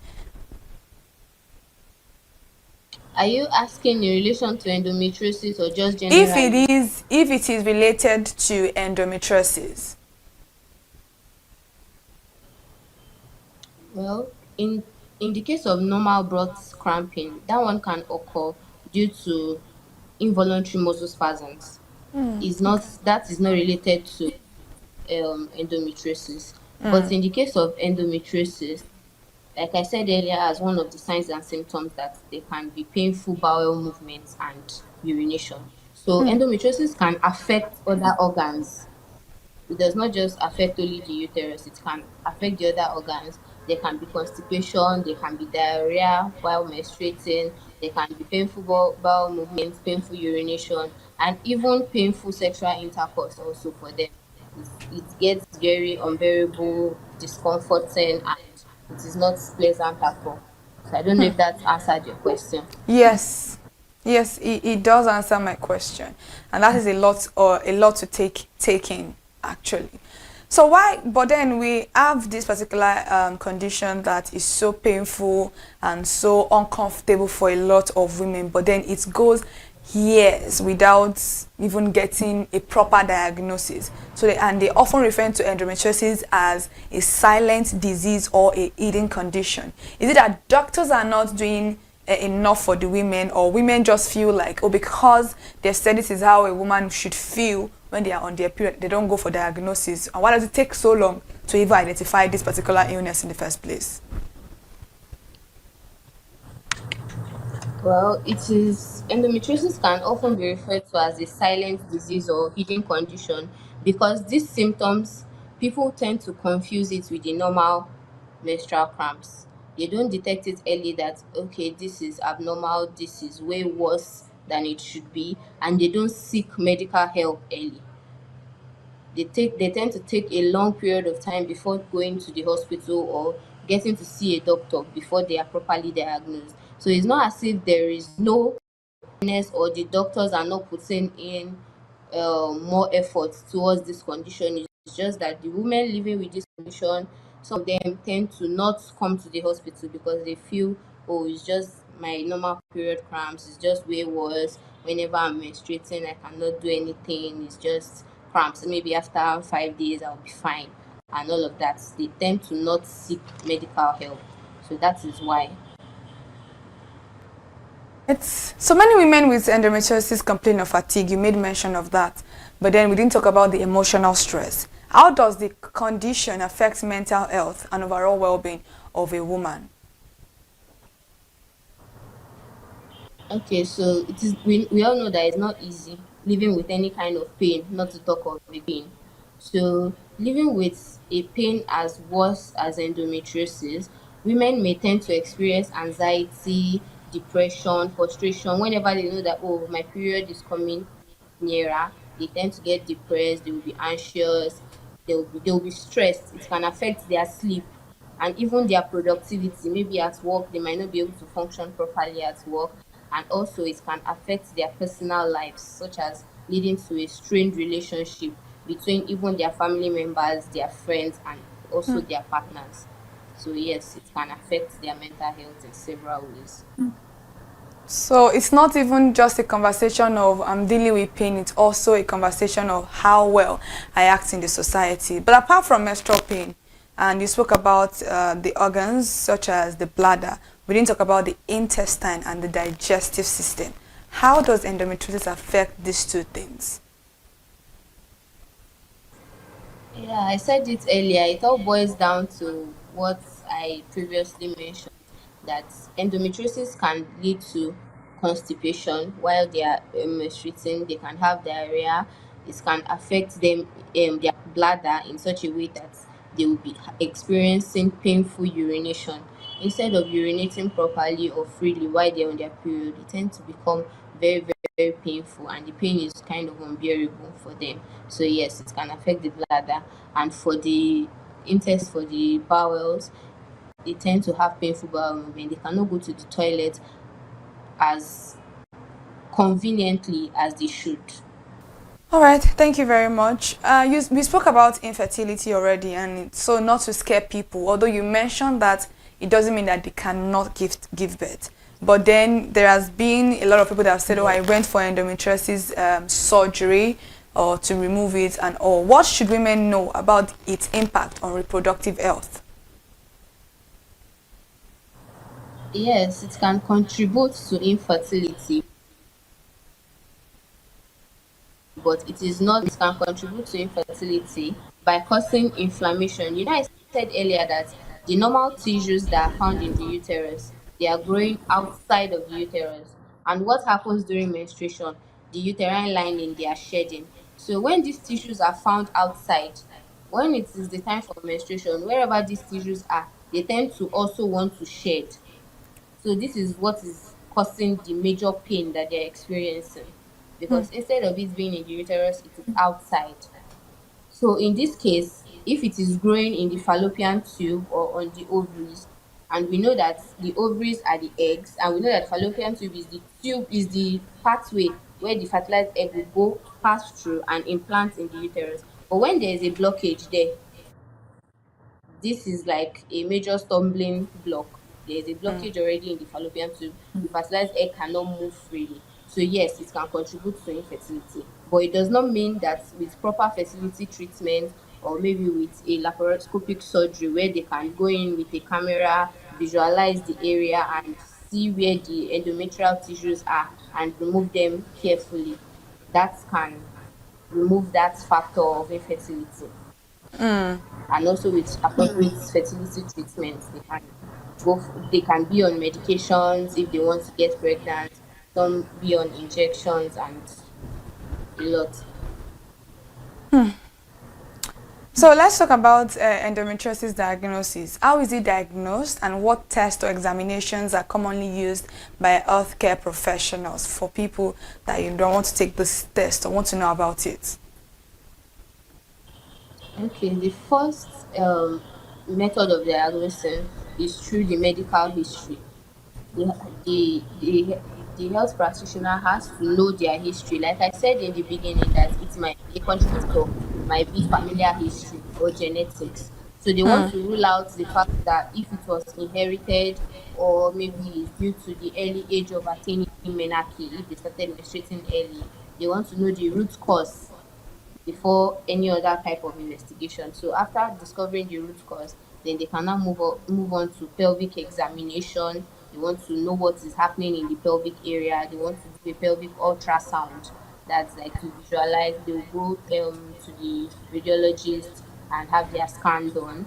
So they want to see how the pelvic area is, to locate the exact place these endometrial tissues are growing and remove them surgically.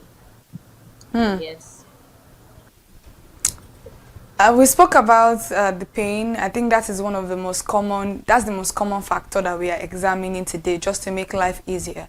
So are there lifestyle changes, dietary habits or exercise routine that can help women manage symptoms and improve their quality of life? For somebody that has not even, gone for the surgery or is actually trying to gather money for the surgery, is there any way they can manage this pain and live a better life during this time that they are going through this hardship? Yes. In terms of management, or let me say treatment rather, there is no permanent cure for it. But like you said, while they are trying to get themselves together, if surgery is needed, there are several ways they can manage themselves with this condition, such as exercise. They can they can do exercises daily. They can eat healthy diets, balanced meals. They can monitor their weights. Maintaining a healthy weight is also important in case of endometriosis. So they need to monitor their weight. Adequate sleep. Sleep is also necessary. Then also they need to limit the processed foods that they consume, and also alcohol. Because like we know, alcohol is a contributing factor to so many diseases. So even in the case of endometriosis, they need to limit their alcohol consumption, eat healthy diet and not too much of processed meals. They need to do their exercises, monitor their weight, sleep properly. So yeah, that covers it for the lifestyle changes. All right, and that is a very interesting conversation right there, because it's not like you need to spend a lot of money to get those things done. You can always do it at the comfort of your home and also try as much as possible to improve your way of life. But then we spoke about family the other time. We spoke about how this can put a strain on relationship. But then as individuals and human beings, we need love, we need that support from our family just to make us feel sane again. So what role does one's family members, partner, the society at large play in supporting people living with endometriosis? Okay, so the most important role a family member or a partner or even the society can play is support. Support is a very, very important aspect of management of endometriosis, because the more you listen to them, give them encouragement, they tend to open up more about what they are going through.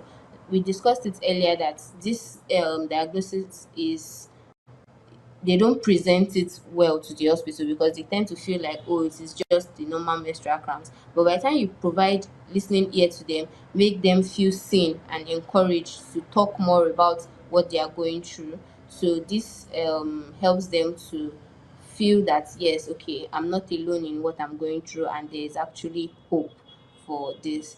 And in the case of the society can try to create awareness about this condition. Let more people know about this condition and also reduce the stigma of this particular condition. And in terms of working environment, their place of work, their working environment can provide flexibility for them during these periods of flare-ups. They can give them like maybe a few days off to relax, recuperate before resuming back, or something as simple as working from home instead if they can, or just better off give them a few days off to recuperate, then resume work. All right, Ms. Uche, I think this is a question that is very interesting and we need to talk about, because recent study has reports that this conversation now is not only about women, because endometriosis from beginning of time is a woman condition. But now there are extremely rare cases whereby men are found with endometriosis. How is that a conversation that even involves men at all? And how did this study even start in the first one? And what happened? What exactly is the factor that are making men experience endometriosis currently? Well, like it is extremely rare for men to present with endometriosis. From the beginning, I said it is the tissues that are found in the uterus. Men don't have uterus, they don't have wombs. So it is very, very rare. The only condition in which you can see it in men is maybe men that are on long-term hormonal drugs, men that are on long-term hormonal therapy, maybe for one reason or the other, they are on long-term hormonal therapy, or men with deficiencies, like growth deficiencies in their genetic makeup for one reason or the other. Their body is producing more of estrogen than the testosterone. So yes, it can be in them, but it is extremely rare for men to present with the case of endometriosis. It is not common at all in men. All right, and then is endometriosis only found around the womb area, or can it be anywhere in the body apart from a woman's womb? You know. Well, it can spread to other organs, but it is mainly localized within the pelvic region. It is only in extremely rare cases you can see these endometrial tissues traveling further than the pelvic area. It is extremely rare. It is mainly localized within the pelvic region. So before we let you go this morning, what final advice would you give to women experiencing persistent pelvic pain or unexplained reproductive health challenges? Well, I would say they should not ignore persistent pain. As a woman, they should be able to differentiate that, okay, this thing that I'm going through every month is not normal. By the time I ask my colleagues, my friends, or when I see people menstruating around me and they don't go through this same thing that I go through every single month, I should be able to know that, okay, there's something wrong somewhere, and seek medical attention as early as they detect that something is wrong somewhere. You should not limit themselves to self-treatment, like taking drugs without proper medical diagnosis. So yes, that is my advice for them, that pain is not something that can be overlooked. They need to seek medical attention, and they should not ignore the pain that they are. Ms. Uche Chukwu, thank you so much for all of your beautiful responses. They were so insightful, and I'm very sure the viewers at home are going to have a field day listening to you talk, because they were brilliant. But before we let you go finally on the program, let's quickly go to our quick fire segment. A one-word answer. I know we've mentioned all of these things, but it's also some of these things, but it's also to remind viewers of how intentional they can be about their health and how aware we are giving them this exposure. So severe menstrual pain is normal, myth or fact? It's a myth. It's not normal. Okay. Only older women develop endometriosis, myth or fact? It's a myth. That's not normal. That's not true. I said it earlier when you asked about teenagers, if they can develop it, and I said they can even start as early as age of puberty. So not limited to old women at all. Thank you very much. And some people say pregnancy cures endometriosis, myth or fact? Myth. Not true at all. Women with endometriosis cannot get pregnant, myth or fact? That's a myth. We've covered that aspect with proper fertility treatment and hormonal balances. There should be no issues with getting pregnant. I think, you know, with the emergence of social media and in lots of online doctors, there are a lot of things that are lost in when it comes to truth. And that is why bringing people like you that have the knowledge, the backing, the understanding of medical aspect of life is very, very good to create this awareness. And that is why I'm so grateful and so happy that you are able to join us on the program today for us to be able to discuss this particular illness that has caused a lot of pain for women living in the society. With the fact that even Nigeria has a very poor healthcare system, it's really, really difficult for women to get adequate attention, because it's not only even Nigeria that this thing goes on as a silent or hidden condition. Even far beyond Nigeria, people live with endometriosis for a long time before even getting diagnosed. Thank you very much for joining the conversation, Miss Uchechukwu. I'm so very, very grateful for you to join, but then we'll have to let you go because we are running out of time, and I also want you to go and rest. Thank you for having me.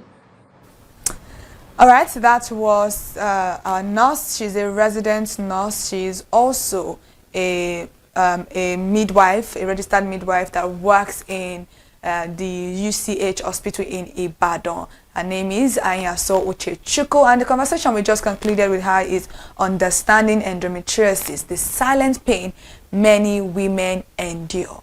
And that conversation is a very, very insightful one. I'm very sure a lot of people, dealing with this condition, people that are very much interested in learning this condition, they've learned one or two things. And if you have anything to talk about when it relates to endometriosis, please drop it in the comment section, so we would actually, deal with this and also have a word of encouragement, a word of support and action just to support you in this particular woman. Today's discussion reminds us that persistent pain should never be ignored. Endometriosis is a real medical condition that affects millions of women globally and can have serious consequences if left undiagnosed or untreated. Awareness, early diagnosis, proper medical care, just like our professional said, and emotional support can make a significant difference in the lives of those affected.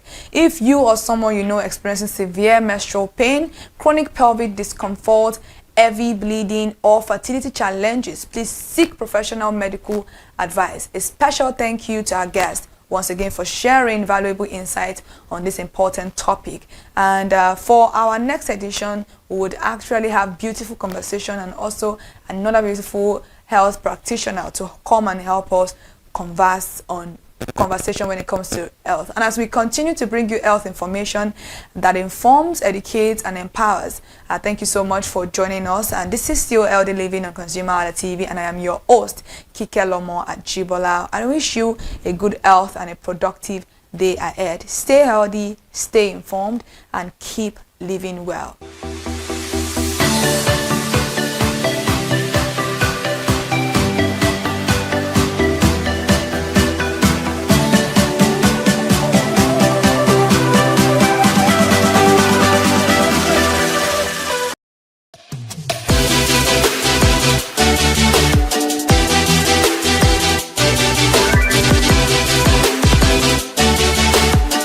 Have you ever watched a Nollywood film and thought, I get it already? And the camera zooms in, the dramatic music starts playing, and just in case you somehow missed the point, a character says exactly what everyone is already thinking. It's almost as if the movie doesn't trust you to figure out on your own. But here is the question. When did Nollywood stop trusting its audience? Hello everyone, and welcome to Screen Time, the show where we explore the stories that move us, the filmmakers behind them, and everything happening on our screens. I am Iremofeko Foworola, the man always clothed in wealth and strength. And I am always with the one and only Kike Lomo Ajibola. All right, good evening everybody. Welcome to Screen Time this evening once again on ConsumerHallaTV. I'm Kike Lomo Ajibola, and this is your #1 entertainment program for you to always watch and catch us on every segment of the conversation where we talk about new movie release update, top 5 countdown, celebrity of the week, and also sometimes interviews. But I don't think we have interviews today. Nah. So we are just the ones on the program. Yeah, alright, so today we have everything for you that you would get to enjoy on the show today. So we are talking about Nollywood. Every now and then we talk about Nollywood because it's very important. It's a very important conversation. So today we are putting Nollywood on the couch, not to criticize it, but to have an honest conversation about storytelling. So let's get into it. First of all, let's be fair, Nollywood has evolved absolutely and tremendously. The visuals are better, the sound has improved, the cinematography is stronger, and the actors are delivering some truly incredible performances. But this isn't one of those old Nollywood was better conversation. We don't want to have that this evening on the program. Yeah, I totally agree with Kikelomo. You know, we have better visuals than it used to be and all of that. So not all that. In fact, some of the finest African films we have seen have been released in the last few years. But here is something I've noticed, and we can all also agree with. Many films today spend more time explaining than showing to us. Exactly. Someone is obviously lying. Instead of allowing the audience to discover it, another character immediately says, I think he's lying, you know. Thank you, Captain Obvious. We understand that. Absolutely. Someone receives shocking news. Before we even have a chance to process the emotion, another character explains exactly how we are supposed to feel. Sometimes silence tells a story far better than dialogue. And audiences today are smarter than ever. We've watched films from all over the world. We stream content every day. We've learned how storytelling works. You don't have to hold our hands every 5 minutes. We're not kids. Absolutely, absolutely. And this is something that really calls for conversation. Yeah. Because and I think I also told you the other day that a friend of mine spoke about it and was comparing Nollywood and Hollywood, and first of all, I don't think that comparison should be there in the first place. It's not even fair. It's not fair at all on Nollywood part. Yes, we have issues, we have this thing, but then they're supposed to be great. We are not where we are 10 years ago, we're not where we are 5 years ago. We've evolved. Yes, we're supposed to have evolved better than what we have today, but then we're getting there gradually, and you know, it doesn't have to be a relay race. When we get there, we would, but it's just compulsory that we talk about it. But then comparing Hollywood, Nollywood and Bollywood together is just not fair at all. Bollywood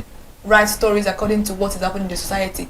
Nollywood writes stories according to what's happening to society. If you want more exciting, thrilling stories, make sure your society have one. Put your policemen on the road chasing thieves up and down. Make a helicopter, fly around looking for criminals. We don't have that in Nigeria. We only have culture, we have voodoo, we have enmity, envy, parties, religion issues. Those are things that we have, and those are what we are capitalizing on. So there are things that we need to look into before actually criticizing Nollywood. Absolutely. And I saw a clip of Uchenjombo where she said that Nollywood, in my own words now, just to paraphrase what she said, that Nollywood is not where it's meant to be, but they've evolved over the years and all that. So a lot of factors go into all of these things. So trust us to connect the dots, trust us to notice the clues.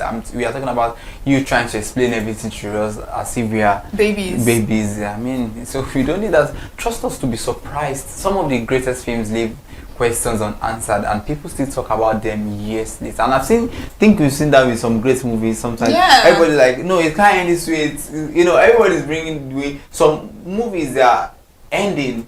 It brings about that there's that open-endedness in quotes now. At the end of the day, people think, oh, it should end this way. You feel no, it should end this way. I think Kola Flyan does that with his film sometimes. It keeps you arguing like, okay, oh, this is the way to, and some other film producers as well that sometimes you think no. Even sometimes people begin to say, oh, there must be a sequel to this. They don't agree that it must end that way and all that. So let people do the thinking themselves. Well, here's another thing. Why are we so afraid of imperfect characters? Not everyone has to be an angel. Not everybody has to be a complete villain. Real people are complicated, absolutely, and that is exactly what makes them interesting. And I think I wanted to bring in a particular movie. I don't know if you have it part of 25 Countdown. I think it was the movie of I think last year's cinema. Behind the scene, I think a lot of people did not expect from Kakele to portray that character. I have a lot of people that was talking about for that. Oh, they didn't like that she acted it. She could have given it to. She could have acted Scarlett Gomez's role. She could have, I don't think they wanted to see their fave in that kind of light. Oh, this person is a villain. You don't know what people are doing behind closed doors. You don't know who they are behind closed doors. So they had a lot of issues with the fact that she played the character of is it Adetutu?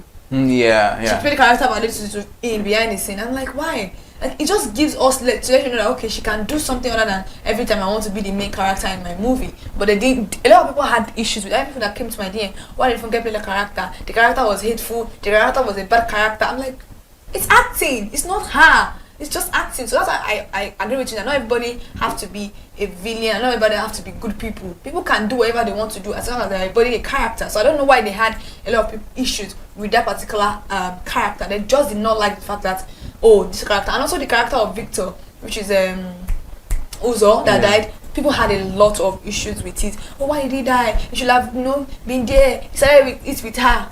Anybody can die. We are at least you can somebody this afternoon and the person is dead in the night. So what do you expect? Like, it's just a normal way of living. So we need to understand that we have to, and that's why also our movie will not improve, because a lot of these our filmmakers try to give us film that they know that we love to watch.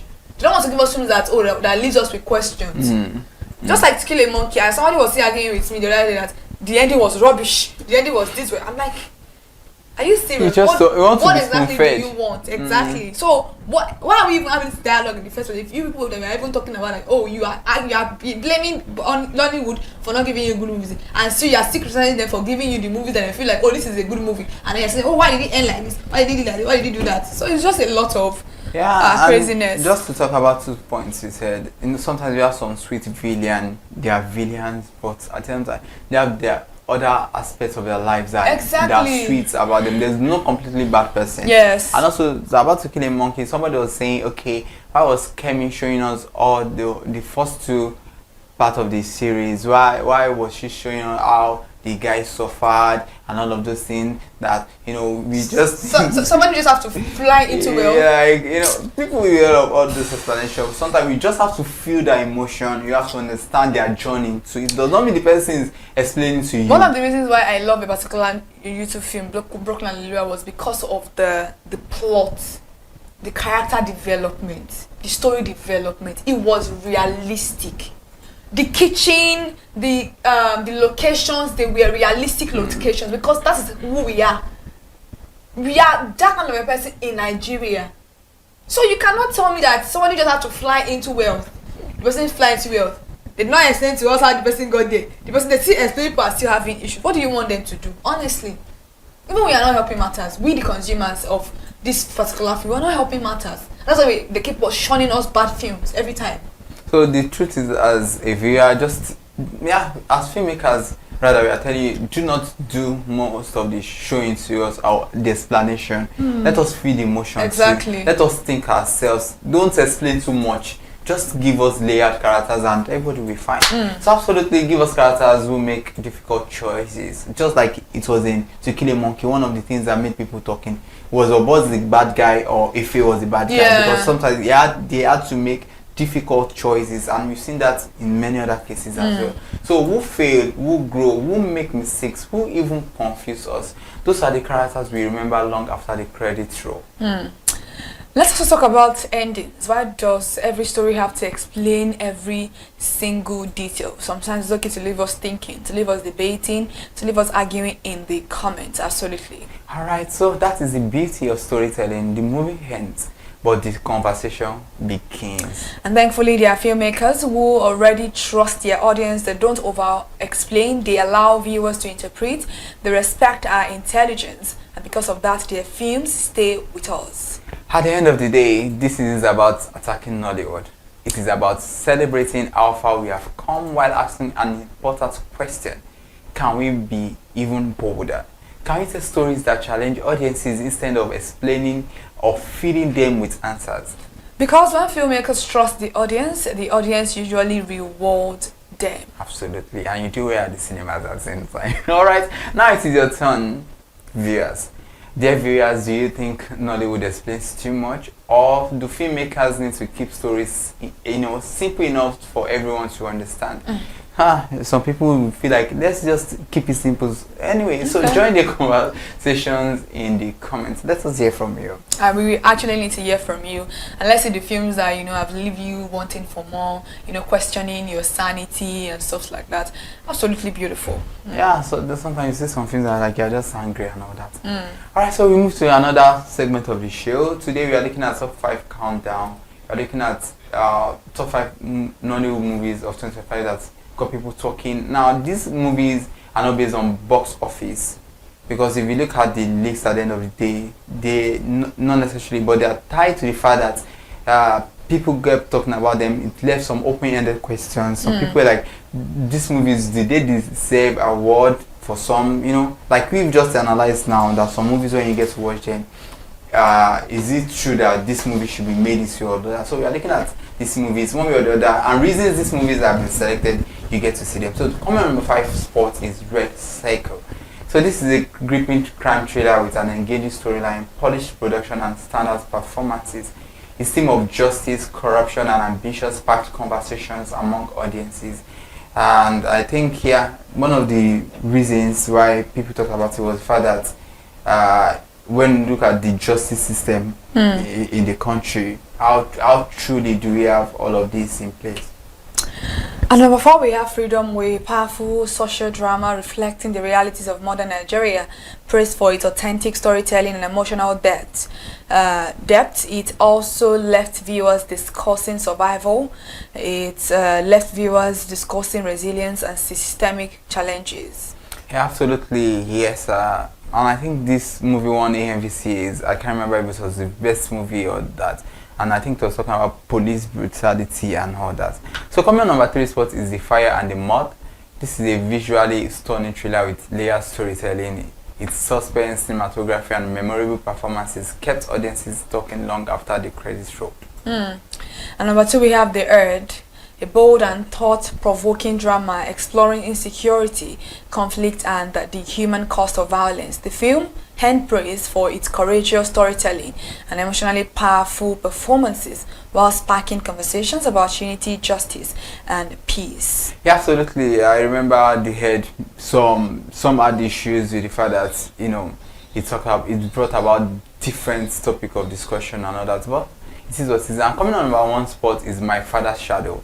So widely regarded as one of Nollywood's defining films of 2025, with exceptional storytelling, outstanding performances and remarkable direction.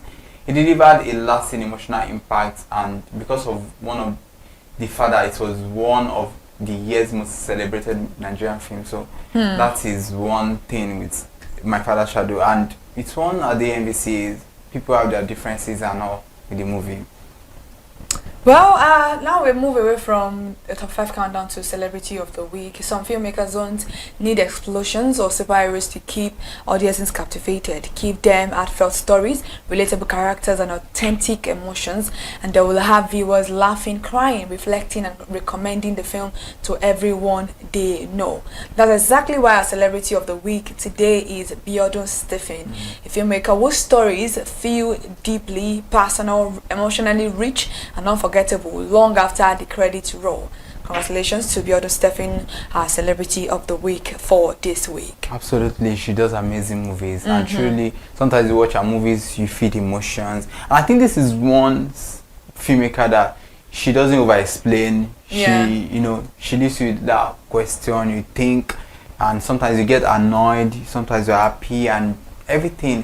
You just have them, all of this. So, before we move to the other segments, like I would say. Okay. So let's go on the short break. We will be right back.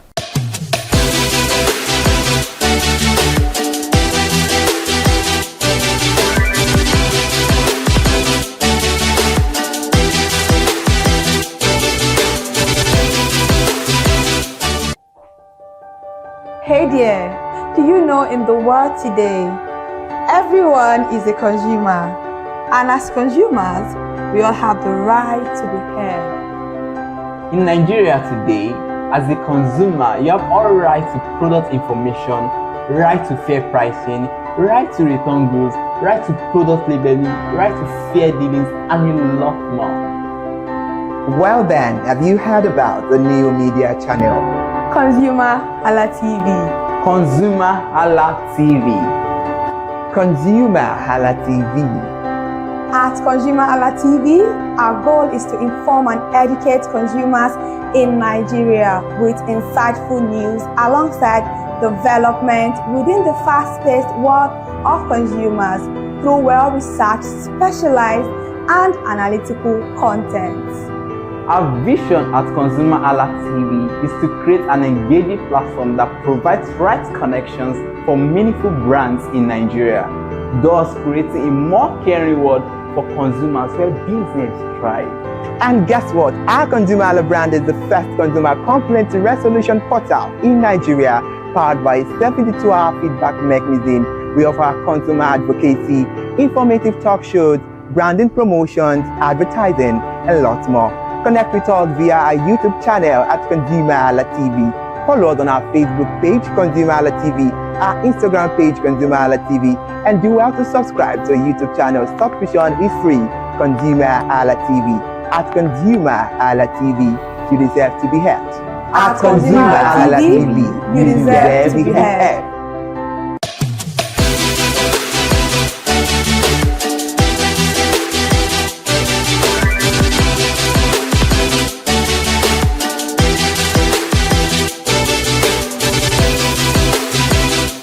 Alright, welcome back from that short break. It is still screen time on ConsumerHalla TV, and this evening, right at this moment, we're talking about new movie release updates on ConsumerHalla TV.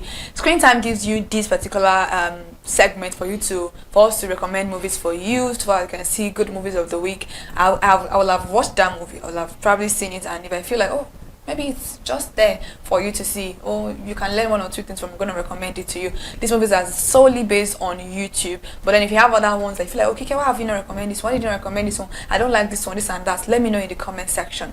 But for today, the first movie we're talking about is Mother's Bargain on Uchenna Obunabo TV, featuring Chineye Nebe, the legendary Emeka Ike Charity Honor. Please go and watch this particular movie. It's a very thoughtful film. I love the characters, I love the chemistry, I love the slow romance. It's just a very, very beautiful story right there. And then we have Trials of Olaide on A3 Vetment Films, starring Osereme Inebinebo, Adeniyi Johnson, Michael Ejo, Blessing Obasi. Trials of Olaide, it's a beautiful movie. It's about betrayal, it's about rediscovering yourself, it's about a mother hating her daughter so much and she doesn't even care about the daughter. This particular film, you will love it, and it's not just the regular ending. Nobody reconciled with, everybody can keep it moving. It's just a very beautiful movie. Go watch Trials of Olaide, and Osereme did a fantastic, very beautiful. And Adeniyi Johnson, it's been a while I saw him, I watched his film. I love his character here. And then we have On Sinking Ground on Clinton Joshua TV. Clinton Joshua is actually becoming a very good producer. Honestly, gives us a good film.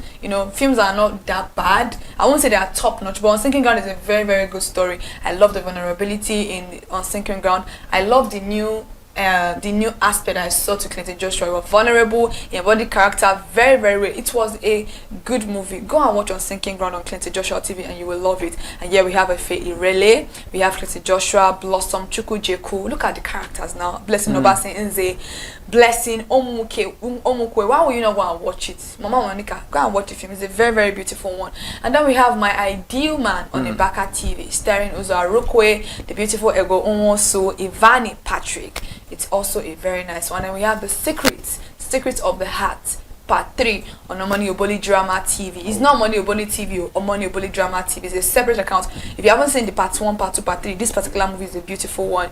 We have it, and we have Elozonam Obolu here. Elozonam Bibi Naija. We have Michael Dapper, Bam Bam Olamumi, Cynthia Clark, Hionu Sydney, Martha, and look at the character cast now. You would absolutely love it. Just go and watch it. From part 1, part 2 is better, and part 3 is even greater. You would love it. And then we have Kaima's Darkness on Chinedu Benjamin TV, featuring Esodike and my wonderful girl Kama Etimiyang. Why would you not go and see all of these movies?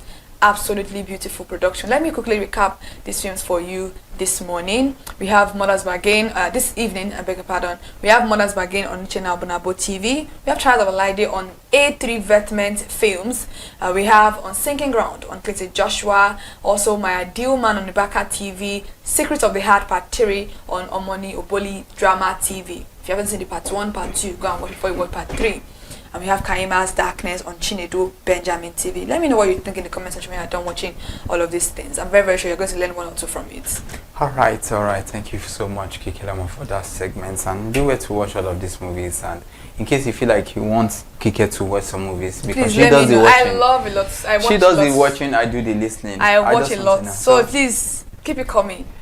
All right. So thank you so much for joining us on today's segment of Screen Time as we explore the evolving nature of Nollywood storytelling. And we hope this conversation inspires filmmakers and audiences alike to continue pushing the boundaries of African cinema. I am Iremofe Kofoworola, the man always clothed in wealth and strength. And I'm Kiki Alomo Ajibola. Do not forget to subscribe to our channel, like this video, and follow us across all our social media platforms: Instagram, Facebook, X, YouTube, ConsumerHalla, on our TikTok account at ConsumerHallaTV for more exciting conversations from the world of film and entertainment. Thank you so much for watching, and see you next time.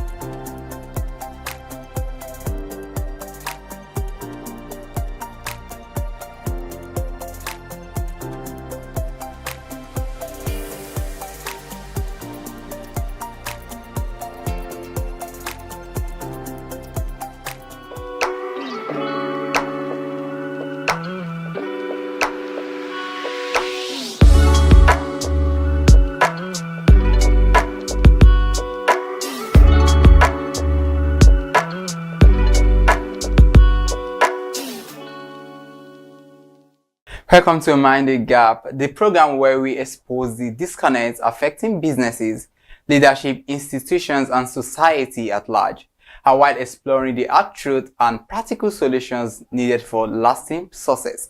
I am Iremofe Kofoworola. Today's conversation touches a nerve many organizations would rather ignore.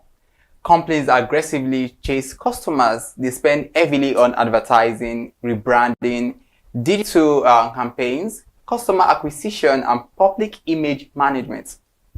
Yet, behind the polished marketing lies a disturbing contradiction.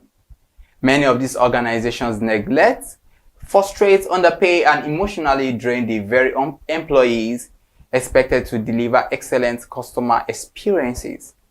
The question is simple. How can unhappy employees create happy customers? Across industries, customers are complaining about poor service, lack of empathy, robotic interactions, and declining trust in brands.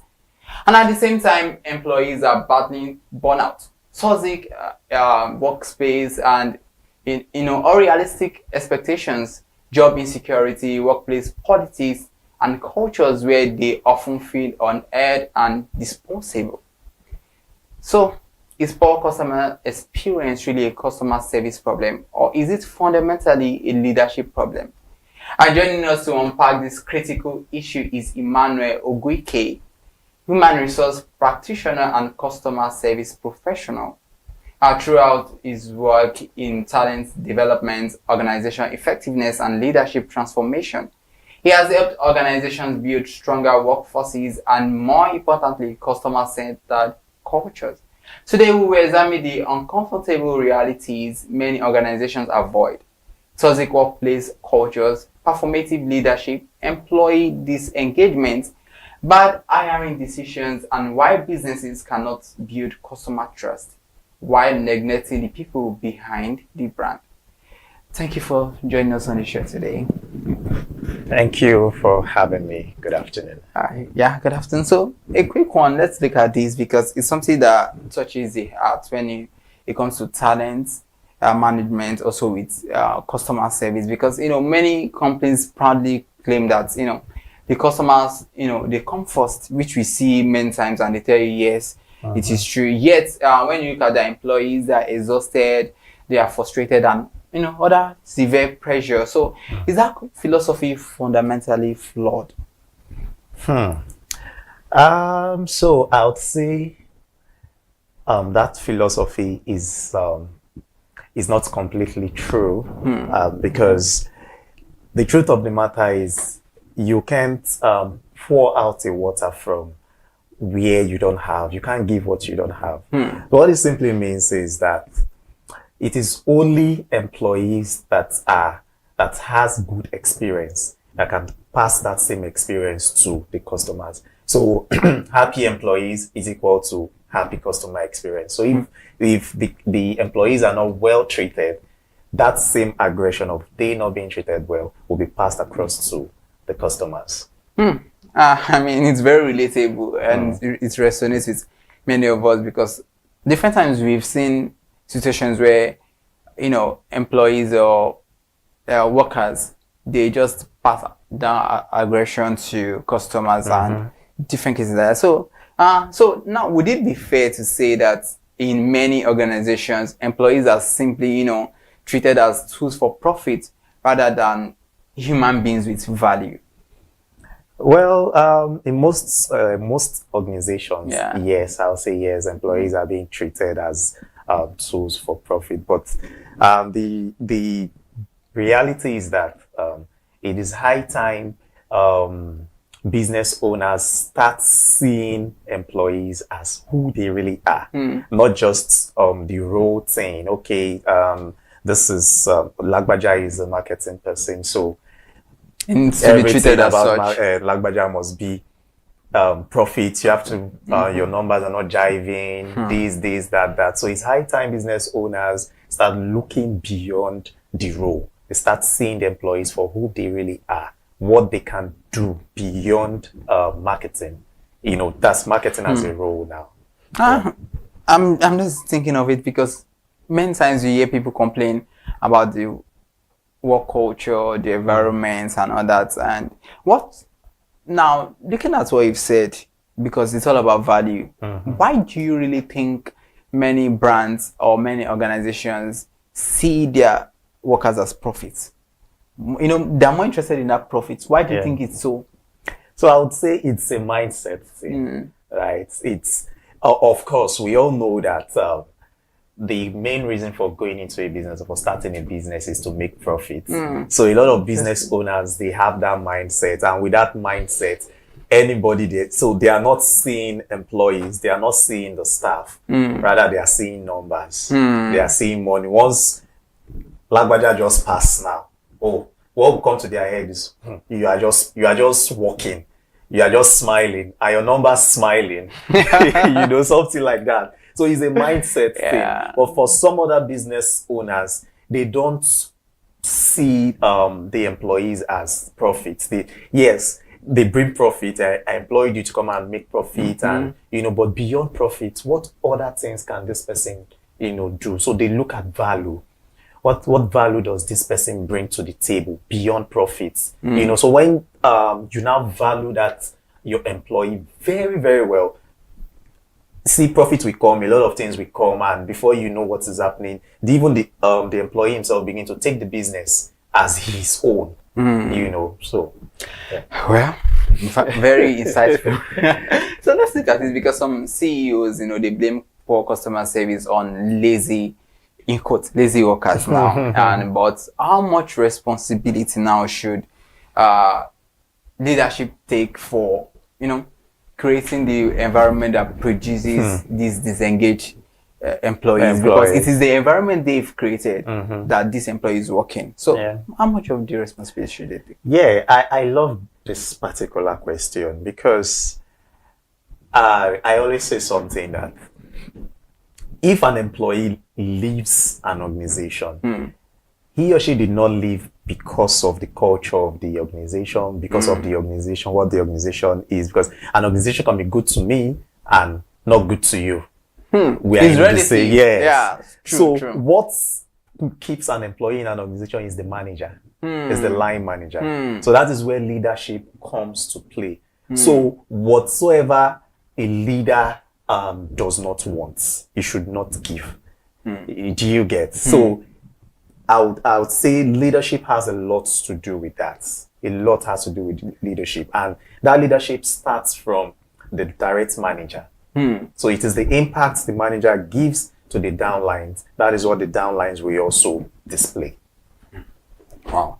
Okay, so let's look at the work culture. Let's look at toxic work environments, because we have many cases like that, and people come online, they see so many things, they have a lot of experience. So now let's say, can a toxic workplace ever genuinely produce excellent customer experiences? Fine, the work culture there is toxic, but the people there, they are different. So can it create such wonderful customer experiences, or are there companies who are just simply pretending, they pretend as if everything is fine, but customers begin to leave when they see that customers are no longer satisfied with the services. That's where they know that something is wrong. So can toxic work environment now produce excellent workers? Well, you made a statement pretending. So I'm going to take it up from there. All right. So don't name me, please. I'm just saying what I know. So you see, pretense is the word. A toxic environment cannot produce excellent customer experience.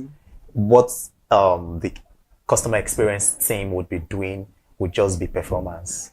They are performing. What does that performance mean? Pretense. So they are just pretend. Once the customer comes in, they just pretend to but the thing there is that pretense can only last for a while.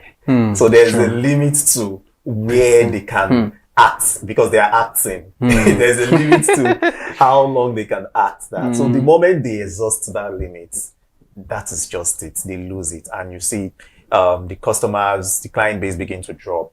And that is as a result of the toxic workplace. Yeah. So a toxic workplace can never produce excellent customer experience. Now, you said something earlier on. I want to take you back to it, and I want to relate it to this toxic workplace. You said main reason workers stay in an organization, it's not just because of the work culture there. It boils down to management. Now, let's look at toxicity in a work environment. Could it be relative as well? The management can be, to me, I might feel like it's not toxic. Maybe to the other person, it's toxic. So what actually brings a toxic work environment or work culture? Yeah, so I would also say again that is a mindset thing from the top down to the middle line, down to the last part.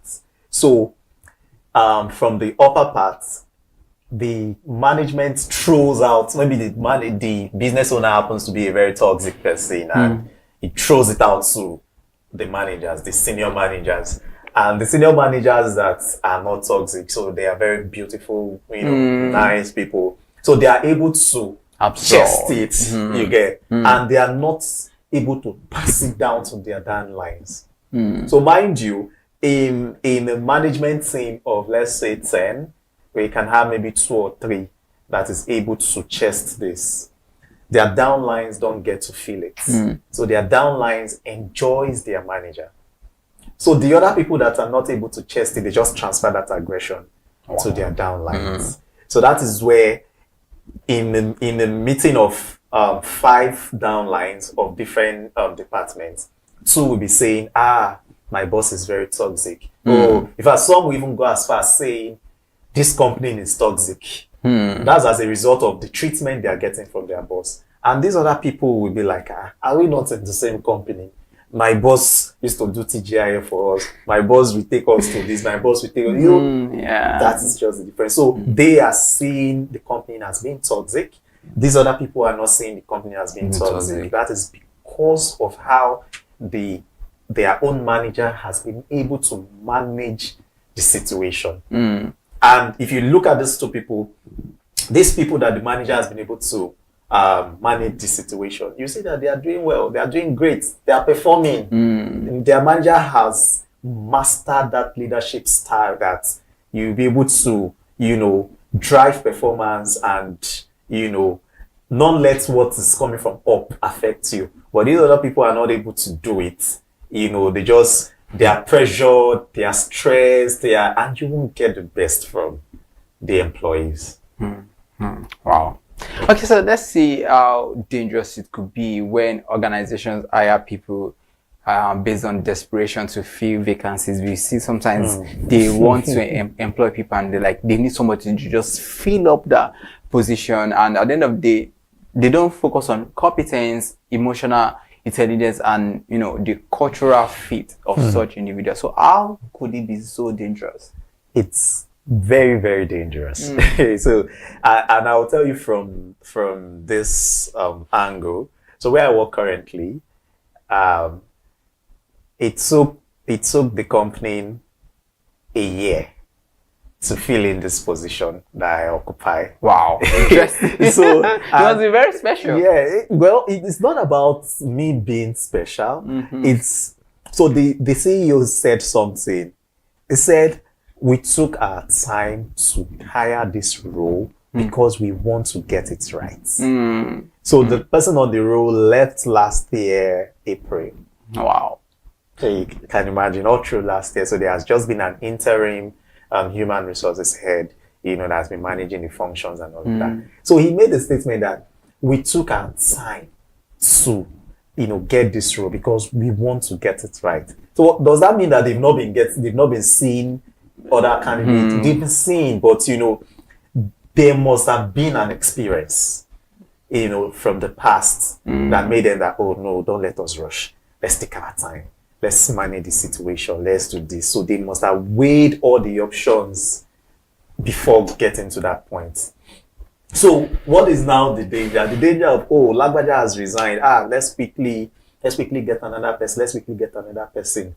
If you end up doing that, you'd just like why they say when you rush into marriage, you rush out. So if you end up doing that, you would also not like yourself. And what is the reason why things like this happen? Is because there is a lot of organizations don't do succession planning. So once you don't have succession planning, somebody resigns from a role or in a department, everybody in the department suffers because nobody can man that role.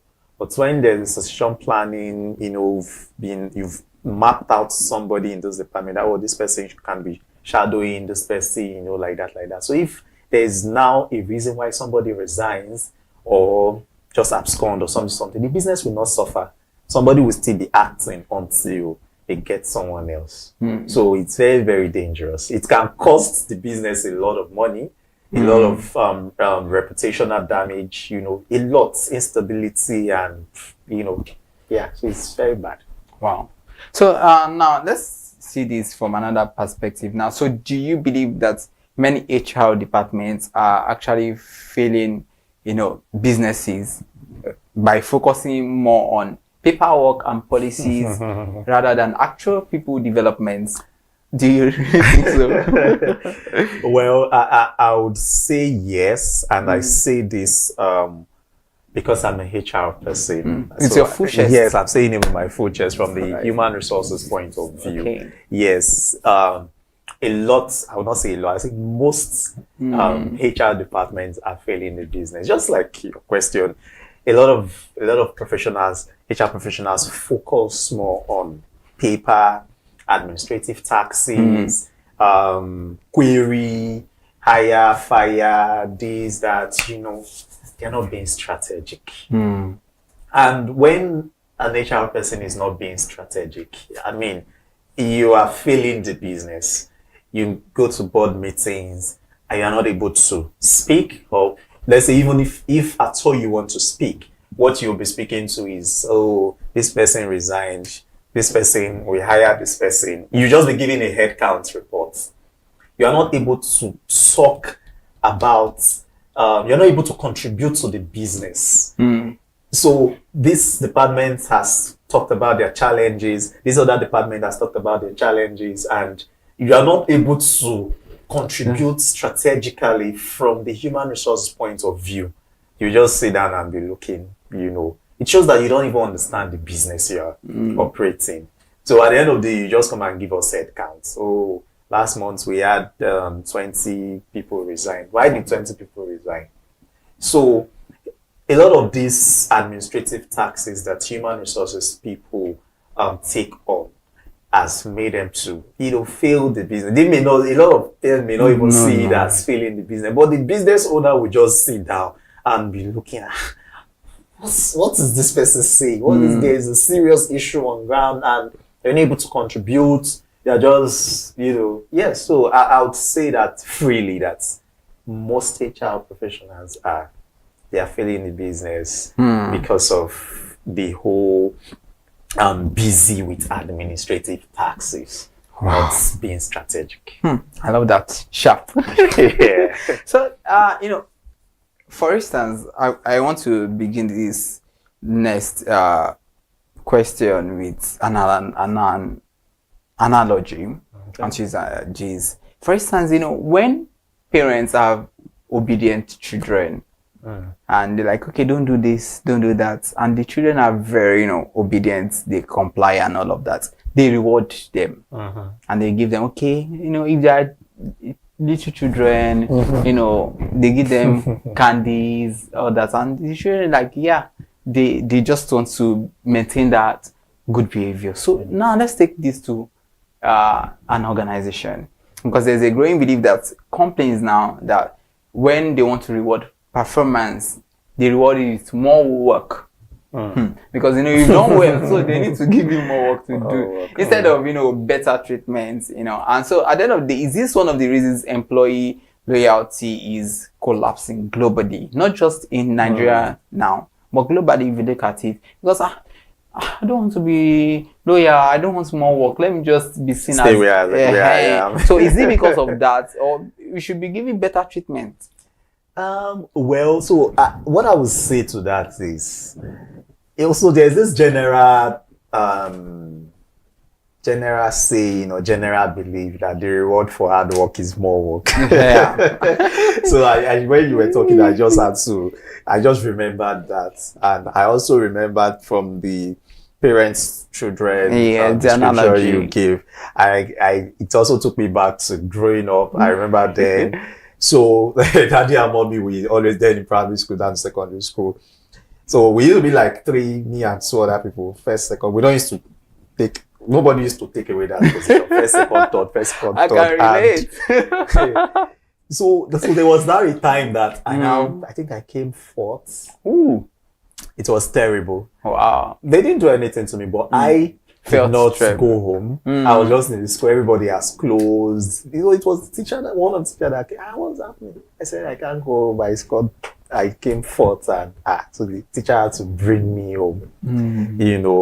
So it's not spoke to my dad, and I said, no. And it's just that my dad was not telling the teacher that it is just that myself, I am the one that sets that standard for yourself, for myself, and that's the reason. So bringing it back to the workplace, so it varies. For some organizations, yes, when somebody is being promoted, they just pack everything. Shebi, you are now a manager. You have collect manager position.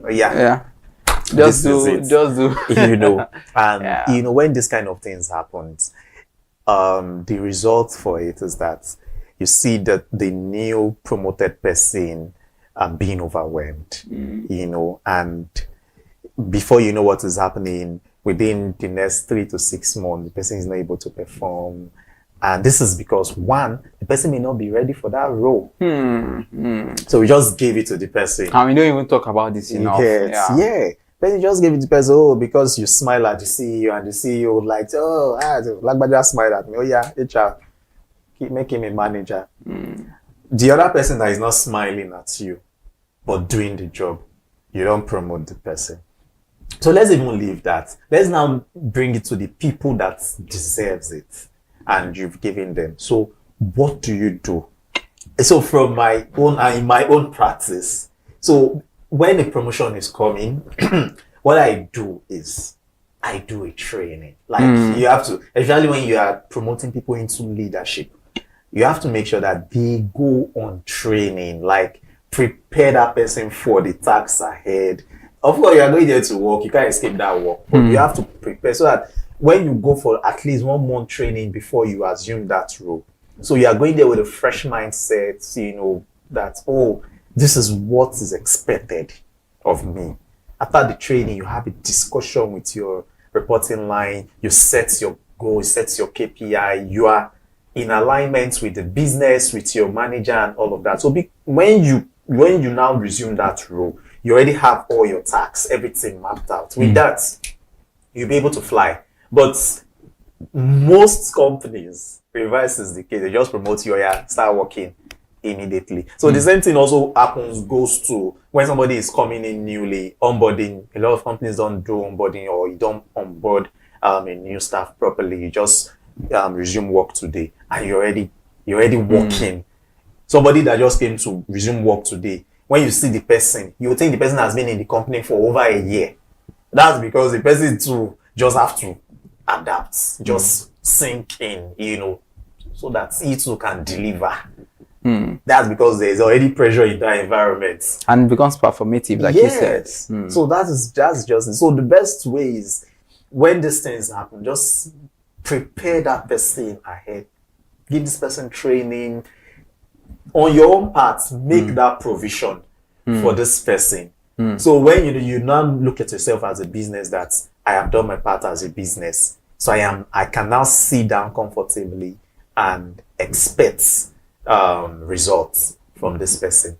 But when you don't do your own part as a business, you shouldn't expect much from that person, especially when the person is not even delivering. You know. Yeah. Wow. So before we go on a break, I want to talk about this, because you made mention of something earlier that is very important, and you said, okay, just because you're an HR, this person smiles at you and you.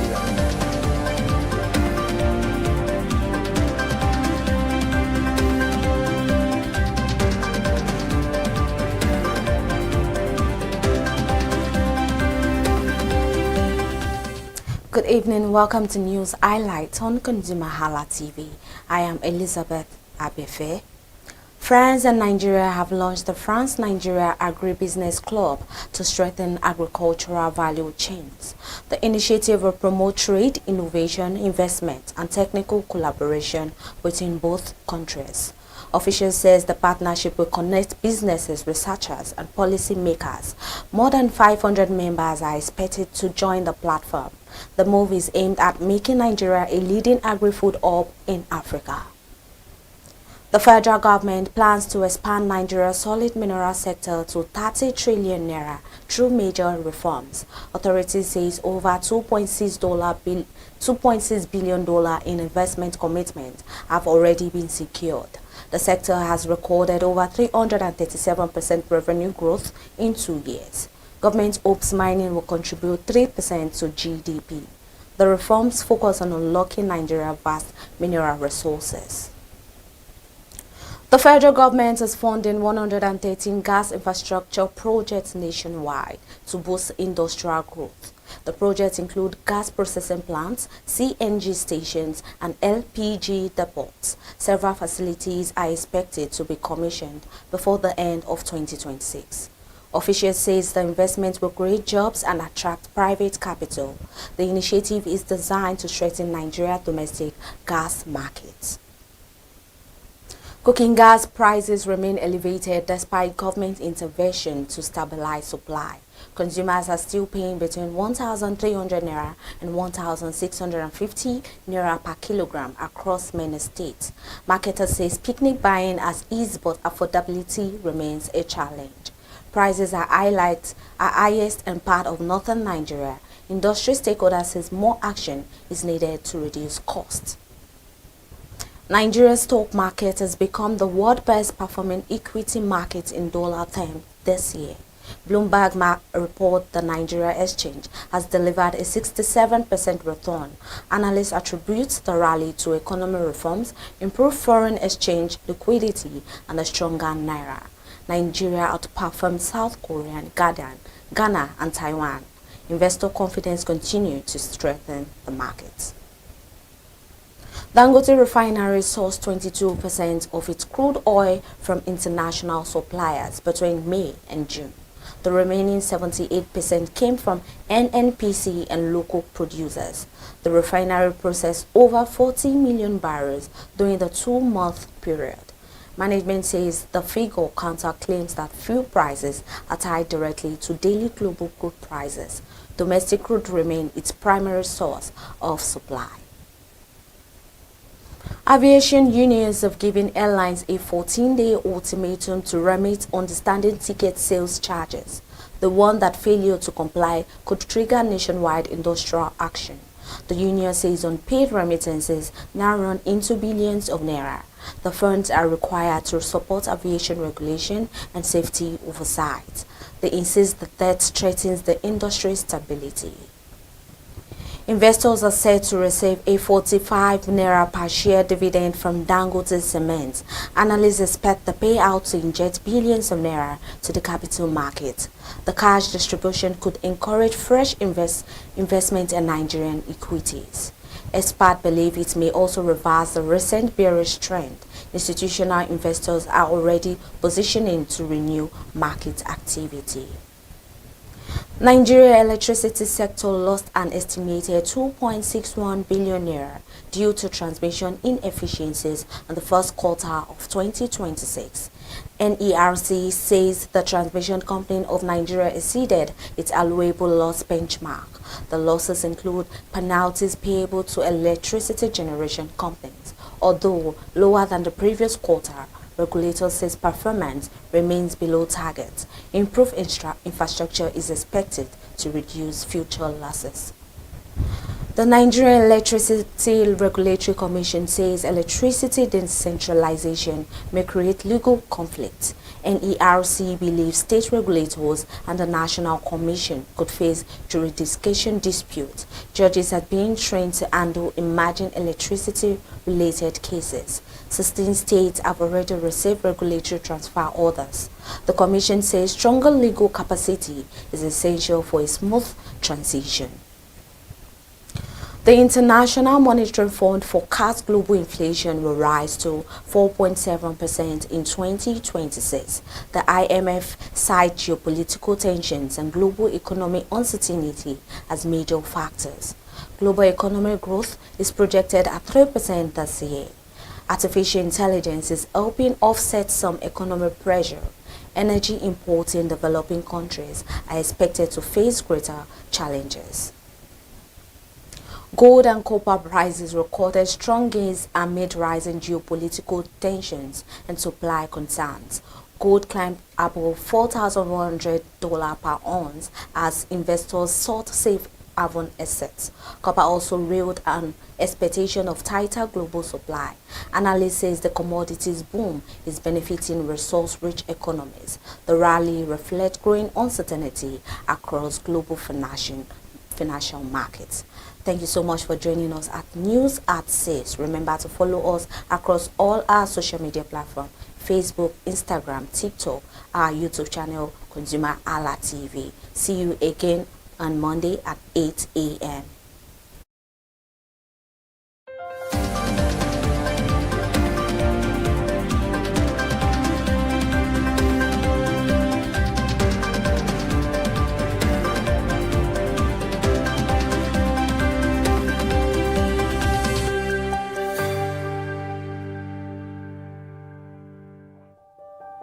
Hey there, do you know in the world today, everyone is a consumer, and as consumers, we all have the right to be heard.